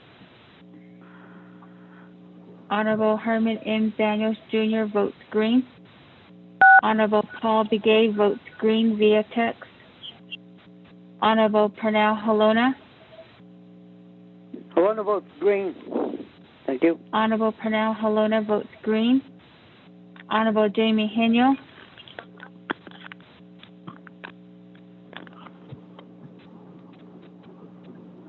Honorable Vince James. Delegate Vince James votes red. Honorable Vince James votes red. Honorable Daniel So. Daniel So votes red. Honorable Daniel So votes red. Honorable Thomas Walker Jr. Thomas Walker votes green. Honorable Thomas Walker Jr. votes green. Honorable Edison Wanika. Green. Honorable Edison Wanika votes green. Speaker, with a vote of 13 yeas and 9 nays, Speaker not voting. Okay, with that, 13 in favor, 9 opposed. On amendment number 4 carries. Speaker not, Chair not voting. That, back to the main motion. Question of privilege, Speaker. Question of privilege, Madam Chair, Charles Newton. Speaker, there is a request online to clarify what this vote means. Can you, for the people, clarify that? Yes, definitely. What this vote meant is that the Navajo Nation Council, our Navajo Nation Naabík'íyáti Committee has struck down the amendments, all the amendments are recommended at the Budget and Finance Committee for $89,124,724. And they also struck down amendment number 3 on Naabík'íyáti Committee, which was, what was that? You could bring it up. Which was on page 4, line 6, insert the following, which would the special duty strike that down from $18,591,660 to $14,212,916. But because that is under special duty pay, that was strucken down too as well.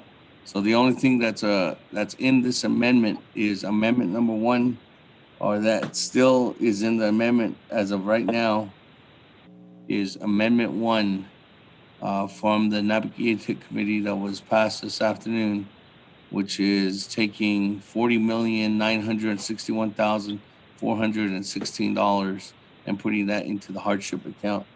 And second, Honorable Keon Begay's amendment, which is to For the privilege, Speaker.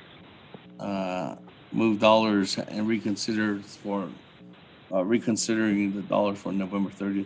Point of privilege, Honorable Chairman Hino. I'm sorry, but I missed the vote on the last amendment. Somebody just hit a cow in front of me here, so and I was speaking the first time around. But I vote red if it's allowable. Okay, it is allowable. What does that take the vote to? That changes the vote from 13 in favor, 10 opposed. Chair not voting. Motion carries still. So as of right now, where we're standing is that there's 40 million. What is it? $40,961,416. That will be reverted to the hardship. And then also Keon Begay's legislation. Amendment 2 under Nabi that was passed earlier this afternoon too as well, colleagues. Back to the main motion. I don't have anybody else on the board. Question of privilege, Delegate James. Question of privilege, Speaker. Honorable James, question of privilege. So I just got confused there now. So with this, what we just voted on, it still includes Amendment 1, which is the 40 million, and then it also still includes Honorable Keon Begay's amendment for November 30th. Yes. Okay, with that, then I'm going to change my vote to green then.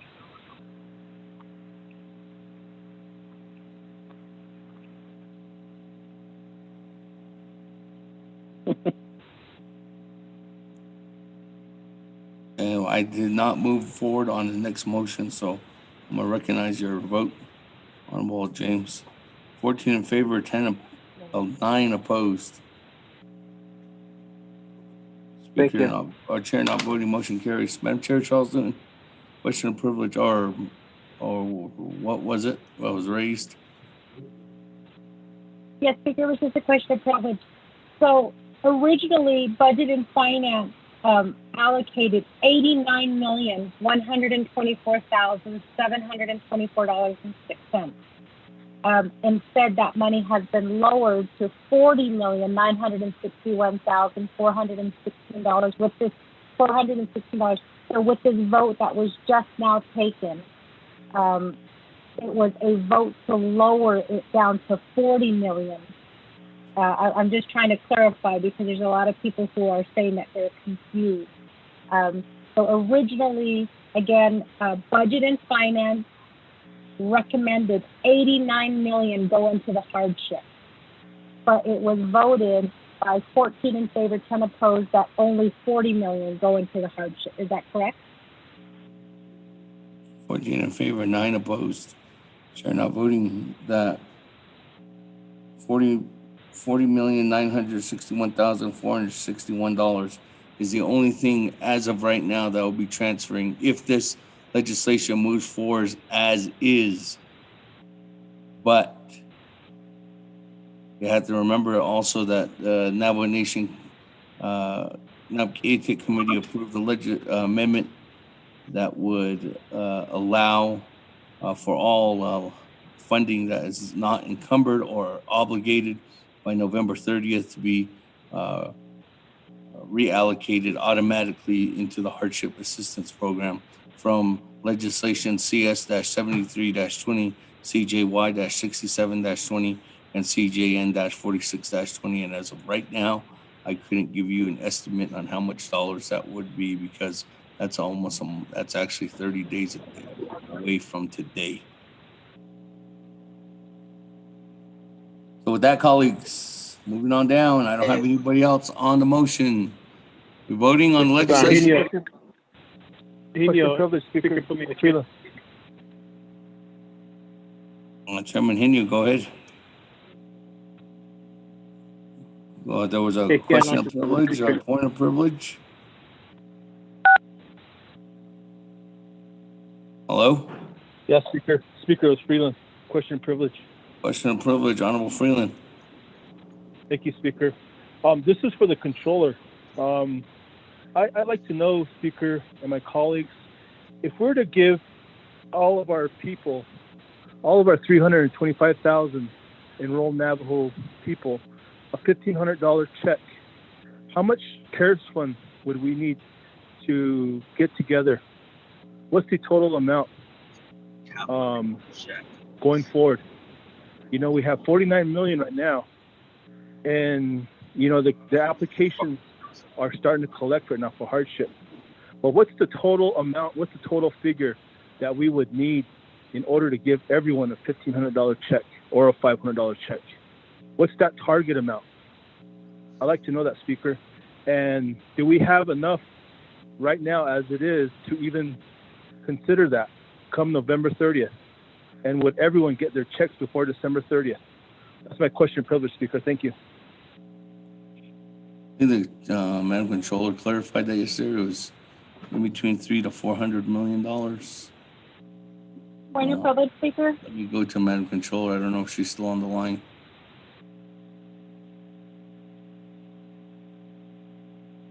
Madam Controller.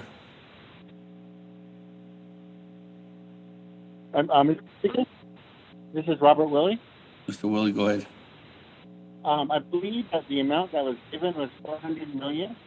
Currently, with the $49 million that we've got, I believe the total was $249 per person, based upon the numbers that we had, and that's the response that we have. Thank you. Okay. That, Madam Chair, Charles Newton, question of privilege. Speaker, I believe that there was multiple documents sent by the controller to all of us delegates breaking down the costs, and there's also a press release that was also sent out as well. So I just want to remind our colleagues that we need to check our email, and it has been sent out several times. Thank you. Speaker Freeland, question privilege, please. Question privilege. Freeland, question of privilege. Thank you, Speaker. I appreciate my colleague mentioning that, but I'm asking in terms of... Honorable Otto, can you please mute your phone? I'm speaking in terms of this new amendment, Mr. Willie. What is the new amount that this passes, and how much more do we still need to go? And I did read the emails, and I appreciate the comment regarding the emails, but I'm speaking in terms of this new amendment right now. Speaker, thank you. What do we have right now? 40 plus 40.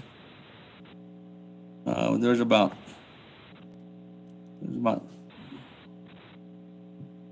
$90 million in the, if this legislation passes right now, Honorable Freeland, there's $40 million that's recommended in the water projects to be allocated to hardship. So that's, and we already passed the 49 million. So additional 40 million, so you're at 90 million. Minus that, what the controller said, you're looking at about $311 million is what's needed to reach the goal.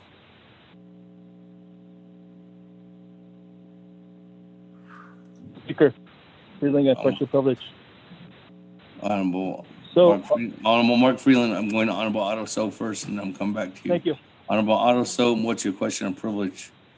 Colleagues, this question of privilege is getting out of hand. I'm going back to the board. If you have a question on the these are actually just questions that I can line you up in the queue.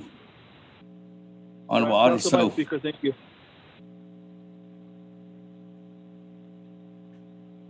Honorable Otto So, you had to press *6.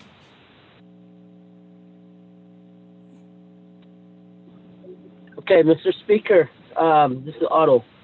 I was going to direct that you correct that the statement earlier that the amendment number 4 stricken out all of what Budget and Finance Committee has recommended, but only approve what Amendment 1 stands related to what Jason John agreed to, recommended to be reverted to the hardship fund. And that number comes out to $90,415,832. And in lieu of that, so the difference will be about $311 million that's needed. Thank you.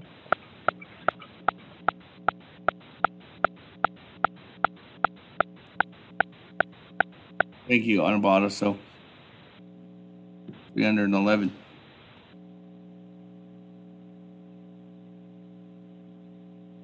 With that, colleagues, let me go back to the board. Chairman Hino, you are up on the main motion. Speaker Damon. The 24th Naval Nation Council. I was just looking at amendment number 2, sponsored by Che, Delegate Kealan-Begay, and there was the date of November 30th for Kage.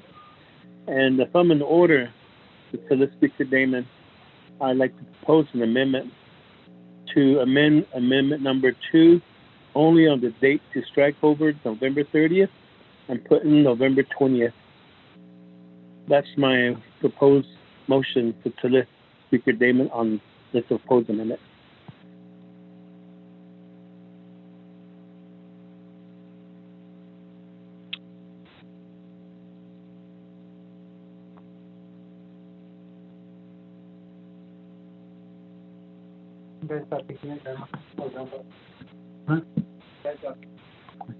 Incumbent?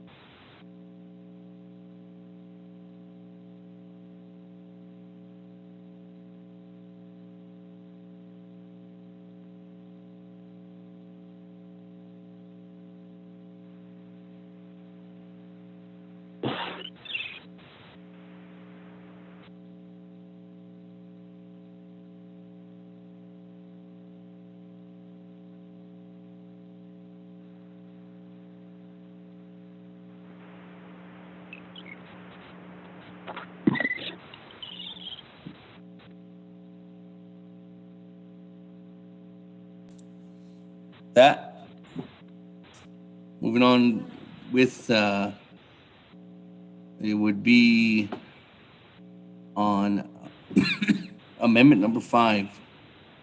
And that would be striking out November 30th, 2020, and actually just striking out the 30th and putting November 20th. Correct, Honorable Chairman Henio? Oh, please, I'll turn it off. Okay, with that, on amendment number 5.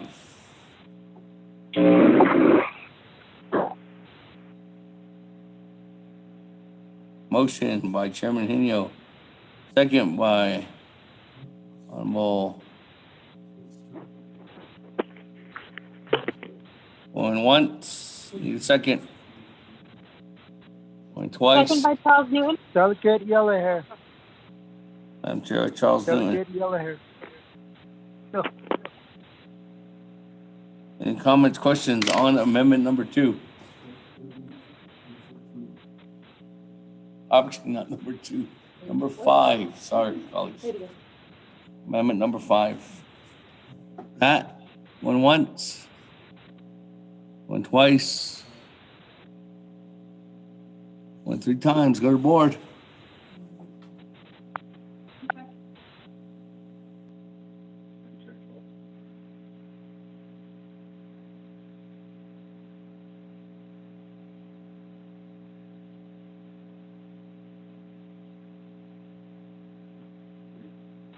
Okay, Honorable Elmer Begay.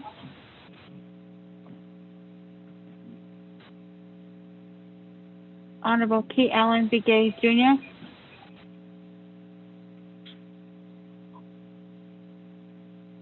Honorable Paul Begay.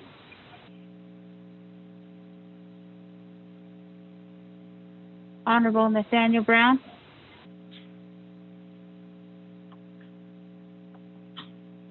Honorable Eugenia Charles Newton. Charles Newton votes green. Honorable Eugenia Charles Newton votes green. Honorable Amber Canesva Crotty.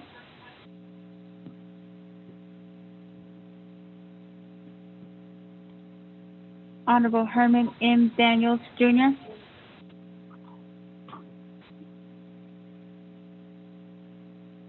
Honorable Mark Freeland.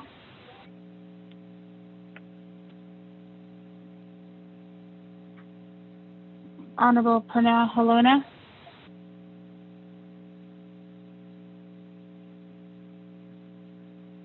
Honorable Jamie Henyo. Henio votes green. Honorable Jamie Henyo votes green. Honorable Vince James. Delegate Vince James votes green. Thank you. Honorable Vince James votes green. Honorable Rick Nez.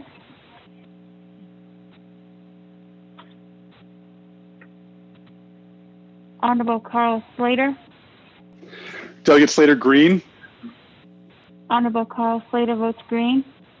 Honorable Raymond Smith Jr.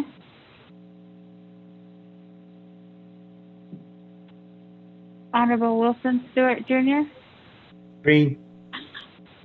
Honorable Wilson Stewart Jr. votes green. Honorable Charlene So. I vote green. Honorable Charlene So votes green.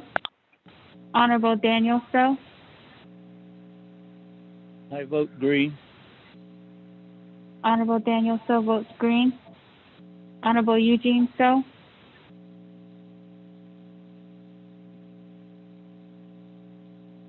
Honorable Otto So. Green. Honorable Otto So votes green. Honorable Thomas Walker Jr. Green. Honorable Thomas Walker Jr. votes green. Honorable Edison Juanita.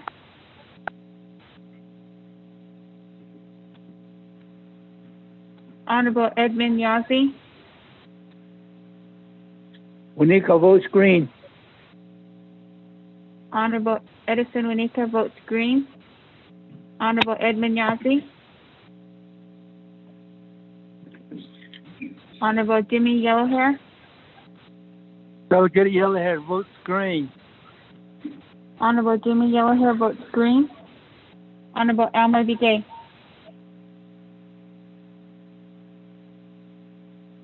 Honorable Key Allen Begay Jr.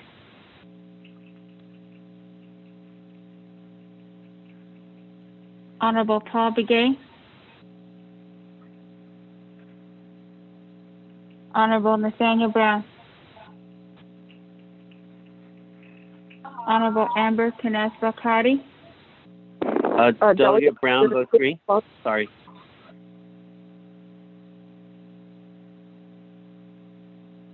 Delegate Amber Canespa-Crotty votes green. Thank you. Honorable Amber Canespa-Crotty votes green. Honorable Herman M. Daniels Jr. Green. Honorable Herman M. Daniels Jr. votes green. Honorable Mark Freeland. Green. Honorable Mark Freeland votes green. Honorable Pernell Halona. Lona votes green. Honorable Pernell Halona votes green. Honorable Rick Nez. Delegate Rick Nez votes green. Honorable Rick Nez votes green. Honorable Raymond Smith Jr. Green. Honorable Raymond Smith Jr. votes green. Honorable Eugene So.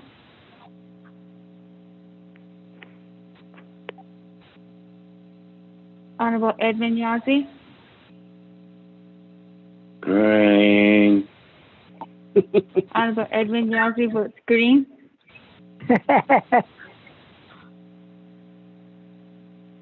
Honorable Key Allen Begay Jr. votes green via text. Honorable Paul Begay votes green via text. Honorable Nathaniel Brown. Delegate Brown votes green. Yeah.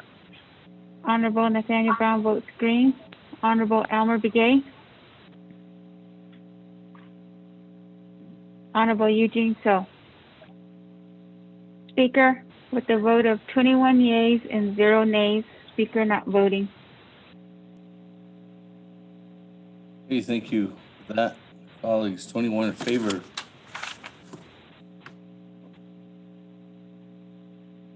So opposed. Chair not voting on amendment number 5. That, let me go back to the board. On the main motion. Moving on down. Honorable Yellowhair, on the main motion. I'm doing fine, okay. I yield up. Okay, yeah. Hey. Yes, Speaker. Hey, moving on down. Honorable Freeland, on the main motion. I'll yield my time, Speaker. Thank you. Let's vote. Okay, that, I don't have anybody else. On the main motion of legislation 0261-20. Going once. Going twice. Going 3 times. Second reading.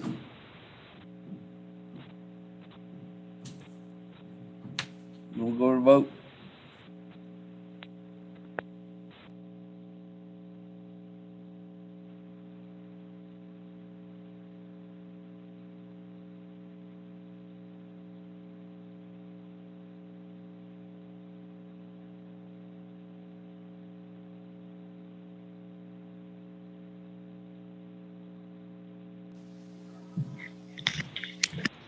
Chair, members of the committee, Amendment 1, on page 1, line 6, insert the following information.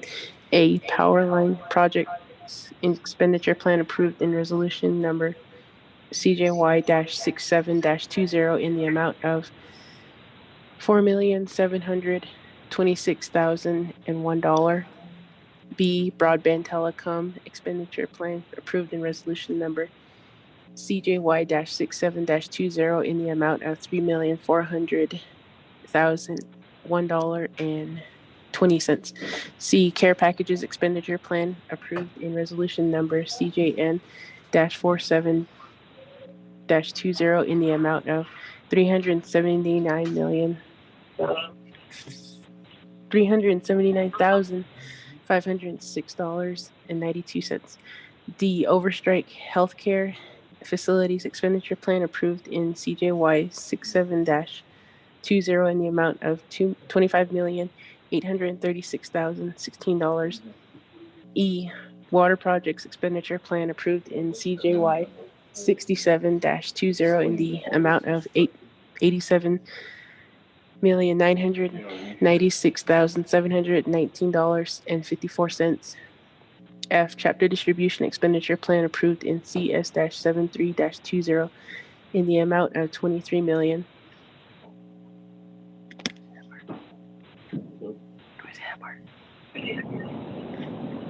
Point of order.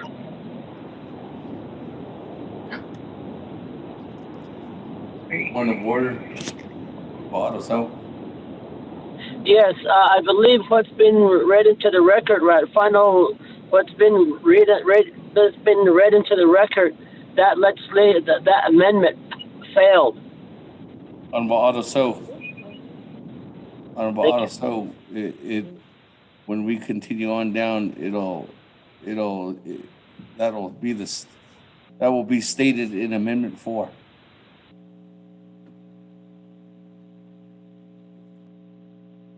Okay, thank you.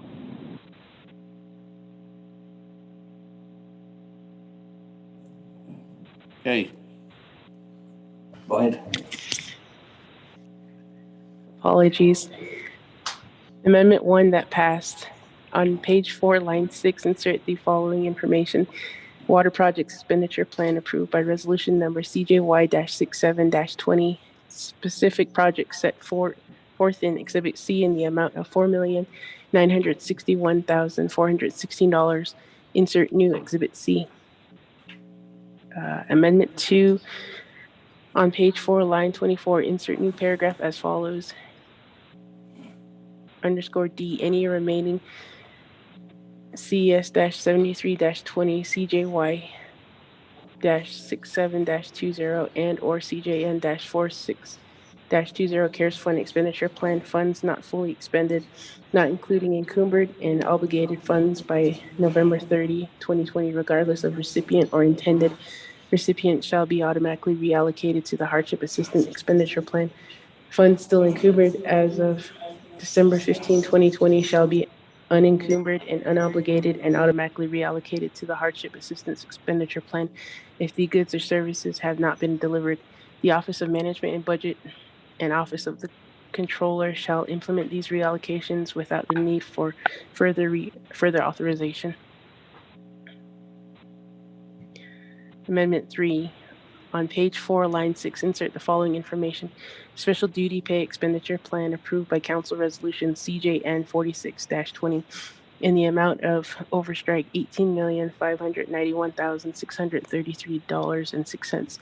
Insert $14,212,916.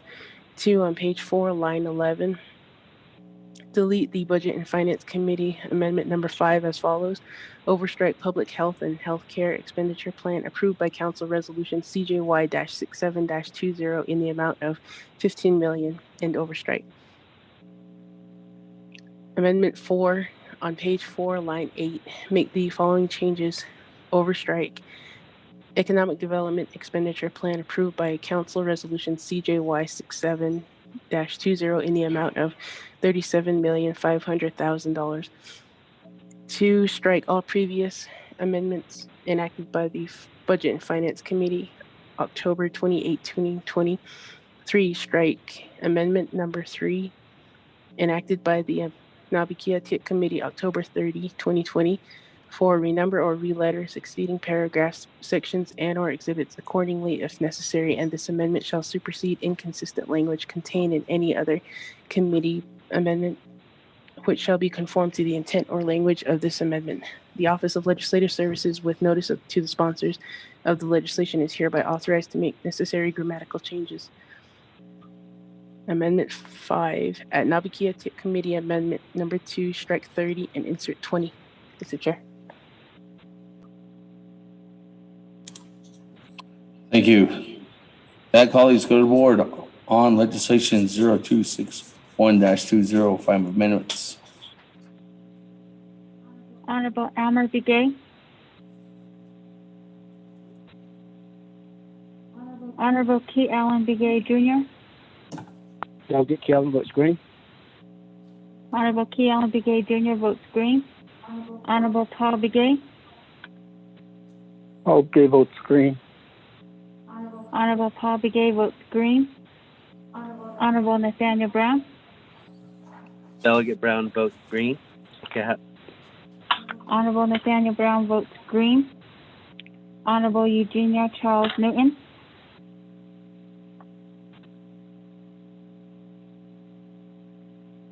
Honorable Amber Canesva Cotty.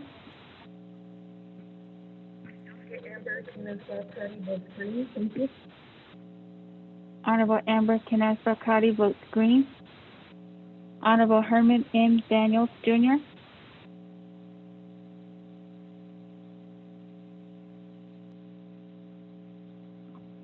Honorable Mark Freeland. Green. Honorable Mark Freeland votes green. Honorable Pernell Helena.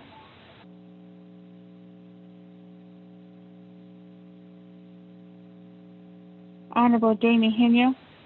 Helena votes green. Honorable Pernell Helena votes green. Honorable Jamie Henio. Henio votes green. Honorable Jamie Henio votes green. Honorable Vince James.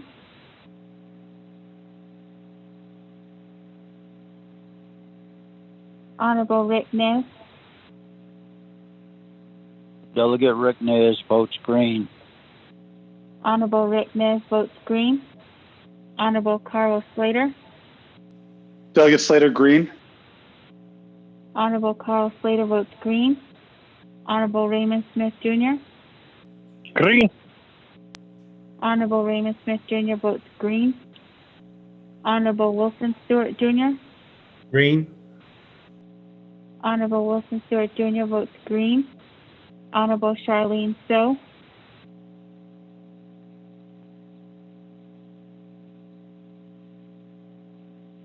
Honorable Daniel So. I vote green.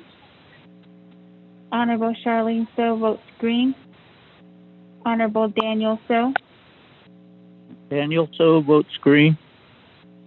Honorable Daniel So votes green. Honorable Eugene So.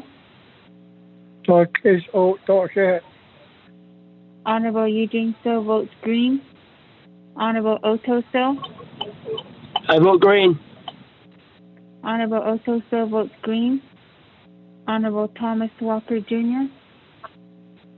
Thomas Walker votes green. Honorable Thomas Walker Jr. votes green. Honorable Edison Wanika.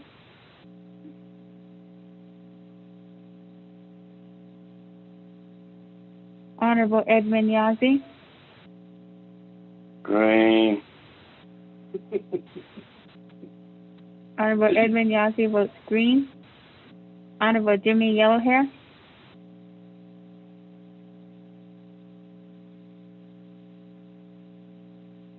Honorable Elmer Begay.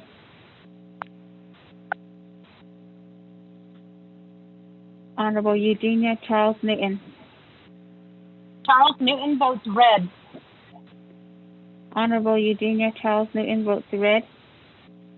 Honorable Herman M. Daniels Jr. I vote green. Honorable Herman M. Daniels Jr. votes green.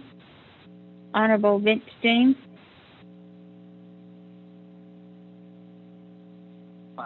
Delegate Vince James votes green. Honorable Vince James votes green. Honorable Edison Wanika. Honorable Jimmy Yellowhair. Speaker, with a vote of 19 yeas and 1 nay. Speaker not voting. Speaker, Hey, colleagues. actually, let me change my vote to green.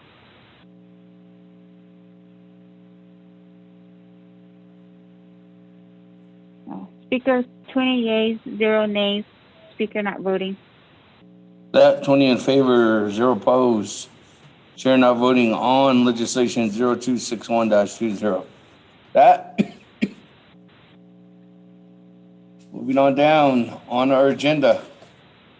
Moving on to item number B, legislation 0262-20. Sponsored by Chairman Nez, co-sponsored by myself, Seth Lehman, co-sponsored by Honorable Alono, co-sponsored by Chairman Eno, co-sponsored by Honorable Jimmy Yellow here. With that, Mr. Rico, if you could read that into the record. Mr. Speaker, members of the Naabík'íyáti Committee, legislation 0262-20, an action related to budget and finance, health, education, and human services, resource development, Naabík'íyáti committees, and the Navajo Nation Council, supporting and approving the Navajo Nation Gaming Enterprise Reopening Plan, supporting and approving reopening full operations of gaming enterprise facilities at a minimum 50% capacity, permitting Navajo Blue Travel Plaza to operate at full capacity. Mr. Speaker, you do have one amendment from the Resources and Development Committee. Amendment number 1, page 7 of 7, line 1, insert new paragraph D. New paragraph D, notwithstanding applicable public health and executive orders, a person who is an employee or patron of the NNGE shall be authorized to travel to and from an NNGE business without incurring penalties or fines. An employee or patron of the NNGE shall carry on their person documentation evidencing their status as an employee or patron, and shall present each such documentation upon request by Navajo Nation law enforcement. Overstrike existing D, new E. The Navajo Nation Council support and approval is contingent on NNGE's continuing compliance with the new language underscore NNGE opening plan.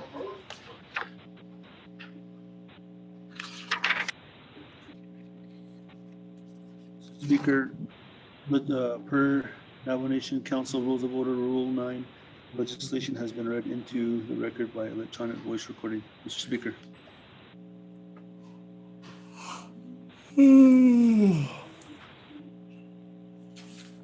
Motion, Halona. That, colleagues, a motion by Honorable Halona. Is there a second? Second, Stewart. Second by Brown. Honorable Stewart, is that? This legislation is destined for council and colleagues, and we do have enough signatures. This legislation will be the first item on the agenda for Monday's special council session. There was a petition going around for this particular legislation. So what's the will of the committee? We're going to vote or going once? Vote. Vote. Vote. Vote. Vote. 1 3 times. Vote. The board. Charles Newton. I'm Chair Charles Newton. With that, 20 minutes. Chairman Nez. Work session. Thank you very much, Honorable Speaker Damon, honorable members of the 24th Council. The cross betan hari legislation 0262-20 is to safely reopen the Navajo Nation gaming casinos at all 4 locations: Flowing Water Casino, Northern Edge Casino, Fire Rock Casino, and also Twin Arrows Casino. So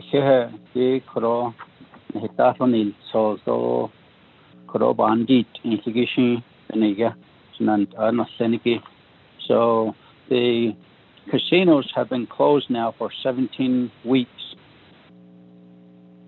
It needs to reopen in order to not lose a whole lot of money by November 17. If not, we face closure, permanent closure. To reopen this is going to cost between 30 to 35 million. It employs 1,180 people. 82% of those employees are our Navajo people who work there. Part of the legislation entails that the gaming enterprise facilities at full operation of a minimum 50% capacity, permitting Navajo Blue Travel Plaza to operate at full capacity. We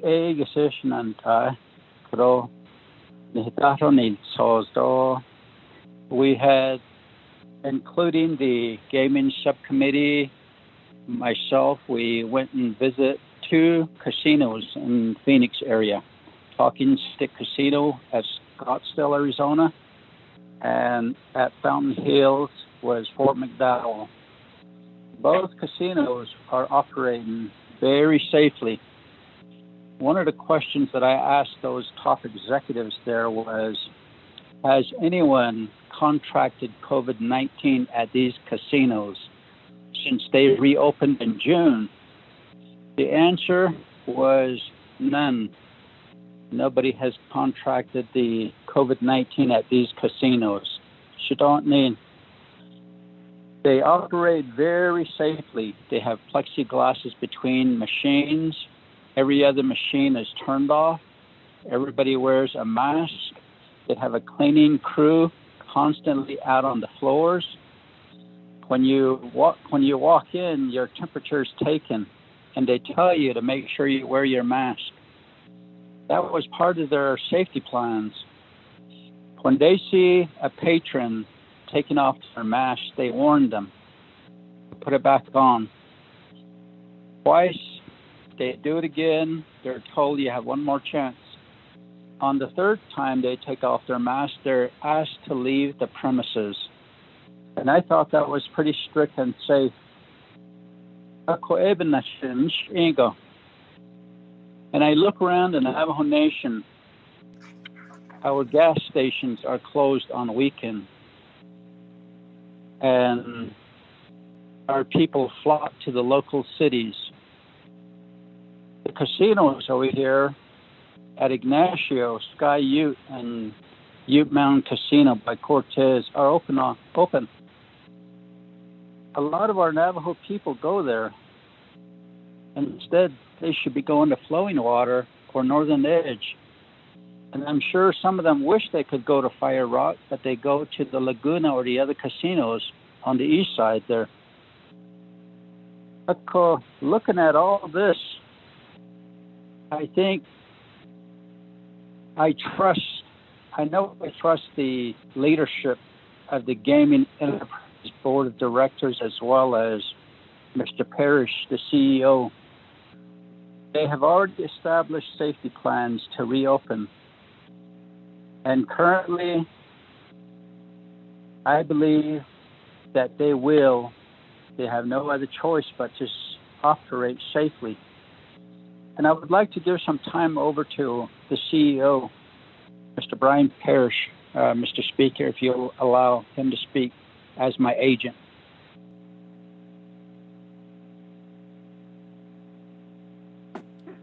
Okay, thank you, Chairman. Mr. Parrish, are you on the line? Honorable Speaker, yes, sir. Floor is yours. Speaker, sir, thank you so much. Chairman Mez, honorable members of the 24th Navajo Nation Council, thank you so much for your time. It's a privilege to be able to present to you today. Chairman Mez very eloquently stated the background situation that we're facing. I am very pleased to stand side by side with Navajo Nation leadership and our board of directors as we have made every effort to ensure that our decisions reflect our value system being clearly focused on ensuring that we optimize the health, safety, and general welfare of our team members. Thank you to Navajo Nation Council and leadership for providing CARES Act funding, which has been critical for us in order to return our team members from a 2-month layoff so they could go back on administrative leave with pay. The situation that we're facing is a very challenging one. As you know, we're a cash business. If we're closed, we generate zero revenue. This past year, we've had to utilize all of our remaining cash reserves what we have left is monies from the CARES Act funding that we received on September 24th. Those monies will carry us through the 30th of November, and that's as far as it will go. Our big concern is that we want to make sure we can reopen because we need to preserve these jobs and preserve the ability of our team members to be able to provide for themselves and their families. As Chairman Nez stated, if we're forced to close and shut down the business and decommission in order at some point in the future to try to reopen and reestablish that business, the minimum operating costs and restart-up costs would be in the range of 30 to 35 million. That does not include the incremental costs of marketing and operations trying to get our strong customer base to return back to us. As Chairman Nez stated, our patrons are going elsewhere and visiting these other properties. And we believe firmly that the environments they're visiting are not as safe as the NNDE environment would be were we able to reopen. We have a very comprehensive reopening and safety plan. We have an 11-page detailed checklist which covers all of the health, safety, and COVID countermeasure standards from the Navajo Nation Department of Health, the Center for Disease Control, Arizona and New Mexico Departments of Health, OSHA, and also the National Indian Gaming Commission. We've put together this comprehensive set of controls and plans to ensure that no matter what, we don't put any of our team at risk. We've been working very closely with Dr. Jim and also Dr. Moses, as well as the Navajo Central Operations Command Center group. We have refined this plan, and we believe firmly that this is a good plan that will enable us to operate safely. We have special controls in place to allow our Navajo elders to be able to come in and enjoy the facilities for several hours, 3 days a week, with no other visitors allowed on property. Those hours of operation would be reserved exclusively for our elders. We've also engaged the services of a special medical team called AB Healthcare. And this organization has helped us refine and will actually manage our testing, our temperature taking, our questioning, our battery of questions that we use for contact tracing. They've approved all our personal protective equipment, which we will be issuing to every team member and also every guest that enters the property. They've helped us refine our sanitization procedures. We have a Navajo Cares team that's going to be dedicated not only to deep cleaning and sanitization on our overnight shift, but on a 24/7 basis whenever the operations are open. We've expanded and increased our contact tracing plans. That has been at the urging and the assistance of Dr. Moses, Dr. Jim, and also the Health Command Operations Center. We've expanded our notification program to ensure that we're being proactive in notifying all of the key health organizations so they know exactly what type of activity we're experiencing. In the event of a contact or a potential positive case of COVID, we have special plans set aside where we can place our team member on immediate 14-day leave with pay. It's a special new leave that our board of directors had approved to allow our team members to be able to go home to quarantine to protect themselves and also protect their families without having to compromise their paychecks. There was a report of an outbreak at one of our competitor casinos during this past week, and we looked into that, wanting to understand if there was an opportunity for us to learn from that situation. One of our directors at one of our properties used to work at this competitor facility, and they were able to reach out to their friends and former colleagues to find out what happened, what were the contributing factors.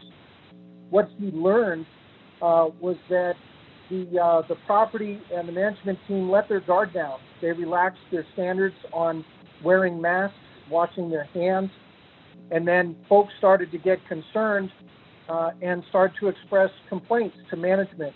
They decided to go ahead and test everybody just to see if there was an impact, and sure enough, they had 20 new cases of new COVID reported among their staff. The takeaway and the lesson here is that the sanitation programs, all of the things that Navajo Nation has done to protect the Navajo people have worked. We can deploy these same countermeasures plus more within our enterprises and keep our people safe. We pledge and promise that we will be extremely diligent and consistent with requiring compliance and making sure that everybody is following our guidelines. We've put our team members, or will put our team members, through 3 hours of classroom training that's mandatory. They have to complete that training in order for them to return to work. We're also doing special, what we call verbal judo training for all of our security team. This is something they do every 6 months anyway, but we're doing it to make sure that if we have any guests that refuse to cooperate, that we're doing everything we can to professionally encourage them to comply, and if they choose not to, then we'll very politely and respectfully and safely ask them to depart the premises. In terms of our protocols and things that we have in place, again, we have that 11-page checklist. We have dedicated safety and reopening plans for every single one of our operations, including the Navajo Blue Travel Plaza. At the present time, when we were open, 65% of our revenues were being generated by patrons who reside outside the Navajo Nation. We want to make sure that any of those guests that come in to our properties are required to fully comply and participate in all of our testing of all our PPE programs and all of our sanitization programs, so that we do not put any of them at risk. Our team members, the Diné people, our team members' families. That is a critical focus of our management team going forward. But at the end of the day, this is not a financial decision. This is a decision about people. It's about being able to save jobs, preserve jobs, and once our world gets on top of this pandemic, we figure out how to control it and not only live through it, but how to live around it, to work around it, to overcome it. We're still going to need economic development. We're still going to need jobs and the ability for people to come out and work and take care of their families. We believe we're prepared to do this safely right now. I wish that we could tell you that we could guarantee the safety of our team members, but I offer the solemn pledge to you that I will be out working alongside our team members on the front line at every one of our properties to hear firsthand what their comments or concerns are, to hear what our patrons are saying, and ensure that our teams have all the resources that they need to stay safe. Based on that, those tours and working alongside our team, will provide regular updates to the Navajo Health Command Operations Center and to Navajo Nation Council and to the Office of President and Vice President. Should we encounter any challenges, you will be hearing about those challenges from us. You won't have to read about them or hear about them secondhand. We will come to you with what has occurred, and we will come to you with solutions and recommendations, first and foremost, how to protect our team members and our patrons, and ultimately the Navajo people. Honorable members of the 24th Navajo Nation Council, I appreciate the opportunity to address you, and I look forward to hearing any concerns or questions that you may have. Mr. Speaker, sir, thank you.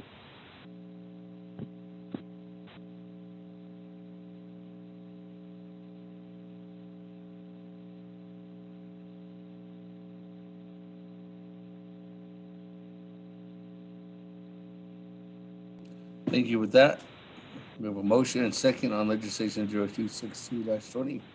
So, Madam Chair Charles Newman, the floor is yours.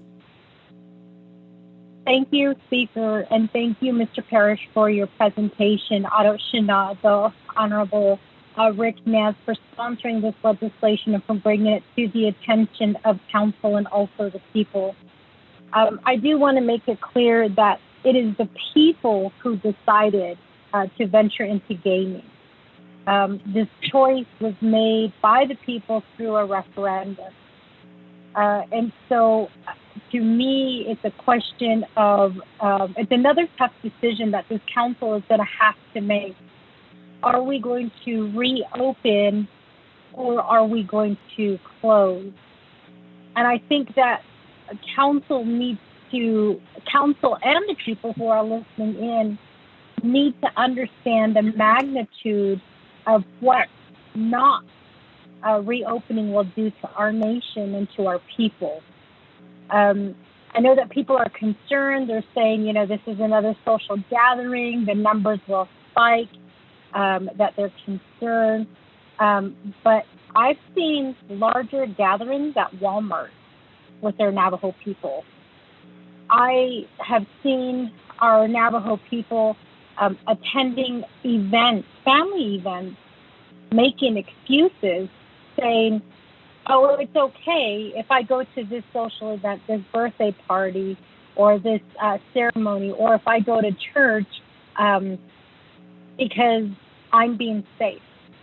And I think that it goes back in line with the person, the individual, that, if they are protecting themselves in areas like Walmart, like City Market, like Safeway, or, when we go out to eat, when we go to restaurants, I think that, we are put in more dangerous situations in those, when we do that.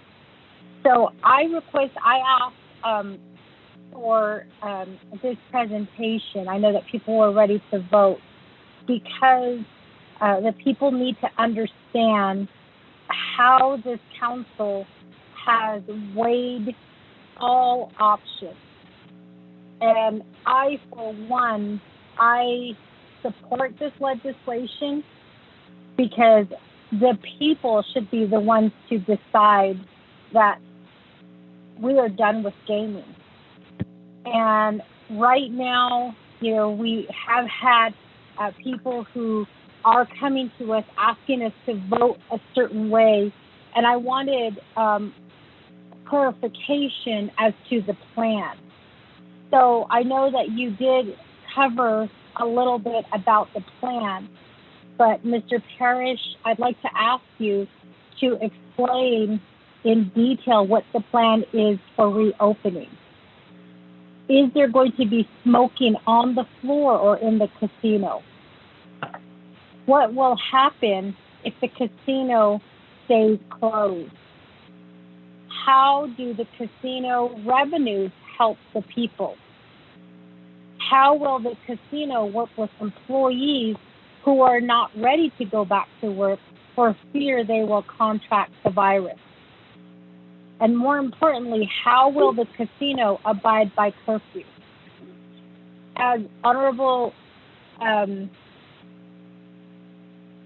Naz stated, many of us delegates did our homework. We listened to the presentations. We went and we visited 2 completely different casinos. One was a Talking Stick casino, and I was really impressed at the way that this casino was working. And, I felt very comfortable. I don't gamble. I go to the casino to eat, but I want to make it clear, I don't gamble. And, watching what was going on, and more importantly, seeing our Navajo elders sitting there at these slot machines there in Phoenix was really, I guess, a little bit of a shock, but at the same time, it was really eye-opening because of what I saw. What I saw was team members, as soon as you stood up, they wiped down a machine. There was plexiglass between the machines. If there was no plexiglass, the machines between were shut off, so there was 6-foot social distancing. We also learned that the vents, the air vents, were actually increased in the number. I can't really explain that, but I think they were like at a 3, and I think they went to like a 7 or something to try to filter out the air. There was also no smoking. There was a very strict requirement that if there was more than 3 people gathered in one area, they dispersed the first time, and the second time they escorted you out of the casino. I also saw the 2-mask rule, which is if you remove your mask one time was a warning, and the second time was removal from the casino. I saw that when you walked into the casino, they took your temperature, and then they also offered you hand sanitizer and gloves if needed. And then if people came in, I don't know how many people came in without masks. I didn't see that. I saw everybody wearing a mask there, but they did have those masks available. There was also areas for like drinking sodas, so they had designated areas for eating, for drinking, and it was very clean. I was very surprised at seeing this because I will admit that prior to seeing the way that this casino was working, I was hesitant to even talk about this issue. And then we went to another casino, which was completely opposite. They allowed smoking. People could walk around without their masks. There was not a very stringent cleaning crew. It just was completely different from the first casino. And I know that oftentimes delegates do get accused of not doing their homework, but in this case, I think that a majority of us, actually if not majority, all of us did our homework on this. This is not the first time that we've heard this presentation given to us by gaming. Many of us have been involved in the conversations, and we understand as delegates what this is going to mean. And I will be the first to say that this does not mean that we are putting money above the people. This means that this will have a detrimental effect on the future of our nation, our services, and our people. And so this is something that we should not tread lightly on, that we should be asking questions, and we should be getting a really good understanding of what it's going to mean. In addition to that, Mr.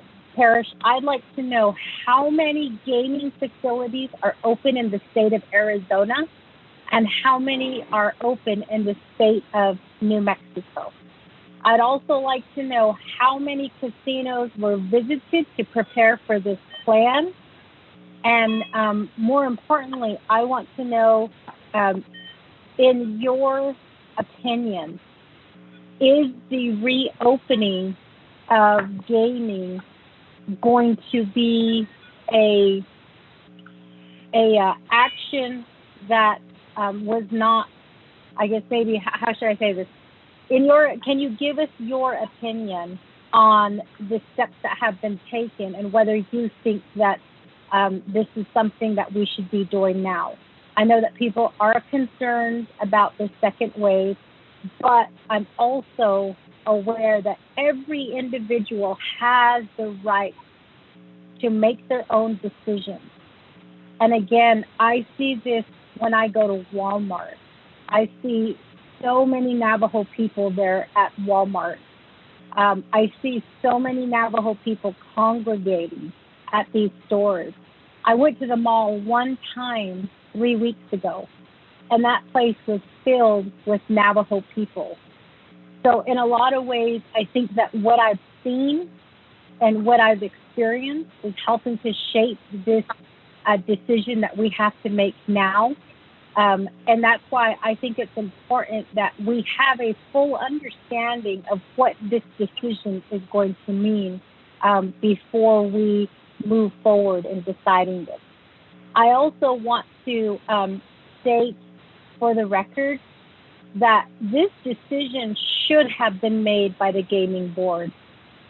I do not appreciate the board kicking the can to the president kicking the can back to the board kicking it back to the president, and then finally both the board and the president kicking the can to council to make this decision. Again, this is a tough decision that we as delegates are going to have to make, and we will be accountable for this decision that we make today. But at the same time, if it goes well, we know that there will be a photo op. If it doesn't go well, we know that council will be blamed.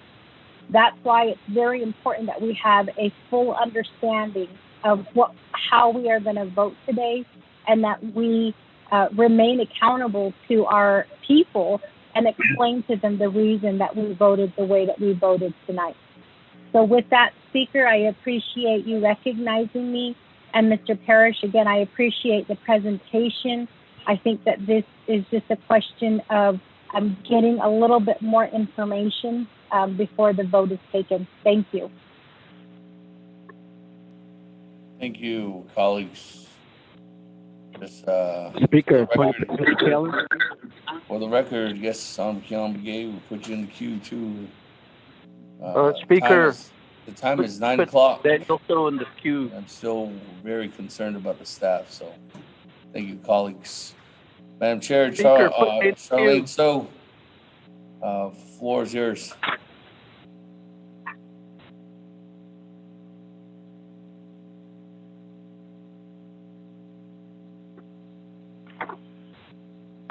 Honorable Charlene. Speaker, can you hear me? Yes, I can hear you. Floor is yours. Okay. Thank you, Shajah. When this legislation was presented to HESI, there were a few concerns that I did pose. One, the fact that because we have elderly, we have people, our Navajo people going into the casinos, taking that risk, and we will be somewhat responsible for allowing this risk to take place.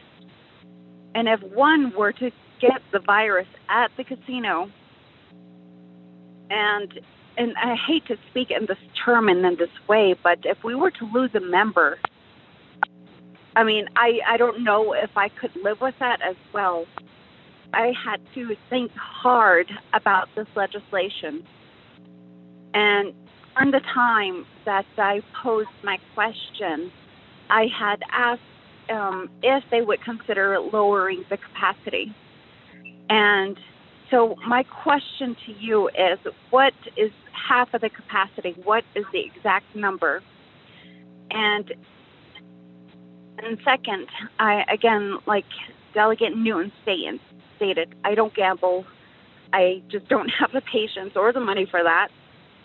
But still, we have constituents all over that are willing to put the lives of other people in jeopardy, knowingly that they have the virus. And we're seeing this now as the cases go up. And so with this kind of recklessness, it does scare me, especially with the fact that a couple of days ago, Route 66 Casino was closed because of the virus spreading there. And same scenario, they do well with sanitation, with cleaning, with plexiglass and social distancing, but it still happened. And catching it on the news, it did scare me a lot. So, but the other alternative, Shananta, is all of the money that has been invested into the casinos.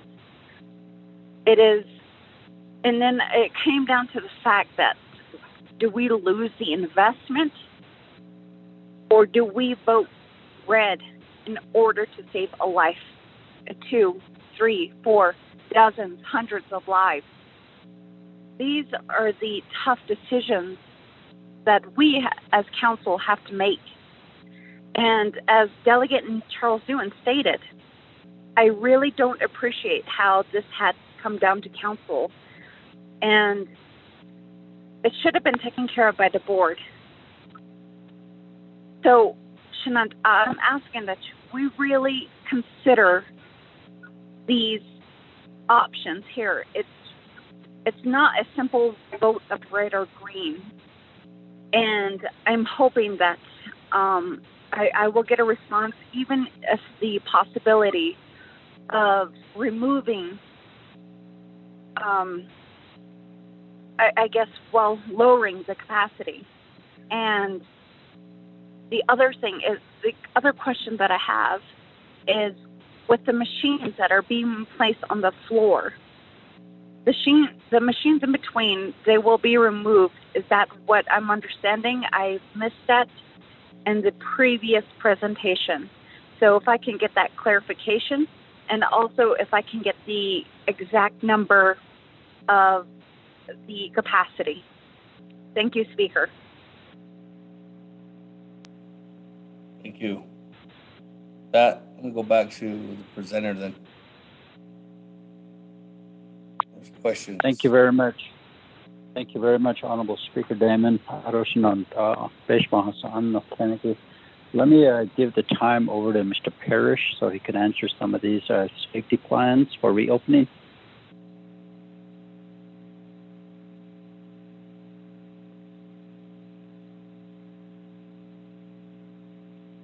Speaker, is that okay?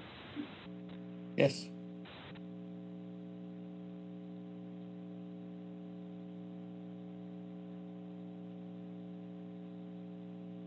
Parrish? Mr. Chairman, yes, sir. Mr. Speaker and honorable members of the 24th Navajo Nation Council, I'll start off by addressing Honorable Chairwoman Charles Newton's questions, and then I'll follow up by also responding to Honorable Charlene So's questions and concerns as well. First of all, we will not allow smoking inside the facilities. We have made provisions for if somebody wants to smoke outside the building, there will be designated areas for them to do that away from the entrances and exits, which are narrowed down to one, so we can control flow in and out of the building. We will not allow smoking anywhere inside any of the facilities. The casino will absolutely abide by our 11-page checklist with all of these standards that we put in place from all these different public health organizations. We work side by side with the Navajo Nation Gaming Regulatory Office and the Surveillance Department to make sure that we're monitoring what's happening with these patrons and with our team to ensure that we're being responsive, but also responsive in a timely manner. We have plexiglass up between slot machines. We actually turn slot machines off to reduce capacity, and we remove the seats, the stools, and chairs out from in front of those slot machines so nobody can just sit down. We've made sure that the way we have the floor space is that we're honoring the 6-foot social distancing parameter, and we're going to strictly adhere to that. We have top quality heating, ventilation, and air conditioning systems. These systems take air, they're vents actually in the floor, and they push the air upward. And then we have exhaust vents in the ceiling that exhaust that air from inside the building outside. The ventilation ducts are different from the intake ducts, different locations on the roof, so we're drawing in clean air from outside rather than recirculating air that's coming from within the casino. We shut down half the seats on all of the table games, and we've removed food and beverage tables and seating from all of our food outlets.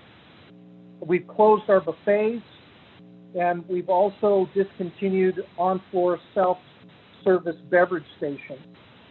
We'd be monitoring the gathering of people, families, and such, clustering in areas on the floor. That would be a 2-strike rule. We need people to stay separate.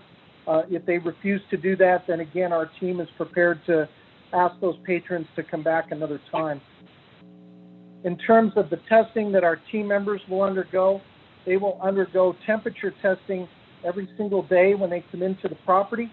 If their temperature is at or above 100.4 degrees, which is the standard established by CDC and the Department of Health organizations, they will not be allowed to report for duty that day. They will actually go to station number 2. Again, we'll have AB Healthcare in place, where they will be asked a battery of questions about potential contacts, and they'll also be asked to go ahead and take a COVID test to detect the possibility that they may have contracted the virus.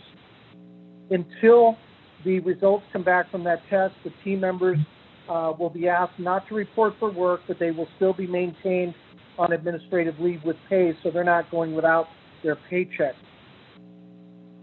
In the event that they do contract the virus, they will have 14 days that they would be able to stay home. They would be on administrative leave with pay. It's a special COVID pay leave that our board of directors has approved, and they will not be able to return unless they get the clearance of a doctor and have a doctor's note. We have designated service areas throughout the enterprise where we're going to be staging with our personal protective equipment, for all of our hand sanitizers, and then our deep cleaning crews will be deployed to all areas of the operation. Any public areas will be first and foremost covered, but also our back of house office areas. Those areas are treated the same. They've been equipped with plexiglass, with hand sanitizer, and everybody will be receiving masks and gloves when they enter.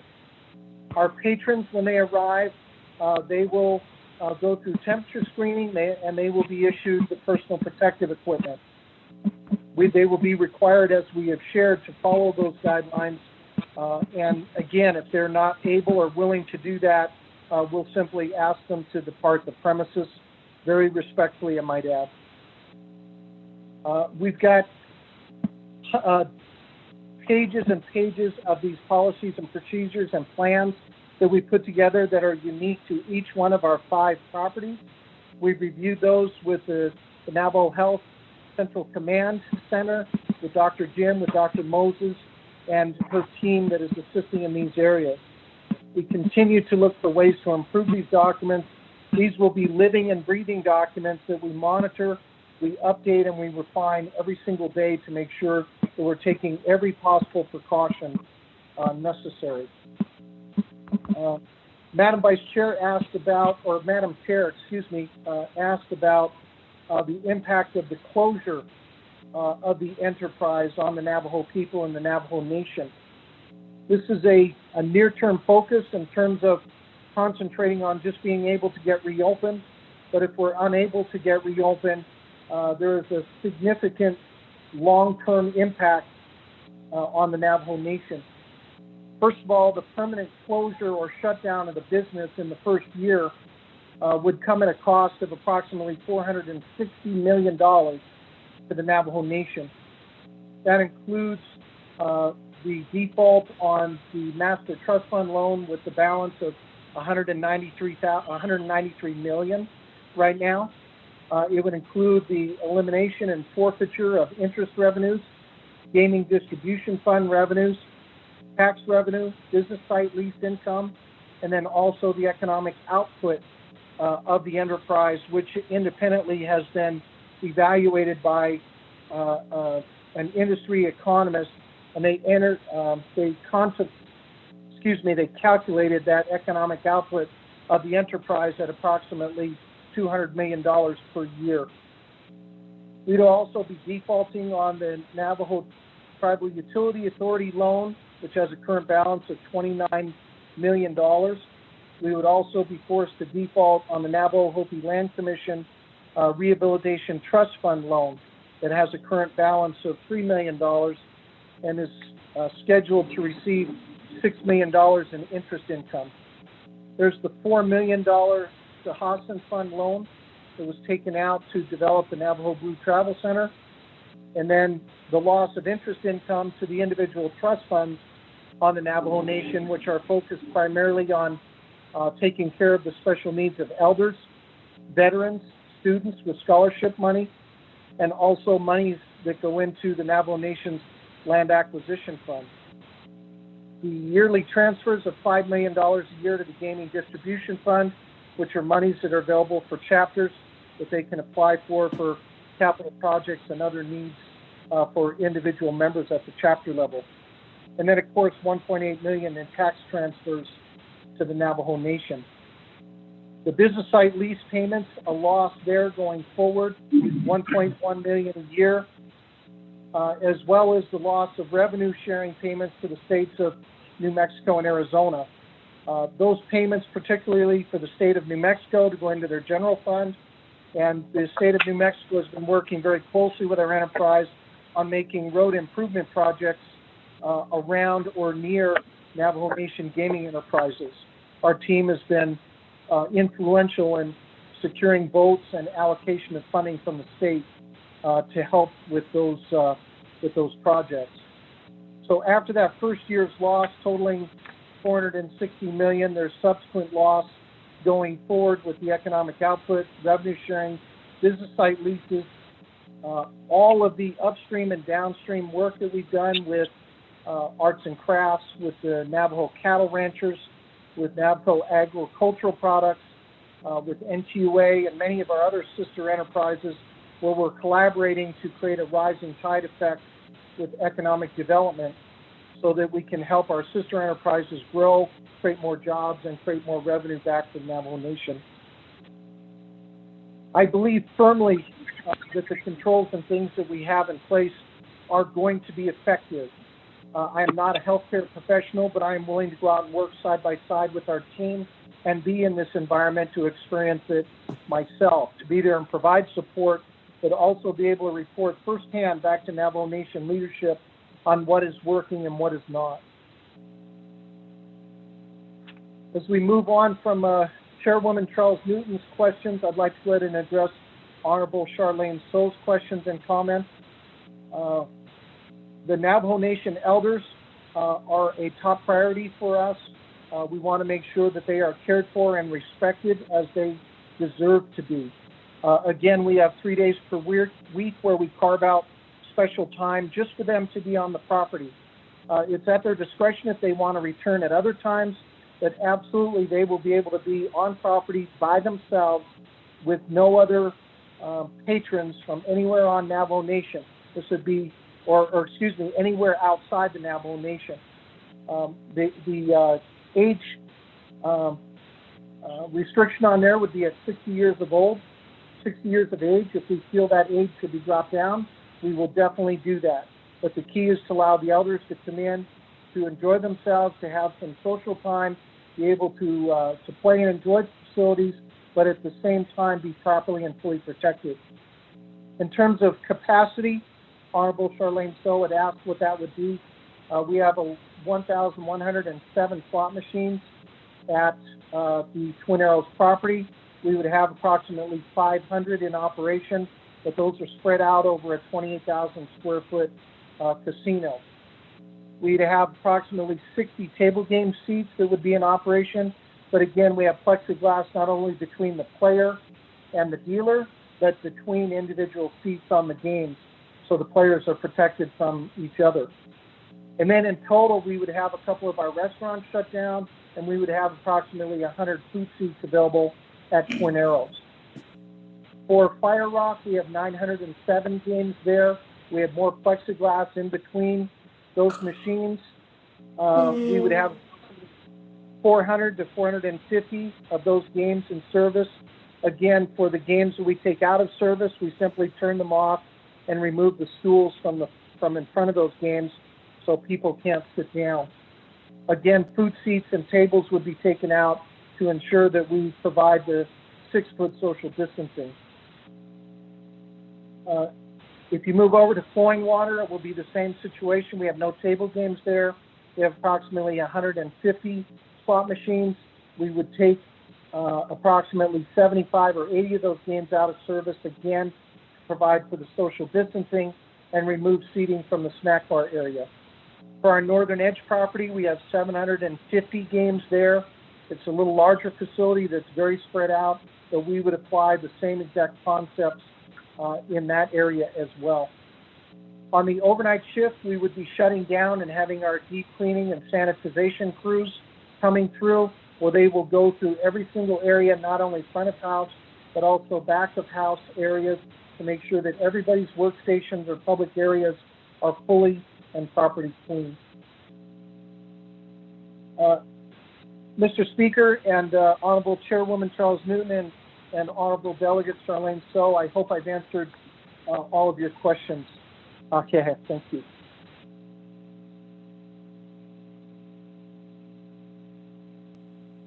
Thank you. Moving on down, Chairman Yazzie, floor is yours. Speaker, and members of the council, Mr. Parrish and Mr. Nez, I was going to wait until Monday to ask my questions, but I thought I'd go ahead and ask tonight. I just want to ask Mr. Parrish, talk about gambling, gaming, putting people's lives at risk. I really see this as like playing Russian roulette because of the uncertainty of the virus. I like to ask Mr. Parrish, how much does he think a human life is worth? You know, because we heard that casinos are safe, and you know, in Arizona, 3 strikes on the mask. I mean, you know, this COVID doesn't believe in being worn 3 times. It just goes out, you know, without saying 3 times you're going to go out to the casino. The precaution that you have spoken, Mr. Parrish, Route 66 casino had said the same thing. White Mountain Apache in Arizona said the same thing, but they are closed now. But what perfect timing from the CARES Act fund. You know, we approve this, Navajos are going to get $1,500, and if this legislation is approved, yes, casinos will be packed again. From my understanding, Mr. Parrish, the management there in the casinos are all non-Navajos. I could be wrong. They're still working. But 90% of the Navajo staff are not working. We are sending the wrong message. Do you know that our numbers are going back up in Navajo Nation and the state of New Mexico? We have 90 cases today on the Navajo Nation. 90. I don't know what the numbers are with the state. But from my understanding, I think it was 1,000. We are sending the wrong message to the people, and it's no wonder why our numbers are going back up. I saw, are being told and seen for this weekend, Halloween. I saw the posts. I mean, I'm not a Facebooker, but I just, you know, glanced, but I saw on President Nez, his Facebook, stay home. But yet we're out and about. We tell our people to stay home. And that's what we are confusing. This is confusing to our people. When we say stay home, but yet we go out and about. And so, you know, obviously you can tell how I'm going to vote against this legislation. But I don't know, Mr. Parrish, if you know of anyone close to your family that had gone and passed on to this wild, vicious virus, COVID. I mean, I mean, and I know my colleagues have people within our chapters. We've heard phone calls from people that are surviving from COVID saying that they're still being affected, and family members that have gone on and passed on. And we don't even have any medicine yet.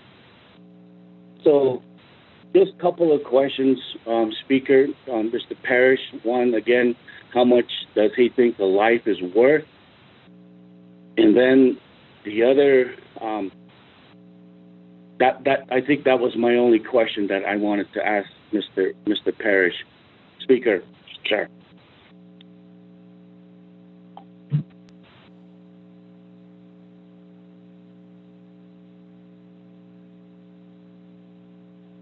Thank you, Chairman. That. Go on down to the next individual. Honorable Naabík'íyáti.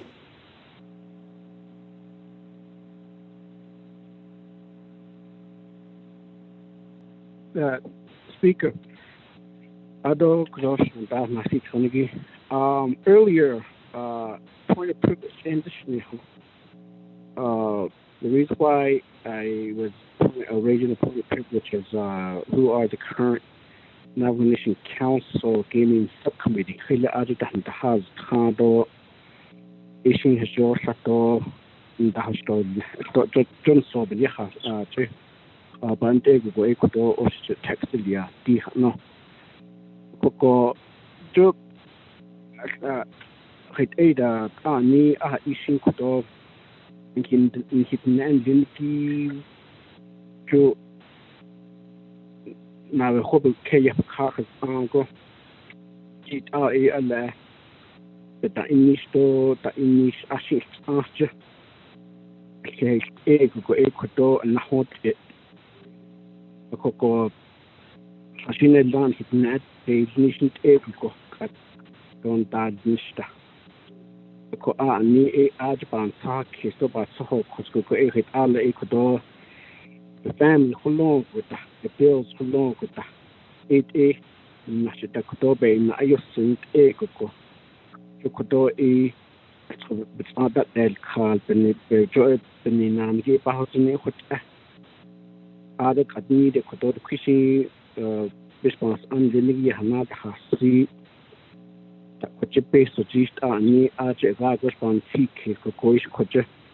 Nepe in the shade to her yegon the Baba Queen and Dash be jot on that ticket like ye got on near what a coco unlaid but said de facto a yiki but so this kid go 80 quacky dinner as your niggy business go jot a or then go the night gassito.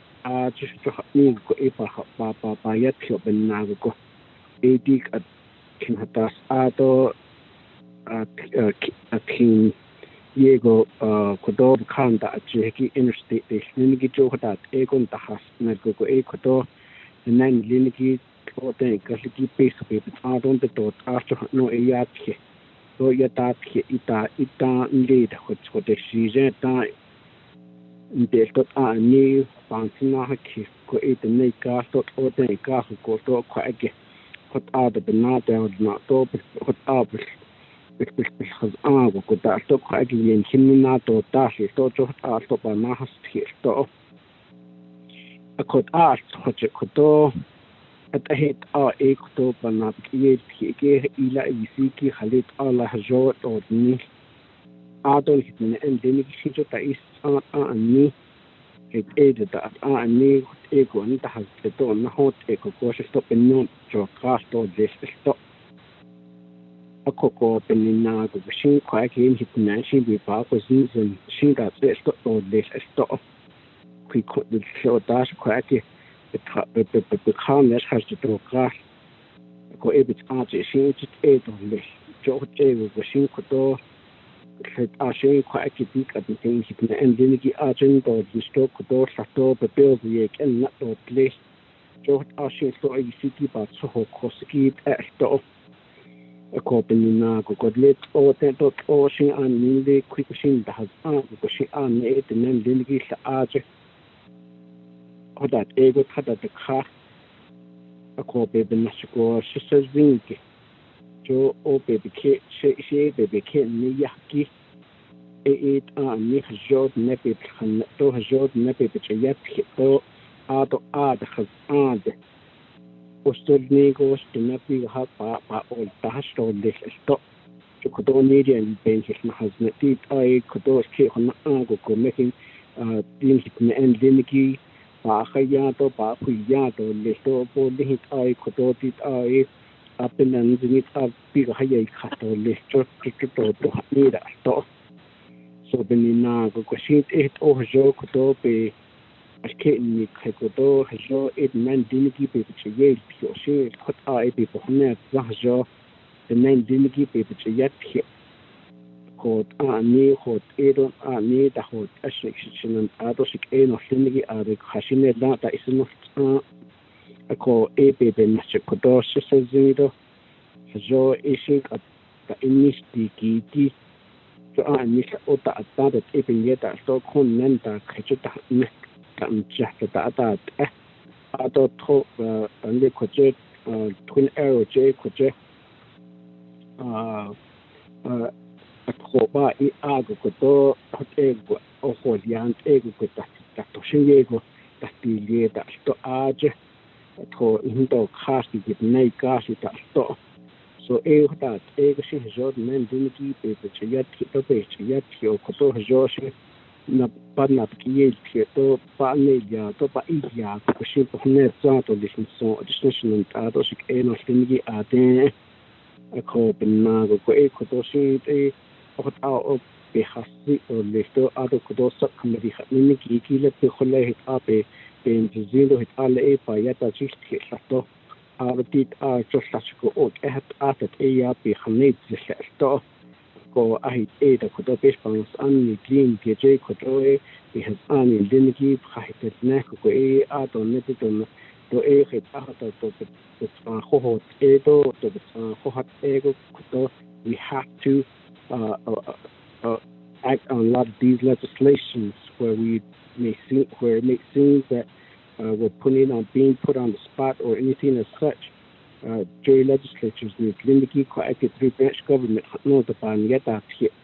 Go Ada that a baby not a ship in a quite again so Lindiki was don't hit down so as ban yet hit in yet so a call with that Ashman and Lindiki so did a way for door Bahasi the speaker.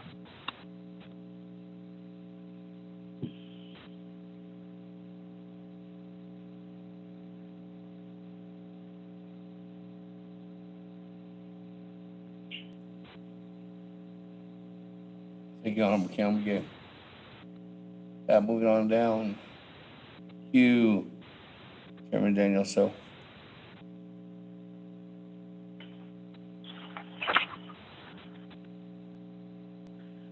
Thank you, Cecilia. Chairman Seth Damon, Otto, Cecilia, Honorable Rick Nez. Thank you for bringing this legislation to us. Otto, Mr. Brian Parrish. Again, I posed this question at Hess. You're going to impose non-smoking on the floor. And previously in other discussions about the casinos, I had asked smoking in the facility endangers the employees. And part of our work is to guarantee a safe and healthy environment for our Navajo people that are employed. And the main thing that I'm concerned about after the pandemic recedes, are you going to continue the non-smoking? Make it permanent. Or are you going to make it permanent? That's my question. The other question I have, I want to pose to Legislative Council. I'm aware that the casino question, whether the Navajo would take on casinos. I remember a referendum that basically the answer was a unanimous or a majority no. And I can't remember the results of the second one.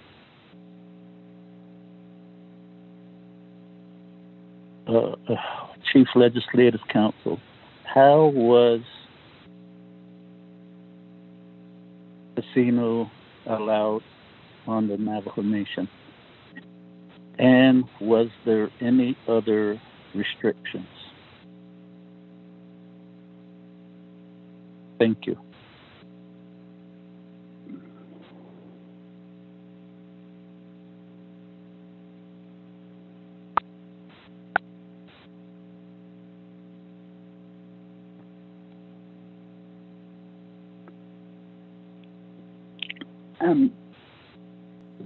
Thank you. With that, let me go back to first sponsor Hernandez with questions from my colleagues and probably to your agent. Then after that, we can go to Ms. Barbara. Thank you, Honorable Speaker Damon. Aroshanan I no seniki eshbahasa ana. Yat eho ndaidos kid. I'm glad that you're asking these questions. It shows me and it tells me that you care about your Navajo people. We all do. Ani tosnan I. What on hit in neban see case give in nature. Jodo lech eleniki. You all have a voice. Your voice is important. Ane ishibansen keski bayan skin is agi bayan skin.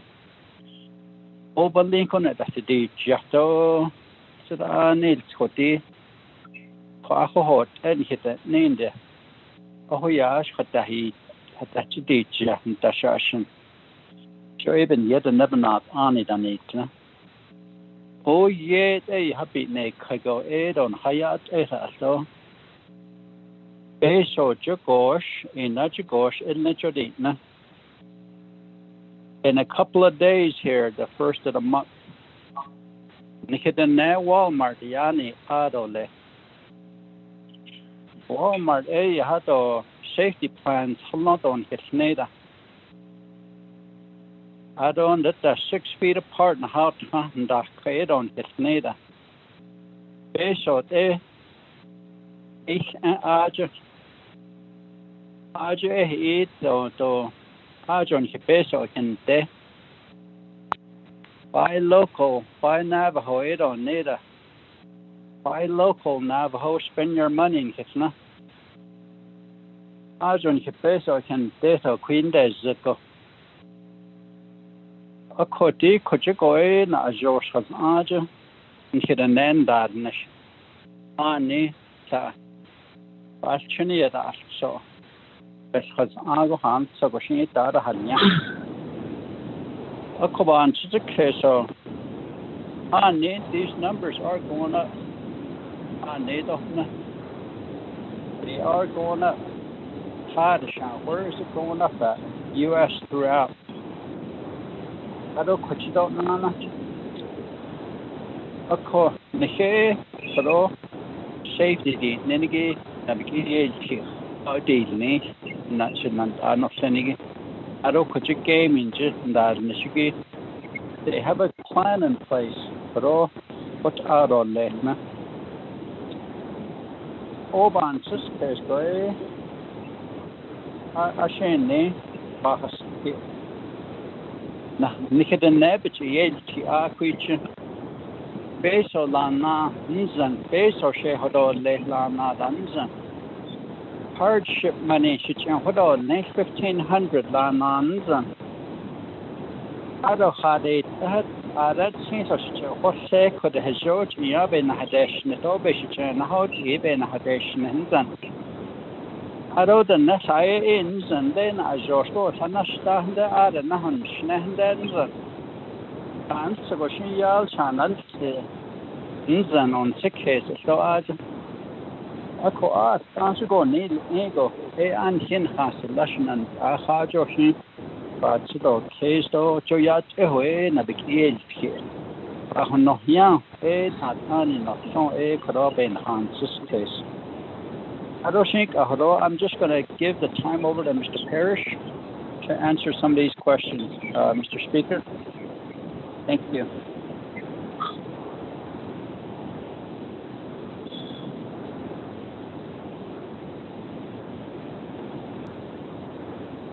Thank you. Parrish, floor is yours.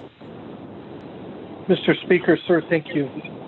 Honorable members of the 24th Navajo Nation Council, if I may, I will respond to Honorable Edmund Yazi's questions and concerns, and then I will go to Honorable Chairman Daniel So, and then Honorable Kealan Begay's questions and statement.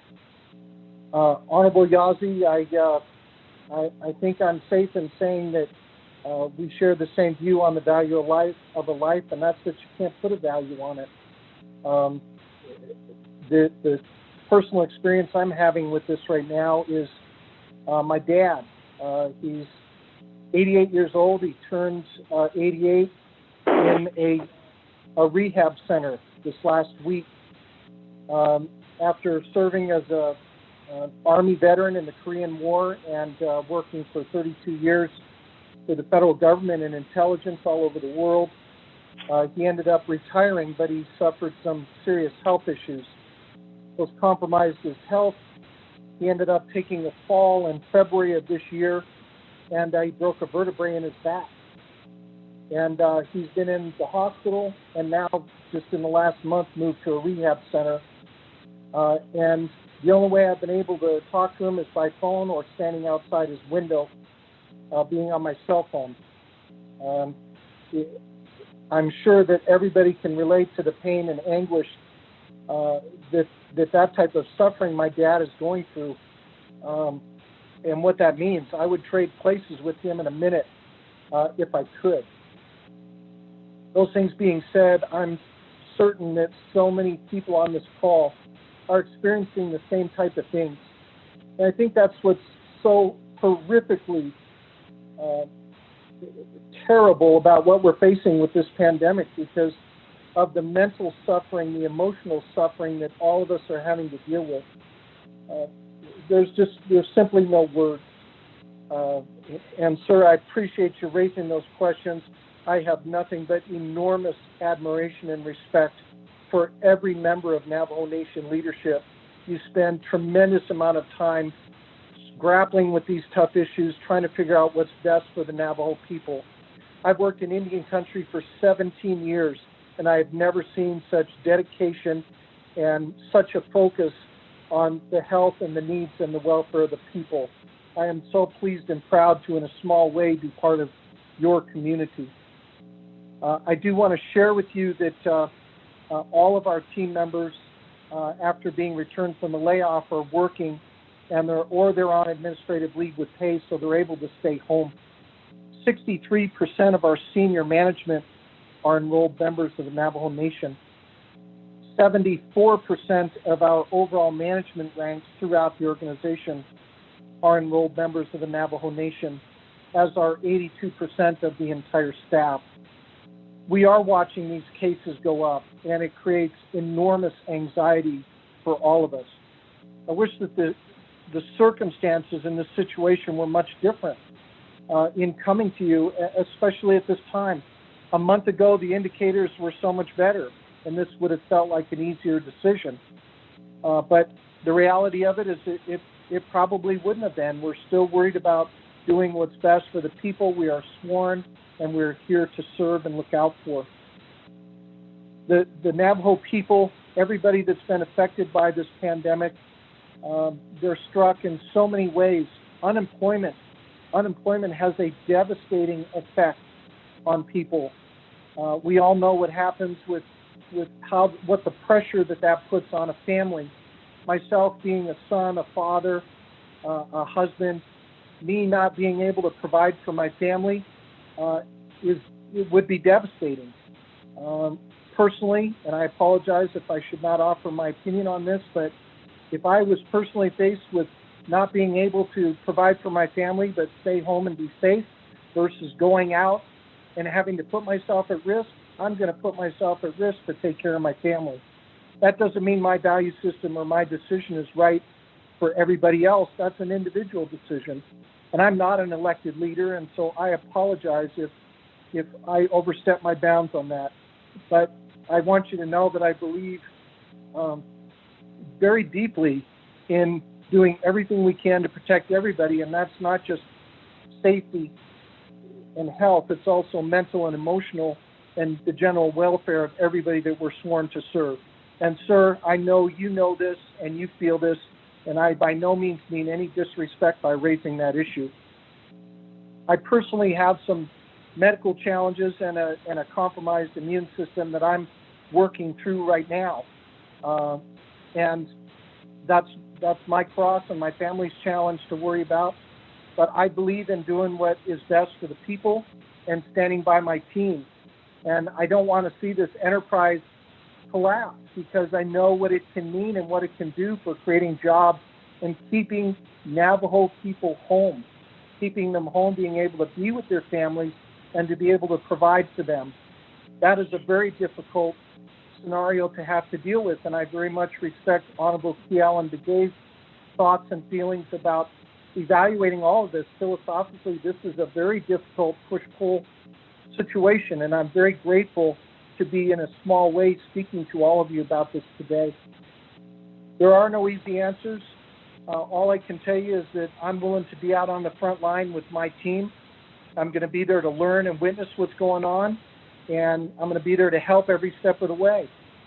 If we are not able to reopen, I respect that decision fully, and I will do everything in my power to continue to preserve the enterprise every way that we can, so that in the long term, this enterprise can reopen at some point and return to a level where it's been servicing its debt, where it's been providing jobs, where it's been providing investment income, where it's been creating economic output the Navajo people can benefit from. So Honorable Naabík'íyáti, sir, thank you so much, sir, for your questions. I have enormous respect for you, and thank you, sir. Honorable Kealan Begay, sir, again, there's only one way to look at this, and as you're saying, and it's philosophically, how do we deal with this? There's so much to consider. This is a daunting challenge that everybody is facing, and I have enormous respect for you and your colleagues of the 24th Navajo Nation Council because you're willing to stand up and make the decisions that you feel are in the best interest of your people. If I may, I'd like to go to Chairman Daniel So's questions about the non-smoking, and then will we continue to maintain our facilities as non-smoking going forward? I can tell you that before this pandemic struck, having non-smoking in casino facilities was devastating to the business, but nothing in comparison to what this pandemic means. Having if there is a silver lining to this pandemic, is that I think it's going to force the gaming and hospitality industry to rethink itself in terms of how smoking is handled. And I would be more than supportive of being able to maintain the non-smoking environment going forward. We have great facilities and great people, and especially as the industry moves closer in that direction, I think that it's going to be a different environment that all of us need to reevaluate. Mr. Speaker, Chairman Nez, Chairwoman Charles Newton, honorable members of the 24th Navajo Nation Council, God bless you, and thank you for the opportunity to be part of this discussion. Thank you.